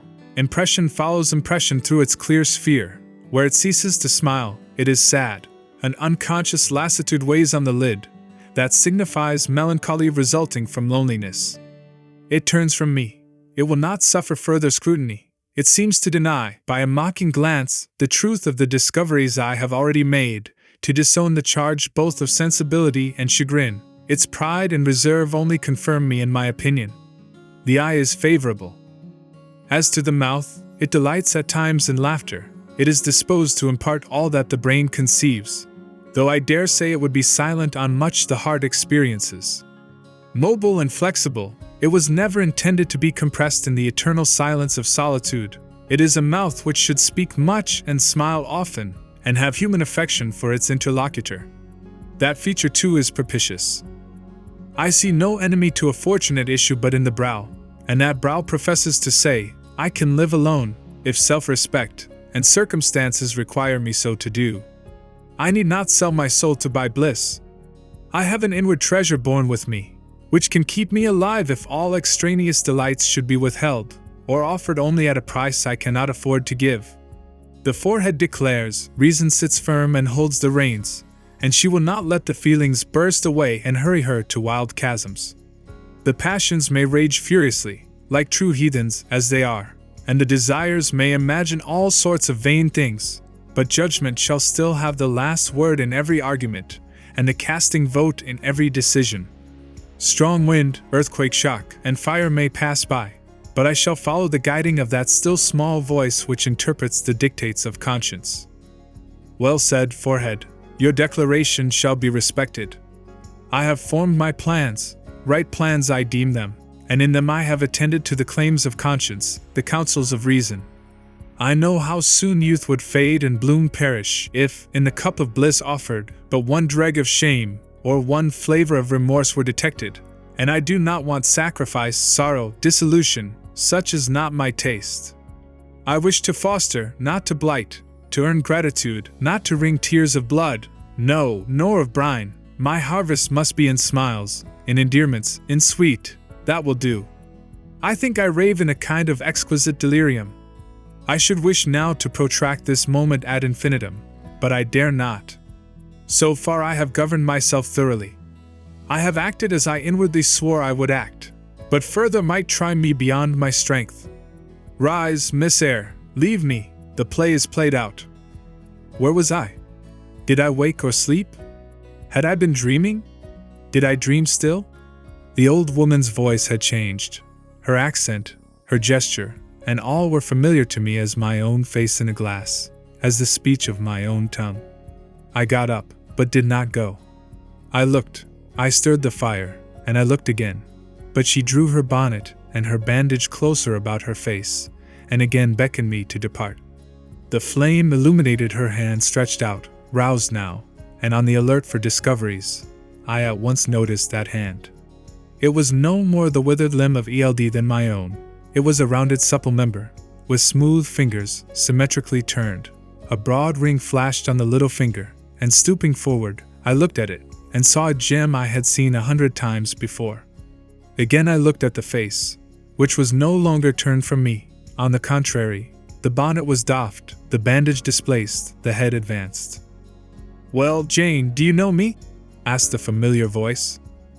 "Only take off the red cloak, sir, and then—" "But the string is in a knot, help me." "Break it, sir." "There, then, off, ye lendings." And Mr. Rochester stepped out of his disguise.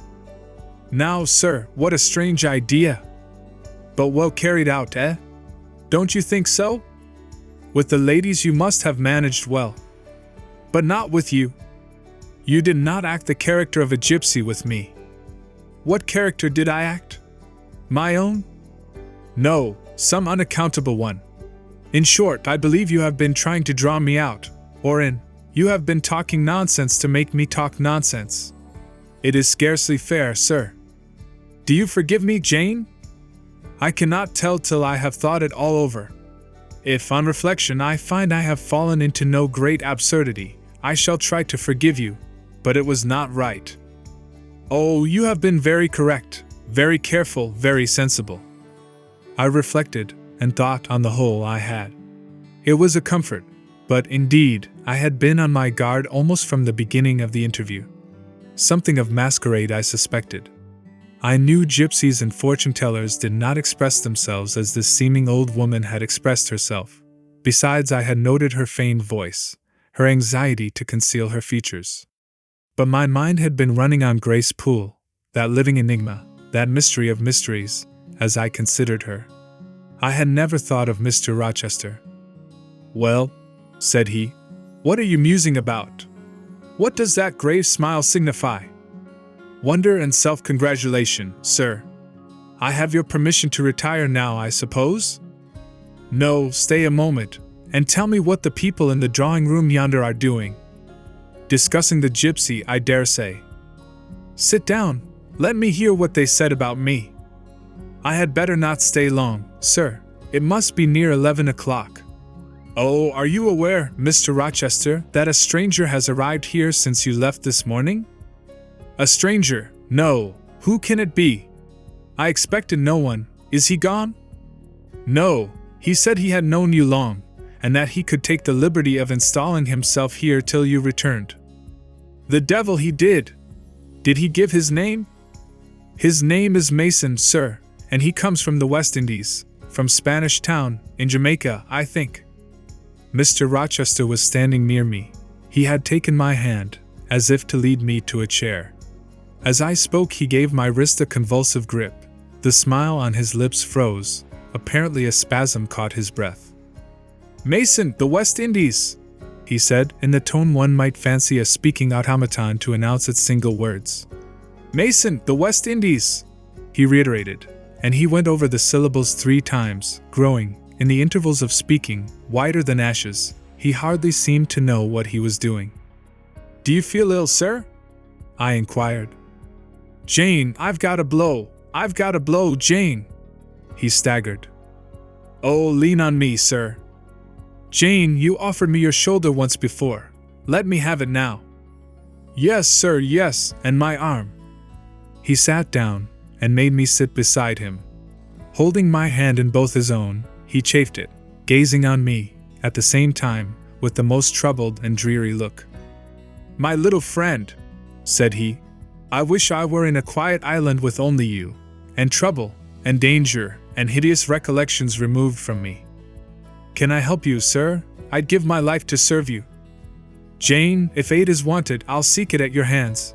I promise you that. Thank you, sir. Tell me what to do, I'll try, at least, to do it.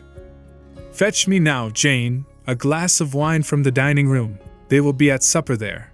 And tell me if Mason is with them, and what he is doing. I went. I found all the party in the dining room at supper, as Mr. Rochester had said. They were not seated at table. The supper was arranged on the sideboard. Each had taken what he chose, and they stood about here and there in groups, their plates and glasses in their hands. Every one seemed in high glee. Laughter and conversation were general and animated. Mr. Mason stood near the fire, talking to Colonel and Mrs. Dent, and appeared as merry as any of them. I filled a wineglass. I saw Miss Ingram watch me frowningly as I did so. She thought I was taking a liberty, I dare say, and I returned to the library. Mr. Rochester's extreme pallor had disappeared, and he looked once more firm and stern. He took the glass from my hand. Here is to your health, ministrant spirit, he said. He swallowed the contents and returned it to me. What are they doing, Jane? Laughing and talking, sir. They don't look grave and mysterious, as if they had heard something strange? Not at all. They are full of jests and gaiety. And Mason? He was laughing too. If all these people came in a body and spat at me, what would you do, Jane? Turn them out of the room, sir, if I could. He half smiled. But if I were to go to them, and they only looked at me coldly, and whispered sneeringly amongst each other, and then dropped off and left me one by one, what then? Would you go with them? I rather think not, sir. I should have more pleasure in staying with you. To comfort me? Yes, sir, to comfort you, as well as I could. And if they laid you under a ban for adhering to me? I probably should know nothing about their ban, and if I did, I should care nothing about it. Then you could dare censure for my sake? I could dare it for the sake of any friend who deserved my adherence, as you, I am sure, do. Go back now into the room, step quietly up to Mason, and whisper in his ear that Mr. Rochester is come and wishes to see him. Show him in here and then leave me. Yes, sir. I did his behest. The company all stared at me as I passed straight among them. I sought Mr. Mason, delivered the message, and preceded him from the room. I ushered him into the library, and then I went upstairs. At a late hour, after I had been in bed some time, I heard the visitors repair to their chambers. I distinguished Mr. Rochester's voice, and heard him say, "This way, Mason, this is your room." He spoke cheerfully. The gay tone set my heart at ease. I was soon asleep. Chapter 20. I had forgotten to draw my curtain, which I usually did, and also to let down my window blind. The consequence was that when the moon, which was full and bright, for the night was fine, came in her course to that space in the sky opposite my casement, and looked in at me through the unveiled panes, her glorious gaze roused me. Awaking in the dead of night, I opened my eyes on her disk, silver white and crystal clear. It was beautiful, but too solemn. I half rose, and stretched my arm to draw the curtain. Good God! What a cry! The night, its silence, its rest, was rent in twain by a savage, a sharp, a shrilly sound that ran from end to end of Thornfield Hall. My pulse stopped, my heart stood still, my stretched arm was paralyzed. The cry died, and was not renewed. Indeed, whatever being uttered that fearful shriek could not soon repeat it. Not the widest-winged condor on the Andes could, twice in succession, send out such a yell from the cloud shrouding his eyrie. The thing delivering such utterance must rest ere it could repeat the effort. It came out of the third story, for it passed overhead. And overhead, yes, in the room just above my chamber ceiling, I now heard a struggle, a deadly one it seemed from the noise, and a half-smothered voice shouted, "Help! Help! Help!" 3 times rapidly. "Will no one come?" it cried, and then, while the staggering and stamping went on wildly, I distinguished through plank and plaster, "Rochester! Rochester! For God's sake, come!" A chamber door opened, someone ran, or rushed, along the gallery. Another step stamped on the flooring above and something fell, and there was silence. I had put on some clothes, though horror shook all my limbs. I issued from my apartment. The sleepers were all aroused. Ejaculations, terrified murmurs sounded in every room, door after door unclosed. One looked out and another looked out, the gallery filled. Gentlemen and ladies alike had quitted their beds. And, oh, what is it? Who is hurt? What has happened? Fetch a light. Is it fire? Are there robbers? Where shall we run? Was demanded confusedly on all hands. But for the moonlight they would have been in complete darkness. They ran to and fro, they crowded together, some sobbed, some stumbled, the confusion was inextricable. "Where the devil is Rochester?" cried Colonel Dent. "I cannot find him in his bed." "Here! Here!" was shouted in return. "Be composed, all of you, I'm coming." And the door at the end of the gallery opened, and Mr. Rochester advanced with a candle. He had just descended from the upper story. One of the ladies ran to him directly. She seized his arm. It was Miss Ingram. "What awful event has taken place?" said she. "Speak. Let us know the worst at once. But don't pull me down or strangle me," he replied, for the Misses Eshton were clinging about him now, and the 2 dowagers, in vast white wrappers, were bearing down on him like ships in full sail. "All's right, all's right," he cried. "It's a mere rehearsal of much ado about nothing. Ladies, keep off, or I shall wax dangerous." And dangerous he looked. His black eyes darted sparks. Calming himself by an effort, he added, "A servant has had the nightmare, that is all. She's an excitable, nervous person. She construed her dream into an apparition, or something of that sort, no doubt, and has taken a fit with fright. Now then, I must see you all back into your rooms, for, till the house is settled, she cannot be looked after. Gentlemen, have the goodness to set the ladies the example. Miss Ingram, I am sure you will not fail in evincing superiority to idle terrors. Amy and Louisa, return to your nests like a pair of doves, as you are. Mesdames, to the dowagers, you will take cold to a dead certainty, if you stay in this chill gallery any longer." And so, by dint of alternate coaxing and commanding, he contrived to get them all once more enclosed in their separate dormitories. I did not wait to be ordered back to mine, but retreated unnoticed, as unnoticed I had left it. Not, however, to go to bed. On the contrary, I began and dressed myself carefully. The sounds I had heard after the scream, and the words that had been uttered, had probably been heard only by me, for they had proceeded from the room above mine. But they assured me that it was not a servant's dream which had thus struck horror through the house, and that the explanation Mr. Rochester had given was merely an invention framed to pacify his guests. I dressed, then, to be ready for emergencies. When dressed, I sat a long time by the window looking out over the silent grounds and silvered fields and waiting for I knew not what. It seemed to me that some event must follow the strange cry, struggle, and call. No, stillness returned, each murmur and movement ceased gradually, and in about an hour Thornfield Hall was again as hushed as a desert. It seemed that sleep and night had resumed their empire. Meantime the moon declined, she was about to set. Not liking to sit in the cold and darkness, I thought I would lie down on my bed, dressed as I was. I left the window, and moved with little noise across the carpet. As I stooped to take off my shoes, a cautious hand tapped low at the door. "Am I wanted?" I asked. "Are you up?" asked the voice I expected to hear, viz., my master's. "Yes, sir." "And dressed?" "Yes." "Come out, then, quietly." I obeyed. Mr. Rochester stood in the gallery holding a light. "I want you," he said. "Come this way, take your time, and make no noise." My slippers were thin. I could walk the matted floor as softly as a cat. He glided up the gallery and up the stairs, and stopped in the dark, low corridor of the fateful third story. I had followed and stood at his side. "Have you a sponge in your room?" he asked in a whisper. "Yes, sir."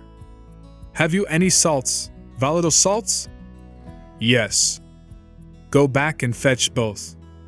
I returned, sought the sponge on the washstand, the salts in my drawer, and once more retraced my steps. He still waited. He held a key in his hand. Approaching one of the small, black doors, he put it in the lock. He paused, and addressed me again. "You don't turn sick at the sight of blood?" "I think I shall not. I have never been tried yet." I felt a thrill while I answered him, but no coldness, and no faintness. "Just give me your hand," he said.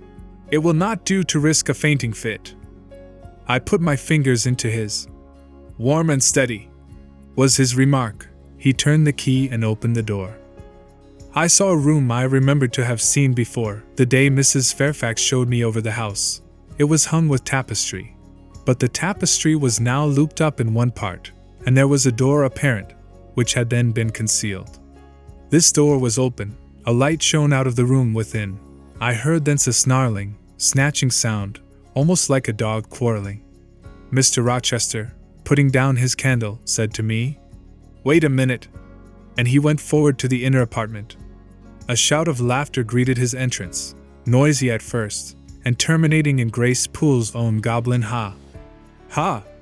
She then was there. He made some sort of arrangement without speaking, though I heard a low voice address him. He came out and closed the door behind him.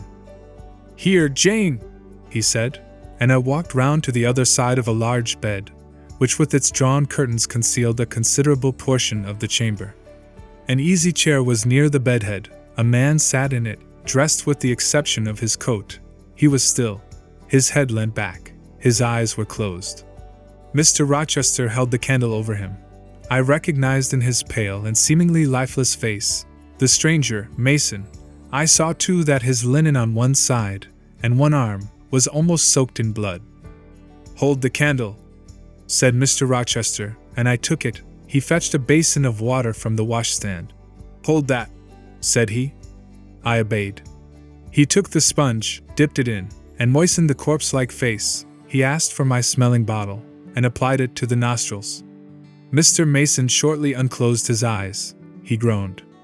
Mr. Rochester opened the shirt of the wounded man, whose arm and shoulder were bandaged. He sponged away blood, trickling fast down. "Is there immediate danger?" murmured Mr. Mason. "Pooh! No, a mere scratch. Don't be so overcome, man, bear up." I'll fetch a surgeon for you now, myself. You'll be able to be removed by morning, I hope. Jane, he continued. Sir? I shall have to leave you in this room with this gentleman for an hour, or perhaps 2 hours. You will sponge the blood as I do when it returns. If he feels faint, you will put the glass of water on that stand to his lips, and your salts to his nose. You will not speak to him on any pretext, and Richard, it will be at the peril of your life if you speak to her. Open your lips, agitate yourself, and I'll not answer for the consequences. Again the poor man groaned. He looked as if he dared not move. Fear, either of death or of something else, appeared almost to paralyze him. Mr. Rochester put the now bloody sponge into my hand, and I proceeded to use it as he had done. He watched me a second, then saying, "Remember, no conversation," he left the room. I experienced a strange feeling as the key grated in the lock, and the sound of his retreating steps ceased to be heard. Here then I was in the 3rd story, fastened into one of its mystic cells, night around me, a pale and bloody spectacle under my eyes and hands, a murderess hardly separated from me by a single door. Yes, that was appalling, the rest I could bear, but I shuddered at the thought of Grace Poole bursting out upon me. I must keep to my post, however. I must watch this ghastly countenance, these blue, still lips forbidden to unclose, these eyes now shut, now opening, now wandering through the room, now fixing on me, and ever glazed with the dullness of horror. I must dip my hand again and again in the basin of blood and water, and wipe away the trickling gore. I must see the light of the unsnuffed candle wane on my employment, the shadows darken on the wrought, antique tapestry round me, and grow black under the hangings of the vast old bed, and quiver strangely over the doors of a great cabinet opposite, whose front, divided into 12 panels, bore, in grim design, the heads of the 12 apostles, each enclosed in its separate panel as in a frame, while above them at the top rose an ebon crucifix and a dying Christ. According as the shifting obscurity and flickering gleam hovered here or glanced there, it was now the bearded physician, Luke, that bent his brow, now St. John's long hair that waved, and anon the devilish face of Judas, that grew out of the panel, and seemed gathering life and threatening a revelation of the arch-traitor, of Satan himself, in his subordinate's form. Amidst all this, I had to listen as well as watch, to listen for the movements of the wild beast or the fiend in yonder side den. But since Mr. Rochester's visit it seemed spellbound. All the night I heard but 3 sounds at 3 long intervals, a step creak, a momentary renewal of the snarling, canine noise, and a deep human groan. Then my own thoughts worried me. What crime was this, that lived incarnate in this sequestered mansion, and could neither be expelled nor subdued by the owner? What mystery, that broke out now in fire and now in blood, at the deadest hours of night? What creature was it, that, masked in an ordinary woman's face and shape, uttered the voice, now of a mocking demon, and anon of a carrion-seeking bird of prey? And this man I bent over, this commonplace, quiet stranger, how had he become involved in the web of horror? And why had the fury flown at him? What made him seek this quarter of the house at an untimely season, when he should have been asleep in bed? I had heard Mr. Rochester assign him an apartment below. What brought him here? And why, now, was he so tame under the violence or treachery done him? Why did he so quietly submit to the concealment Mr. Rochester enforced? Why did Mr. Rochester enforce this concealment? His guest had been outraged. His own life on a former occasion had been hideously plotted against, and both attempts he smothered in secrecy and sank in oblivion. Lastly, I saw Mr. Mason was submissive to Mr. Rochester, that the impetuous will of the latter held complete sway over the inertness of the former. The few words which had passed between them assured me of this. It was evident that in their former intercourse, the passive disposition of the one had been habitually influenced by the active energy of the other. Whence then had arisen Mr. Rochester's dismay when he heard of Mr. Mason's arrival? Why had the mere name of this unresisting individual, whom his word now sufficed to control like a child, fallen on him, a few hours since, as a thunderbolt might fall on an oak? Oh, I could not forget his look and his paleness when he whispered, "Jane, I have got a blow, I have got a blow, Jane."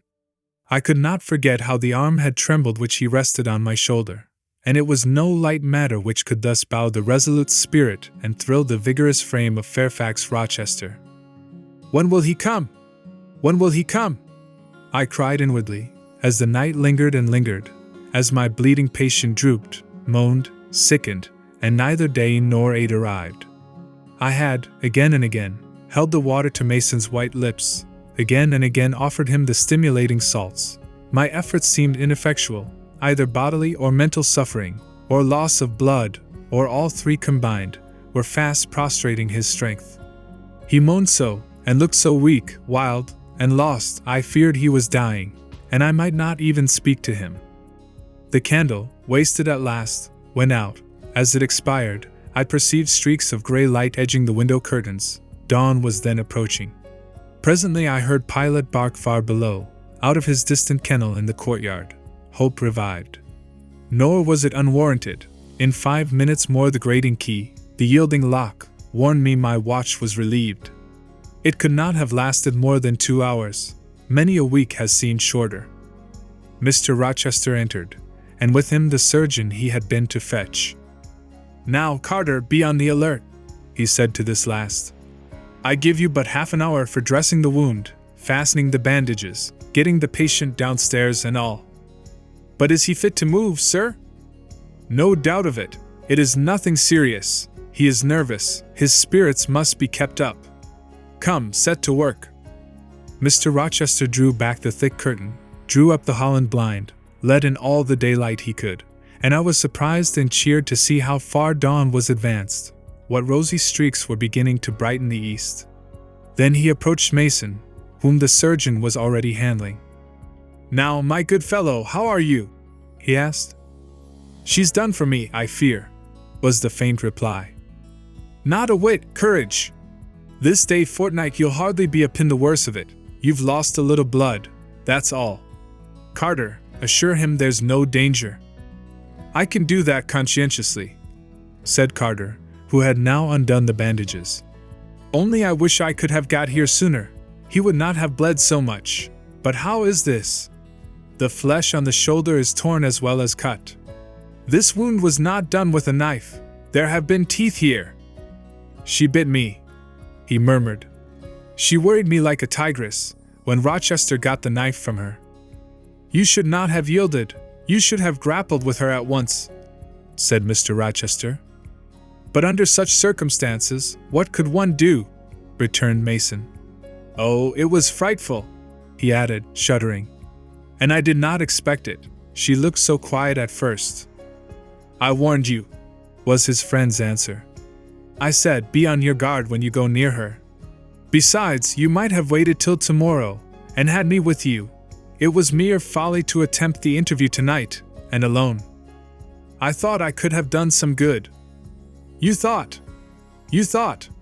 Yes, it makes me impatient to hear you. But however, you have suffered, and are likely to suffer enough for not taking my advice, so I'll say no more. Carter, hurry, hurry!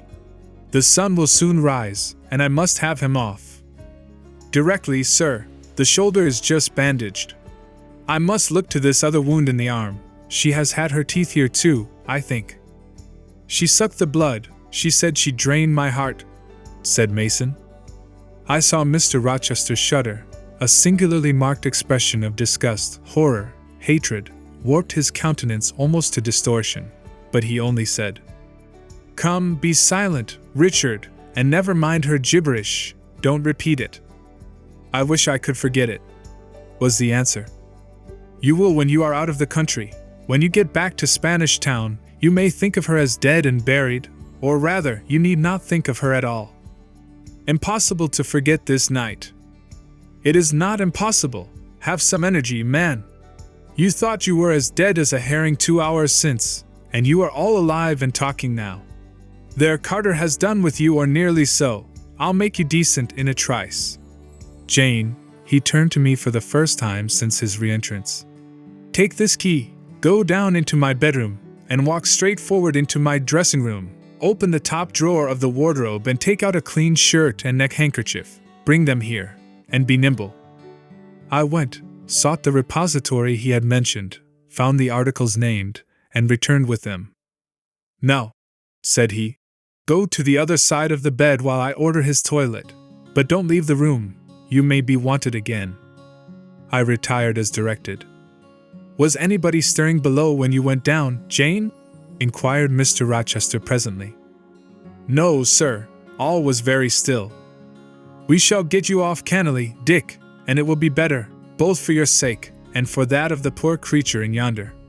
I have striven long to avoid exposure, and I should not like it to come at last. Here, Carter, help him on with his waistcoat. Where did you leave your fur cloak?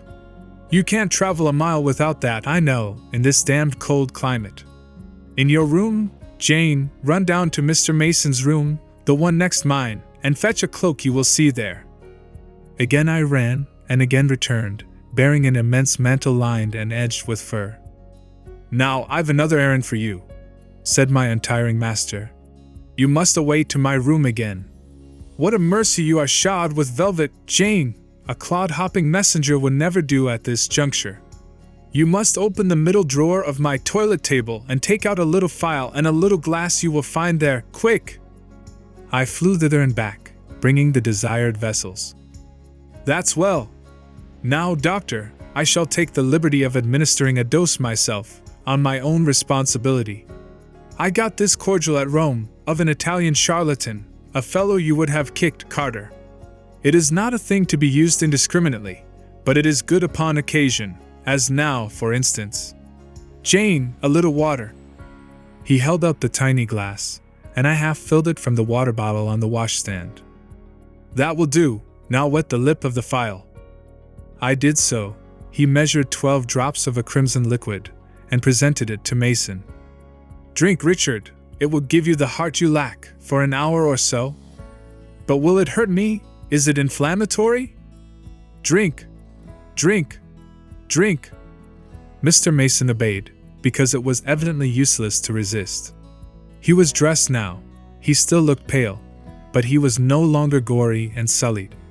Mr. Rochester let him sit 3 minutes after he had swallowed the liquid. He then took his arm. "Now I am sure you can get on your feet," he said. "Try." The patient rose. "Carter, take him under the other shoulder. Be of good cheer, Richard, step out, that's it." "I do feel better," remarked Mr. Mason. "I am sure you do. Now, Jane, trip on before us away to the back stairs, unbolt the side passage door, and tell the driver of the post-chaise you will see in the yard, or just outside, for I told him not to drive his rattling wheels over the pavement, to be ready. We are coming. And Jane, if any one is about, come to the foot of the stairs and hem." It was by this time 5:30, and the sun was on the point of rising, but I found the kitchen still dark and silent. The side passage door was fastened. I opened it with as little noise as possible. All the yard was quiet, but the gates stood wide open, and there was a post-chaise, with horses ready harnessed, and driver seated on the box, stationed outside. I approached him, and said the gentlemen were coming. He nodded, then I looked carefully round and listened. The stillness of early morning slumbered everywhere. The curtains were yet drawn over the servants' chamber windows. Little birds were just twittering in the blossom-blanched orchard trees, whose boughs drooped like white garlands over the wall enclosing one side of the yard. The carriage horses stamped from time to time in their closed stables. All else was still. The gentleman now appeared. Mason, supported by Mr. Rochester and the surgeon, seemed to walk with tolerable ease. They assisted him into the chaise. Carter followed.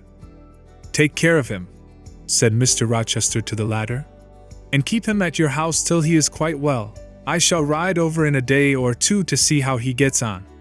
Richard, how is it with you?" "The fresh air revives me, Fairfax." "Leave the window open on his side, Carter. There is no wind. Goodbye, Dick." Fairfax. "Well, what is it?" "Let her be taken care of. Let her be treated as tenderly as may be. Let her." He stopped and burst into tears. "I do my best, and have done it, and will do it," was the answer. He shut up the chaise door, and the vehicle drove away. "Yet would to God there was an end of all this," added Mr. Rochester, as he closed and barred the heavy yard gates. This done, He moved with slow step and abstracted air towards a door in the wall bordering the orchard. I, supposing he had done with me, prepared to return to the house. Again, however, I heard him call, "Jane!" He had opened the portal and stood at it, waiting for me. "Come where there is some freshness, for a few moments," he said. "That house is a mere dungeon, don't you feel it so?" "It seems to me a splendid mansion, sir." "The glamour of inexperience is over your eyes," he answered. "And you see it through a charmed medium. You cannot discern that the gilding is slime and the silk draperies cobwebs, that the marble is sordid slate, and the polished woods mere refused chips and scaly bark. Now here," he pointed to the leafy enclosure we had entered, "all is real, sweet, and pure." He strayed down a walk edged with box, with apple trees, pear trees, and cherry trees on one side, and a border on the other full of all sorts of old-fashioned flowers, stocks, sweet williams, primroses, pansies, mingled with southernwood, sweetbriar, and various fragrant herbs. They were fresh now as a succession of April showers and gleams, followed by a lovely spring morning, could make them. The sun was just entering the dappled east, and his light illumined the wreathed and dewy orchard trees and shone down the quiet walks under them. "Jane, will you have a flower?" He gathered a half-blown rose, the first on the bush, and offered it to me. "Thank you, sir." "Do you like this sunrise, Jane? That sky with its high and light clouds which are sure to melt away as the day waxes warm, this placid and balmy atmosphere?" "I do, very much." "You have passed a strange night, Jane." "Yes, sir." "And it has made you look pale. Were you afraid when I left you alone with Mason?" "I was afraid of someone coming out of the inner room. But I had fastened the door. I had the key in my pocket. I should have been a careless shepherd if I had left a lamb, my pet lamb, so near a wolf's den, unguarded. You were safe." "Will Grace Poole live here still, sir?" "Oh, yes." "Don't trouble your head about her.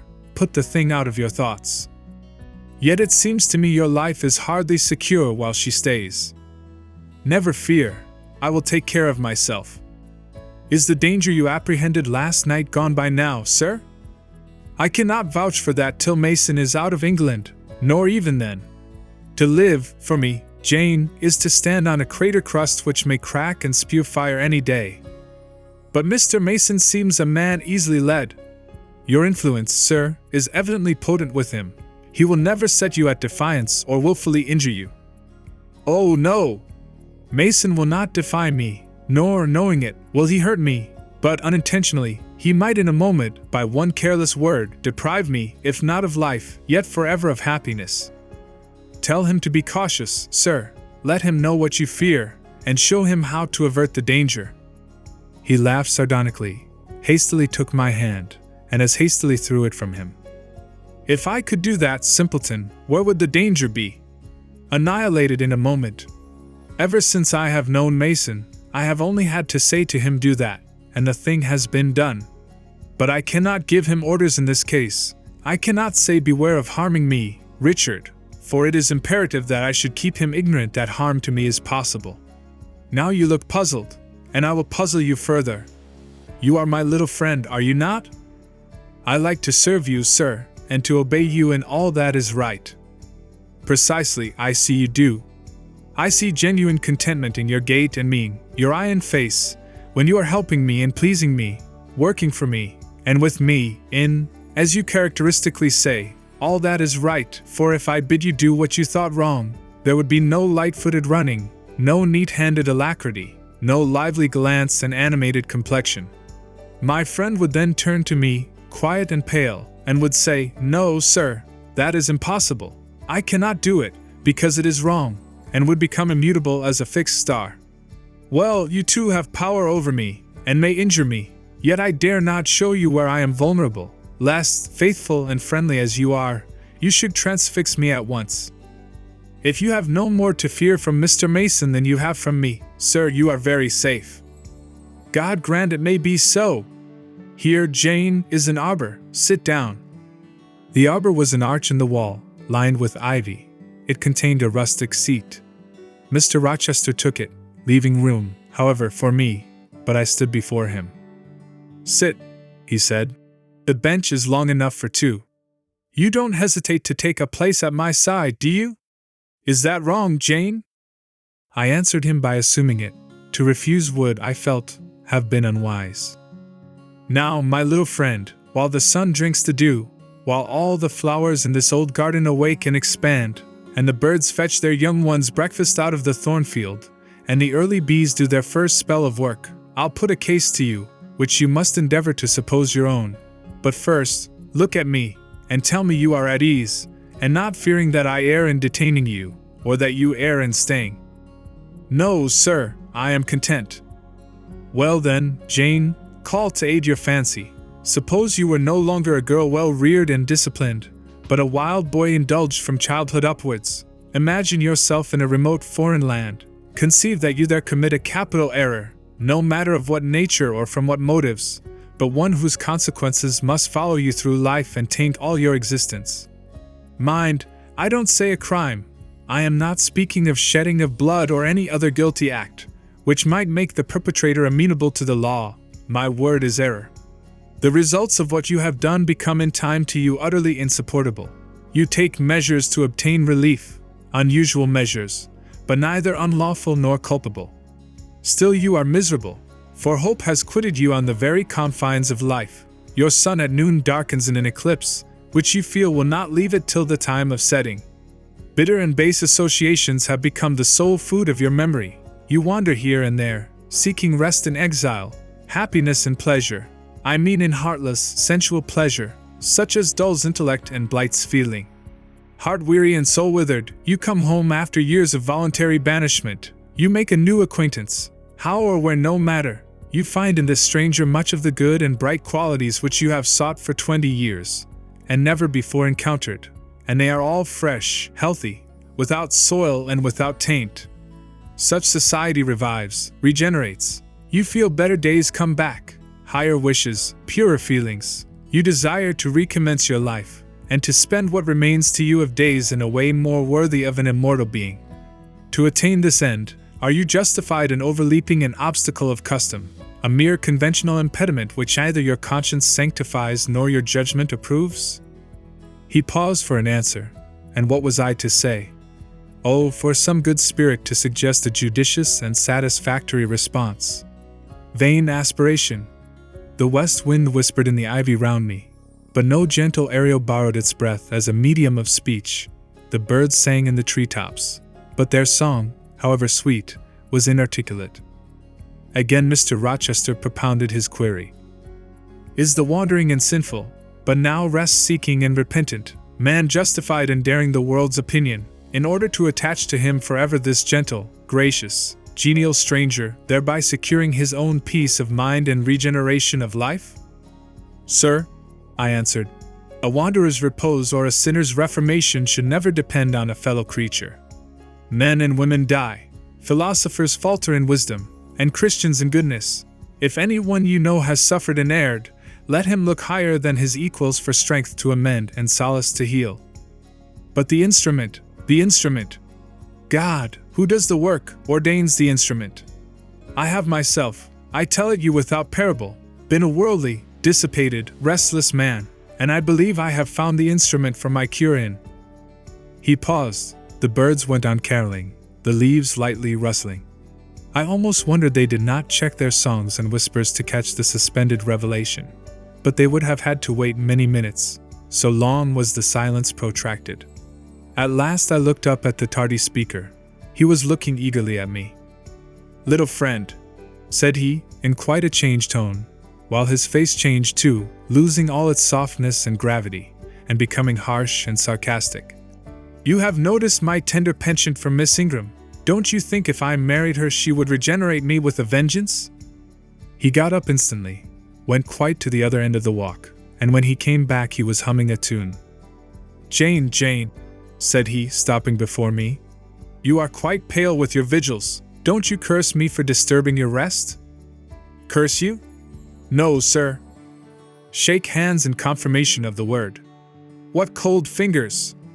They were warmer last night when I touched them at the door of the mysterious chamber." "Jane, when will you watch with me again?" Whenever I can be useful, sir. For instance, the night before I am married. I am sure I shall not be able to sleep. Will you promise to sit up with me to bear me company? To you I can talk of my lovely one, for now you have seen her and know her. Yes, sir. She's a rare one, is she not, Jane? Yes, sir. A strapper, a real strapper, Jane, big, brown, and buxom, with hair just such as the ladies of Carthage must have had. Bless me! There's Dent and Lynn in the stables. Go in by the shrubbery, through that wicket. As I went one way, he went another, and I heard him in the yard, saying cheerfully, Mason got the start of you all this morning. He was gone before sunrise. I rose at 4 to see him off.